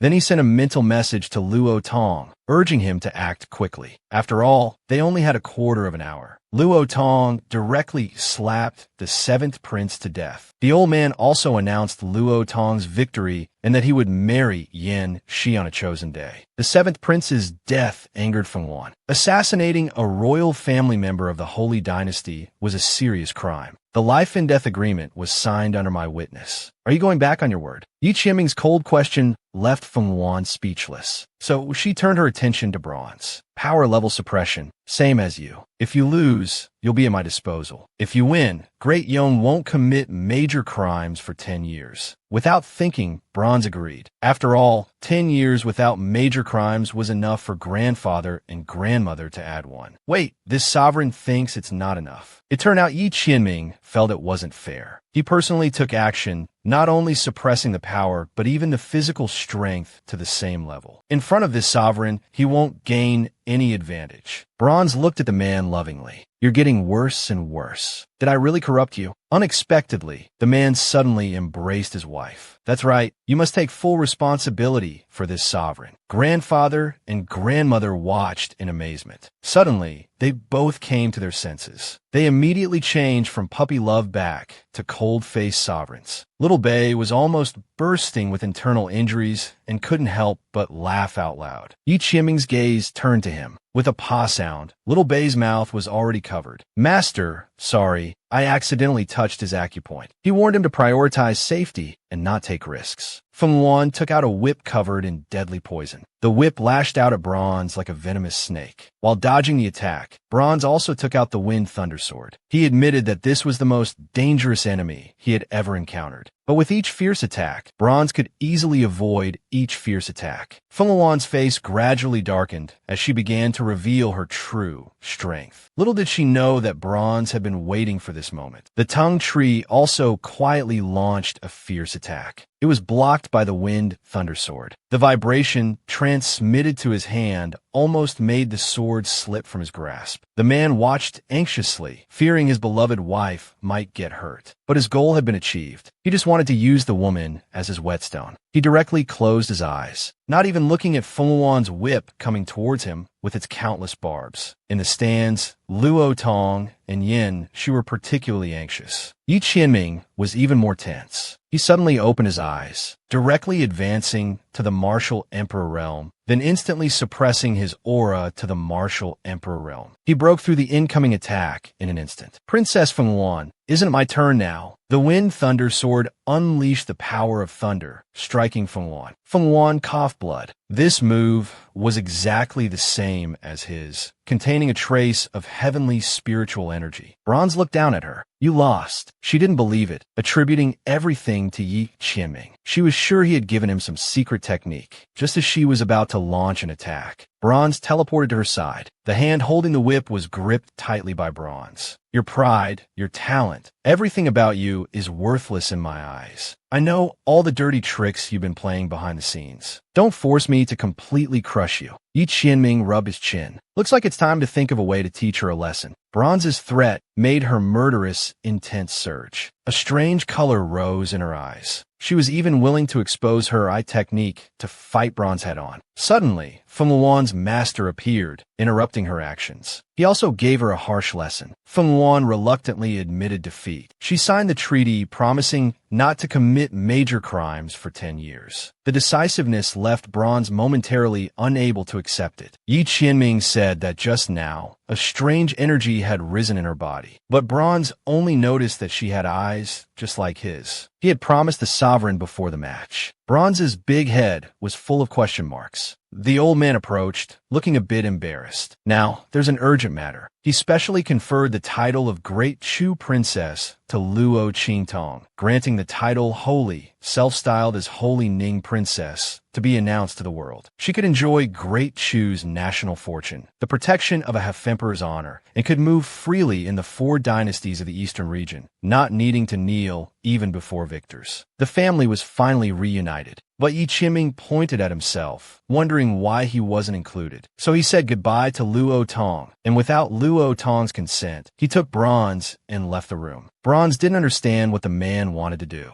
Of course, it's to settle accounts with you for this period. I didn't mess around. I wholeheartedly helped grandfather and grandmother rekindle their relationship. Is that so? Yi Qianming didn't stop his actions. Bronze panicked. She had to stay calm. Recalling what the man had asked her to promise, her mind was in chaos. She couldn't remember anything at all. Just as Yi Qianming was about to go further, she suddenly remembered that he seemed to have told her not to take risks, safety first. When she explained that it was calculated timing, and moreover, with the man nearby, she dared to do so. The response was a cold snort. What if I wasn't there? If you weren't there, I definitely wouldn't dare. So she changed the subject. I've advanced. Shouldn't you be happy for me? Only then did Yi Qianming help her up. You need to stabilize your realm well during this time. Then he noticed a problem. Are you deliberately changing the subject? Bronze immediately put on a sincere face. Every word is true. Don't wrongly accuse me. Although he felt very sorry for her and wanted to protect her well, he also knew she wasn't a flower raised in a courtyard. I'm willing to fulfill your dreams. Let you fly freely without constraints. Bronze also knew the man's love for her. Of course, she could distinguish priorities, but Yi Qianming bit her ear. If you don't behave, you'll be punished. It was an invitation to do naughty things. Bronze couldn't take it anymore. She wanted to call the man a bad guy, but a sudden strange sensation made her body tremble. Where did you learn these messy things? While pushing the man away, she asked in panic. Of course Tong Tong taught me. Are only officials allowed to set fires, while common people can't light lamps? Bronze was on the verge of tears. That's what you get for teasing recklessly. The pure-hearted master has turned into a mischievous master. Do you remember what you said when your soul fragment came to see me before leaving? Bronze was stunned, recalling the phrase, "Master is so big." Her CPU instantly overheated. I don't remember, don't know, don't understand, lotus leaf signature, no intention of setting fires. The female protagonist finally couldn't take it anymore. The once cold-faced pure master now knew how to tease and be flirtatious. Previously, women would tease recklessly after drinking, but now it had become, she was constantly on guard when facing the man. If you don't listen next time, before he could finish, Bronze covered her ears and quickly fled the place. She feared staying a moment longer would compromise her integrity. So this is how it feels to tease someone into running away. Yi Qianming laughed heartily, already in love with this feeling. On Lin Island, the little fox was hugging the stupid pig, licking its body. However, the drool on its mouth made the stupid pig particularly disgusted. So he admonished Snowball in an old-fashioned way to pay attention to hygiene, saying it was too dirty. But the next second, she licked his mouth. Stinky brother is talking nonsense again. See, I don't think you're dirty. The innocent little fox suddenly saw that her stupid brother seemed to have been cooked. You look like you've been boiled. Leaving behind a shameless comment, the stupid pig fled in embarrassment. By coincidence, he collided with Bronze. While the stupid pig was still dazed, Bronze got up to quickly leave this place, fearing Yi Qianming would catch up from behind. But when the little fox's voice came from behind, the stupid pig's eyes widened. No, Pig Lord also needs to hide for a while. On the other side, the woman warned Fengwan not to expose her heterochromia until her cultivation reached a certain level. It turned out that heterochromia was the symbol of destiny. When heterochromia appears, heaven and earth are born. She told her to prepare for the upcoming Four Domains Festival. In the Tianxia Valley of Jiuwu Mountain, Bronze had already gained initial insight into the most basic usage of the four-directional divine cauldron. Not only could it refine pills, but it could also refine bloodline power. In the previous competition, following Stupid Pig's instructions, she had secretly extracted the 7th prince's bloodline. But Stupid Pig told her that the true power of the divine cauldron was its ability to refine all things. And he advised her to first master the most basic techniques. At this time, she also noticed something strange about Stupid Pig. This guy actually started maintaining a human form. But Stupid Pig's explanation was that this way, he wouldn't provoke certain people's animal instincts, and it was also faster to run away. Knowing the tiger's face, but not its heart, with that righteous look, Bronze wanted to roast him right away. Don't you have any self-awareness about what kind of pig you are? You're the same, chattering and angering the Lord, then running away yourself. Bringing up the wrong topic, Bronze immediately became agitated. Do you believe I'll summon Snowball? The poor stupid pig started running away again. If you have the guts, confront the Lord directly. What's the point of bullying an honest pig? At this moment, Yi Qianming was irritable, having dealt with official matters for 2 consecutive days. It was also evident that without Bronze by his side, the Lord was starting to feel lonely. Suddenly, the power of the 10 Directions dragon ring flickered. Then, to his shocked gaze, Bronze fell out of the ring with a clang. With just a glance from the man, the officials wisely chose to leave. But when she called out to Yi Qianming in a childish voice, she found the man turning his head away, not looking at her. It turned out that Bronze's escape directly violated her previous promise. Bronze, knowing she was at fault, had planned this kind of entrance.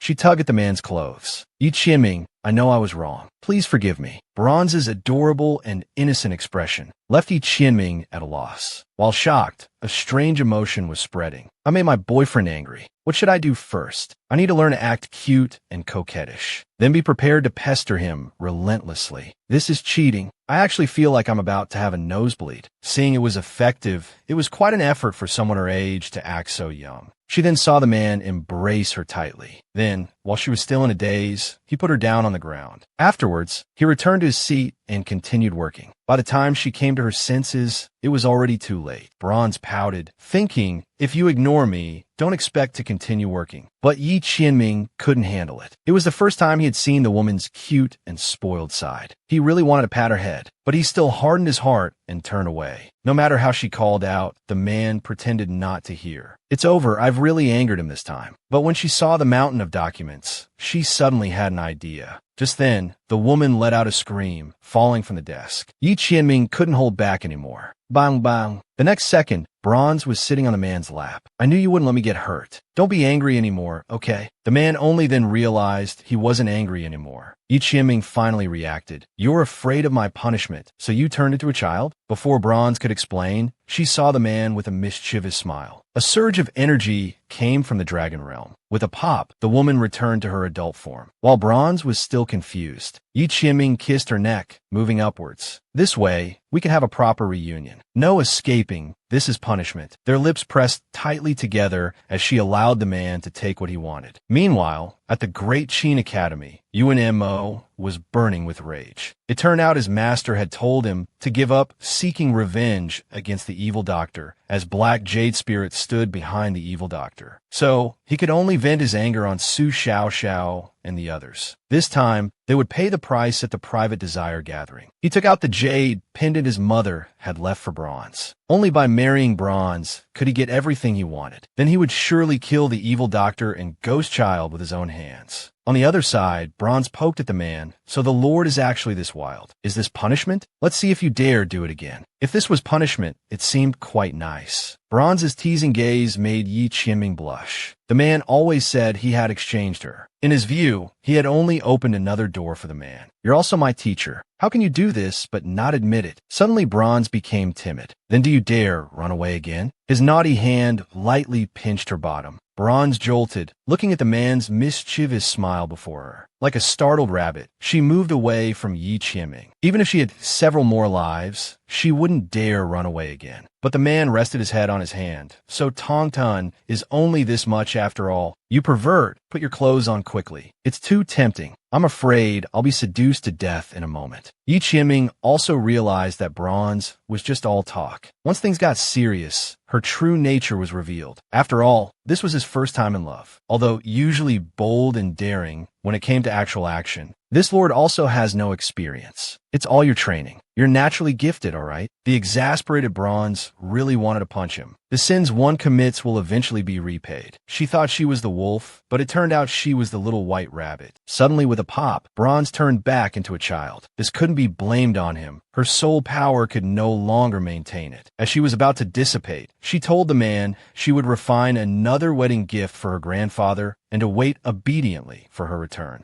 Just as she was relieved to have finally placated the man, Little Fox came crying with tears streaming down her face. "Master, Big Brother is missing. I can't find him no matter how I search." His mother had kicked her dear son out the door viciously, but Little Fox hugged him in her arms. With a thud, Little Fox knelt on the ground. Before Stupid Pig could react, "Big Brother, I'm sorry. Please whip me hard." It turned out that when Bronze learned Little Fox had forcefully kissed Stupid Pig, she was shocked and worried at the same time. She couldn't say who was right or wrong in this situation. After all, men and women should keep their distance. She could only create an opportunity for him to explain himself. Since Little Fox couldn't read yet, she had her go to the human world to learn about various relationships. Then she focused on studying the Divine Cauldron. She finally decoded how to refine bloodlines. She even extracted the national fortune dragon energy of the Great Yong dynasty. This would be the best wedding gift for her grandparents. At this moment, Stupid Pig still didn't know that his dear mother was already sharpening her knife, preparing to sell him. With a shout of "Go!" Stupid Pig flew out like a human cannonball in his confusion. When he came to his senses, he found himself being princess carried by the girl. "Meddlesome, put me down quickly. This is so embarrassing for a pig god." The girl dejectedly put the boy down. "Actually, it's fine to hold you a bit longer. Big Brother isn't heavy." This made the boy's face turn even redder. Suddenly Little Fox remembered the important matter. "Big Brother, please punish Snowball harshly." Saying this, Snowball knelt down and kept kowtowing. With a thud, Stupid Pig also knelt down. "What are you doing?" He felt somewhat helpless and guilty. Helpless because he was the one forcibly kissed. Guilty because the other party was actually a girl. But Little Fox was emotional. When you do something wrong, you should accept punishment. The girl looked downcast. The boy's feelings were even more complicated. Why was he so passive? Shouldn't he be scolding her harshly? "So what do you want?" After a long while, Stupid Pig broke the silence. Snowball has learned many things during this time. I know men and women should keep their distance. I shouldn't have kissed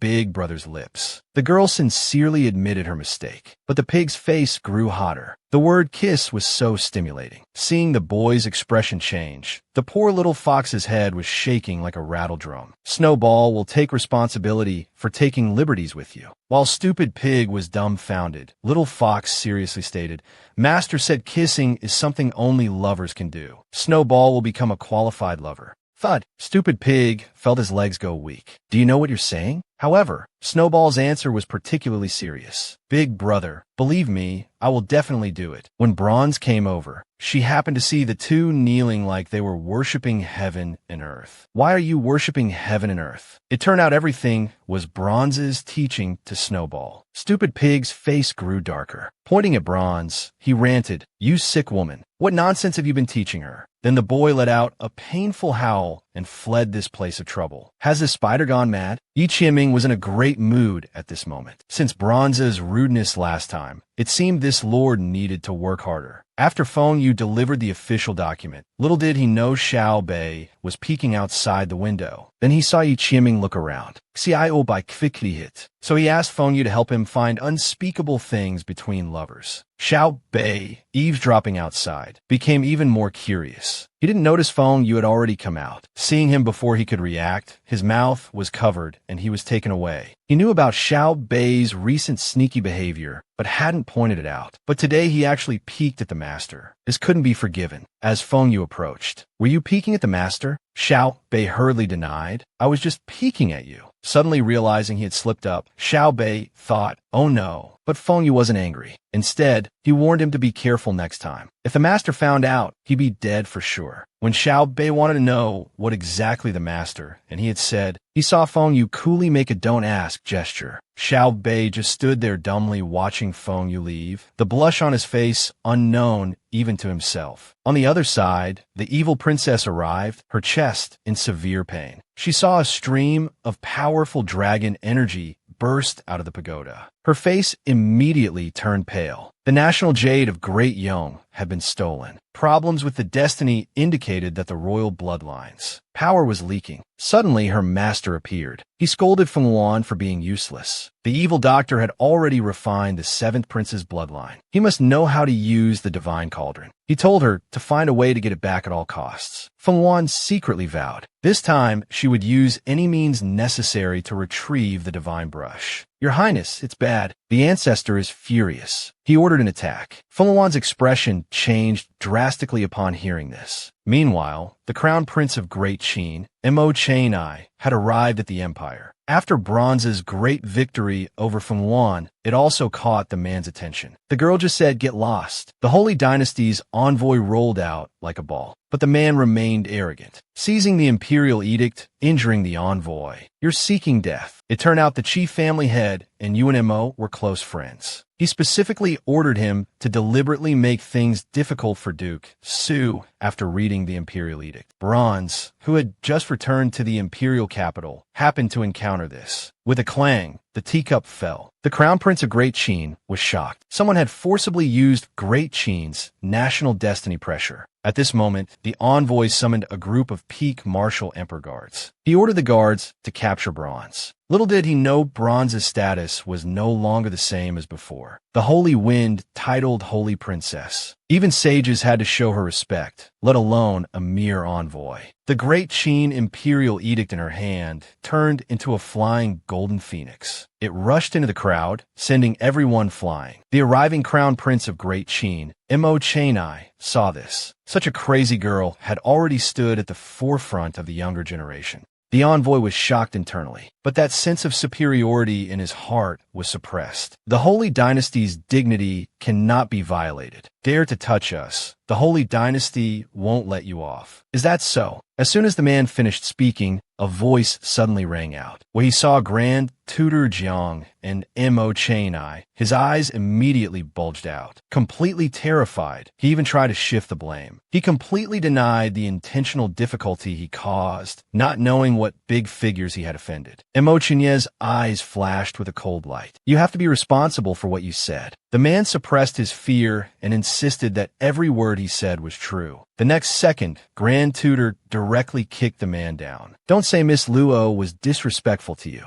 Even if she wanted to chop off your heads, you should wash your necks and wait. So to appease Bronze and let Grand Tutor Jiang recommend promoting the Tianyu Empire to a prefecture-level country. They offered this as an apology for the incident. Bronze saw that Mo Chainai was extraordinary and invited them for a detailed discussion. He also noticed something was wrong with that envoy and was determined to investigate thoroughly. Bronze's stunning performance just now left a deep impression on Mo Chainai. The Holy Spirit Princess was indeed different. Bronze also had some guesses about her identity. But when the man frankly said he was the Crown Prince of Great Qin, Bronze was still surprised. At Mo Chainai's signal, Grand Tutor Jiang finally reacted. He handed him a ring containing various precious medicinal resources. Mo Chainai heard that Bronze had refined a trace of national destiny. He gave him the long-treasured 7-leaf Love Snow Lotus. It's extremely beneficial for blood fusion. Grand Tutor Jiang was shocked, because this wasn't just medicine, but the man's second life. Just as he was about to speak, he was stopped, because Mo Chainai's investment this time would bring huge returns in the near future. Meanwhile, Stupid Pig was sleeping soundly hidden in a big tree. Suddenly, Snowball's shouts woke Stupid Pig up. At this moment, the girl was anxiously looking for the boy's figure. Watching the girl walk away, fortunately, she didn't discover him. Suddenly, Lin Mimi fell from the sky. Found you. It scared the pig to death. Just as the boy was about to fall from the tree, the girl grabbed him. Due to inertia, the boy pressed the girl underneath him. Their eyes met. Brother, are you okay? You look quite scared.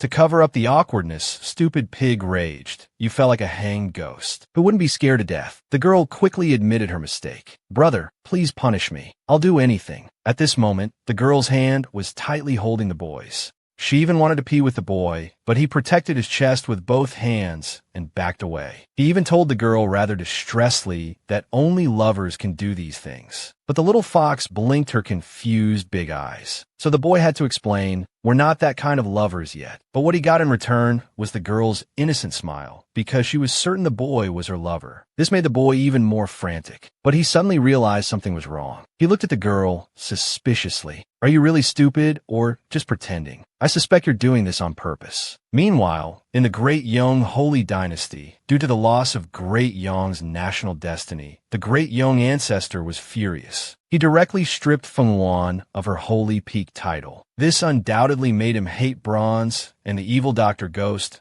even more. On the other side, Stupid Pig was very surprised to see the 7 Knights' blood-refining lotus. Such a precious spiritual herb, and the Great Qin Crown Prince just gave it away. This undoubtedly owed another favor. But Bronze had already guessed the result. It turned out the man's aura was very chaotic. Bronze didn't express it due to his special status. He quietly placed an inscription on the man. There wouldn't be any problems in the short term. He also noticed Stupid Pig's unusual behavior, because this guy usually speculated about others with malice, but now he had become kind. The pig head was also at a loss for words by the girl's words. Even if he emphasized his identity as an ancient fierce beast, Bronze still had ill intentions. He had already seen that this pig had developed feelings. Unexpectedly, the pig head put on a narcissistic expression. Snowball is already madly in love with me. But when he recalled what the girl had said to him, he didn't know how to respond. He thought the little fox was just teasing him, but the girl was serious. She only had love for the boy, even love to the bone. Stupid Pig told himself more than once that he shouldn't believe the words of a naive girl. But every time he recalled it, it was so touching. As the master, he didn't want to see either of them get hurt. In the future, don't avoid Snowball anymore. Wouldn't you feel sad if he's heartbroken? It also reminded him of the beautiful girl in his heart. He wondered what she was doing. Suddenly, the wind and rain brought in a box. Lord Xie said this was a gift for you. You must open it yourself. So Yi Qianming opened the box with great anticipation. Unexpectedly, the girl jumped out of the box. I'm back. The master, who was just thinking about the girl, stared at her blankly. When the girl threw herself into his arms, the young man's face flushed. You still know to come back. back. Yi Qianming's expression was caught by the girl. Looks like the master really wants to get fired up. The answer was a passionate kiss from the young man. After a long while, their lips parted. The young man said mischievously, "It's time to finish what the soul fragment didn't complete." Before Bronze could react, Yi Qianming picked her up by the waist. This action made the girl let out a surprised cry. It was a coquettish plea. "Don't be like this. I rushed back overnight. I'm so tired." He disregarded his body, just wanting to see him showing his sincerity. Yi Qianming felt even more heartache. "You could have told me. I could have brought you back in an instant." As she spoke, Bronze yawned. "Let's sleep. I'll carry you." Half asleep on the bed, Bronze murmured, "Don't do weird things to me. If you want to do it, wait until I wake up." Then she fell asleep, leaving Yi Qianming with a head full of questions. Bronze also slept particularly peacefully in his arms. When she woke up again, it was already the next day. The girl stretched lazily. She smiled at Yi Qianming beside her. The man looks so weird when he's asleep. Just as she was about to get up, Yi Qianming suddenly grabbed her hand. "Playing with fire as soon as you wake up. Since you've slept enough, let's continue what we didn't finish." The girl hurriedly denied her recent actions, but the man insisted, "You were touching me randomly just now, thinking I was asleep." As the girl became embarrassed, he said, "I didn't even have time to react before you woke up," inwardly exclaiming, "Oh no, how could she say her inner thoughts out loud?" Then Yi Qianming squinted. "This master will sleep a bit more. You can continue. Don't restrain yourself. Do as you please." As he spoke, he held the girl tighter. Seeing the big bad guy's posture, he couldn't wait to do something to her. She pinched the man's ear. "If the tiger doesn't show its might, you think I'm a sick cat?" Yi Qianming enjoyed the massage on his ear. "Even if my wife is sick, she's still a big tiger. She definitely can't be a little kitten." Bronze looked at the glib master. "Are you indirectly calling me a tiger, Mom?" Yi Qianming also expressed that in his eyes, whether the girl's words were right or wrong, it was always his fault. She could punish him however she wanted. Just as the girl was about to take full advantage, an urgent knock on the door sounded. "Master, evil doctor, something big happened. The old man and Empress Dowager Yanxi are fighting." Just as Bronze was about to go back, Yi Qianming also wanted to follow. But Bronze stopped him because his identity was too special. She was afraid the two wouldn't be comfortable seeing him. Most importantly, he came to see her first thing upon returning. If Luo Tong knew, it wouldn't end well. Yi Qianming quickly sent the girl away. Important matters first. Important matters first. This made Bronze laugh out loud. The woman actually wanted to kill her own husband, just because the man concealed the cause of their son's death. At that time, the sword was only 0.01 centimeters away from him. But a minute later, the woman would forgive and forget. It turned out their son wasn't dead. The concealment was to protect Luoya, because Bronze's mother came from a place beyond the realm. But shortly after giving birth to Bronze, she suddenly received unexpected news and left in a hurry. So when Bronze was 2 years old, her father chose to go look for her mother, and instructed that if anyone asked, they should say they were both dead. Otherwise, it would bring great disaster to the Luo family. Then he took out half of a jade pendant from his bosom. As long as the jade pendant wasn't broken, the person was safe. And the other half was in Yuan Mo's hands, because back then, Yuan Mo himself was useless. It was Bronze's mother who cured him. The Tianyu royal family begged and pleaded before agreeing to this marriage, and gave him a jade pendant as an engagement token. Bronze fell into deep thought. Could it be that Yuan Mo's refusal to break off the engagement was related to the jade pendant? But she quickly dismissed this idea, because at that time, Luo Bronze was too weak. They could have publicly broken off the engagement after her mother left and forcibly kept the jade pendant. But regardless of the reason, now he was Luo Qing. As long as he went to the Great Qing Academy, this marriage had to be called off. Thinking of the child she had been separated from for many years, Yanxi was even more heartbroken. Didn't they leave any information?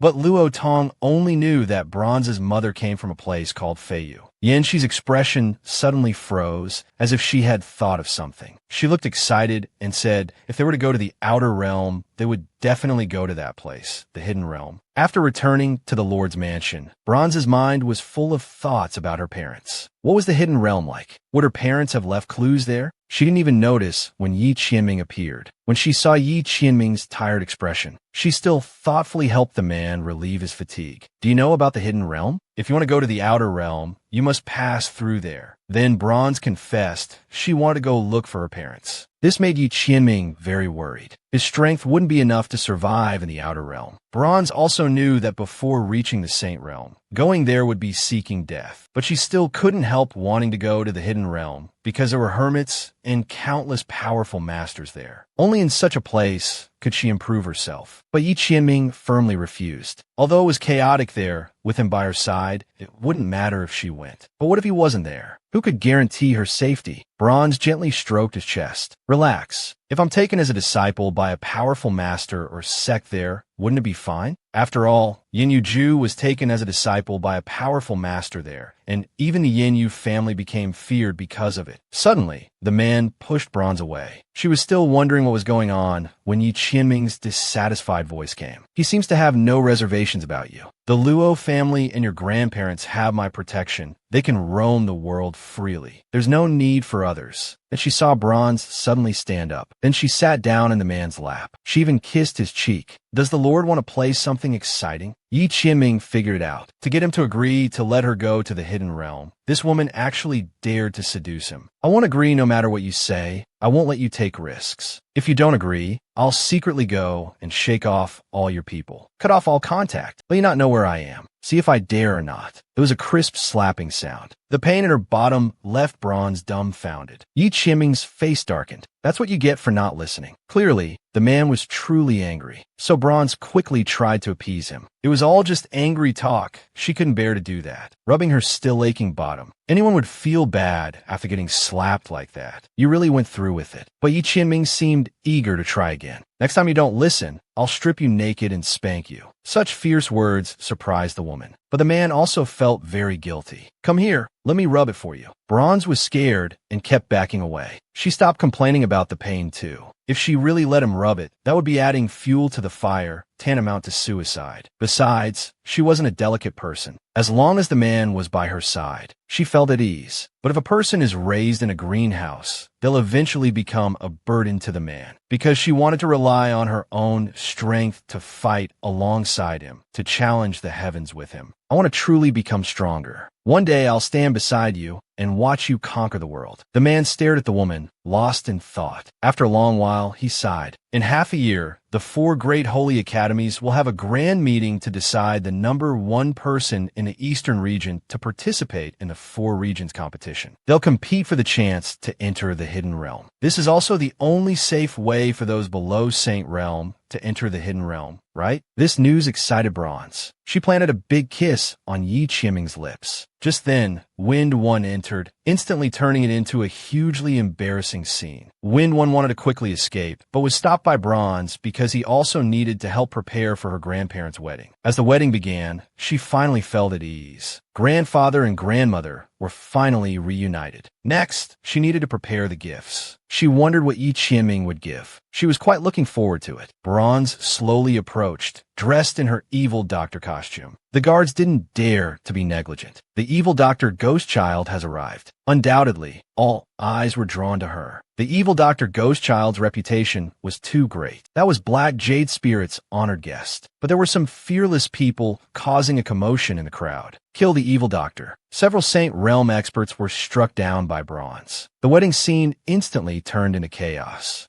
Suddenly, a loud boom. Powerful energy exploded around the assassins. A hand wrapped around Bronze as she dodged to the side. Yi Qianming's face was full of killing intent as he glared at these clowns. How far would the Lord go for his beloved wife? He actually gave Black Jade City as a wedding gift. This also gave her the strongest protection, allowing her to freely accomplish her own tasks. Just now, facing the Saint Realm attack, Yi Qianming coldly glanced at the assassins. With a fierce slap, he sent several Saint Realm experts flying. How dare you attack her? Who gave you the courage? Upon realizing it was Yi Qianming, the assassins trembled in fear. Given that it was her grandparents' wedding day, Yi Qianming didn't kill them. just as the few were relieved to have escaped death. He ordered Wind One to secretly follow and capture them all alive. Remember, no bloodshed. It's inauspicious. Bronze was also curious. Who exactly was targeting her? Her evil Dr. Ghost Child identity, who was so eager to kill her. You really have made too many enemies. It's annoying. Xiao Ming was even more displeased. With me here, no one dares to touch you. I like you just the way you are. Then he gave the prepared gift to grandfather. Afterwards, he looked towards Yi Qianming. His curiosity was about to explode. What kind of gift would the Lord give? So Yi Qianming handed over an official document. From now on, you're the owners of the Great Chu Black Jade organization.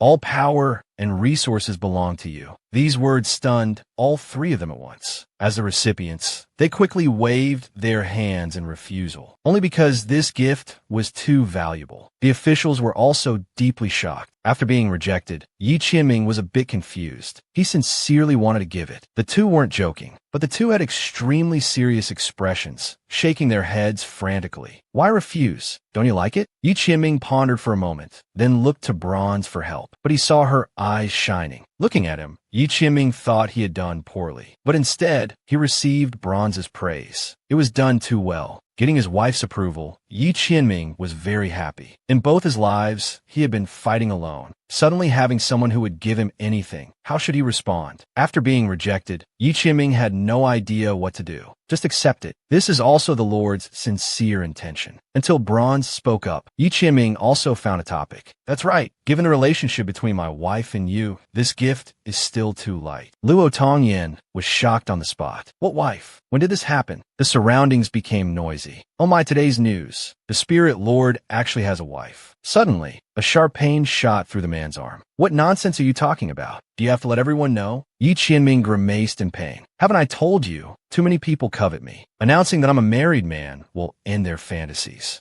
Bronze felt sweet inside, but joked out loud. I haven't agreed yet. Luo Tong was also a bit angry. Calling her wife so casually. Have you married to call her that? Then Yi Qianming loudly declared that he would try his best to make her agree. He wouldn't let her suffer any grievances. He also wanted everyone to know his heart belonged to someone. Seeing Yi Qianming being so sensible, Luo Tong was very pleased. Yi Qianming now had none of the Lord's airs, repeatedly agreeing with the tutor's attitude. The back and forth between the two made Bronze feel like she was about to burst from holding in her laughter. After the wedding banquet, back at the Lord's mansion, Yi Qianming was still afraid. Grandfather was so fierce. What if he doesn't like him in the future? He really suspected that day he said something wrong and was interrupted by grandfather. Suddenly, Wind Rain reported receiving news from the Great Qin Holy Academy. The Grand Elder of the Holy Academy ordered Bronze to return within 3 days, and to increase her strength by at least 1 level, otherwise Xiao Xiao and the others would all be expelled. Now she's in Great Chu. Forget 3 days, even 10 days wouldn't be enough to return to Great Qin. This was clearly targeted at her. The instigator behind this was Yuan Mo. Upon hearing it was this fool who didn't know when to quit, Yi Qianming's killing intent surfaced. He had long disliked him. Now he wanted to go beat him up. The girl knelt in front of the enemy who wanted to kill her. Even with the man's foot pressing her head down, kicking her hard to the ground, she had no complaints. It was just to buy time for Bronze. Xiao Xiao was bullied by Yuan Mo. Yuan Hu and the other immediately took action, but were easily deflected by Yuan Mo. Helping Xiao Xiao up from the ground, he also advised that if the boss were here, she wouldn't agree with what you're doing. Yuan Mo looked at the 3 people in front of him with a cold sneer. His goal was to force them to leave the Holy Academy. Once they lost the Academy's protection, killing them would be as easy as turning over his palm. Yuan Hu comforted Xiao Xiao further. The boss's vacation was approved by the Supreme Dean. We were also recruited by him. Don't believe they can do anything to us. The Green Tea Junior sister seemed to hear the biggest joke. The Supreme Dean is probably too busy to care now, because it involves a power struggle between the Council of Elders and the Dean's faction. Don't think you're safe just because the evil doctor and Ghost Child are protecting you.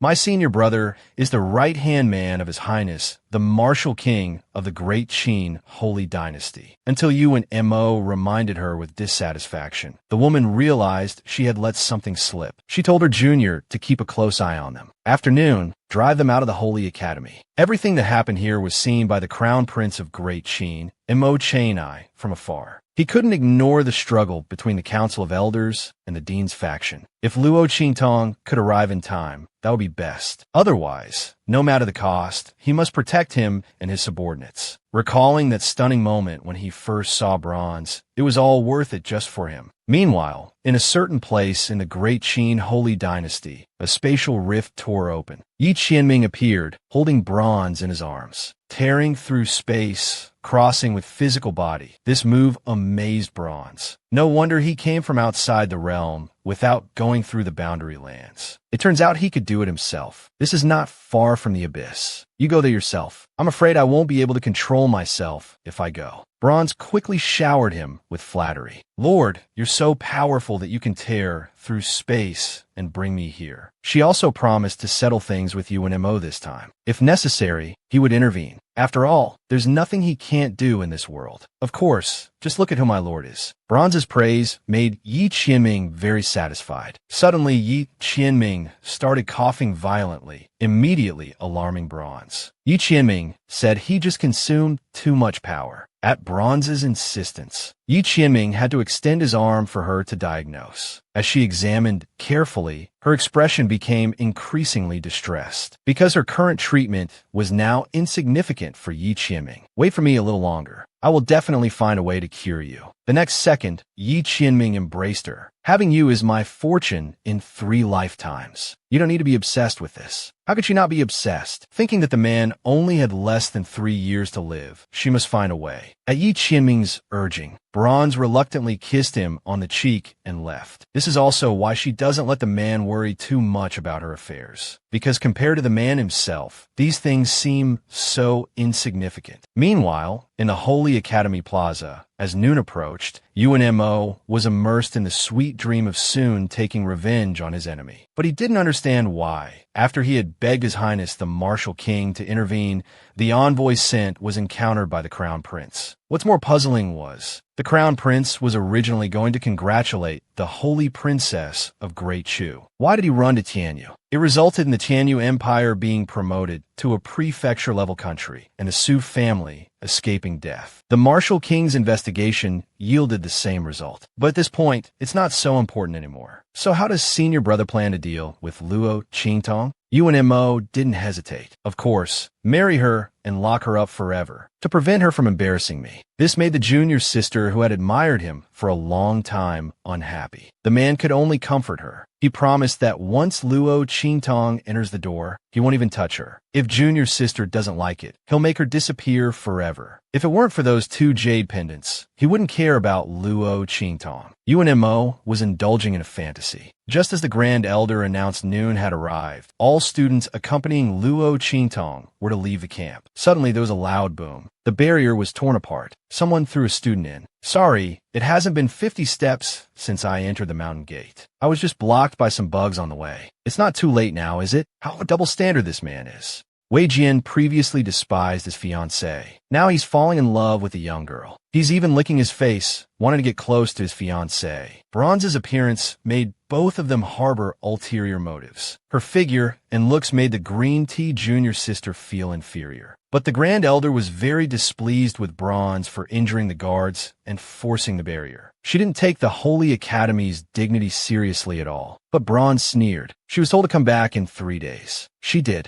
But as soon as she reached the foot of the mountain, she was secretly obstructed. Is this the dignity of the Holy Academy? The Grand Elder was furious. He didn't expect Bronze to be so sharp-tongued and dare to openly confront him. The Supreme Dean finally couldn't sit still. This person was clearly being unreasonable. As a result, the Grand Elder turned a blind eye. The Supreme Dean said according to the agreement, she would pass if her strength advanced, proving that training outside was no less effective than inside the academy. At this moment, the scumbag was staring at Bronze in a daze. Putting everything else aside, she had grown even more beautiful in the 10 years they hadn't met. He didn't even hear what the green tea junior sister was saying to him. Bronze said if she could prove her strength had advanced, but was still humiliated indiscriminately by the Grand Elder, How should this matter be handled? The Grand Elder fumed, saying if she could prove it, she could make any request she wanted. Unexpectedly, Bronze was waiting for this. The Grand Elder must bow and apologize to us, and from now on, not interfere with any of the Supreme Dean's decisions. This undoubtedly shocked the Grand Elder. Bronze smiled mischievously. Is the Grand Elder going back on his word? Doesn't he care about face? Suddenly, the Green Tea Junior sister stepped forward. She reminded the Grand Elder to be careful of tricks. After all, Luo Qingtong knows the evil doctor and ghost child. Forcibly advancing one level of strength would be normal. Bronze was annoyed just seeing this woman. So what's your brilliant idea? The Grand Elder also thought it made sense. Unless she could advance to the peak of the Martial King realm. Otherwise, he wouldn't agree to her demands. Advancing 2 levels in just a few months, is that really possible? How many people on the continent could do that? Yuan Hu and the other 2 didn't expect such an outrageous request. Bronze coldly watched the Green Tea Junior sister jumping around. If you can't do it, get out of the Holy Academy. Daring to make such an excessive demand to the Grand Elder, then show your true ability. The Grand Elder was in a good mood. He even raised the stakes. As long as you can do it, all the resources and facilities of the Holy Academy are at your disposal. The Supreme Dean wanted to stop it, but it was too late. Bronze was eager to start, but the Crown Prince of Great Qin,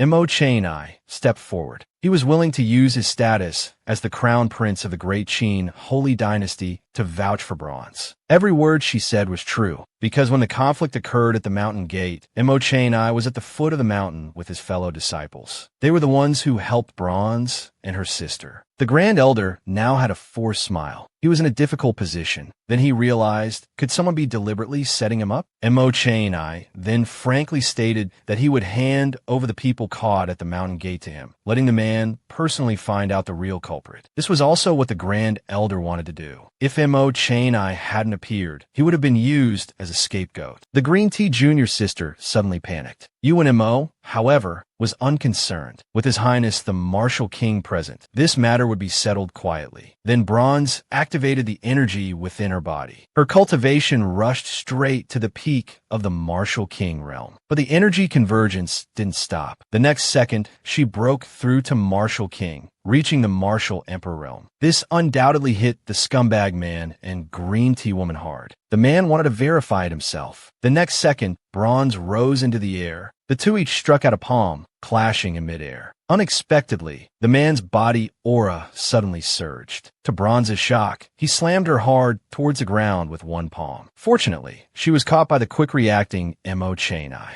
But the man had no intention of stopping. "You old donkey!" A loud shout from the Supreme Dean's hand. A powerful force was flung out. The man was stunned. Looking at the incoming energy, he narrowly dodged it, but it still left a wound on his shoulder. The Supreme Dean cursed the man as a bastard. If he wanted to die, don't drag the entire Holy Academy down with him. The man felt wronged. His attitude towards Bronze had already changed. He was just tempted by wealth. A crisp slap landed on the man's face. "You old fool are getting more and more outrageous." Then, at the Supreme Dean's request, including the Green Tea Junior sister who had been chattering just now, they all came to Bronze and the others to apologize and acknowledge that the previous promises were all valid. They would no longer interfere with the Supreme Dean's decisions. Yuan Mo, however, became more and more interested in Bronze. Now, she was not only beautiful, but also so powerful. It must be the secret protection his mother left when she departed. After all, she was her own daughter. She couldn't have left nothing. This made him even more determined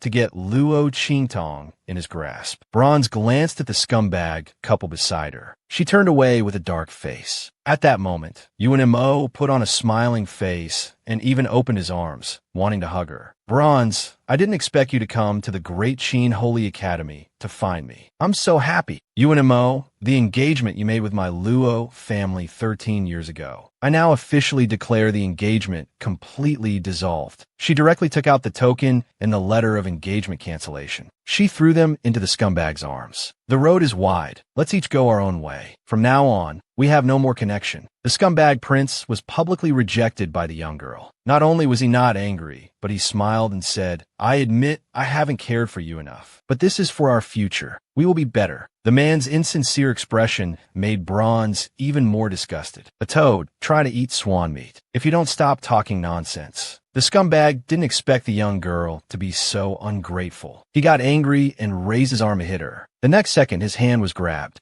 You really think I'm still the kind and easily bullied Luo Qingtong from before? As Mo Chainai stepped forward with a contemptuous look, and with Xiao Xiao and the others ready to intervene, feeling indignant and discontented, the scumbag had to give up. He then stated that this was their family matter, and others had no right to interfere. So he brought up the parents' orders and matchmaker's words. He mentioned the matchmaker's arrangements. Bronze found it amusing. Because he hadn't even looked at the marriage contract, how could he be sure there was no parental consent? The scumbag was full of disbelief. He immediately picked up the marriage contract and examined it carefully. Open your dog eyes and look clearly. I've already broken off the engagement with you. Quickly hand over the token of affection. The scumbag couldn't believe any of this was real. However, the green tea junior sister was delighted. It's off, it's off. Senior brother doesn't like her anyway. A crisp slap landed on the green tea's face. He didn't understand what that meant at all. It must be that evil Dr. Ghostchild forcing the parents to sign. So he climbed up his high branch. At the same time, he tore the marriage contract to shreds. He absolutely refused to break off the engagement. This shameless behavior was witnessed by several people. He had just been talking about parents' orders and matchmakers' words, but such shamelessness was unexpected. Then I challenge you. If you win in a month, I won't mention the engagement again. If you lose, hand over the jade pendant, cancel the engagement, and get out of my sight forever. The scumbag agreed without thinking. After all, he was now at the martial emperor realm and didn't believe she could defeat him in the future. Then he thanked Mo Chainai. The man had helped him several times. If there was any need, just ask. Then he left with the others. He saw their listless and dejected expressions. Although Bronze had just returned, they were particularly worried about what would happen in a month. They even gave all their resources to Bronze to increase her strength. But Bronze was more concerned about why they were covered in injuries. Seeing them hesitant and unwilling to speak, she immediately wanted to go settle accounts with UNMO, because only he would target them. Xiao Xiao quickly stopped Bronze and explained. The truth was that the Heavenly Palace Dragon team thought Bronze wouldn't bring support, so they targeted the 3 Heavenly Palace seats. But if they confronted the Heavenly Palace right after returning, it would be very disadvantageous for Bronze. You know you've been bullied and you're not fighting back? Is this how I taught you? Lead the way. Don't make me angry. In the Tianji dormitory area, the students occupying the Heavenly Palace positions were drinking tea. They were Dragon Team members and weren't afraid at all. Bang! The door was violently pushed open by Bronze. They were startled when they saw Bronze's murderous expression. They didn't take it seriously at all. The next second, she slapped their faces directly. I'll give you 3 breaths to get out of the courtyard. Otherwise, stay and be flower boys. The man finally reacted and called for the others to attack. Then they fearlessly launched an attack on Bronze. Meanwhile, in Mingdun Palace, an unexpected guest came to see Yi Qianming. The Lord of the Southern Region, Yu Si Huang, was telling Yi Qianming about his love at first sight for Xie Yi. The Lord of Lanyu had actually fallen in love with the Lord's concubine. He even ran to the Lord's face to ask for the person and marry on the spot. Little did he know, Yi Qianming's face was getting darker and darker. It's over, it's over. A comet has crashed into the earth. His eyes flashed with uncontrollable anger. This dog actually dared to covet his person. Then he swung out a wave of energy towards the man's face. Yu Si Huang dodged with his agile movements. He didn't even understand why Yi Qianming was so angry. Attacking without warning. Is this how Black Jay treats guests? But he didn't know he had touched Yi Qianming's reverse scale. Are you and the evil doctor really in a homosexual relationship? Yi Qianming didn't waste words on this fool who coveted his wife. He directly unleashed a powerful force from his palm. Although Yu Si Huang blocked this casual attack, he already felt strained. Then came an even more powerful palm strike. Yu Si Huang could only use his secret technique to defend. With a loud boom, he instantly disappeared from the spot. I can't beat you, but I won't give up. After saying this, he immediately fled. Yi Qianming immediately ordered wind and rain to drive the man and his subordinates out of Black Domain. From now on, no one from the southern region is allowed to enter any Black Domain city in the eastern region. Completely block all news about the evil Dr. Ghostchild. Then he rushed to the Great Qin Holy Academy. At this moment, Bronze was holding the Wind Thunder Sword. She had already beaten those weaklings to the ground. Go back and tell the Dragon Team, whoever dares to touch a finger on my people, I'll pay them back with interest. Then she handed the people over to Xiao Xiao and the others. Beat them up as you like, then throw them at the dragon team's gate after you've vented your anger. It's only polite to return the favor. It should be properly repaid. Meanwhile, Xiao Bei was drinking sulkily at Zhou Fei's place. As a result, because he cursed Zhou Fei as being neither male nor female, Zhou Fei slapped him with a book. The next second, Xiao Bei burst into tears, throwing a drunken fit. He had no parents since childhood and finally had a brother, but lost him because of a woman. Unexpectedly, even Zhou Fei despised and hit him. Sophie was at a loss. She didn't even have someone she liked. How could she like anyone? Suddenly realizing something was wrong. Could he be talking about Wind Rain? It was fine not mentioning Wind Rain, but once mentioned, Xiao Bei instantly got fired up. It turned out that after he discovered the books Wind Rain had hidden last time, he thought Wind Rain had fallen for you.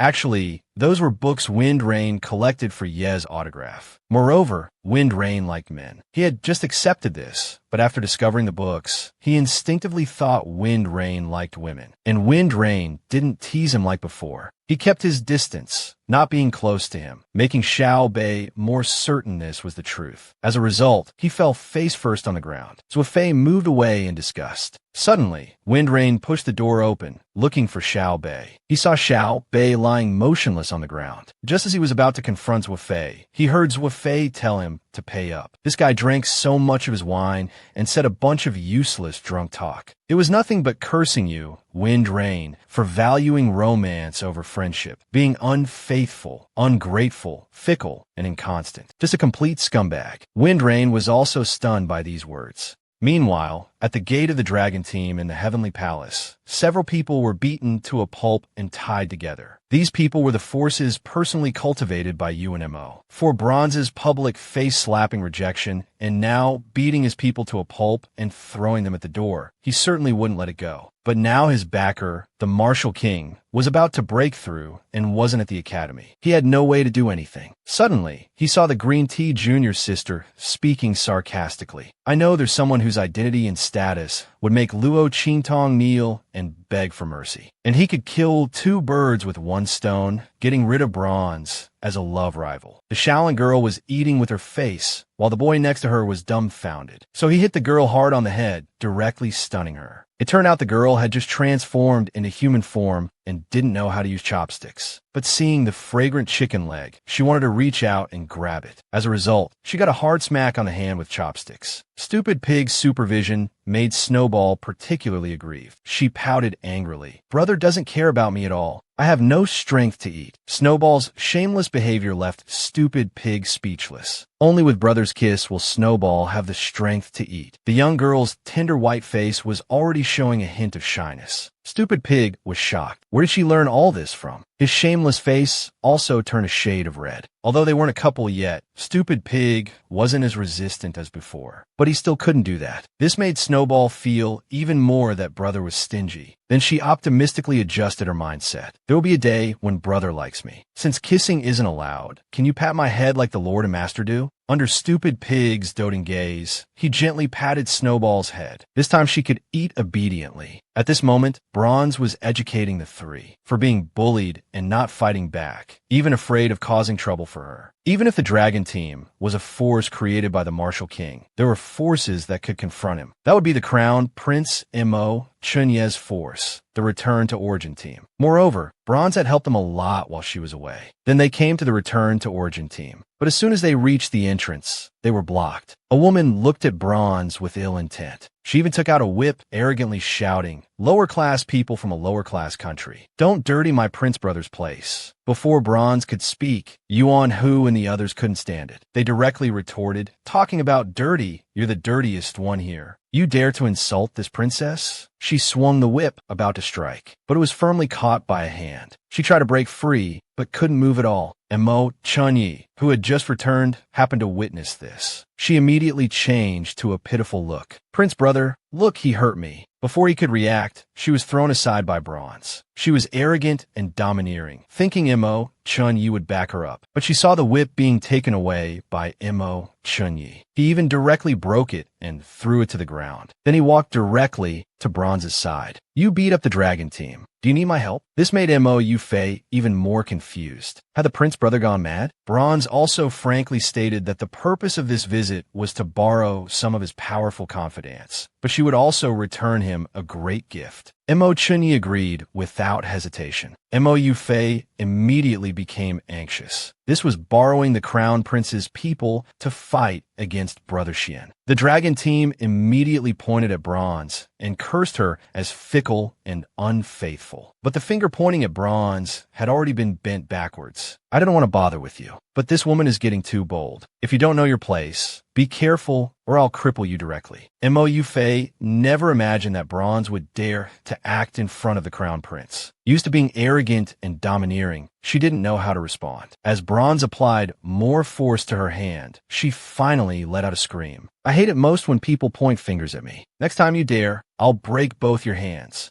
Mo Chun, you didn't want things to get too tense. Miss Luo, please show mercy. Only then did Bronze let go. She patted Crown Prince Mo Chun-yi. Come find me tomorrow afternoon. Bring all the materials from the dragon team. I have a big gift for you. I guarantee you'll like it. Meanwhile, in a spirit pavilion 10,000 meters in the sky, Ming Zunya's signature had already reached the Great Qin Holy Academy. The young girl was already very sleepy and about to go to bed, but she felt the air was unusually cold. The next second, she was tightly embraced by a man, but the girl only paused slightly. A smile appeared on her lips. Bold ruffian, how dare you intrude into my room? Then she jumped high from the bed. She landed steadily in the man's arms. She even took the chance to open the man's clothes. The exposed 8-pack abs were particularly dazzling. Oh my, how come it's such a handsome man? This little demon is going to eat you up. But the man didn't resist at all. Instead, he kissed the girl's luscious red lips. But the Lord also felt aggrieved, because that punch just now almost turned him into a eunuch. Then he thrust upwards even more. Faced with Yi Qianming's roguish behavior, Bronze didn't dare to move. She only felt her face getting hotter and hotter. So like a startled rabbit, she jumped directly onto the bed. I know my limits. I was just playing around. How could Lord not dodge it? But the man gave a mischievous smile. Since you want to play, I'll play with you properly. Immediately, Bronze's heart started racing. She was at a loss, her mind in chaos. The next second, she dove under the covers, wrapping herself up tightly. What are you doing? I'm not going to eat you. Search your heart. Do you believe that yourself? Yi Qianming was embarrassed. So Yi Qianming opened a small gap. Your love rival has come knocking, yet you still hit me. How terrible of you.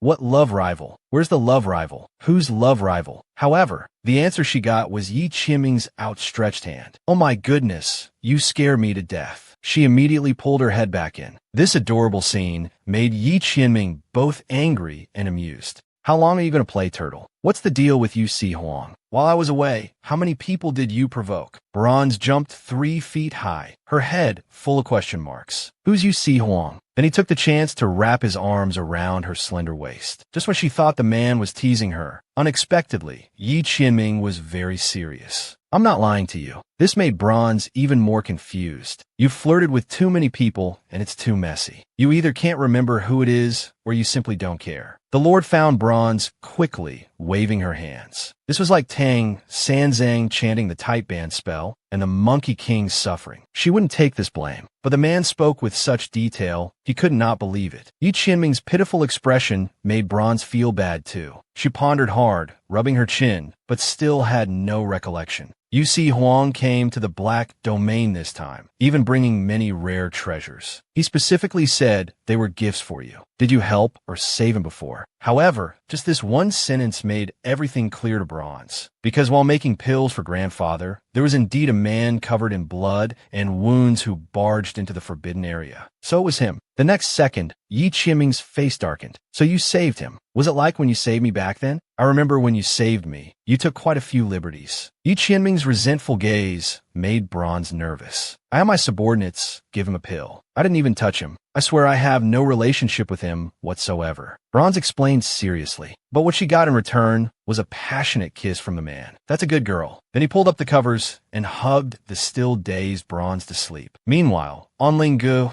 Xiao Bei was emanating a gloomy aura. Feng Yu stared at him intently from the side. Don't you have anything to say to me? But as Feng Yu stepped forward, Xiao Bei kept backing away. He was cornered. Why did you curse at me, calling me fickle, unfaithful, and a terrible person? Xiao Bei was confused. Since when did he become so eloquent? But under Feng Yu's aggressive questioning, he could only admit that he might have said it while drunk, but he really couldn't remember. However, when asked why he was avoiding him, Xiao Bei's face clouded over, not knowing how to begin. We can solve our problems ourselves. There's no need to tell Zhuo Fei about it. As a result, Xiao Bei's expression darkened further. You don't tell me some things, yet you have the nerve to blame me. I don't say it because it's good for both of us. Suddenly, Xiao Bei turned to leave. I don't say it for our own good too. So why do you keep asking? The young girl only had a few people, yet she provoked the powerful overlord of the Holy Academy. His subordinates even came to their doorstep, openly challenging them, demanding them to kowtow and apologize, return the seized resources tenfold. After noon, they would face the consequences. The man was furious, so he gathered all members of the dragon team to confront Luo Qintong. Little did he know that Bronze's plan had already begun. When Bronze arrived at the Heavenly Palace training ground, just as she was about to enter the training cave, she was intercepted by dragon team members. But Bronze dismissed them contemptuously. The Grand Elder allowed me to use training resources freely. Are you going to stop me? The man had to compromise, but only Bronze herself could use it. Entering the cave, the roars of magical beasts caught Bronze's attention. Blood-red eyes watched her every move. Several magical beasts fearlessly launched attacks at her. Bronze easily dodged them. The wind thunder sword swung out a few strikes. The thunder beast instantly fell to the ground motionless. Then it transformed into energy and returned to the formation core. So Bronze activated a ball of energy. Then she infused the energy into it. A formation symbol revealed its true form. She waved her hand to upgrade and modify the formation. The magical beasts also upgraded from Peak Martial King Realm to Saint Realm.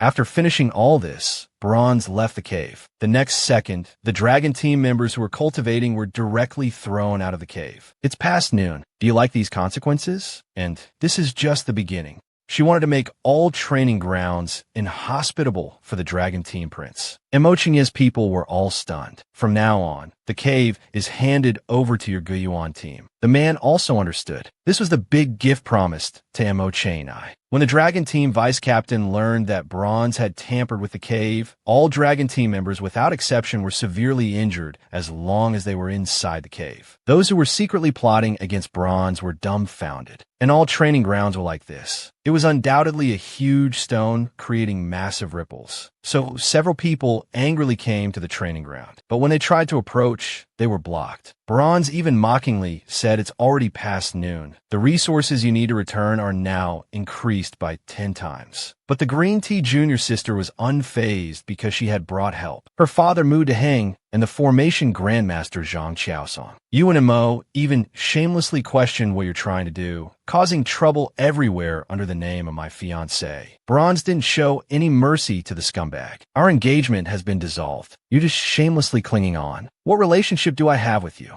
But the scumbag was heartbroken. Can't we even talk? Is this how the Luo family teaches people? The next moment, a sword was at his throat. Put away those disgusting, nauseating eyes of yours. My Luo family won't tolerate your gossiping. Why is the green tea girl a green tea? Because she knows how to read the room. She hurriedly came forward to be a bootlicker. The two came out after investigating the cave. The result they gave was that there was no problem with the formation. It hadn't been altered or damaged. But this was met with collective questioning. If there's no problem, why can't the dragon team enter the formation? Grandmaster Zhang Qiaosong also got angry. You youngsters dare to question me? Ask your master. He knows best. At this moment, Mu Deheng was sweating profusely. He really couldn't see where the problem was. It was like a wake-up call hitting the two. In contrast, Bronze and her group were watching the show from the side. The vice captain who was so arrogant earlier now had a gloomy face and looked over. Satisfied? If not, I can't continue to raise the stakes. This young girl's scheming and methods were not simple. If Bronze could be lenient,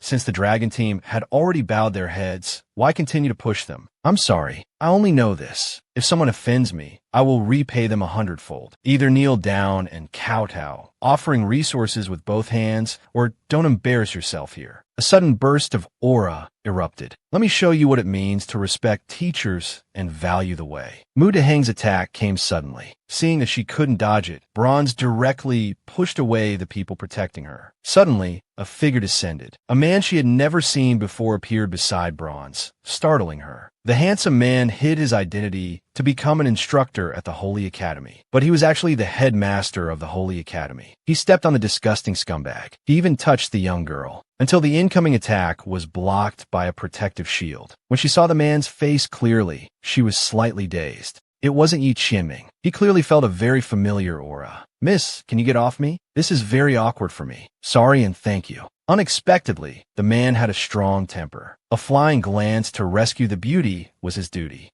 It turns out he was overthinking. The Supreme Chancellor hurriedly arrived. It turned out the man was the chief instructor he had specially hired. He even punished Mu Deheng for attacking a student without permission. Half of his resources would be deducted and compensated to Luo Qingtong. But the green tea girl was not convinced. Luo Qingtong was the one who talked back first. A cold chill came from behind. The Chancellor shuddered. Handle this matter yourselves. No one else will interfere. Do as the Supreme Chancellor said. What will your dragon team do? Although extremely reluctant, the man chose to kneel down. The green tea girl was about to go crazy. No matter how the green tea girl pleaded with her father, Mu Deheng remained silent. Suddenly, someone violently pulled at her clothes. The green tea girl let out a scream and fell to the ground. UNMO reluctantly knelt down with them. This was the second time he knelt before a woman. Among them was also his enemy. Luo Qingtong, you're ruthless enough. But the answer he got was a hard kick from the man. No matter how UNMO struggled, that foot remained as steady as a mountain, not moving an inch. Until Mu Deheng came forward to quibble, the man finally withdrew his foot. Luo Qingtong, don't you like me very much? Was everything in the past fake? Were you lying? Why are you humiliating me like this now? Of course it was real, but thinking of the original owner's love and innocence towards him in the past, it was so unworthy. Back then, there was indeed someone who loved you until death, but she died under your schemes and calculations. You all killed the person who shouldn't have been killed. Yuvain Montag was scolded stupid. Even now, he didn't know where he went wrong.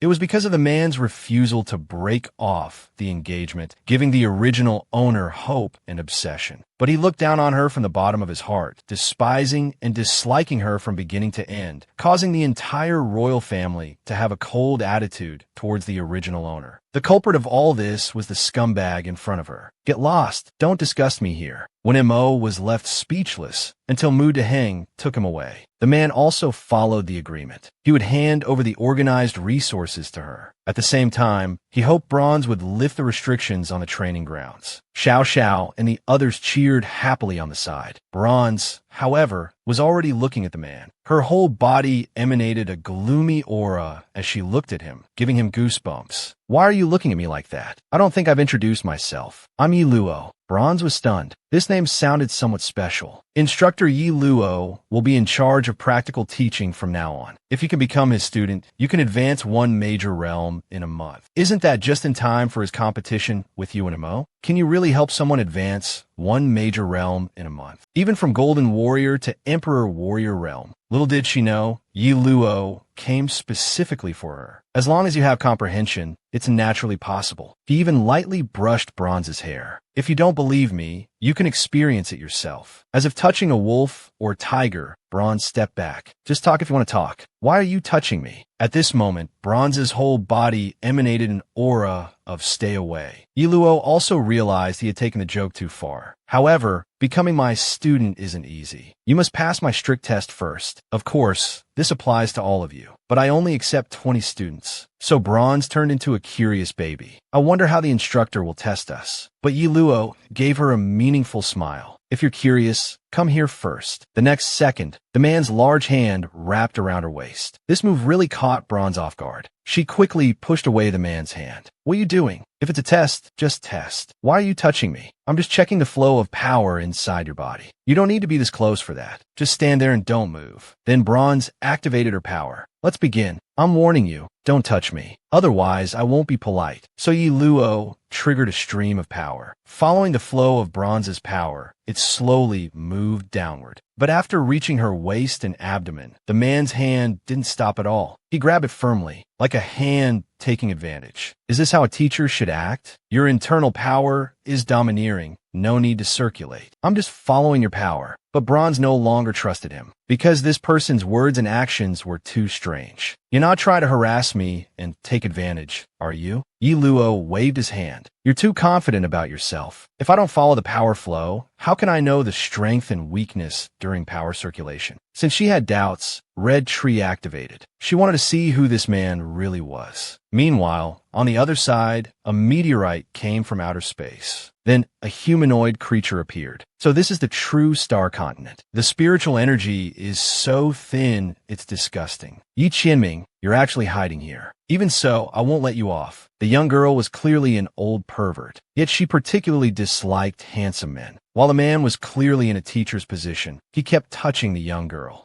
But even the most perfect disguise was like an illusion before the Tong tree. However, unexpectedly, the man suddenly leaned forward and interrupted her. Use the Bronze technique. Your eyes just now seemed to turn red. You saw wrong. Yi Luo's keen observation startled Bronze. Although she only looked for a moment, it was almost a blur. Yi Luo's entire body was shrouded in a layer of something. Then the man said he would start the next round of testing, and all the others were ignored. The reason was they were too weak. There was no need to test them at all. It would just waste his energy. Immediately, there was a burst of noise. Their levels were actually much higher than Bronze's. But it was precisely because of this that Bronze felt the man was even stranger. I already understand your abilities. But his eyes were focused only on Bronze. Tell me what you like or dislike. What are your usual habits? These questions, unrelated to training, undoubtedly made Bronze very unhappy with him. What do you mean by like? Anything you like. For example, what type of man do you like? Suppressing the urge to beat up Yi Luo, she said, sorry, I already have someone I like. I only like someone like him. What was this guy up to? 9 out of 10 sentences were nonsense. That's very good. A small flame suddenly flared up. You think it's good? Why should you think it's good? It's none of your business. However, UNMO also arrived at the training ground. He came forward to get close to Bronze. He was also here to participate in Yi Luo's training. Yi Luo's face darkened. Anyone else can participate except you, because your aptitude is too poor. As a result, UNMO was furious. He was clearly the one with the highest aptitude here. Even Luo Qingtong wasn't as good as him. Unexpectedly, a powerful aura burst from Yi Luo. Who do you think you are? How dare you come here and boss me around? If your aptitude is poor, it's poor. Get lost. Meanwhile, at the Great Qin Holy Academy, an outsider followed Yi Qianming's aura to arrive here. Relying on soul power alone was not enough to maintain it. Suddenly, it saw a weak-looking guy turn into a streak of light. It occupied this body. At this moment, it was watching with great interest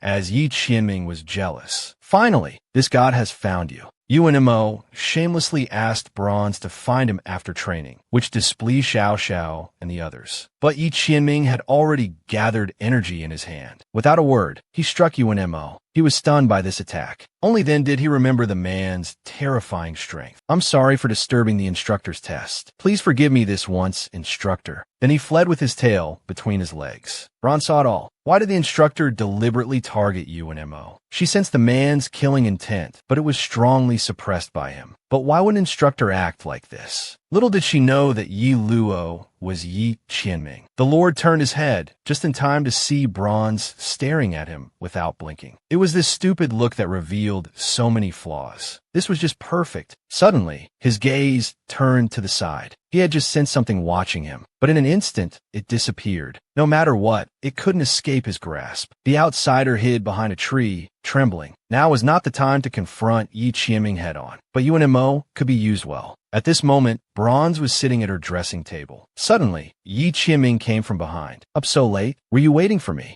Bronze was also annoyed. The man left without a word, not even saying goodbye. She wasn't waiting for him, so the Lord hurriedly apologized. I came back to ask for forgiveness. Then, my lord, sleep on the floor. But the floor is a bit hard, isn't it? Is it hard? Then should I give you another room to sleep in? Not hard at all. I think it's very good. Then he asked the question he was most concerned about. While he was away, had anything special happened during this time? He was eagerly waiting for her to mention you when Mo. As usual, nothing special happened. This undoubtedly made Yi Qinming anxious. How could nothing have happened? The girl was clearly smiling, but the Lord felt a chill down his spine. And the girl's concern for him made the man uneasy. Under Yi Qinming's questioning, Bronze thought carefully again and again. If there was anything strange, it was undoubtedly the new chief instructor at the academy, called Yi Luo. The name is like a combination of yours and mine. Yi Qinming felt a bit guilty. We can't stop others from having certain names. He wanted to be romantic, but it backfired. But he's unusually cold to others, yet overly flirtatious with me. He even repeatedly took liberties with me under the guise of training. That can only mean he likes you. Yi Qinming changed his jealous attitude. Normally, if Bronze hadn't stopped him, anyone who dared to take liberties with her would probably already have grass growing 3 feet high on their grave. Bronze finally noticed something was off. He's taking liberties with me. Aren't you angry? Yi Qinming was startled. How dare he take liberties with you? I absolutely can't tolerate this. Quick, let me go kill him. But this time Bronze didn't follow the script. She didn't even try to stop him. Go ahead, I want to see his head tonight. Yi Qinming was in an even bigger dilemma. Did he really have to kill himself? Suddenly Bronze leaned in close. If he touches me again, I'll chop it off directly. Make him my sister. She even patted Yi Qinming. Don't worry, I'm not so easy to bully. No wonder he always felt something was off. Since she wanted to act, he was of course happy to play along. The next day, Yi Luo was unusually serious during training. Then he infused energy into the waterfall. You need to cultivate on the waterfall steps. The higher you go, the more difficult it becomes. You're not allowed to use any magical tools or energy shields. If you're afraid now, you can quit. Bronze didn't expect Yi Qinming to be so serious. This was good. A group of people rushed up the steps, but as soon as they touched the waterfall, they were all knocked flying the next second. Bronze entered the waterfall under pressure, but just as she stepped onto the stairs, an enormous resistance came from the steps. Bronze was shocked. She didn't expect the hardest part to be here. Then her whole body was thrown out. The moment she fell into the water, Yi Qinming was especially worried. But when Bronze emerged from the water, what he saw was like a faint new moon, like snow piled on flowering trees. Her face was exquisitely beautiful. Yi Qinming was stunned. Just as the worried group arrived at the water, Yi Qinming had already taken out clothes to cover Bronze. All of you go train. No slacking off. Bronze burst out laughing. This made Yi Qinming curious, suddenly realizing something. Sorry, I just saw your clothes were wet. I came to bring you clothes. No other meaning. Bronze gave a mischievous smile. You're already avoiding me, like the plague. Could it be because of what was said last night? That won't do. When it comes to acting, he was the master. As a result, Bronze walked closer to Yi Qinming. She even gently stroked the man's shoulder. Instructor, I want to ask for your help. I think my peach blossom got washed away by the water. Can you check if it's in my hair? But when he saw Bronze's coquettish and playful appearance, Yi Qinming remembered last night's words. What are you doing being so nice to a stranger? Don't you know you have a sweetheart? But you're my most respected and admired teacher. Bronze's eyes were also looking him up and down. He became even more afraid of exposing himself. I'm leaving. You train well. Yi Qinming wanted to quickly escape this place. He was supposed to play 2 roles, yet he got angry. If it were someone else, how could he possibly tease like this? But training couldn't be delayed. Only by becoming stronger could she go to where he came from. When she finished a day of training and returned to her room, she saw her pet leisurely leaning on the chair. Seeing Bronze, Snowball was unusually excited. Under Bronze's gaze, he happily pounced on Stupid Pig. Brother, I've warmed the bed for you.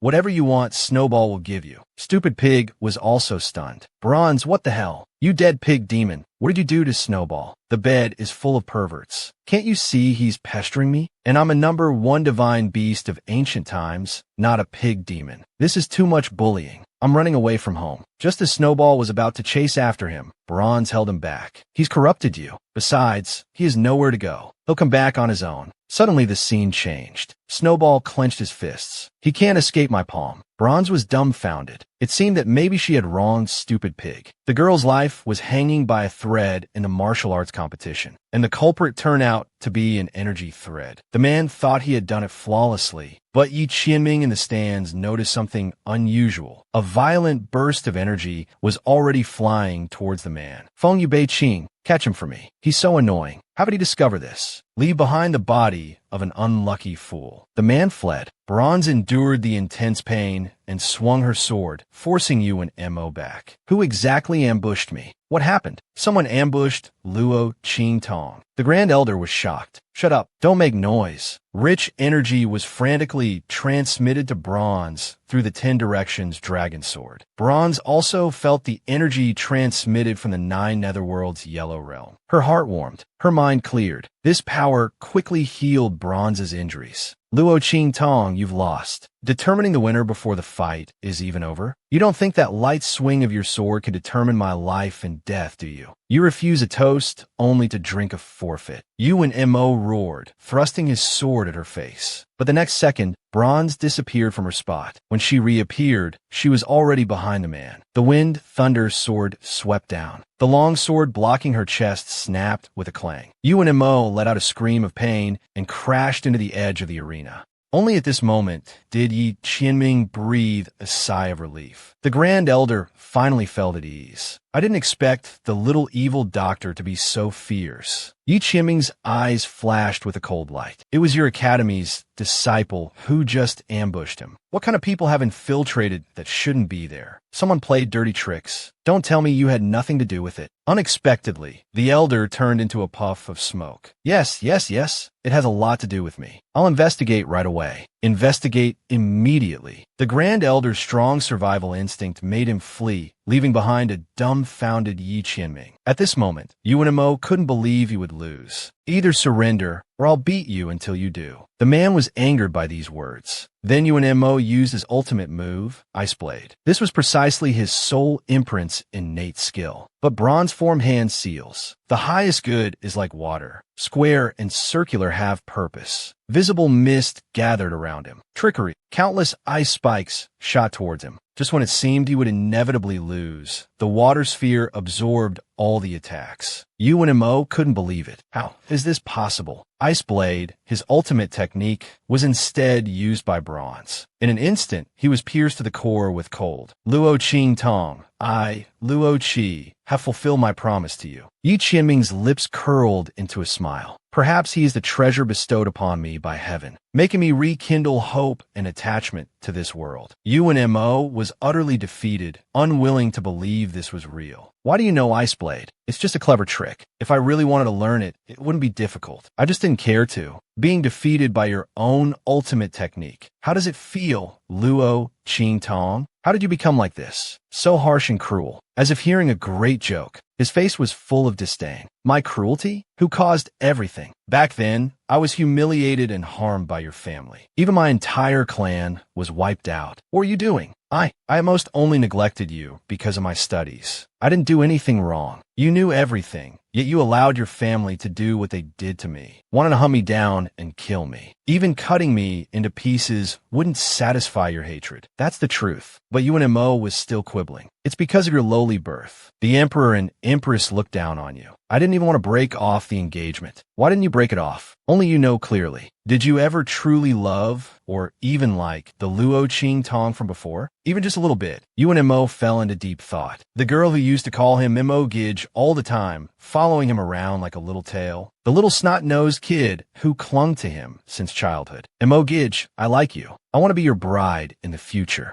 That girl who put him first in everything. Even when it wasn't her fault, she would say sorry. But in return, he treated her coldly. Whatever it is, the answer doesn't matter anymore. I just want you to know, the Luo Qingtong from before really loved you so much. Loved you so much that she kept cultivating, wanting to become a woman worthy of you. Loved you so much that she could endure the humiliation and difficulties from the Tianyu royal family. She knew you looked down on her, but she blamed everything on herself, thinking that if she just tried harder and harder, she would become better. Bronze's words were like sharp swords, piercing Yu and Mo's heart. Stop it. Don't say anymore. You once had something very precious, but you destroyed it all. Do you know what the greatest wish of the former Luo Qingtong was after learning about all the schemes and calculations? To destroy the Yuan royal family. To make you and Mo, pay for what you've done. As you and Mo stood dumbfounded, Bronze approached him ominously. Do you know now who wiped out your royal family? It was me. The man finally realized. So everything was his revenge. Bronze took the family heirloom jade pendant. Today Mo was defeated. As agreed, the Luo family's token of love was retrieved. From now on, they had no more connection. Yi Qianming and Bronze exchanged smiles. Now, he had a belly full of questions he wanted to ask him. The handsome man and beautiful woman were clearly showing affection, but the scene was more like a bloodbath, and the young girl Ming was in front of the jealous king, openly showing her admiration for instructor Yi Luo. With his carefully designed training plan, she made rapid progress. Yi Qianming was dumbfounded. You know a person's face, but not their heart. It's clearly Tong Tong's good talent. Don't trust others too easily. As Yi Qianming was earnestly advising, Bronze burst into laughter. What was he thinking? Don't you know best? There's something that's been bothering me for a long time. I want Tong Tong to help clear it up. He was suddenly startled, having a bad feeling. On the arena, you said you loved Yuan Mo deeply, loved him to madness. This is different from the version you told me. Although Yi Qianming was smiling, the chilling coldness made Bronze panic. He spoke so softly, yet he still heard it. But he was just speaking up for the original owner. But what was harder to explain was that it was both true and not true. He didn't know if he could explain it clearly. Don't rush. Whatever you want to say, I'll wait for you. Yi Qianming also realized that things were far more complicated than they appeared on the surface. Bronze was completely flustered. Transmigration was already a mysterious thing. Moreover, would this fear bring disaster?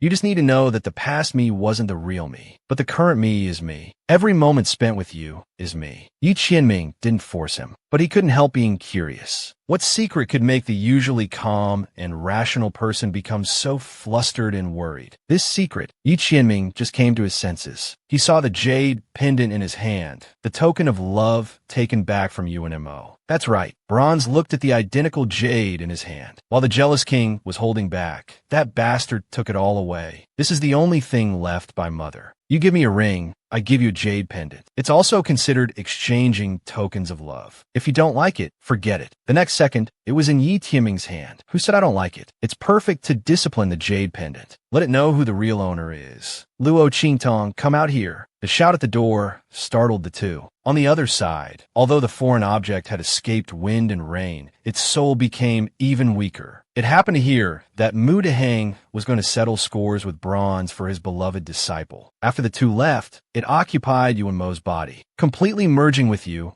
Mo. Now Mu Deheng even injured little Yuan Hu. Bronze and Yi Qianming came out to catch him. Facing the two agitated people, killing intent appeared in the Lord's eyes. But the father and daughter were already oblivious to death. Mu Deheng even directly attacked Bronze, but it was easily blocked by Yi Qianming. Daring to touch my woman, you must be tired of living. Only then did the father and daughter realize something was wrong. I'll play with you properly. You'll learn who you can't touch. So Mu Deheng was tossed around like a sandbag. A beam of energy left a wound on his body. Then another casual stroke sent him flying dozens of meters away. Mu Deheng was left barely hanging on to life. If Bronze hadn't stopped him in time, Yi Qianming might have played him to death. You brought this on yourselves? Is Yuan Mo really worth entrusting yourself to? He married me for benefits back then, and now he's stabbing me in the back for benefits. If he treats the daughter of his lifesaver like this, how good can you be? Don't talk nonsense here. Green Tea refused to believe it. If you're being foolish, forget what I said. It's just because you're more useful than me, so he's coaxing you. Whether he's deceiving you or not is none of your business. But Bronze's words made him waver. Taking the severely injured Mu Deheng, they left Yi Qianming. They also had to leave the True Star continent to personally investigate the matter of the foreign object, because after wind and rain caught the man, he had become insane and demented. After Yi Qianming's examination, the man's soul was incomplete, just an empty shell puppet. These methods all pointed to where he came from. Just because he was too strong, he was cursed by the heavenly way to have a body weaker than a dog's. But it was this broken body that beat the high and mighty God King to the point where he dared not speak out in anger. just because the culprit who ambushed his beloved wife came from the heavenly capital. He risked having his meridians shattered to avenge his wife. He even warned the God King that if he displeased him again, it wouldn't be as simple as demolishing the divine palace. On the other side, Snowball came crying to Bronze, because since the stupid pig left without saying goodbye last time, he had searched everywhere but couldn't find any trace of him. So Bronze also realized the seriousness of the problem. Snowball was almost going crazy with worry, so he came to his mom to see if she could help find his brother. But Bronze didn't want to agree so casually. He needed to clarify everything before he could find the key to the problem. However, when his dear daughter revealed that she really liked the stupid pig and had been persistently pursuing him, it completely shattered his worldview. This was actually the truth. Remembering how the stupid pig was wrongly accused last time, leaving with a wronged expression, now things had spiraled out of his control. So he warned Snowball not to say such things for fun. But Snowball was serious. She truly liked her brother. His last shred of hope vanished. His good daughter was not right. How could she like that pig? What is liking? Do you understand? But Snowball understood. Liking someone means trying every way to be good to them. Loving someone very much means wanting to give them the best. That's what liking is. Bronze shed 2 lines of tears. Who could save him? Where did things go wrong to make his dear daughter become so abnormal? Meanwhile, Green Tea was carefully tending to you when M.O., but her gaze towards the man now held a hint of doubt. She couldn't help but recall Bronze's words. For benefits, the man was using her. She tried to push these thoughts out of her mind, but couldn't forget them. As she was lost in thought, UNMO slowly woke up. She instantly burst into tears, because everyone who had treated UNMO said he could only... Little did she know that UNMO was now a foreign object. He was about to become a delicacy on a plate. While pretending to comfort the woman before him, he was sinisterly thinking that once he got Luo, it would be easy for Bronze to kill Yi Qianming. When he looked at Green Tea again, there was a hint of greed in his eyes. I have one more thing I need your help with. The sudden gentleness made Green Tea's face turn red. Then she saw a flash of red light in Yu and Mo's demonic eyes. Yu and Mo then pinned Green Tea down on the bed. Meanwhile, Bronze also found out that the stupid pig had returned to Nine Witches Mountain. Snowball was overjoyed and wanted to go find her brother now, but Bronze held her back firmly. Now that they knew he was at Nine Witches Mountain, he wanted his dear daughter to understand the importance of the situation. She needed to correct her own issues to prevent accidents from happening the next time they met. Liking someone isn't about pestering them, but considering whether they can accept everything you do. Think through these issues before going to find your brother. Then Bronze left the Holy Academy to go to the Black Domain. Wind and Rain wanted to accompany him, waving the yellow sword in his hand. With it, who in the Black Domain would dare give him trouble? Snowball now understood where the problem lay. From the beginning, she had been forcing her feelings on her brother while ignoring his feelings. So she needed to apologize to her brother. She only asked for her brother's forgiveness. He was relieved that his dear daughter could understand this. And now she wanted to go find her brother to clear things up, not wanting him to be wandering outside, troubled and hiding. Bronze sighed helplessly. Since you understand now, go then. I'll send people to protect you secretly. He appeared outside the main city of the Black Prison, dressed all in black. As a result, a girl came running towards him in a panic. And what she brought with her was a crisis. A child was standing on a huge rock several meters high, preparing to jump down. Because the woman said she couldn't see his body at all. The woman was just joking, but the man now believed it to be true. When Bronze found him, he was a bit confused by his actions. The man now looked down at him from above. He panicked, as this height would definitely injure the man if he fell now. This made Ming Zun very dissatisfied. Indeed, this stupid appearance had no attraction for women. Bronze hurriedly wanted to carry him down. The man just told him to open his arms, and he would come down himself. Indeed, Bronze joyfully opened his arms. The scene he expected appeared.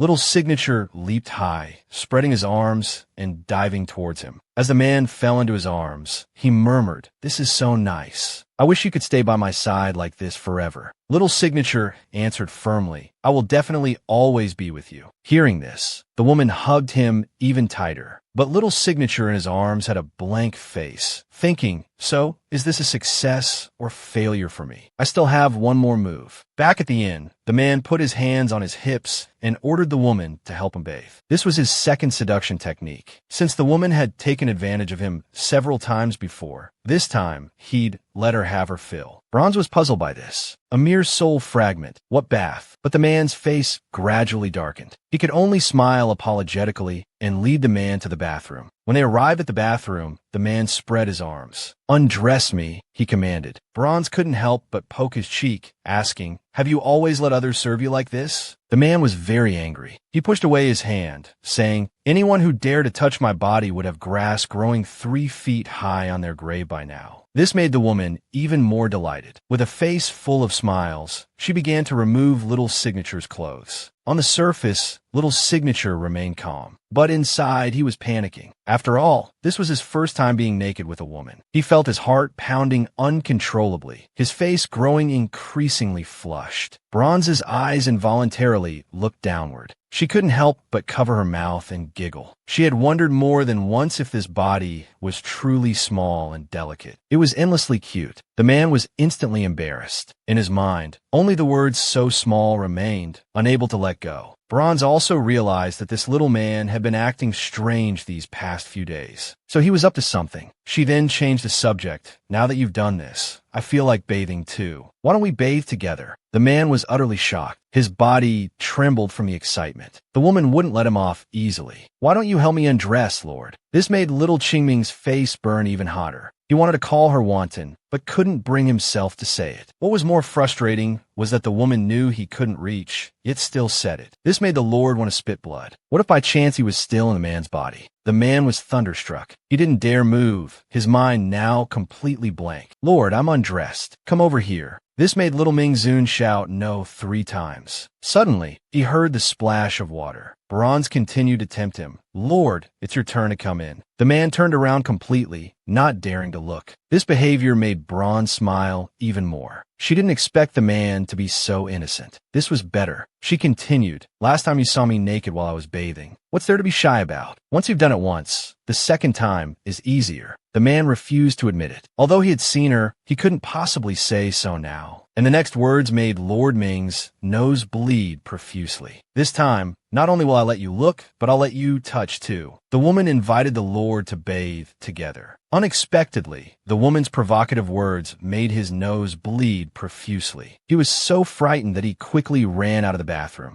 It turned out that all of this was just the woman teasing him. When they arrived at the Yin Lu family's house during the day, the man was still upset. It was all because the woman had made him, the dignified lord, lose face. Although he said he forgave her, the stubborn desire to not lose persisted in his heart. Suddenly, a cry of "Fairy Sister" caught their attention. To Little Signature's surprise, the boy actually flew towards Bronze. A small, tender hand slapped the boy's face. He shouted loudly, "Stop! Don't come near him." The boy was bewildered by this action. The Lord righteously declared, "Because he is mine, no one can touch him." Even the boy, who was only a few years old, was left helpless by Little Signature's behavior. Just then, Yin Yuju approached, holding something in both hands. It was the final ingredient that Bronze had been desperately searching for to treat her eyes. Bronze hadn't expected that just by mentioning it casually, the man would actually find it. This action made Little Signature even more hostile. The boy noticed that the man's cheek was injured, as finding the herb had been somewhat troublesome. These words made Bronze look up involuntarily and express her gratitude. This scene made Little Signature's gaze grow even darker. The woman's eyes could finally be restored to their original state, allowing her to unleash the full power of the supreme Bronze technique. This "thank you" made the man's heart bloom, and he looked at the woman with gentle eyes. Suddenly, Little Signature spoke coldly. "With my father here, we don't need your help at all." The man heard this as if it were a joke. If your father could help, why hasn't he found the last ingredient until now? He even insulted Little Signature's father, calling him useless. The dignified lord had never suffered such an insult. Just as he was about to risk dispersing this soul fragment to kill the man, Bronze quickly calmed down the angry Little Signature. Completely disregarding the man's kindness in providing the herb, she said, "You know nothing about the favor he's done for us. I hope you won't attack his father with harsh words in front of my child. It's hurtful to him." These words left Little Signature in a daze. A smile curled his lips. This way, the woman should dislike the man and have no more interactions with him. The man also realized he had been abrupt earlier and apologized. Bronze informed the boy that the toxins had been cleared and they would leave soon. To To show his gratitude, the man gave a jade pendant to Bronze, promising to help with all his might if needed in the future. Seeing the jade pendant in the woman's hand, Little Signature pouted in dissatisfaction. Watching the two leave, the man fell into deep thought. Why did this child give him such a strange feeling? It was as if he had seen him somewhere before. Back at the inn, the woman was back to normal. He liked her this way. In contrast, Little Signature thought his actions were unnecessary. When he saw the watermarks on Little Signature's lips, he suddenly felt playful and said he wanted to drink water too. The man had no choice but to hand him the water cup. The woman's true intentions were finally revealed. What I want to drink, of course, is from your mouth. Hearing this, his face flushed for a moment, red lips like apples, and the woman's red lips slowly approached his. He swallowed nervously, his heart pounding wildly. But the woman only lightly touched his lips before pulling away. Her eyes were full of mischief as she looked at the man. Her small tongue lightly licked her red lips. Water indeed tastes better this way. This teasing was too much for the man to handle. Now he was completely led by the woman. This wasn't the result he wanted. He had to counterattack. He looked at Bronze. Come a little closer. The woman approached him with a smile, completely unaware of the man's intentions. Suddenly, he kissed her cheek, making her heart tremble. This man was getting naughtier and naughtier. Little Signature looked smug. Indeed, this taste was quite nice. This was the first time the woman was teased by the man. She called out, "Lord has become bad." But her actions didn't stop at all. She directly embraced the man and vigorously stroked his head back and forth. The man seriously asked if it was time to detoxify. The woman ranked first in the academy's entrance exam, but was assigned to the lowest level class. Meanwhile, Zhu Wenhao, who came with her, was placed in the intermediate class. All this was done by Master Chu's favorite disciple. Zhu Wenhao was dissatisfied and wanted to argue, but Bronze stopped him. It turned out to be the enemy's mischief. The corner of her mouth curled up slightly, clearly disdainful of these petty actions. The Lord hiding in the sleeve was so angry he wanted to destroy this wretched school. It turned out that after Bronze regained her sight, it was time for the Tianyu branch school to start. The man could only shrink his body to come to the academy with her. The drowsy, stupid pig was startled by the man's words. His extreme reaction displeased Little Signature. He never thought he'd have to stay with just a pig. If Bronze hadn't asked him to protect the man, he wouldn't have taken on this life-threatening task. But the man wasn't grateful at all, and even lamented that his life was full of misfortune. The noisy surroundings caught Bronze's attention. Sure, Qingqing, ranked 7th on the battle list, was Tianyu Academy's publicly acknowledged first beauty. Her appearance made countless men fall in love. The main reason was that she had a good father, the daughter of the right chancellor of the Tianyu Empire. The man stepped forward, informing her that someone was openly challenging her, dissatisfied with the class assignments. The woman directly pointed out that Bronze was Yuan Mo's fiancé. She even frankly stated that she had a very good relationship with Yu Mo and would discipline her on his behalf in the future. Indeed, the woman was here to cause trouble. Bronze firmly rejected the woman's good intentions. At this moment, the Lord in the sleeve was dumbfounded, as if struck by lightning. He was actually someone else's fiancé. The stupid pig hurriedly transmitted a message. Why not fight back when being bullied like this? The Lord will explode when we get back. His reason was to keep a low profile as they just entered school. He would make them pay later. Unexpectedly, the woman took on a lecturing tone. Junior sister, as a Mo's fiancé, you can't lead trouble in school. The class assignment is the result of careful consideration by the academy. Heaven gives great tasks to those it favors, but first it must test their resolve, torment their muscles and bones, starve their body. If your first place qualification is truly without issue, then returning to the elite class shouldn't be a problem. The endless preaching made Bronze extremely annoyed. Now he also had the urge to kill him. After getting rid of one white lotus, here comes a green tea bitch. But Bronze showed no anger on his face. He even smiled and said, "So you all came up from the trash class too?" The sarcasm in these words was so thick. The green tea bitch cleverly denied it, but her eyes revealed coldness. He wanted Bronze to be in the trash class. Only then could he torment him freely. Facing the class assignment result, Bronze gladly agreed. Only this way, he could do whatever he wanted without worry. As they passed each other, Bronze's contemptuous laughter reached the green tea bitch's ears. Sometimes, laughter is more powerful than words. Watching Bronze and his companion leave, the woman didn't feel the joy of victory. Yuan Mo wasn't something Luo Qintong could possess.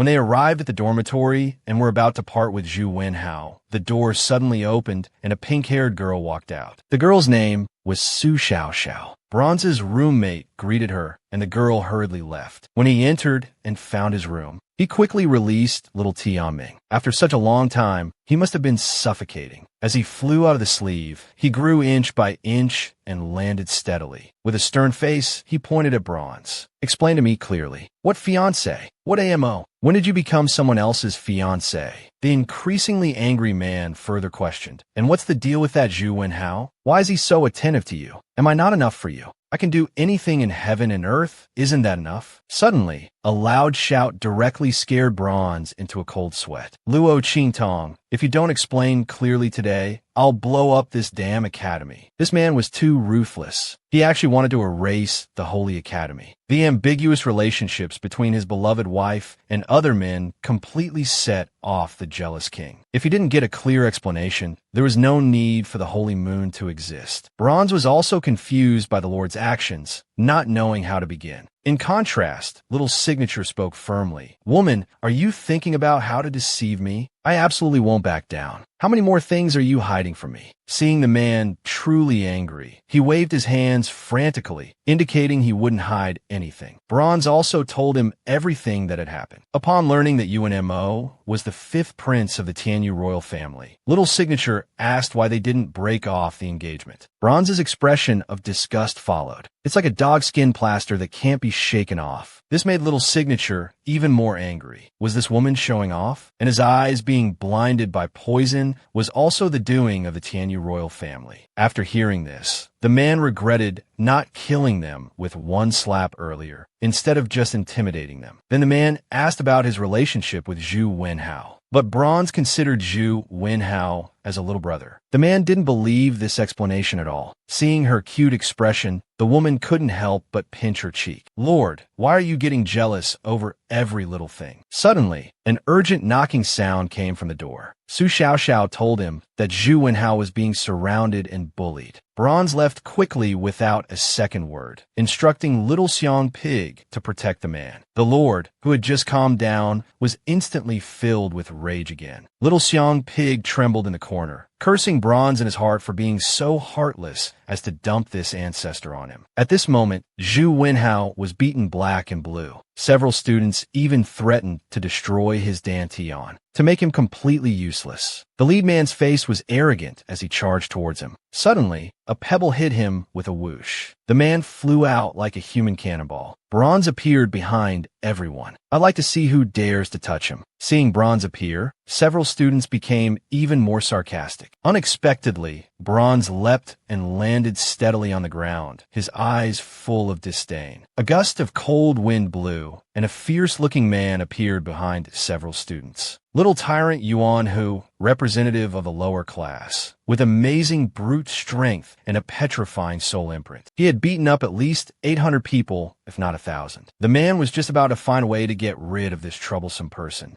but Yuan Hu punched him flying. In front of him, bullying the lower class, no matter who it was, would be met with fists. Knowing this was someone they couldn't mess with, they shouted for mercy and ran away, making the man sneer at them even more. Bronze helped Zhu Wenhao up and handed him a healing potion. But Yuan Hu smelled the medicine and, contrary to his usual behavior, tried to snatch it from Bronze. With just a casual pinch, he instantly twisted the man's wrist. Although grateful for the man's help, it didn't mean he could snatch from him. Things could only be taken if he gave them. The man grimaced in pain, indicating he knew this time it was just a dislocation and he could put it back himself. Then, ignoring Zhu Wenhao's refusal, he gave him the potion. The man became interested in Bronze. Only he knew how strong his body was. Yet Bronze casually raised his hand and disabled him. Bronze paid little attention and left with Zhu Wenhao. On a dark, windy night perfect for murder, several men hadn't completed their mission and didn't know how to explain. Bronze's ghostly figure appeared before their eyes. They were chilled to the bone by Bronze's blood-red eyes. Bronze's purpose was to inquire about the mastermind behind the scenes, but the man stubbornly refused to reveal any information. An extremely dangerous smile appeared at the corner of his mouth. He took out several pills, which were developed from the poison pills last time. Little White casually waved a powerful spiritual energy towards everyone.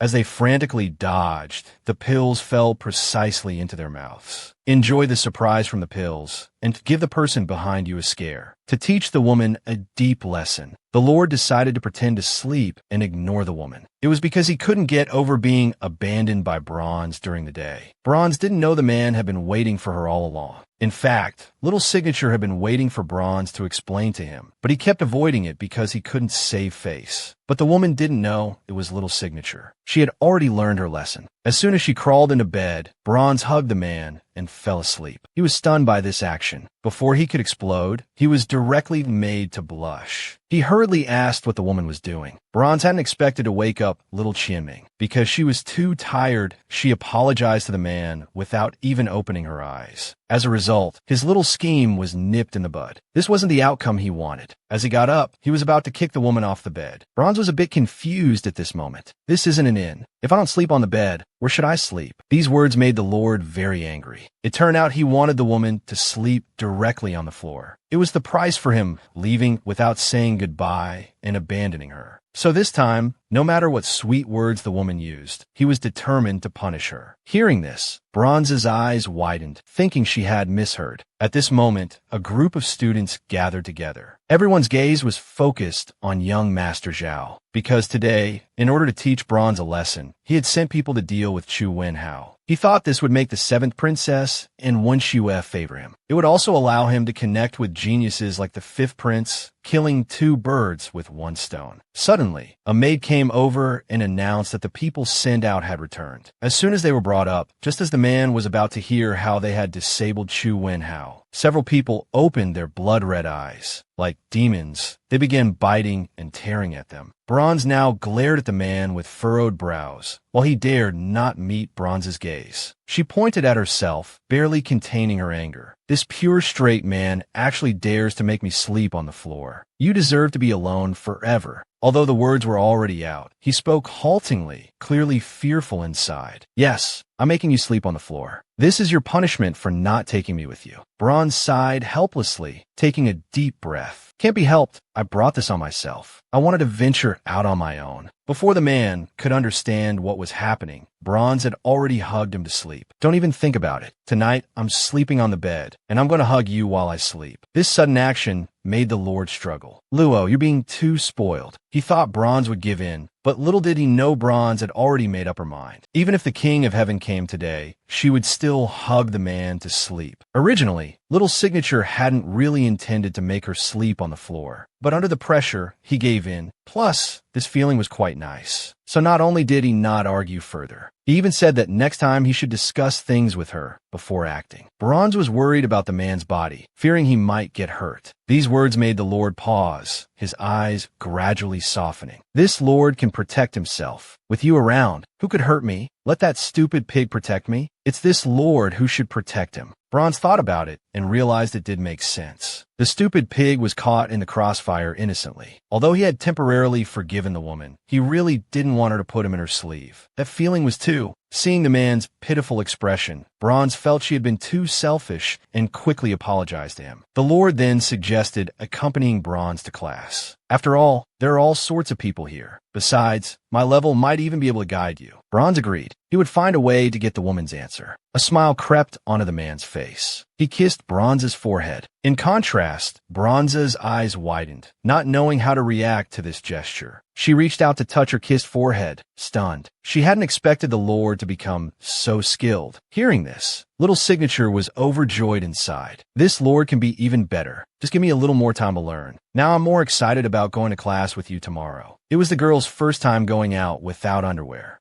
She was robbed and assaulted by thugs. However, faced with the girl's plea for help, Bronze didn't want to get involved at all, just because the girl was Yusi Emperor's sister. With a splat, Hajime rolled 3 times. Her stupid, clumsy, and adorable appearance resembled his own daughter. Fine, I promise you. The thug smirked. Oh, our Blood Moon sect isn't afraid of helpers. Bronze finally realized, oh, last time my daughter ate some rations. It's useless to capture me. My dead brother would be glad if I died. You Shinchi, no one believes your lies. You there, whoever you are, either leave or die. He's my appa. You're no match for him at all. Bronze frowned. Although you asked me to save you, don't try to manipulate me with words. At this moment, the Blood Moon sect also recognized that Bronze was the one who killed their fifth elder. Yushinshi was confused. He's my dead brother, the woman he can't forget. Identity exposed, Bronze was annoyed. These siblings were worse than each other. He switched to 2 swords, unleashing several sword beams. Everyone spat tomatoes together. Yushinshi directly kicked. Hajime even used her meow meow punch. Soon, only one person was left on the battlefield. None of you can escape. The sect master is nearby. Ignoring the man's final complaint, with a swing of the sword, heads rolled. It's over, it's over. Blood 3 Blade is a veteran saint. We're no match for him. If you don't want to die, come with me. At the entrance of the Black Domain, what's there to fear about a saint? What are you doing? Don't ask. You'll know in a moment. Do you really have a plan? You're annoying, you know that. Bronze finished setting up the formation and moved on. He was already a mortal enemy of the Blood Moon sect. This time, even if all the unlucky stars aligned, he would eradicate them, leaving no trouble behind. As a result, Blood 3 Blade couldn't catch anyone. Dig 3 feet underground if you have to, but find them. This forest is all sealed off. Just 2 women have. I'm not worried about Yushinshi, but about saving that woman of Yusi Emperor. That woman is quite beautiful. The sect master shouldn't get any ideas. Suddenly, a big black rat ran through. Who could be eavesdropping right under his nose? Bronze quickly flashed into the dense forest. When the pursuers chasing Bronze's shadow reached the depths of the forest, a thick fog obscured their vision. There's a sound from the sect master's direction. The 2 men raised their broadswords and started slashing. But this wave of attacks made Blood 3 Blade sense something was amiss. Master, half of our Blood Moon sect was wiped out by Blood 3 Blade. Are you pigs? This is truly disappointing. At this moment, Blood 3 Blade and his men were in the center of the formation. Worse than pigs, absolutely brainless. Yushinshi didn't forget to add insult to injury. Blood 3 Blade was nearly driven mad with anger. Don't rush. The show's just beginning. Bronze clapped his hands. Several half-saint level demon beasts rushed out of the dense forest. Master, these demon beasts have gone crazy. Beast taming techniques aren't working. What exactly did you do? The Black Domain doesn't allow large gatherings of demon beasts. Aren't you afraid of the Black Domain's Guardian Team? The Guardian Team? I won the title of Black Domain Lord. How unfortunate. No one in the Black Domain can control me. All right, the formation doesn't work on demon beasts. Bronze kindly reminded, but Blood 3 Blade didn't believe it at all. As a result, his saint-level power couldn't break through the saint-level formation. He was clearly just a martial emperor. Iron 3 Blade finally became scared. As long as you let us out, the Blood Moon sect won't be your enemy. Enjoy your joyful time. The demon beasts let out a roar. Charging into the barrier was like wolves entering a flock of sheep. The Blood Moon sect members were devoured alive by the demon beasts. Finally dealt with them. But Bronze still felt uneasy. He's a saint. We can't let our guard down. The formation was lifted, and poisoned Saint Blood 3 Blade appeared. As expected, saints are troublesome. Who exactly are you, able to easily set up a saint-level formation? Was your 5th elder useless? Not even knowing my true identity.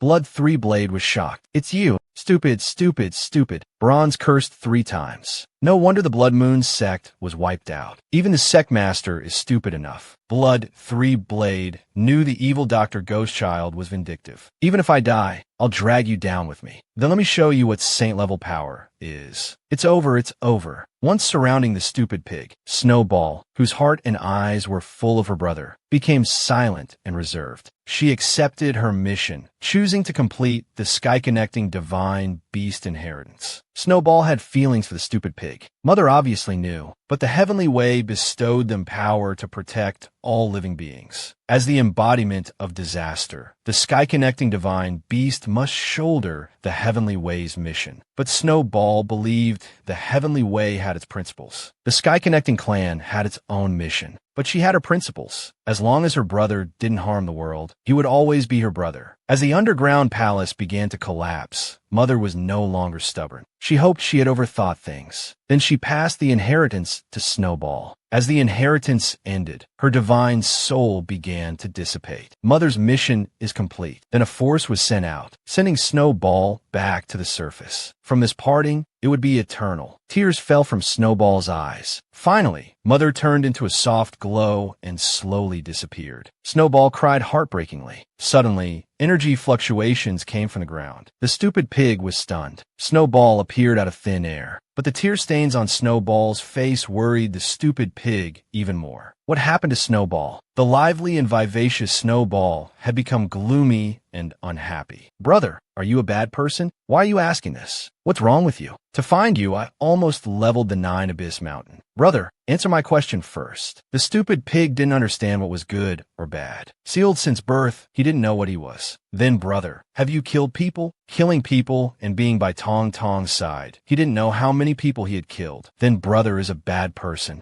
If killing people makes one bad, should he be killed then? Snowball was really black and white. If it's like this, he wasn't a good person. Snowball's expression became agitated. Brother, don't be a bad person. I hate bad people. In reality, she didn't want to seal and erase her brother. Meanwhile, on the other side, Tong Tong felt the stupid pig wanting to break through the seal. But then he quickly calmed down. Yin Yang pushed open the door. She handed Tong Tong the herbs he needed. Yushinchi also brought good news. It turned out the troublemaker confessed. It was actually the Martial King, wanting to ruin the agreement's reputation. Tong Tong was stunned. Was it a coincidence or precise retaliation? The Martial King had opened many pharmacies in the Black Domain. Although their medicine business wasn't as good as the Medicine Manor, they won with low prices, attracting many people. They already had a dominant position.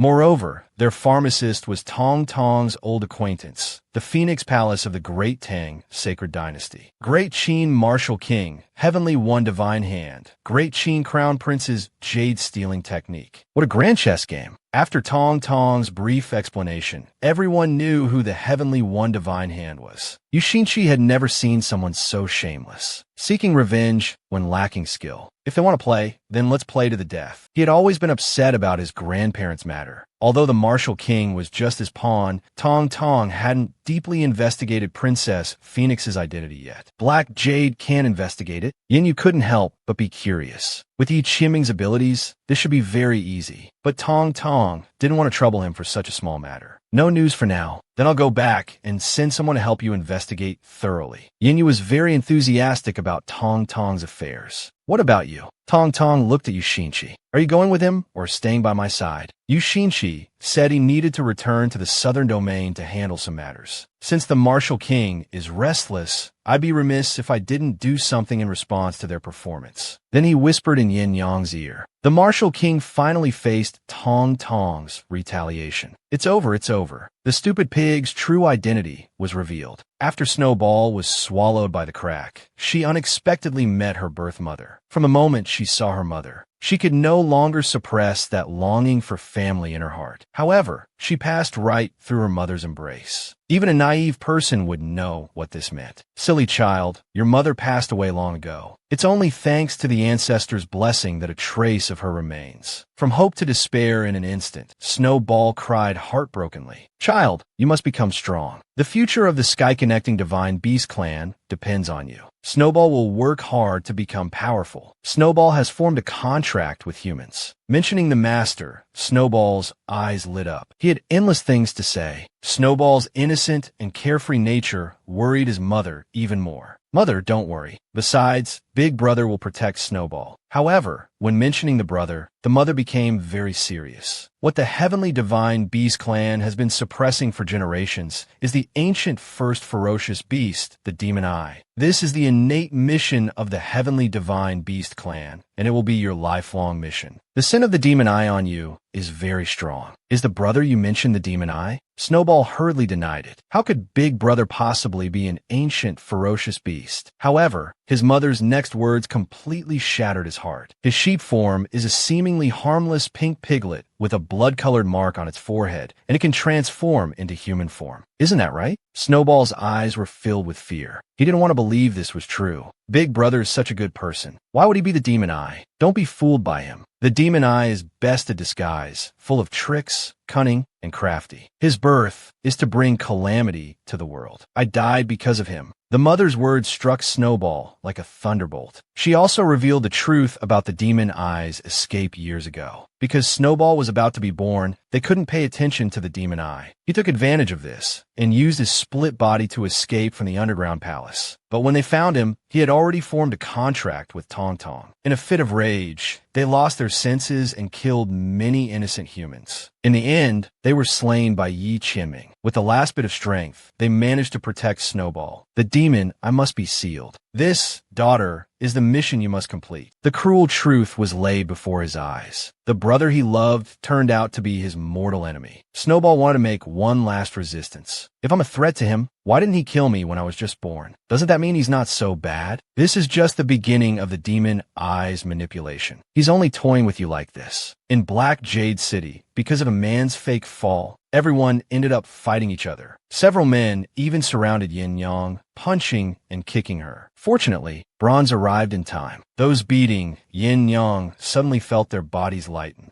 Then they let out screams of pain as they flew into the distance. After learning what happened, Tong Tong asked for a bottle of medicine. After careful observation, this wasn't the medicine he made, but the bottle was from the pharmacy. But this medicine was bought at the pharmacy. So did you take it in the store or at home? Can you guarantee no one else touched it? The man was suddenly speechless. Why bother talking to them? Let's just destroy this shady business. How about this? Tong Tong suggested they go to the pharmacy to get a bottle of medicine and see if it's the same. But only regular customers, Yin Yang knows, can go. If there's fake medicine, they'll compensate 100 times. Then Yin Yang let the familiar customers in, but a few people from the crowd rushed straight into the store. Without exception, they were all caught by Tong Tong, daring to cause trouble with him in Black Jade City. Are they tired of living? Soon the regular customers came out and confirmed it was indeed the real medicine. Tong Tong not only gave them free replacements, but also a pill for each person. But there was only one requirement. From now on, the pharmacy won't be responsible after selling medicine outside. Follow the rules set in the agreement. Then it was time to properly interrogate who was trying to frame him. The captured individuals panicked, but still stubbornly refused to speak. Yu Xinshi wanted to help, but Yin Yuejue found him to be a nuisance. With my methods, I could make even a mute person talk. What kind of freaks are your family members? As a result, the two started arguing again over this matter. Tong Tong handed over the interrogation to the two of them, sighing helplessly. He really regretted bringing these two troublemakers along. The stupid pig searched everywhere for Snowball on Jiu Mountain. He also realized how much damage his sudden disappearance had caused Snowball. After experiencing it himself, he felt even more like a jerk. It's all Big Brother's fault for making you angry. Please come out, will you? Snowball, at least say something. Suddenly, he realized this was absolutely not Snowball's character. Snowball was innocent, kind, and honest. She always spoke her mind directly. She would never resort to such extreme measures. Moreover, she had always been accommodating and caring towards him. She wouldn't bear to make him anxious. So this is how it feels to be desperate to find someone. I'm really a jerk.